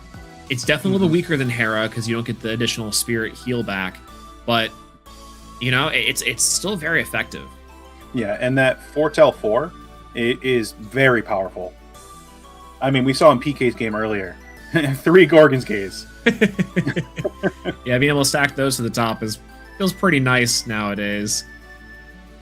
The Riceridge comes down here. Check that Foretell. It's a Magnaros, Jolton, a Magnaros, double Jolton. Taking the Jolton and opting not to send, and yet instead stack on top of the deck and rearrange those Foretells. I imagine we'll see a shield here in the future. Yep, valuing the cards at the top of the deck instead of thinning. Yeah, I mean, there's maybe an argument you could get rid of the Jolton, but subsequent Joltons is never bad. Yeah. I mean, and also, if you get it on board after the Riceridge effect, you're able to search for a 2-drop or a 3-drop. Yeah, that's true. Yeah, the Imperial search, we've seen that be really strong. Signetric is pretty underrated. And let's see now with Hermes coming in here, Y Rebellion starts off. And I think this was I don't know if we got an initial mulligan from Y Rebellion. This hand must be pretty good. Which effectively means that the Hermes deck is starting at 24 spirits. Yeah. Yeah, no MBT divine necessary. So you're going to load up this Hermes, send the Spy Nosect, go for Spy Nosect to then bounce, non-targeting that Riceridge back to hand. That's as good as gone. Someone's 5/7 might be a little better than someone else's. Wow, this is a crazy play. If Y Rebellion has any sort of back row here, 3 of them. Speaking of back row, you just had to manifest it. Yeah, no kidding. Never mind. Insane. Okay, well, one of those has to be trickery. We got that down. Other 2 is crazy, but this is a very scary board here. And what's really so good about this with double Spinosec setup is now you have potentially a second interruption in the form of the bringing back the old Spinosect from the underworld. That gets very, very scary. Yeah, and you just rinse and repeat. Yeah. Going for Jolton here from Kryber. All right, so what would be the play here? Probably go for a Platypulse. The Rabbit doesn't quite do it here. We're able to get a 1-drop because we don't have Hera. Magnaros, okay. Bounce that Magnaros back I'm sorry, the Jolton back to the hand to special cast the Magdaros. And then you could probably return a Spirit from the Zeus back to the hand to bring up that Platypulse we saw earlier. Yeah, this gets kind of tricky here with only a single cast. You would have to also somehow play around. We've seen Tsunami, could be an Alter. The 3 back row, I think, is the really challenging part. I know a lot of the Spirit math here, even with Zeus going down on the Spinosect, means that one trickery and this whole plan goes to waste. Looks like we may have used Zeus effect for the -3/-3 on the Spinosect, and the Jolton's going to run to a shield. Oh, wow. Okay. Back to control to Kryber, and, you know, even without a double Hermes setup that a lot of Hermes players are very comfortable with, this is now just a really solid position for any Elestrals deck, not just Hermes that operates on this kind of weird access. So now we know multiple cards in Kryber's hand. We know 2 Joltons, we know a Rice Ridge in hand, a Magnaros in hand. Yeah, that's going to be really important for, you know, A calculating second Hermes has hit the board. the plays. No. Oh, wow. Okay. I imagine Aviolith Champ here could come in to then now start the other shenanigans for the other one. There it is. Going to presume that the Wind Spirits are going to go on the other Hermes. Yep. Keeping that on board and just making sure the double Wind Spirit ping pong is alive and well. Yep. Activating the second Hermes effect. The target here's the Cyclovenom. Cyclovenom to get yourself a Toxiswarm, take a turn to set up for a second trickery. What I find so, you know, we were talking about the trickery plays, the last one, the Penterror. Now this gets super scary with the Spinosect setup. Spinosect into Spinosect, Nexus 1 over for the 3. You get the bounce, and that sets up for a Penterror Ascend or some sort of other shenanigans. Yeah, after you've burned through all the back row. Yeah, that's this deck is disgusting. This deck is gross. And here we go. Here is the Toxiswarm. We're going to go search for that trickery. No response from Kryber, so the P-Box is nowhere to be found. I mean, the trickery in got, and what's so nice too is that Wire Rebellion just gets a coast here for the most part, just swinging with the bodies, and every single counter rune does not feel good if you're Kryber. Even Tsunami, which would tank some of the damage, turns that Spinosect into a 7, which is now even harder to get over. Yeah. Immense pressure on Kryber right now. 1 from the Toxiswarm, and potentially 2 from the Spinosect. One thing to point out, Kryber hasn't seen Hera at all yet. Yeah, that's... Which is not something you want in your Hera deck. Shield comes in for Spinosect, so really taking that 3 damage there. I think if you're Wire Rebellion, you take that trade, and especially because this is the trickery. There's the trickery. There was already a trickery on the board. Oh, no. Into the Aviolith. Yeah, so to play this a little bit for those at home, so trickery enables you to play around a counter rune like Shield in this way. Shield, you have to enchant its cost, expend its spirits to bounce the Spinosect back to hand. But there's the window of time in which trickery can activate, meaning that your opponent burns themselves for 3, and you set up for, and with Wire Rebellion's case, either attack for 3 or heal for 4 when this Aviolith gets reascended. A lot of really crazy things you can do here, and God, it's always so cool to watch. Wire Rebellion, why? Oh. God. This also pointing out the Spinosect left the field, so it triggers its Nexus effect. So the Aviolith is online. Oh, because normally it would have just had the Wind and an Earth Spirit. Now the Aviolith being properly enchanted, ascending, or getting earthquakes, whatever it may be, you got to contest both the bodies. and worry about Wire Bellying going back up to 16 spirits. Here's Quackle for the first time. I mean, Hera might finally touch down and Kryber can start healing back those spirits. I feel like at this point, most other Hera decks would be still at like 14. Oh, yeah. Yeah, they definitely have much higher spirit total. The Hermes deck right now, Wire Rebellion, staying at a constant like 12 to 14 spirits this entire game. Which is also really unheard of. Yeah. And now the Hera coming down from Kryber. And we know that there's potentially an additional Magneros or some sort of other Hera champions floating around. So there's some ways to combat the board, but I don't know if you can clear both. Let's see what Kryber's going to go and do here. And it's curious if the Quackle was summoned in attack. Yeah, going for the Hera here. Bounce back, heal 1. Bounce back, cast out, I believe, Platypulse. Yep. And then Platypulse will give a buff to the Quackle. Yeah, without having to waste the Zeus. I think that was my previous thought, was that you could go Zeus to shrink down the Toxiswarm at the very least, but instead we're going to go into the Magneros. Magneros, there we go. Here we go. And that Magneros with the Platypulse is a 5.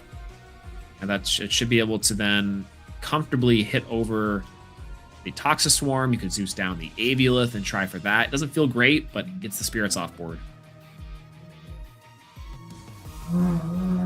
Very, very curious. You know, actually, the more I think about it, Hera is not necessarily water. It's more like Morphrost. I see a 5 and a 3 on board. That's pretty much just Chimera and Lycan form, no? Perky, did you see this? Yeah.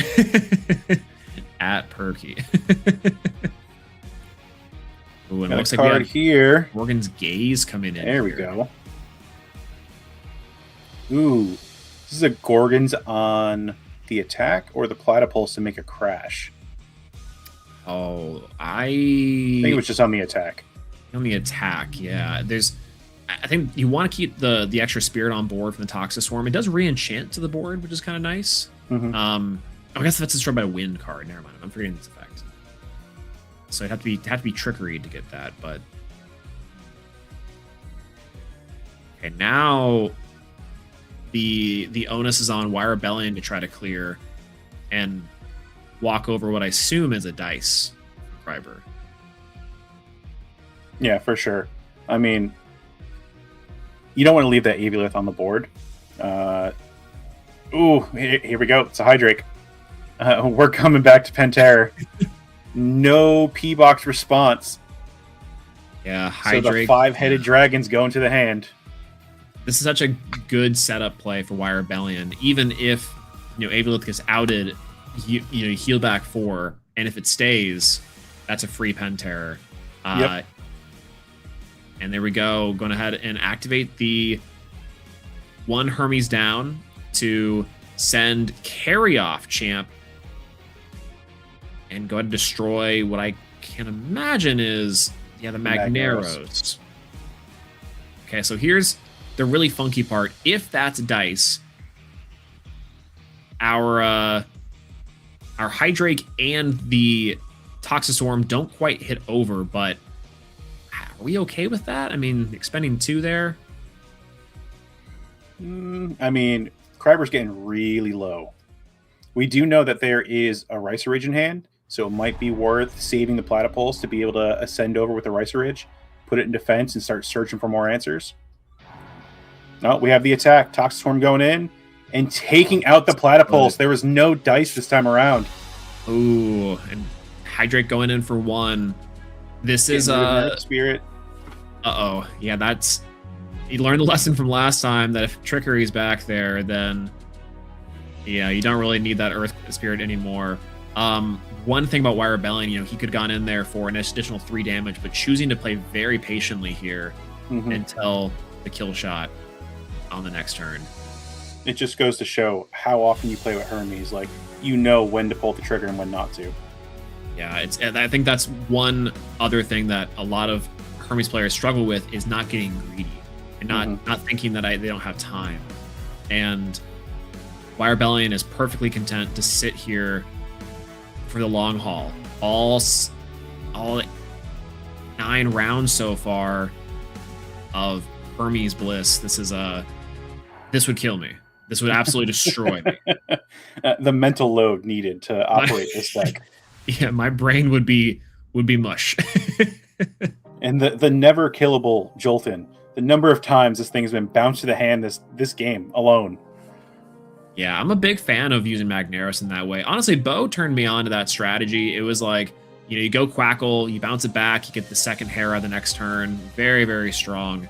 Can oftentimes really work out by just getting that value so fast. Yeah, play that long game, get all the Heras out, and then you just essentially an Ambrosia every single turn into an Imperial. Yeah, exactly. And Platypulse coming back down here. Zeus down I imagine the Aviolith champ to try and clear board here. Kyber on 4 spirits, Wire Rebellion on 3. This is going down to the wire, but it feels like there's still so much to play. Oh, we got here another Trickery. Trickery paying off the Hydrake. Destroy the Aviolith. Bringing out the Spinosect. Ooh. Oh, absolutely. And there was still the Earth Spirit on the Aviolith, so that is a properly enchanted Spinosect. Yeah, bringing that back up to heal 4, Spinosect effect to bounce the Jolton. And I mean, it has to be the Jolton. Like, yeah, it's probably been cast like 6 or 7 times this game. Oh, and you know what? Maybe just for one more turn, the homie turn, it's going to come back down an 8th turn, a 9th turn. Has to be. Now, this is Trickery and Hermes at its finest. A lot of really interesting plays that get to set up. It's like the domino deck. You just set it all up, and then boom, you watch the cool stuff happen. Yep. This is another Hermes. Additional Hermes. Can you imagine if this deck still had 3 Aviolith? This it'd be like 20-5 by now. You'd be starting at 32 spirits. Exactly. Here's the Carrion. I believe we are about to get Pantera here. The Spinosect's going to stay on board. It's going to be an Ascension over Toxiswarm or Carrion. Straight into Pantera. Oh. Yeah. Here we go. Oh, wow. Does Kryber have the answer to the Pantera? Chant 2. No responses here. This looks like it's going to be there. Going into swapping the Spinosect to attack, entering battle. Wire Rebellion to disenchant 1 from this Pantera. Going for the effect, targeting I would say probably one of the back row. Yeah, if not the Platypulse, honestly. Yep, and it was PTA and Shield back there. You don't have enough for both, and Wire Rebellion takes it. Here we go. Hermes coming back, like very high level gameplay with Hermes. I mean, Wire Rebellion, Hermes, strongest soldier. Absolutely insane. Going back to the winner circle once again for the opportunity to become a 2-time champion with their deck, effectively. You know, it's Spinosect, champion of Wire Rebellion. It's Carry-Off, champion of Wire Rebellion. Like, puts this deck on the map several times over. Masterclass in how that deck functions. Crazy too to think that the game 1, losing that game and being able to really optimize the deck in those games 2 and 3, I think goes to show just how good Hermes can be if it's just fine-tuned for its matchups. Oh yeah, for sure. I mean, I've said it in the past, like Hermes is the Skittles deck. You're able to play multiple different elements at like very good efficiency too. Like the Lunar in there with the carry-offs. We saw the Dense Fog. There was water in there for Veritaqua. Yeah, I don't know how anyone can manage that, along with then having to manage the wind spirit investment, right? One thing that Hermes has always been been hard for is having to manage the wind spirits. But now I got to do the skills math too. That's almost impossible. That was ridiculous. And Kryber showcasing an extremely strong showing with Hera, just how they're able to build back a board after Wire Rebellion is picking it apart ridiculously. And Dice coming back in extremely strong in this matchup once again. I think showing us that we have a lot of those counter runes that we haven't seen in the past really perform, start to really come up here. Yeah, I mean, Dice alone has been an MVP all day for multiple casters. Yeah, it's funny because in the past, I would say this card was like not great, a good side deck card maybe, but has been overperforming in this event. And speaking of overperforming in this event, we have our finals bracket ready. The other side of it has concluded. Let's see who Wire Rebellion meets in. It's Lakritzi. Lakritzi going into the finals against Wire Rebellion. Taking down Bean Soldier, who hasn't played since Worlds and made it to top 4. Like, shout outs to Bean Soldier. What ring rust. Absolutely crazy. Well, and on a deck that I would almost have to bet is like just a split idea. Bear seems cool. Sloth seems cool. Let's slap these together. Maybe a little bit deserving. Could Bean Soldier come back after not playing since Worlds, take down the whole thing and be like, I just randomly decided to queue this deck? I don't know. But Wire Rebellion back in finals against Lakritzi. We're going to see Hermes action again. It's going to make our minds melt.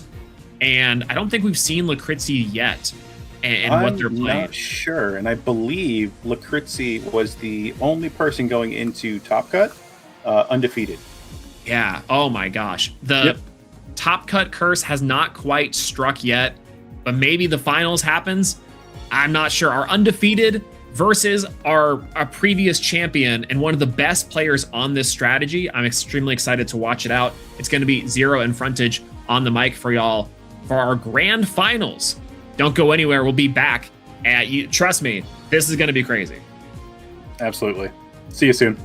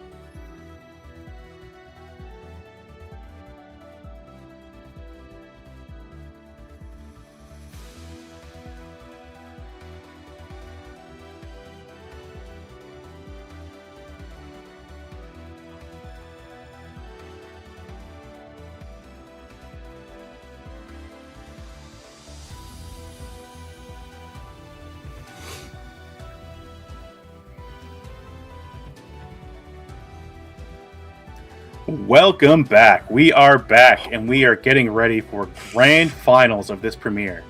And we just saw Y Rebellion, Hermes' greatest soldier, just come on in and just show us what he can do. Yeah, I said it in YouTube chat. I was like, man, Y Rebellion makes Hermes look cool.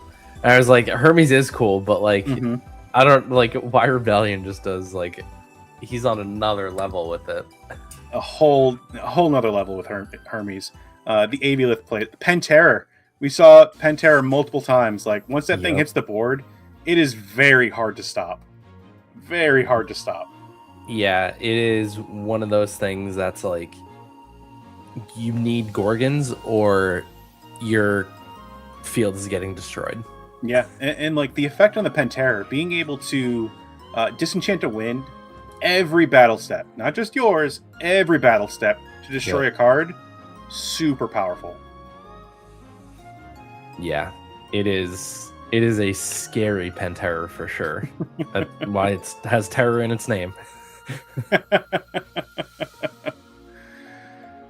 Such a great day of casting. We've seen so many cool strategies happen all day today. We've seen the Sloths, we've seen Hera, we didn't get to see Noxid and Sulfury, sadly. I mean, I don't know what Lakritzi's playing. Hopefully it's Sulfury, because I would like to have some points on the board. I think all those PTAs, every 3 should count as a point.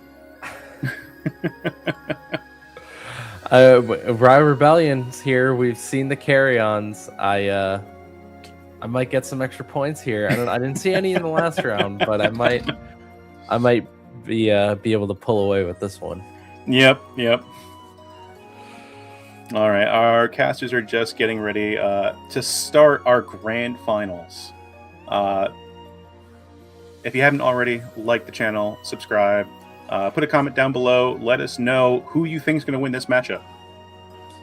Yeah, and it looks like Lakritsky has opted to go first, so they will be taking the play. And when these casters are ready, we'll be jumping into our grand finals. And I don't think Lakritsky has won a premiere before. Ooh. So, unless I'm misremembering, but I don't think they have. I don't think they have as well. If they have, I do apologize. But they have been undefeated so far today, coming into Top Cut. See if they can break the curse of coming into Top Cut undefeated and win the entire thing. It looks like they've gotten top 16 before. That playmat beautiful playmat. Nice. Mulligan from Y Rebellion right off rip. Yeah, I gotta I would think having been playing Hermes myself recently, that I've noticed that if you don't have a starting hand with either Spine-Imp or Hermes, it's pretty difficult. But then you also have Aviolith in the deck, so if you mulligan once and you get Hermes, it's a free mulligan basically. Yeah, like we were saying before, the Hermes deck normally starts at 24 spirits unofficially. Yep, and it looks like Y Rebellion will keep this one and a Jolton. Starting off with Jolton, so Lakritzi is on Hera with an undefeated record going into Top Cut. That's impressive, because we've seen a lot of Hera today. Yep, and Y Rebellion just coming off this win against Kryber against Hera, so they are ready for this. Searching for the Quackle. Makes sense. Getting the Hera set up there and a set 1 pass. All right. So we had a mulligan from Y Rebellion already. Let's see if this hand was much better. Starting off with that Spine-Imp. Yep, going for the search. We'll see if the Gorgons or P-Box is here, and it is the Gorgons. Yep, the Gorgons stopping that Spine-Imp from searching for the Hermes. Super crucial for the Hermes deck. You need Hermes on board, otherwise the strategy just falls apart. Yeah, so huge Gorgons from Lakritsky there. And a set 4 pass. Y Rebellion's okay, you don't want me to get Hermes? Well, deal with this. Good luck. That's a lot of back row. Yeah, that's a lot to deal with. The Quackle in defense. Quackle coming out. I'm going to guess the Quackle's going to go ahead. If it resolves, search for that Hera. Wire Rebellion, thinking through options here, is going to Gorgons it. Yep, follows it up with his own Gorgons. That's 1 Gorgons down for each. Only 2 left in each deck. Allegedly. Could be in hand. Could be on Wire Rebellion's field. Yep. Its set 4 pass is wild. Just goes to show that Hurricane is no longer feared.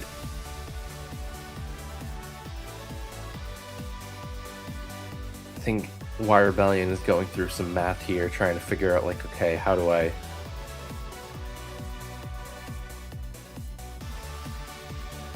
Ooh, Platypulse. to return the Quackle. All right. To bring that Platypulse out so that Jolton has enough. It becomes a 5 to beat over the Spine Imp. Yep. Is there Enhancer here? It is Tsunami. All right. Wire Rebellion valuing the Spine Imp on the board, hoping to possibly get into a Spinosect. And there's the Wind Enchant. Disenchant to Ascend, no back row to stop it. Yep, here we come. It is a Spinosect. I think the bounce here is the Jolton, like we've seen multiple times last game. And then take out that... Oh, going for the Platypulse. Probably doesn't want the Search back in hand, would be the guess there. I mean, you still get the Platypulse special cast, but... You need a Hera on board first to be able to do it. Yeah. Or any bank on board. Something, yeah.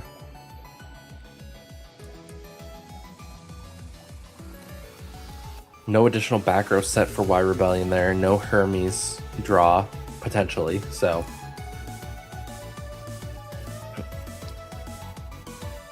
But staring down a clear board. Yep. Y Rebellion is in his element right now. It looks like the promo Jolton coming down. So Search still going to come through. Yep. We can get multiple different options. We're going to get another Quackle.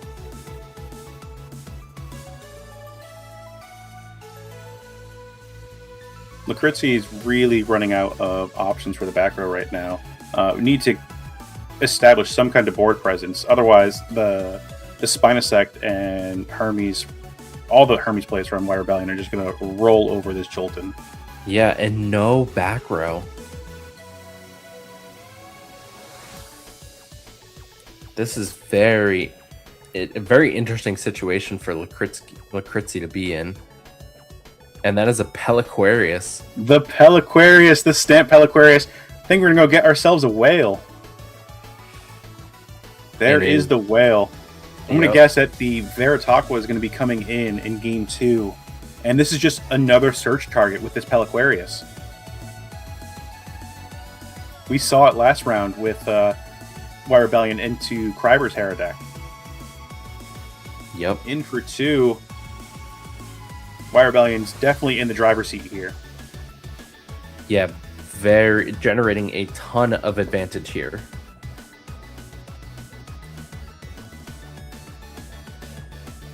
The draw for turn, let's see.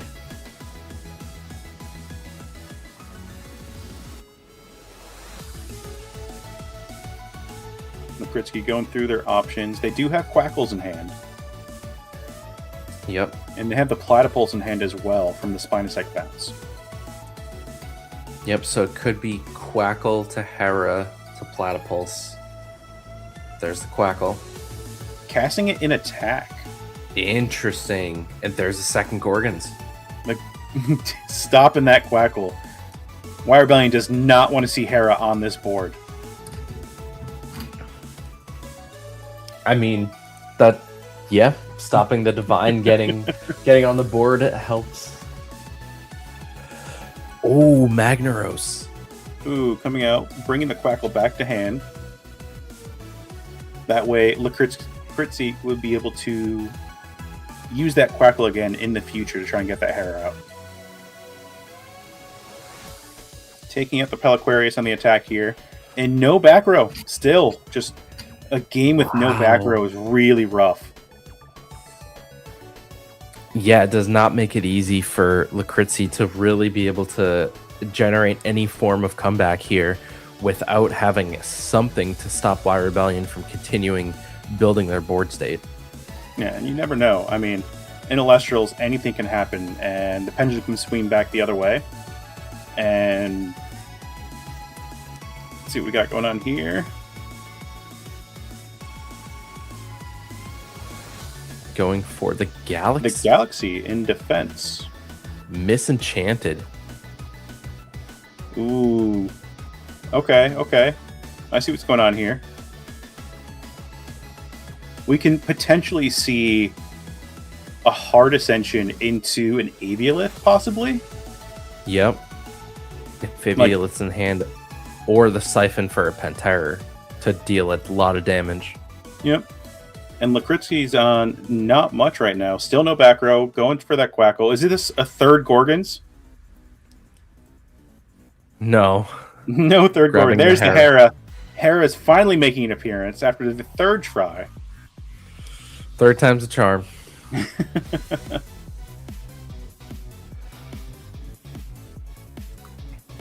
But this is where things can start turning for the Hera deck, right? Like you're able to start getting the spirits on board, being able to consistently heal, being able. We know that Platypulse is in hand, Yep. so we can see a good amount of recursion here. Yep. And the Quackle coming in attack position again. Yep. Oh, lower the Spinosect down to 3. Return a Thunder to special cast Platypulse. Ooh. Yep. Going- And then have the going for Quackle a crash with the crash. Spinosect. Yep.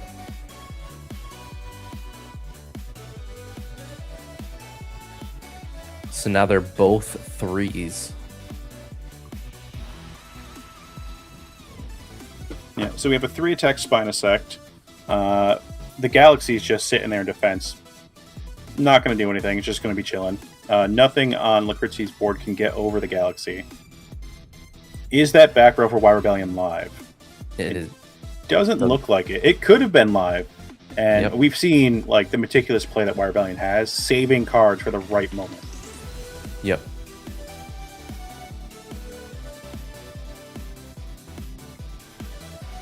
All right, and we have a Platypulse on board, a Hera on board, one face down for Y Rebellion, and a Galaxy. Got going on here. And we did talk about the possibility of a hard ascension into an Aviolith with that Yep. Misenchanted Galaxy. Which would be really nice here. Be able to just park it on the board, and if it gets removed, you heal back those 4 spirits. Yep. Having not being able to get a Spine-Nymph active or draw a Hermes. And it's looking like our both players' spirit decks are very similar right now. Lakritzi on 7 and Y Rebellion on 8. Like, despite not having any back row, Lakritzi's still in this game. Yep. Oh. That's huge. Ooh, Pigus taking out Hera. That's huge. Are we going to see any more back row? A Circle the Sky. Oh my What are we goodness. doing here? There are no other runes on board, so I don't think you bring it to the P-Gust. Using the water, Nexus from Pigus to Galaxy, and then To draw a card.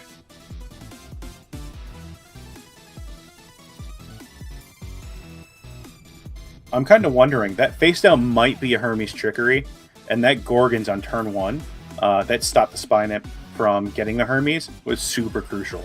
Yeah. Could be.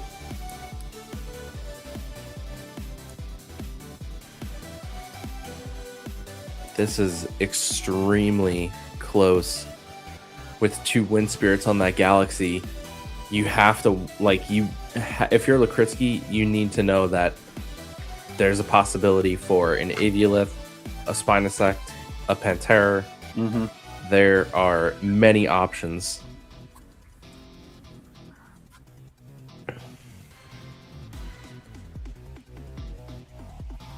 It doesn't seem like there's any snap decisions being made here. We're gonna hard ascend into Galvenom hitting the board.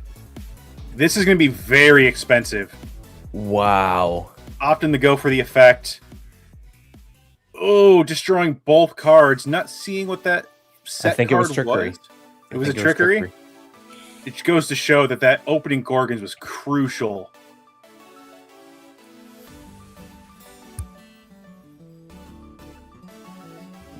Wow. Yeah, that Galvenom, super expensive effect. Being able to expend 3 Thunder or a target destroy up to 2 cards. Like, crazy advantage here. After having nothing the entire game, no back row at all, and just coming back out with the Galvenom. Like I said, like, the pendulum swings. Yep. All it takes is 1 card. Is there anything Y Rebellion can do in this situation? I think what Y Rebellion has to do here, if they have the spirits for it, is a Spinimp into a Hermes.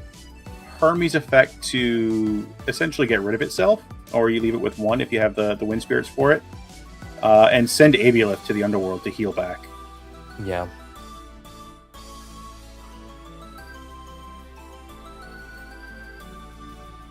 The caster's talking it over. These next few turns are going to be crucial. And here's that Spinimp. Has an Earth Spirit. Yep, uncontested. We're going to go straight into Hermes. Now the question is, does Hermes enchant with 2 or 3? Probably 2. Yep. All right, we're going for the 2, which means I believe the Aviolith is going to go to the underworld here. So Y Rebellion can heal up 4 spirits, which is super crucial right now. Yep. That last spirit in the spirit deck may not have been a wind spirit. Because if the Hermes had 3 on it, you could have essentially gone into Spinosect off of the Spinimp from the Nexus and go take out the Galvenom back to the hand and swing in for 2, leaving Lakritzi on 1. That was a super risky play. So he's taking the safe route, going with the Aviolith. Yeah.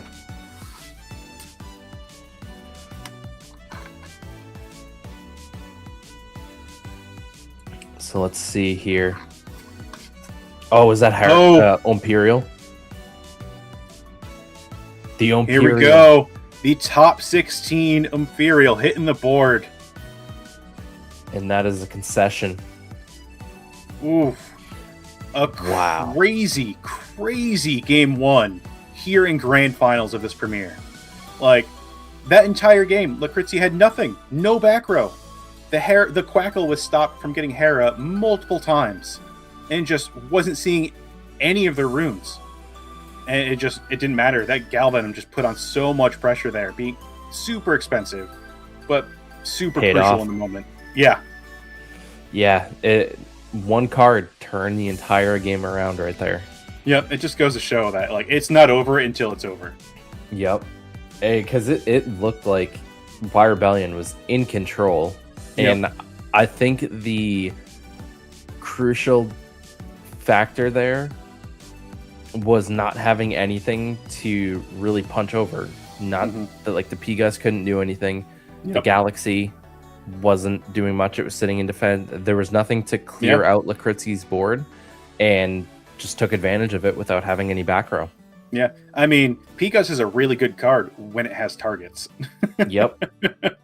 Lakritzi's just like, yeah, no, I'm just not going to give you any ammo. Like, no, it's not happening. You're going to make the sub-optimal play here, and it paid off. It just goes to show also that Gorgons on the Spinimp right in the beginning of the game, super crucial that entire time. Yeah. Like, And- the trickery being set that whole game. Yeah, and the Circle the Sky was definitely to try to dig for a Hermes. Spinimp or a Hermes. Yeah. Yep. because that turn 1 Gorgons really set the tone there, because Y Rebellion could not get anything else to get the engine online. Yep. What do you think Lakritzi's bringing in against Hermes here? Like, we know what Y Rebellion's pretty much bringing in because we saw it last round. Yeah. We saw the Dense Fogs. We saw the Veritaqua. What does Hera have for Hermes? If there's a side in there, I didn't see any Lunar Spirits, but if you're definitely P-Box, if you have P-Box inside. Mm-hmm. And then if you have the Lunar, you gotta hit the Catabasis or the Ouroboros, which have been key staples that we've seen. For sure. Inside and also, like, oh, there's a Spinef. Uncontested Hermes this time around. A good starting hand for Y Rebellion here. Yeah, no mulligan this time. Another card Lakritzi can natively play in the Hera deck is Thunderstorm, which is super crucial, like, against decks like Hermes, other Hera decks, just divine focus strategies.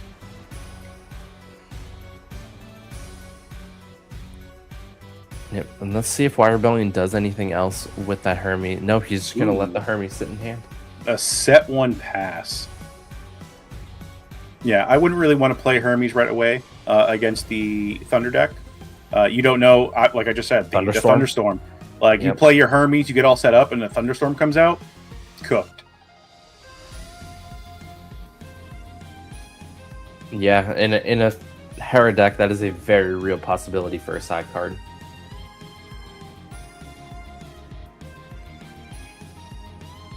Looking like the set 1 pass into Lakritzi getting Quackle. In defense this time. Yep. No response from Y Rebellion. So the Hera comes out. Yep.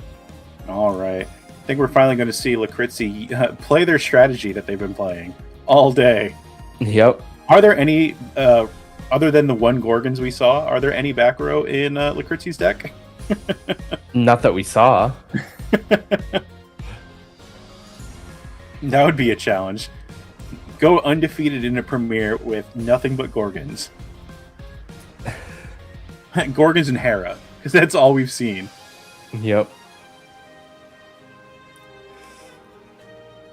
Right, also so looking like a set 1 pass. Mm-hmm.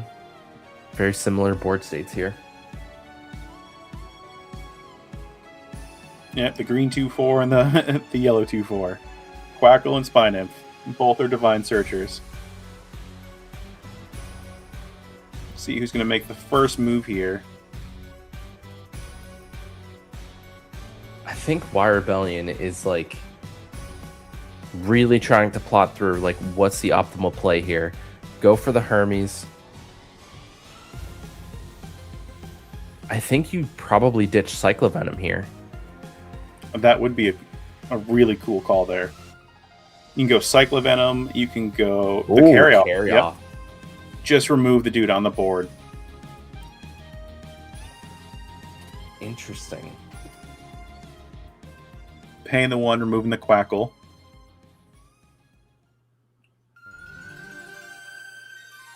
Unless, of course, Toxstorm's already in hand. That would be really cool. Getting that trickery set up now would be crucial. Aviolith coming out immediately. Ooh, okay. Just a normal cast. That could be why the carry-off was there. Yep. Avia, Champion of Hermes. Very powerful card. Just got a new art in Shatterstar's Ethereal as well. Yes. Very good art. I think from Moms as well.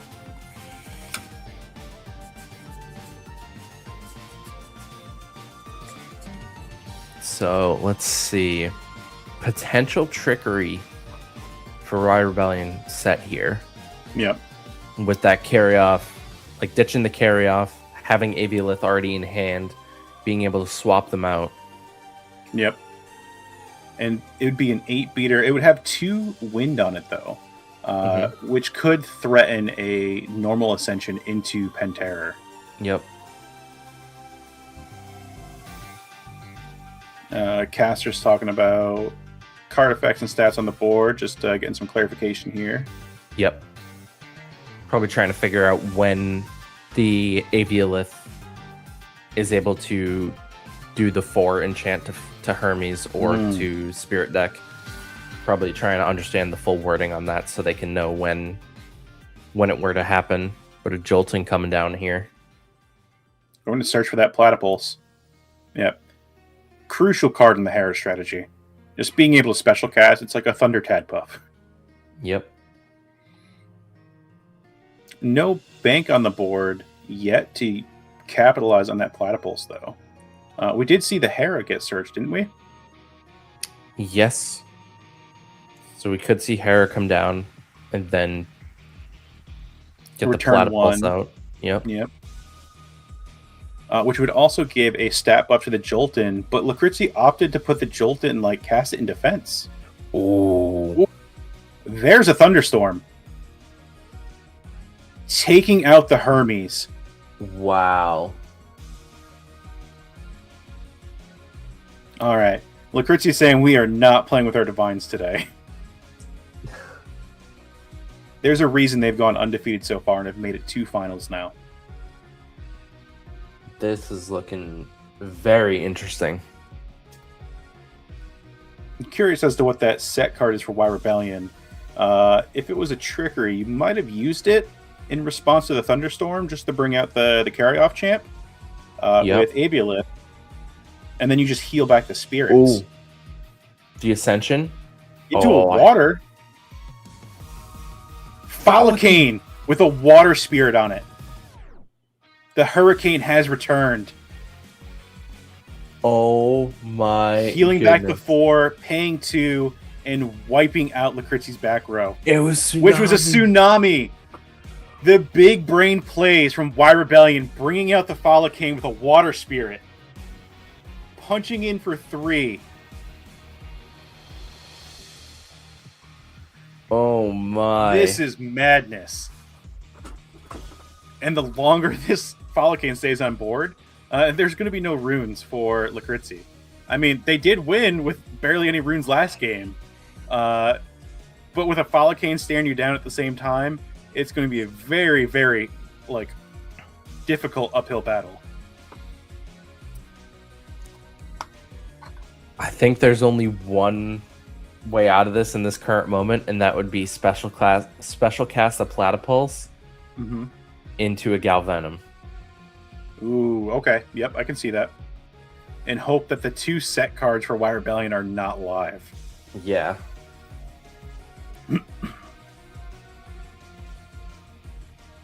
Because otherwise, I don't think they're getting over. Ooh, a Family of Hera. Is Imperial live? Could Imperial be in hand? Family of Hera in the finals of this premiere.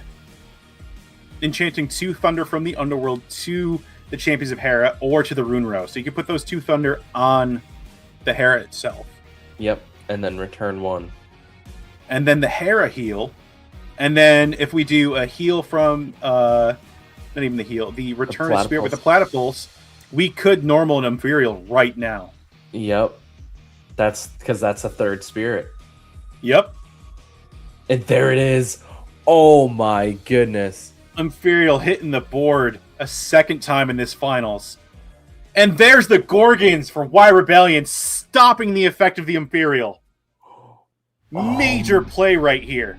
Wow.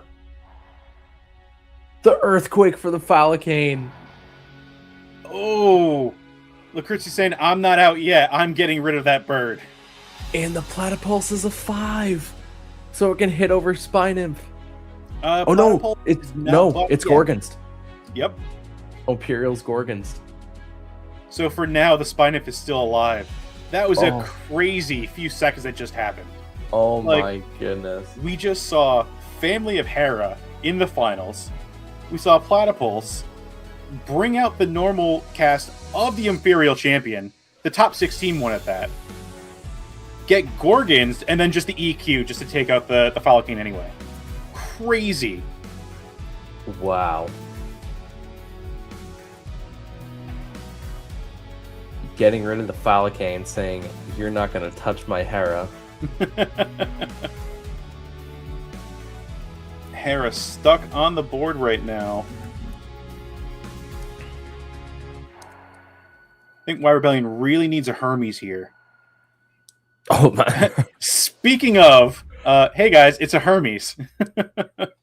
Okay, you probably just do the Spinosect, not the carry off. You can threaten the Spinosect, but after seeing Family of Hera in your opponent's deck, yep, that's really risky putting the Imperial back in hand.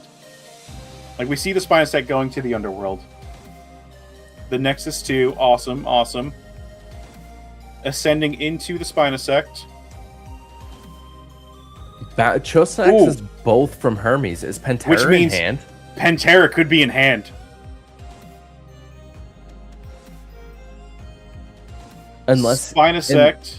Unless Y Rebellion really just didn't want to face the threat of another thunderstorm, so just chose to Nexus from the Hermes. Yep. There goes the Imperial back to the hand. Oh, it's Pantera. There it is. It's the Pantera hitting the board again. No contention from Lakritzi here. That Pantera is coming in for free. 2 spirits from the Underworld on this Pantera. It's about to do some major damage. And there's still a face down for Y Rebellion. Oh my goodness. Y Rebellion saying, this game is not over yet. You don't have your one of Earthquake anymore, and I have Pantera. Let's roll. In anything that is cast right now, at the start of battle phase, Rabbit's gone. Yep. Y Rebellion's in a position now where they can just re-enchant the Pantera and pop whatever's on the board.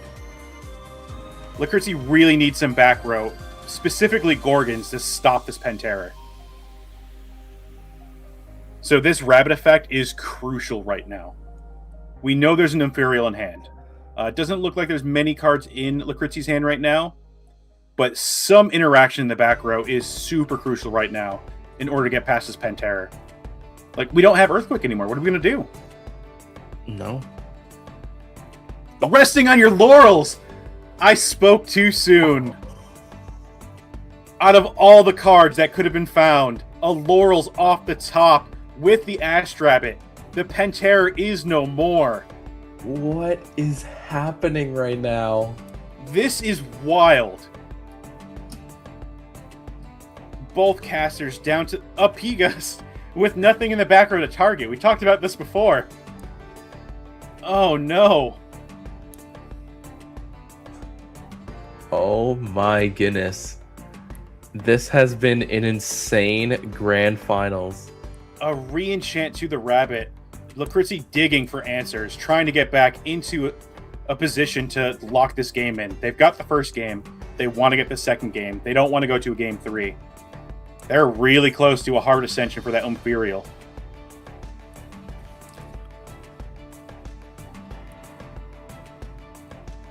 Grabbing a card off the Rabbit. Now we know that there's no Earthquake and there's no Laurels.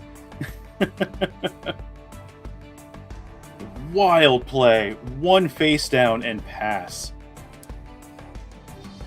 Does Y Rebellion have an answer here? Because if Y Rebellion does not answer this Rabbit, that Imperial is coming right back. Galaxy? Cyclovenom. Water Enchanted. Misenchanted Cyclovenom. And a set card. We're going to beat over the Rabbit. Is that back row live?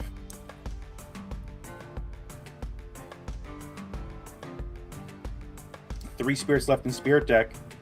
If they shield this, they don't have any spirits to ascend into Imperial. It's a shield! Oh, off the Rabbit. They're leaving one spirit left in Spirit deck. Yeah. This game is coming down to the wire. But 3 spirits left in Y Rebellion Spirit deck. And you can't count the Hera player out yet. I mean, you drop a Hera with that 1 spirit left, you heal 1 back. There's so much that you can do here. You enchant the Rabbit, possibly pull an Ambrosia, paying off the Rabbit. A bunch of different possibilities here. Like, it's not over until it's over, but it's getting real close. Yep. man.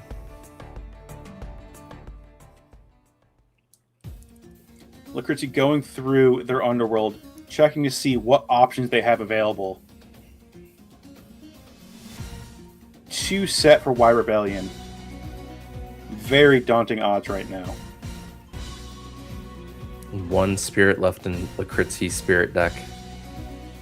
And it's going to be used for Quackle. A Quackle. There could be a play here. The family of Hera. It's an invoke. Pay off the rabbit.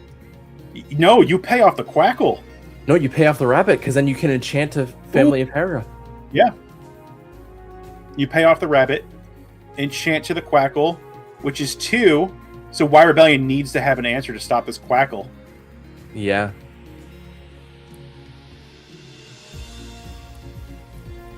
Oh my goodness. I think this is the first time we've seen Family of Hera used offensively. Like, I know a lot of Hera players have been discounting Family of Hera, saying it's probably not the best Hera card amongst all the cards that Hera has.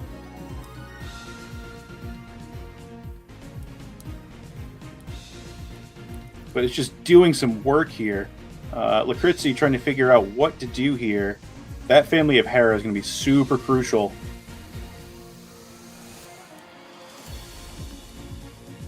Trying to figure out the play line here.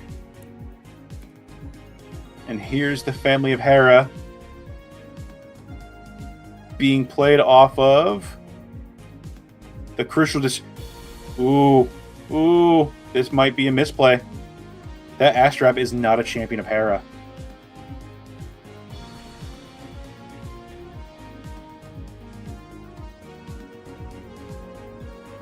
Make it a 2. Pulling off of the Quackle. Enchanting the 2. To the Quackle. Alright. The Quackle stays around.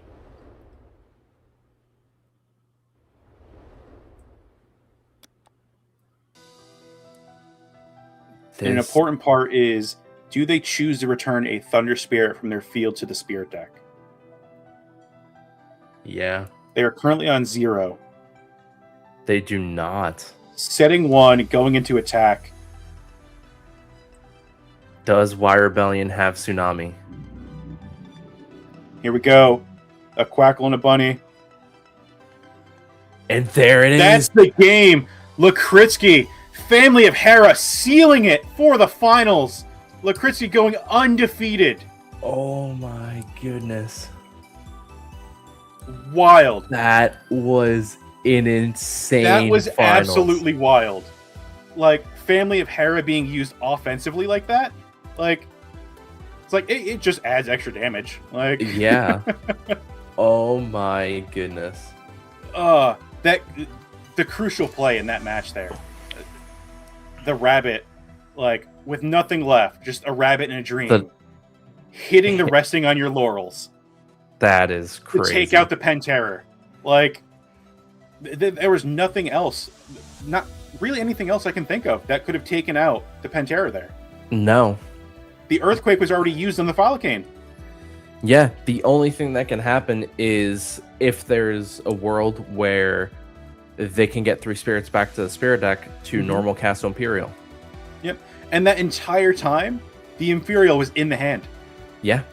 So, like, if the Tsunami was there, say if, like, Y Rebellion was able to come back from that, there would be a spirit back in the spirit deck, and you can just hard ascend over into Imperial over the Rabbit and the Quackle. Like, crazy gameplay. Like, I can't believe what I've seen here with Penterror, the resting on your laurels, the Earthquake, just madness here.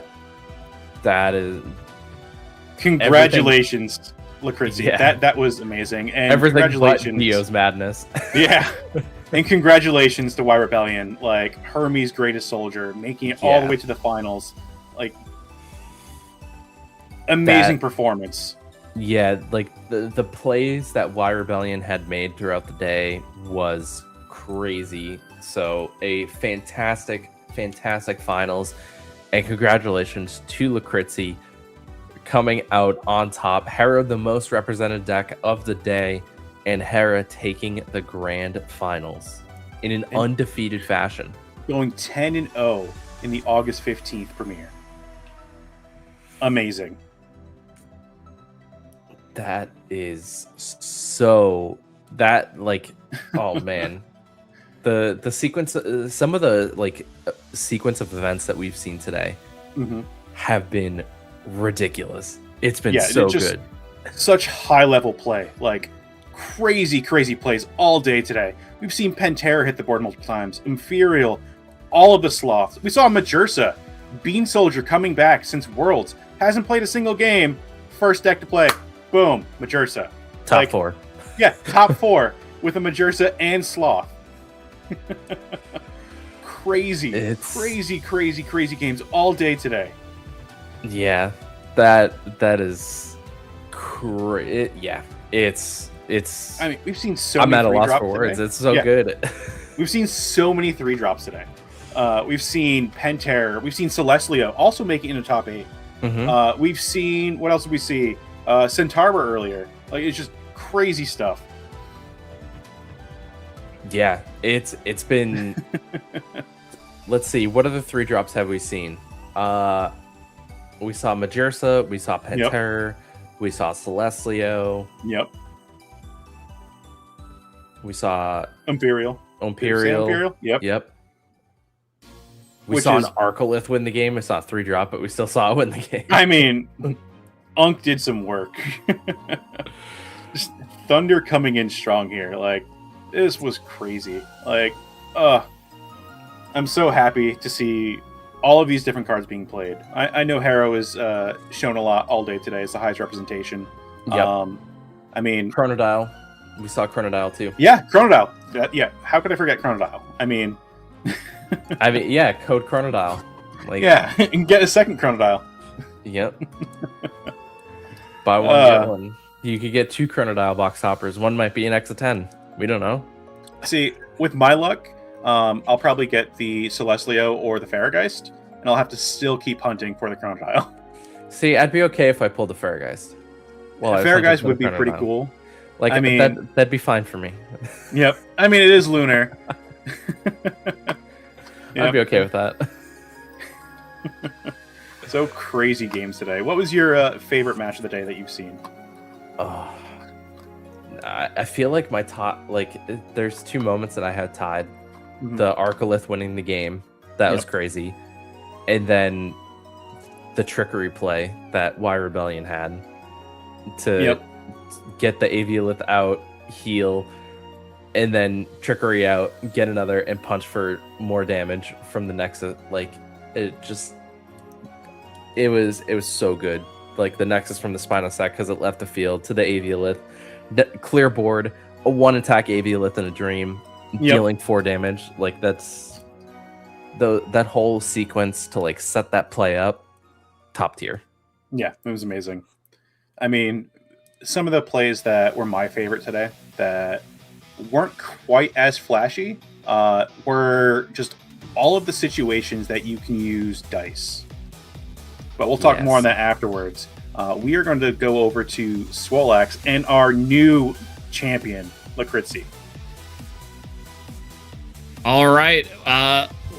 Welcome in, everyone, and congratulations to Lakritzi on an insane run. I cannot believe it. I think we've only had a few casters in history go undefeated the entire run. How are you feeling? I know it's early for you. Yeah, I feel amazing. My head is so empty. Maybe you can see from the right side from my screen, but yeah, the light is gleaming through the window, and yeah, it's currently 7:10 a.m. here, so I have had an all-nighter with the support of food from my grandmother. So very much thanks to her. Yeah. Yeah, shout outs too. That's incredible. Yeah, I saw the light cracking in onto the mat, and I just knew the time zones were crazy. Is this a reoccurring thing for you, wanting to play in these tournaments late? I know you've been practicing and going at Hera for a little bit now. Yeah, it's always late. Of course, this is probably the latest possible start, but yeah, usually I get to bed at 3 a.m. But it's always a grind, and I cannot sleep for long, so I always wake up at like 7, 8 a.m. on the same day. So yeah, it's always and cannot take naps and such. So it's a long night, but I'm not feeling tired right now. But no, you go absolutely. through that point. Yeah. Yeah, Phil, after an incredible finals against Y Rebellion, talk to me about that last match there against Hermes. Were you expecting to face off against such a deck today? Actually, yes. Really? I have prepared for it. Yeah, I think after Trishula's win, even though it's not exactly the same deck, I think Hermes would be more popular. And what is good against Hermes, it's the Thunderstorm to destroy the Divine. And actually played against Y Rebellion in Swiss on round 7. It was kind of a meaningless game, and I actually managed to. It was 2-0 for me, and I activated 6 Gorgon's Gases on that game, so maybe the luck was on my side, and apparently still in the finals. But what a great game from him as well. Had my heartbeat rating, yeah. You went undefeated today the entire time, but was there ever a match in the whole tournament that like really pushed you forward? Like, was there something that was kind of hard for you? Well, yeah, when you're staring down like 2 Neander slots with 5 spirits each, it's like quite intimidating, but somehow you just gotta heal with the Heras and hope for an Imperial play or something. Even though the game looks lost, you can still win with this deck. Well, and that's to a good point of it, is that there's oftentimes you're watching you so behind in spirits and then coming back with those big Imperial plays. We saw the Galvenom touchdown, that last one. Why Hera? Was it for these big bombs, or was it just because you're most comfortable on it? Well, when Sunstrike was released, I was really interested in the deck and started building all the way from there. I have been actually trying to make Ares work. To be honest, I haven't played too many games with Hera outside premieres. I always play other decks. So I just kind of pick it up because it's the best deck currently, at least in my opinion. And just roll with it. I think I have a pretty good handle on how to play the deck, so yeah. But after getting that champion mat, maybe I can now switch to Ares for the future. Yeah. Yeah, keep it on theme. That I think that could be really nice. It sounds like the mix of the comfort, but also just kind of analyzing the meta there, really sticking to it, really works out. What kind of practice were you looking at for this tournament? Not only this one, but maybe the previous ones. Well, the practice options are pretty limited. I like to play live, so I pretty much only play with Vin Descent, the former Premier champion, multiple times a week.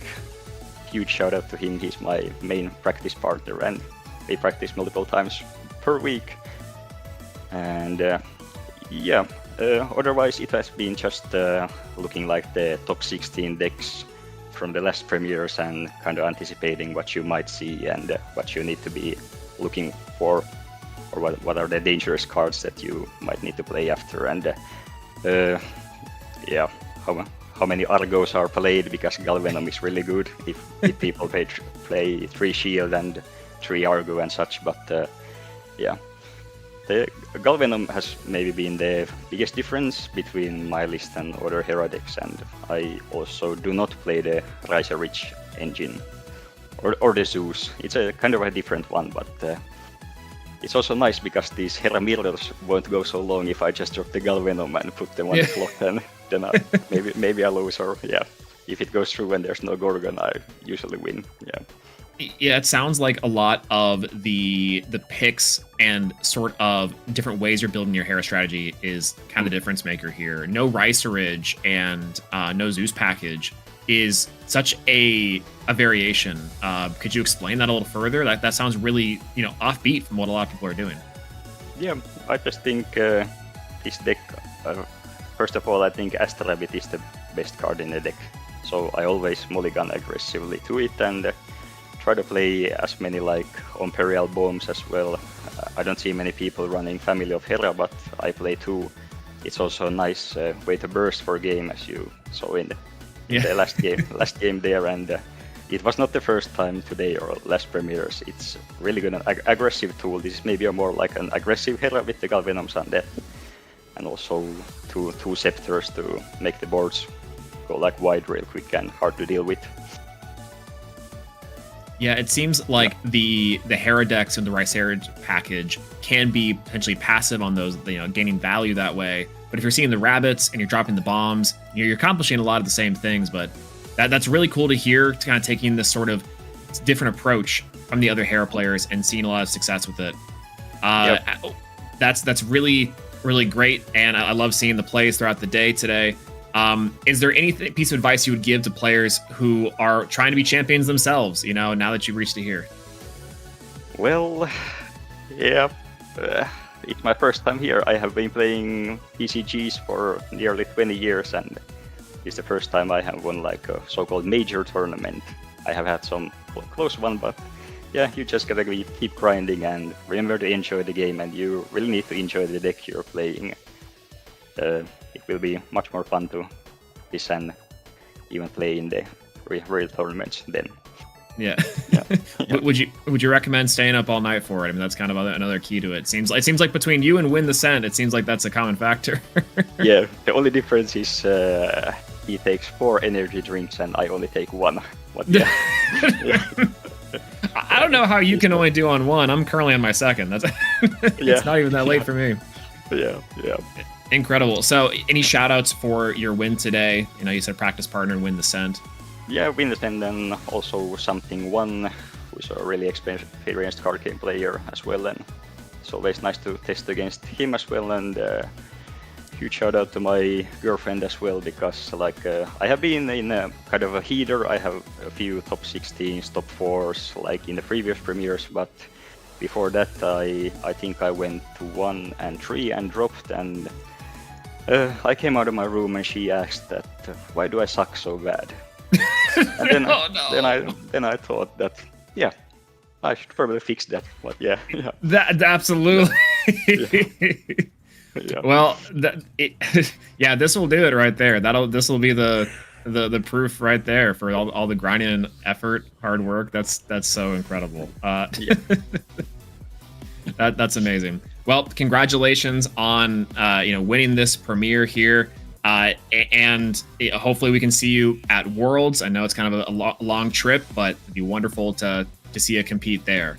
Yeah, I think me and Win the Scent have been planning this trip, and maybe this makes it even more clearer now that.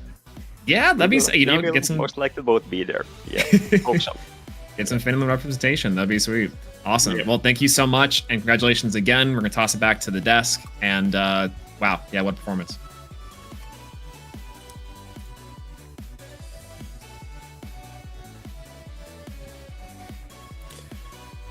All right, man. That's wild. So, The motivation. Yeah. Why do you suck? Start that montage. yeah, like the training arc begins. Yep.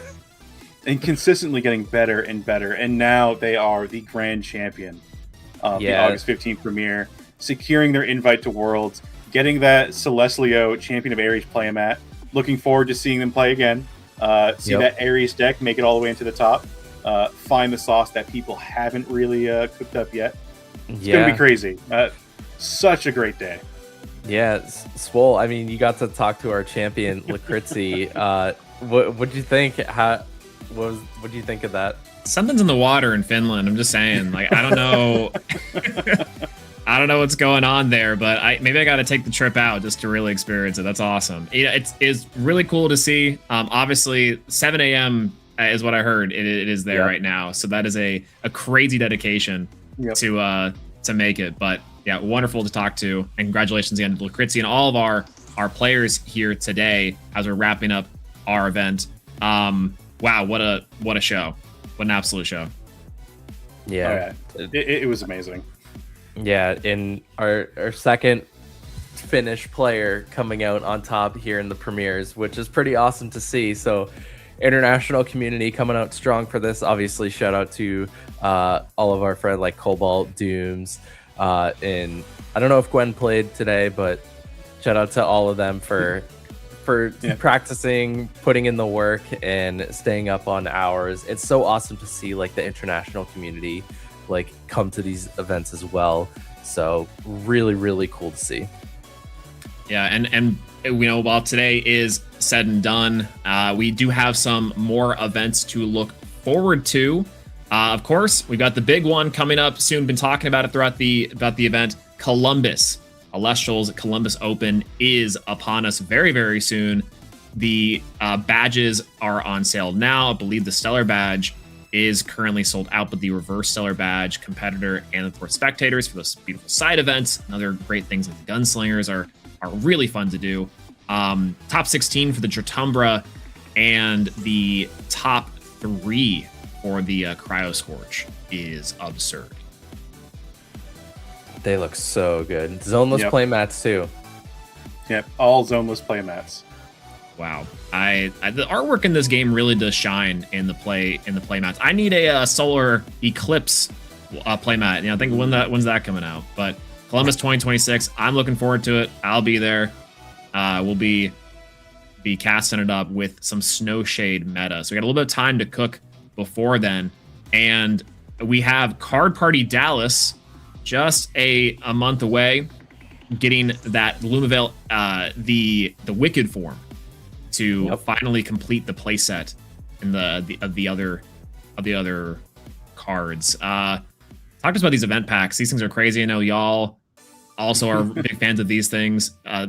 In-person event prizing as well. Yep. The event packs, your chance to get interacting with us in person. You get them as entry rewards for playing in the card party event, and you get them for prizing in the event itself.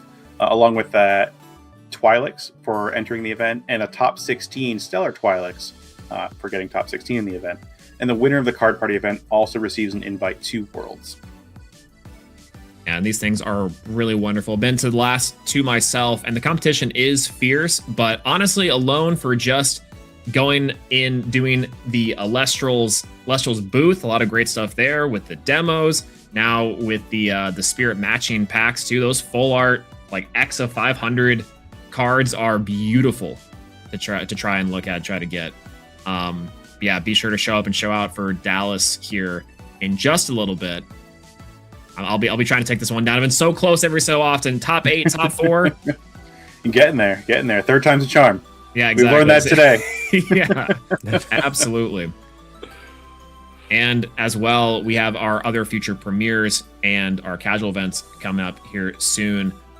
We have August 29th, September 12th, and September 19th. So a lot in between our Columbus Open and just a couple between our Dallas event. And not counting the card party. These are the last 3 premieres for Sunstrike. Yeah. So it's your chance to get Ares at the top of the podium. As we just heard Lucrizzi, probably going to go for Ares next time. You could probably maybe bring Sulfuri and get me some points. That'd be great. Yeah. And not to mention the September 12th premiere is a bit of an early start. It'll be a 7 a.m. Eastern start time. So a little bit of a different time zone, time shift there for, as we know, some of our international players like Lucrizzi. Maybe he doesn't have to stay up until 7 a.m. To play in the next one if he goes for the double championship here. But it'll be interesting to see how that plays out. And we look forward to hosting the premiere for you then. But yeah, these are the last 3 premieres, online premieres of the Sunstrike meta before we head into Snowshade. A little bit of calm before the storm. I always love a new meta, but the late tournaments get really interesting. What people are trying to experiment with too. And if y'all are trying to experiment and play along with us, the Tuesday casual events that are hosted inside of our community Discord, a lot of fun to play on these Tuesdays at 7:30 Eastern time. And you'll match up with some top players, some returning players, some people learning for the first time, test out some new stuff, get into the competitive mindset, really whatever you want to do. It is a lot of fun, and these can get really funky. You'll see some stuff in here that you completely forget about. I always love doing it. That one time I went 4-0 with Champ Cracking. That's crazy. I think think I missed out that one, but then the following one I matched into you, and I remember being like, this is like, is that how that works? This is crazy. And then you like locked like 2 or 3 of my zones, and I'm like, oh God, this is real. No, that is real. Oh no. It is real, and it will get you. Absolutely ridiculous. Yeah, I remember when Zero haboofined me a couple times. I got boofed. Yep. Shout outs to Brewlock on the Chicago Eddie special. The Haboofins and the Dugabus and the Eddies, the new Carapace. It's a lot of fun. Position control before Athena was even revealed. Ahead of the curve, getting a lot of practice in before the big explosion for the new set. And so I'm getting some. Listen, the event's been fun. We've had our winners, but now for the real competition. Every single time we have our casters prediction results in. We have, of course, rocking up with our beautiful cards. Zero, there's one big one pretty lost on us on the day. Yeah. So far, but those third points, the half points or whatever we're calling. I mean, that Sun Nectar is supposed to be a PTA. Oh yeah, yes, true, yeah. Yeah, just 3 different arts of PTA stapled together. Yeah. And Poison Nectar and Poison Tunic too, right? It's okay. You can keep those. Okay, yeah. Well, I think we've seen most of these in some capacity. I'd be curious to know what our results in for this are. I think we didn't see a lot of Chunk, and even I don't even know if Aviolith was really that popular either. I feel like we all have one-offs that were close. Yeah, I mean, we saw Champ Aviolith multiple times in the last couple rounds. True. I should have predicted that. Who knew Wirebellion was going to go on a tear? All right, without further ado, are you all ready? I guess we can do the drum roll on some capacity. Ready to go? Let's see it.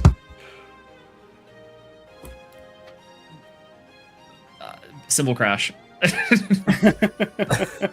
Oh, all right. Here we go. We have the voices in our head. So, okay. Zero, you had 15 for Noxid and Sweet. 26 for Cynectar Champ. Oh, So it was there, we just didn't see it. So I got 41 points. That's crazy. 41. Let's go. 41 points. I'll take it. Just hidden in the background. You had 8 with Aviolith and 11 for Champ Arc. So 19 points. Yeah! I'm not in last. Oh. I had 3 for Typhlant and then 19 for Champ Carryoff. So I got 22. So we never saw Cynectar Champ, but it was there. It existed. They were there. They were so all there. Crazy. They came back to me in the end. They're working in the background. We had a lot of pretty cards on the stream, but the true work was being done down below. That's crazy. That's 19 carry-off Champ. And that's thanks to all of you casters that came out today to play in this event. I wouldn't have this win right now against Swolelax and FullFrontage if it wasn't for you guys. Okay, now here's the question. Let's count the points based on the card that we put on the prediction. How many were played? 0 for Noxid because it's not out yet. Absolutely. Yeah, true. So true.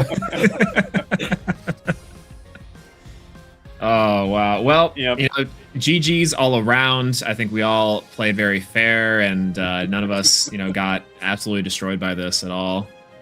But thank you all so much for commentating with me today. It's been a wonderful event, and of course, thanks to all of y'all for watching and competing alongside of us. It's been wonderful. Yep. Thank you all for coming. Thank you all for watching. If you haven't liked and subscribed yet, go ahead and do so.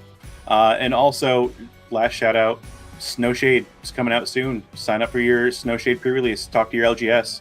If they haven't gotten started with Elestrals yet, have them reach out to myself, Zero in the Discord, or Ridiculous Hat, or any of our other team members, and we'll be happy to help to get these stores started. Yep, and we have more Snowshade reveals for the rest of the month. So subscribe, stay tuned, because tomorrow is going to be stellar. Ooh. Stellar? Sunday? Stellar? Ooh. Uh-oh. That's ridiculous. I'm a little scared, honestly. Either way. All right. Thank you to everyone. Thank you to productions, our judges, everyone here on the day. We'll see y'all on the next premiere here soon. The August 29th. 9th. Yeah. Well, God, if I have to face off against more Hermes there, I don't know what I'm gonna do. But oh well. All right. Thanks y'all for watching. We'll see you next time. Goodbye, y'all. Bye, guys.